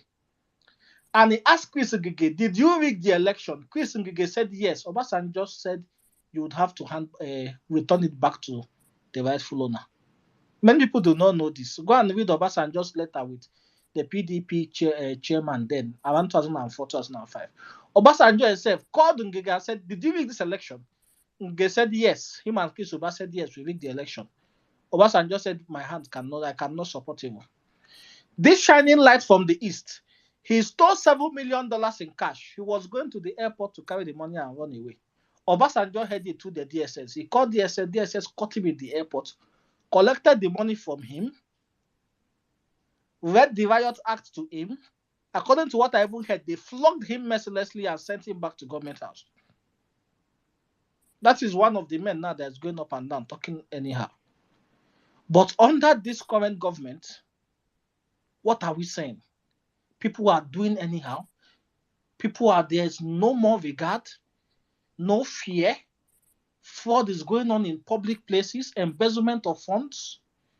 No fear, no regard for the people of the country. And this is why I love what the obedient movement has come to do. On a normal day, I shouldn't be involved in politics because I'm into business, right? And I'm trying to build a big business. And being involved in politics means effectively blocking up some road. But things have to be done. We have to fight and we have to recover our country. Why? Because if you don't talk now, if the obedient movement is not mounting this pressure, it's going to reach a point whereby there will be no more country. Forget about we survived 8 years of Buhari. Nigeria cannot survive another 8 years like this. It's not going to survive. No country can survive it. Go and look at countries that have failed. This is how it started. When people can no longer talk, when people have gotten used to hearing death of 1,000 people died in Kaduna is normal. Back in the day, under Obasanjo, if 10 people say or even Obasanjo is for Jonathan, just Chibok girls, the whole world heard about it. Today, people are dying every day in droves and nobody cares. Because we handed over power, not even we handed over whatever happened, but because the people who were given the charge of this thing, like Peter Obi said, madmen took over the asylum. And now all hell was let loose. I don't want to talk about case loss. Case loss, Barrister Ipama. I don't want to talk about him. There's nothing to talk. Talking about him is adding relevance to nonsense. This is someone that cannot win simple court case. Someone that should be doing village. In fact, he should be acting comedy skits. There's nothing to talk about that one. He's irrelevant in the grand scheme. He's just an Otimpu looking for his own pay. His annoyance was that he missed that for the past 16 years, and now he's smelt power. He's doing his best to stay put there. So there's nothing to talk about that one. And as regards the petition, I don't want to comment much on the petition anymore, because now we are in court, and because of how incompetent these people are, they are listening in to hear what we are going to talk about our own petition, to know what they are going to do. So they don't even know. I was reading what the APC and what Tinubu's lawyer filed, and I was just laughing to myself. Even me, that is Sega Link kind of lawyer, is better than those people. So I'm not going to be commenting much on the petition. I'll just wait and see what the court will do. But that's just it. I can talk for 20 hours about this and we will Bro, think I wait first. Which of the second type of lawyer? secondly, kind of lawyer, people will take a 2-unit load in law, 2-unit load in law. No, business law, 1 semester course ahead. People like us, we also do our own law on Google and YouTube. All this Indian YouTube channel on law. Ahead. We better pass even the APC lawyers. Because if you read what those people vote, it's almost a joke. So instead of them to be talking about the case, they're talking about how Peter Obi was in Abga and left Abga and went to. In fact, I don't want to talk about. I don't want to, give them ideas. But I just hope that we'll see what the cause will do. But in essence, the obedient movement is the only thing that is holding this country. Because to be honest, if we move our hand from the throttle, the reason why most people think, I'm maybe jobless person that has the time to sit down and be digging into these people's history. No, it's not about joblessness. There's a reason why we must do it. So that tomorrow, when they want to commit evil, they would go and hide and do it. They will no longer do it in the open, so that their nyash will not open. They would go and hide. Because if you keep quiet and say, oh, let's ignore them, let's not throw them for what they are doing, let's not expose them, they will think that they are smart and they will keep doing more and more and more. I once had an employee that stole money from me. When he was stealing, I was keeping quiet, observing him. He kept stealing till he stole the one he stole. On the day I was going to arrest him for stealing from me, he was still stealing on the road coming to the place where he was going to be arrested, because he thought he was an extremely smart person. So this is what APC, they have felt they are smart in their rigging and their criminality, that they are now emboldened and they keep doing it publicly anyhow. But now that we are here, we would keep putting fire on their ass. Now they are going to be deleting all their record of their past crimes, and their future crimes, they would have to be smarter. Who would have believed that Festus Keyamo will come out and explain to us how he was able to buy a house? It's a starting point. And I believe that we will reclaim our mandates, and not just after we reclaim our mandates, everybody who has been involved in destroying Africa, because it's not just Nigeria that they destroyed Africa as a continent for the past 8 years, would be brought to justice, and the vote of God, the vote of the people, the vote of even the devil will befall all of them. Thank you, and God bless you. Thank you very much, my brother. God bless you, and appreciate your submission. All right, guys, let's go to, I think, Royal Laurel, and then we'll take Peter is better. Royal Laurel, are you here? All right, Peter is better. 3 minutes, please, bro. Okay. I'm here. Okay. Maybe I'll tell you. Brian Lauren is here. Can you hear me? Okay, you are here now, Royal. Yes, we Oh can hear yeah. you. Okay. Hello everyone. Morning, afternoon, evening, wherever you are. Thank you so much for this space. I've been here like all day, hearing, and I really want to say a very big thank you to you guys for all that you're doing, and this violence space. There's so much info being churned out on the daily. Thank you so much. Talking about the topic, Buhari's 8 years has been the most terrible time of my adult life. I cannot just imagine. It's unbelievable. When the other lady was speaking and talking about how much, was lost. I actually lost people. My most favorite auntie aunt was shot on the streets in Nigeria. A mother of four little girls. By the policemen. That was just around the end-SARS period. And it was just so heartbreaking. My family is yet to recover. Many, of course, siblings have left. Like she said, I could just relate with what that lady was talking about, because almost everything she was saying happened. I'm a medical doctor, and I see my colleagues leave like every other day. So I'm talking with this guy today. Oh, what's up, doc? How far now? Da, da, da, da. The next day, I hear it's in Canada. I'm talking with this other nurse and with my workers. I own a hospital. Then my workers must come and sign this document for me. Oh. The next minute she's leaving. So into the hospital where I work, 50% of the nurses are relocated out of the country. Doctors, I cannot even count. It's countless. What Nigeria has lost in this 8 years is just simply unbelievable. And it's so heartbreaking. Like, I've been said in this space over and over and over. The people who are the most evil, second to the government of the day, are the ones who are the enablers. You on this space who is hearing the sound of my voice, and you're the one supporting this demonic criminal gang party APC. The hand go touch you. Hand go touch you. I wouldn't even tell Nigeria what happened to you because that doesn't seem strong enough. Hand go touch you. It will get to you.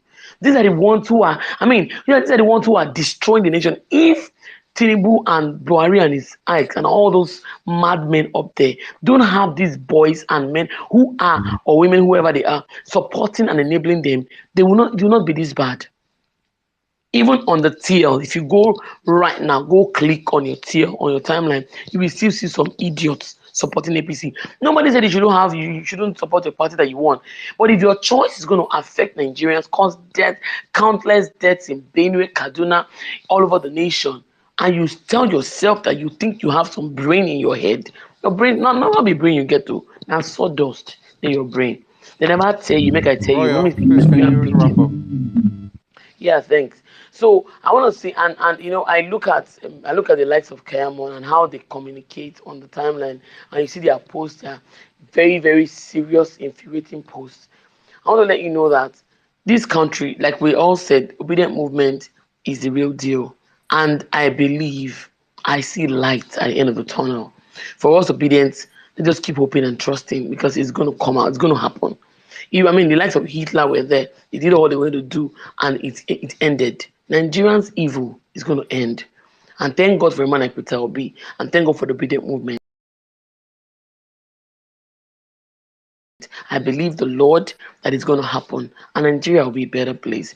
Let's keep our eye on the judiciary. Like someone said earlier in the space, lot earlier, that we're holding them accountable with what we're doing right now. We are out there in the space. We're out there speaking out, and things are going to change, I believe. Thank you so much for allowing me to speak.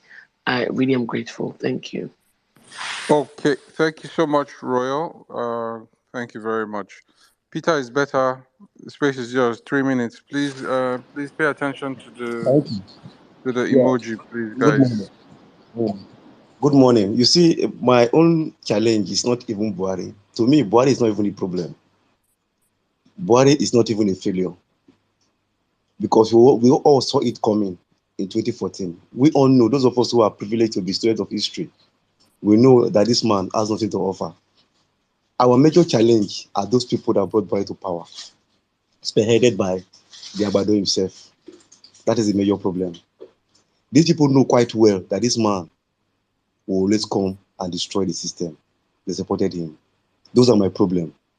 The people that gave him the support, that made him become president in 2014, those are the major issue. But 2014, 2015, we can also forgive them. But those people that also propagated him, supported him to come again in 2019, those are the major problems still. So what am I saying? Buhari is not the problem. The problem are the Nigerians that supported him, campaigned for him, sponsored him, making sure that he survived 8 years in Nigeria. Everybody have said everything about what has happened in Nigeria the past 8 years. Nobody has good testimony to give.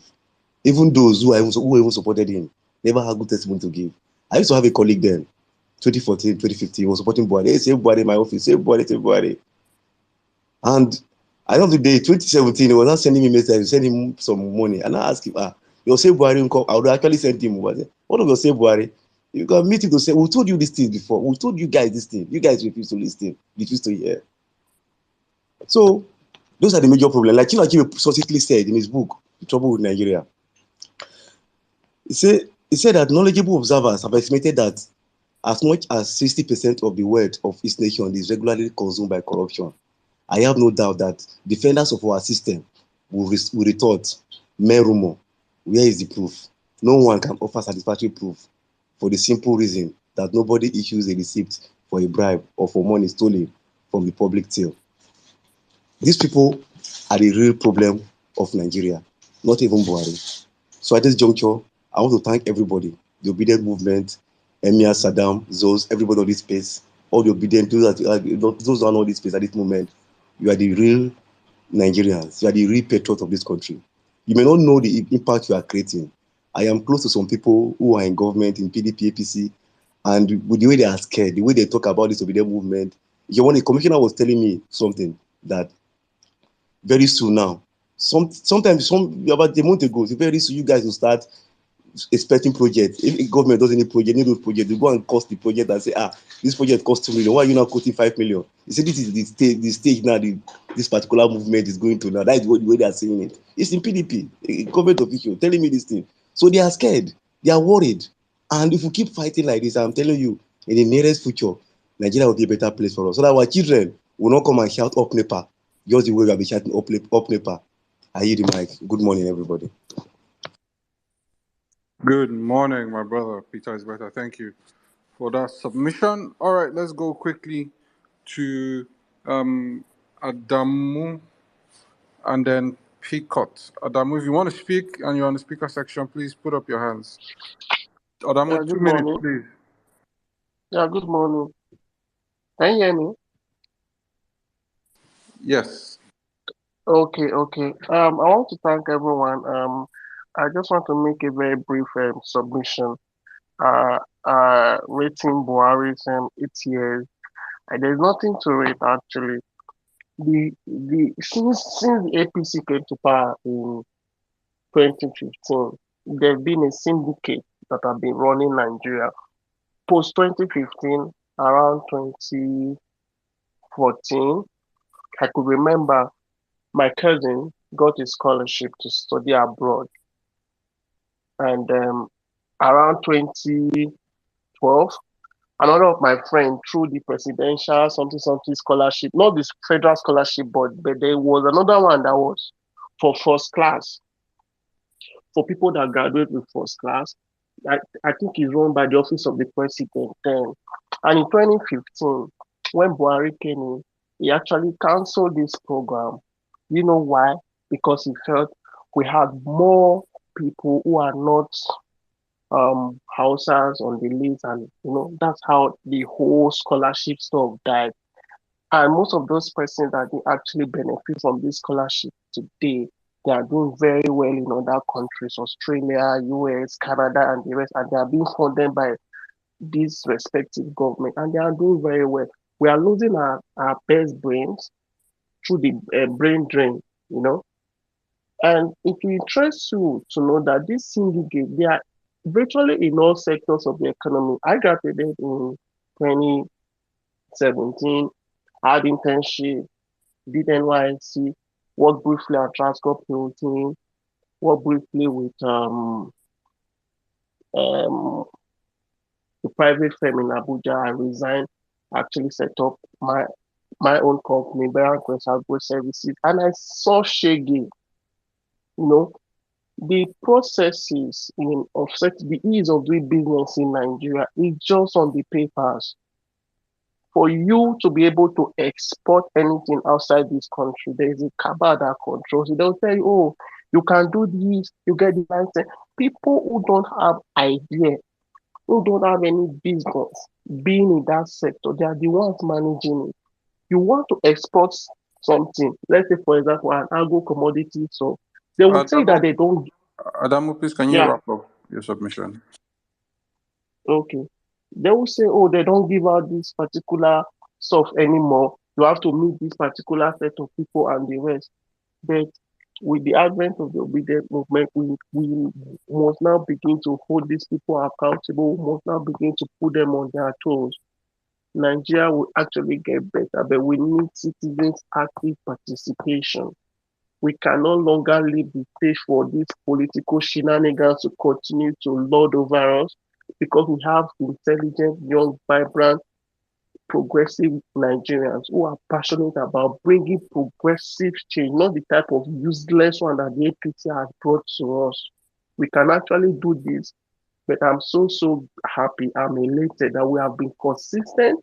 It's no longer business as usual, where after elections everybody just go home and rest. No, whoever emerges, the senator, the reps, the local government chairman, the councillor, they should know, everybody should wear their red pants. We are going to hold them accountable, go hold their block, because we go drag them. It's not going to be business as usual. Rather, it's now business unusual. Thank you very All much. right, God Adam, bless you. thank you very much. Thank you. All right, let's take a cut. Please pay attention. I don't like interrupting people because it makes you lose your train of thought. But if I'm waving you, it means that your time is up and I will be forced to interrupt you because we're wrapping up the space. All right, Picot, 2 minutes, please. The space is yours. And if you'd like to speak, please put your hands up. And remember that we are trending two hashtags. We are trending two hashtags, which is Festus the criminal and arrest Bola Tinubu now. So if you are here, Picot, kindly unmute your mic and speak. Picot concept. All right, Picot concept is not here yet. Thank you. I'm here. All right, please watch out for me when I'm waving you to wrap up your submission. But you got 2 minutes. If you can do that within the time frame, perfect. I will try and stay within the time. Thank you. And topic 2, please. I think we have sufficiently exhausted our emotions on discussing this evil genius and his co-ops. This guy did not just start today. He's been planning it and he's good at the game. But unfortunately, he came at the wrong time. I've added sufficient time here, and that's the fact.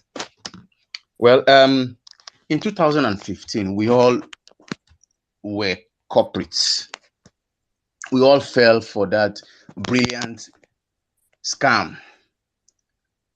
They took our desperation and they acted on it, and it was brilliant. I give it to them. I used to call it the scam of the century. Okay, now fast forward to today. They did not factor into their permutation this movement. And that's why I appreciate, I've always been a lone person. I criticize when I want to criticize, and I'm always down with my point. I've been on this space twice, yes. I silently listened in, but I didn't take long, I left. But today I decided to stay long because the topic was one that attracted me. So I'm going to speak directly to it quickly. See, bro, you've not even started speaking to the topic. No, it's just a brief thought. That's all. Please wrap up in 30 seconds, please. We're wrapping up the space now. Oh, all right then. Okay. The truth is, Tinubu and his cohorts, and those that are working with him, that are supposed to be brilliant and intelligent, or that are supposed to be people that oppose the principle, people that we fought together against tyranny. Now they work with him. Why? Because he has a spot on them. It goes for the crooked ones, he picks them, and then he holds leverage over them. That's how he operates. That's his modus operandi. And I appreciate this group. Let me just wrap up like that. I appreciate this group. I really, really appreciate you guys because you are putting up a really, really hot fire. And they are destabilized, I can tell, because Keyamo came without asking him to come and shalaye, and he came to begin to, well, it is well. God bless you guys. Thank you very much for giving me the opportunity.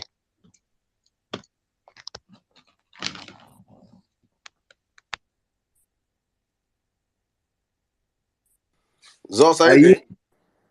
Yeah, Saddam, can you hear me? Yeah, I can hear you. Okay, great. Ifeanyi, are you here? Ifeanyi, Nonny Blaze. Okay, Saddam, I think that's it for now. No more speakers.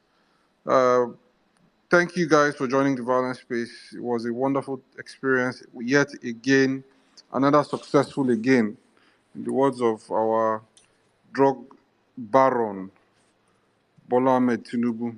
Thank you for joining the Violence Space. We look forward to seeing you on Tuesday. We've got Tuesday Space. Saddam will give us the update on the Tuesday Space, actually.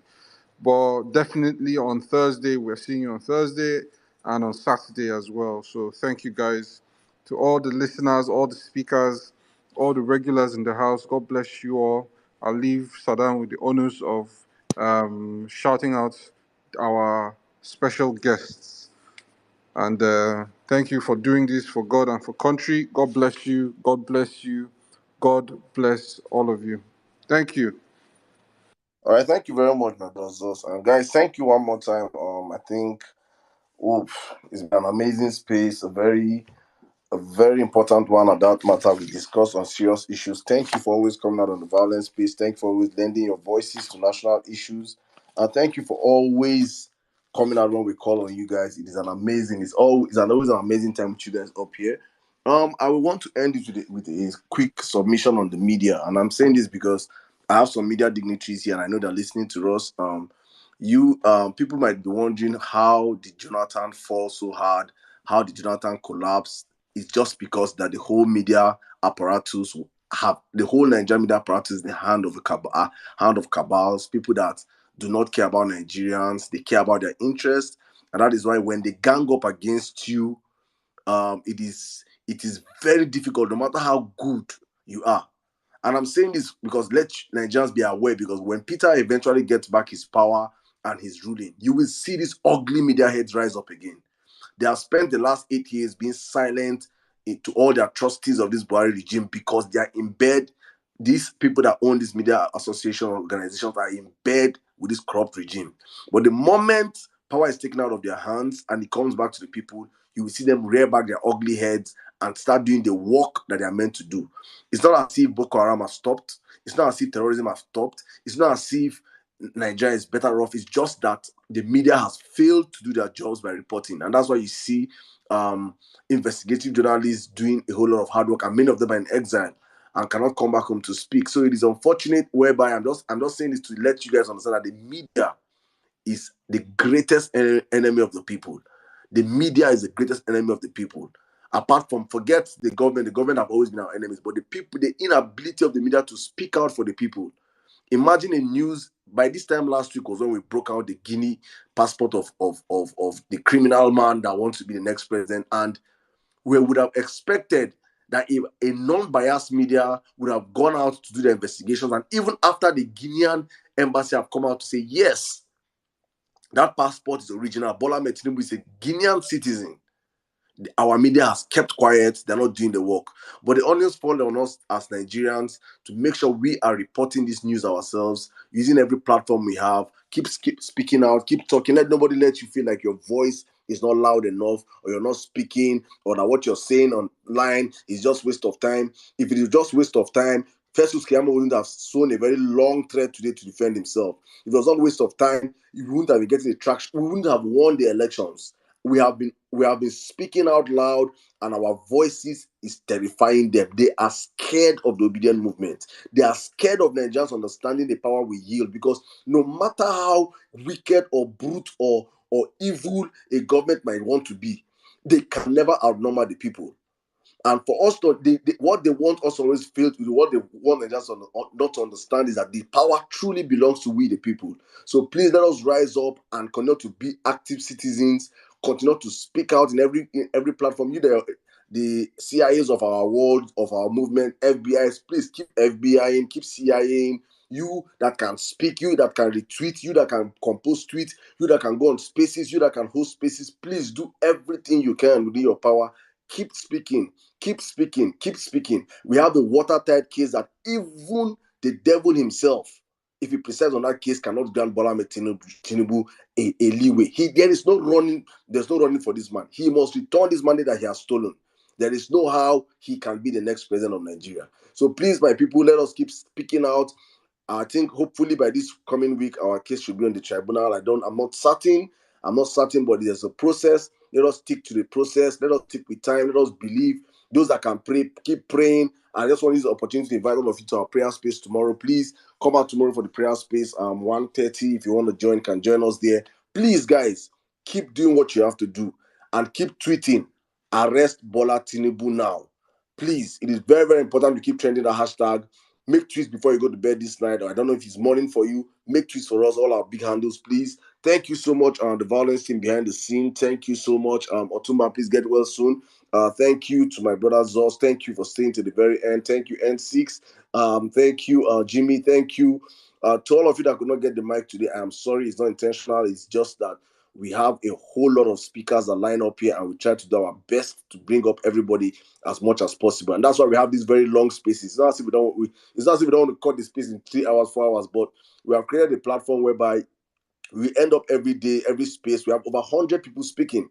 100 Nigerians coming up to speak on the space is no small means. You cannot have such calling programs in any radio station across the country. So it is an avenue for all those listening out there can listen. That real Nigerians are coming up here to discuss on the issues that pertain the country. So please, if you could not speak today, I'm sorry, please. It was not intentional. Hopefully on Tuesday, if you come early to the church, we're going to bring you up on time to speak. Thank you guys, all our regulars. Thank you, my brother, Captain Jamil. I see you.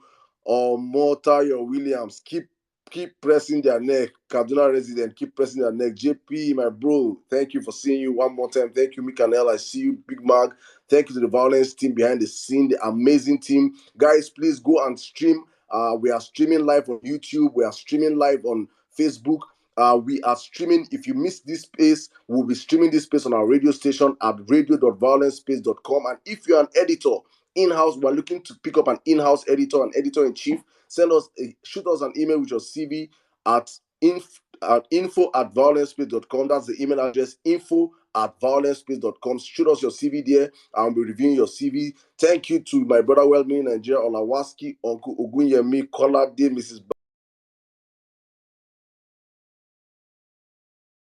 Sweet Angel, Ngozi Momi Bolale, Joel Obedient, Mama Wakiri, Service Evangelist. Thank you, Nina. Thank you, Gladys. Thank you, IJ. Anita, I see you. Thank you. Happy birthday in Arias, Dr. Olu, one more time. Thank you to Dr. Mary White. Thank you.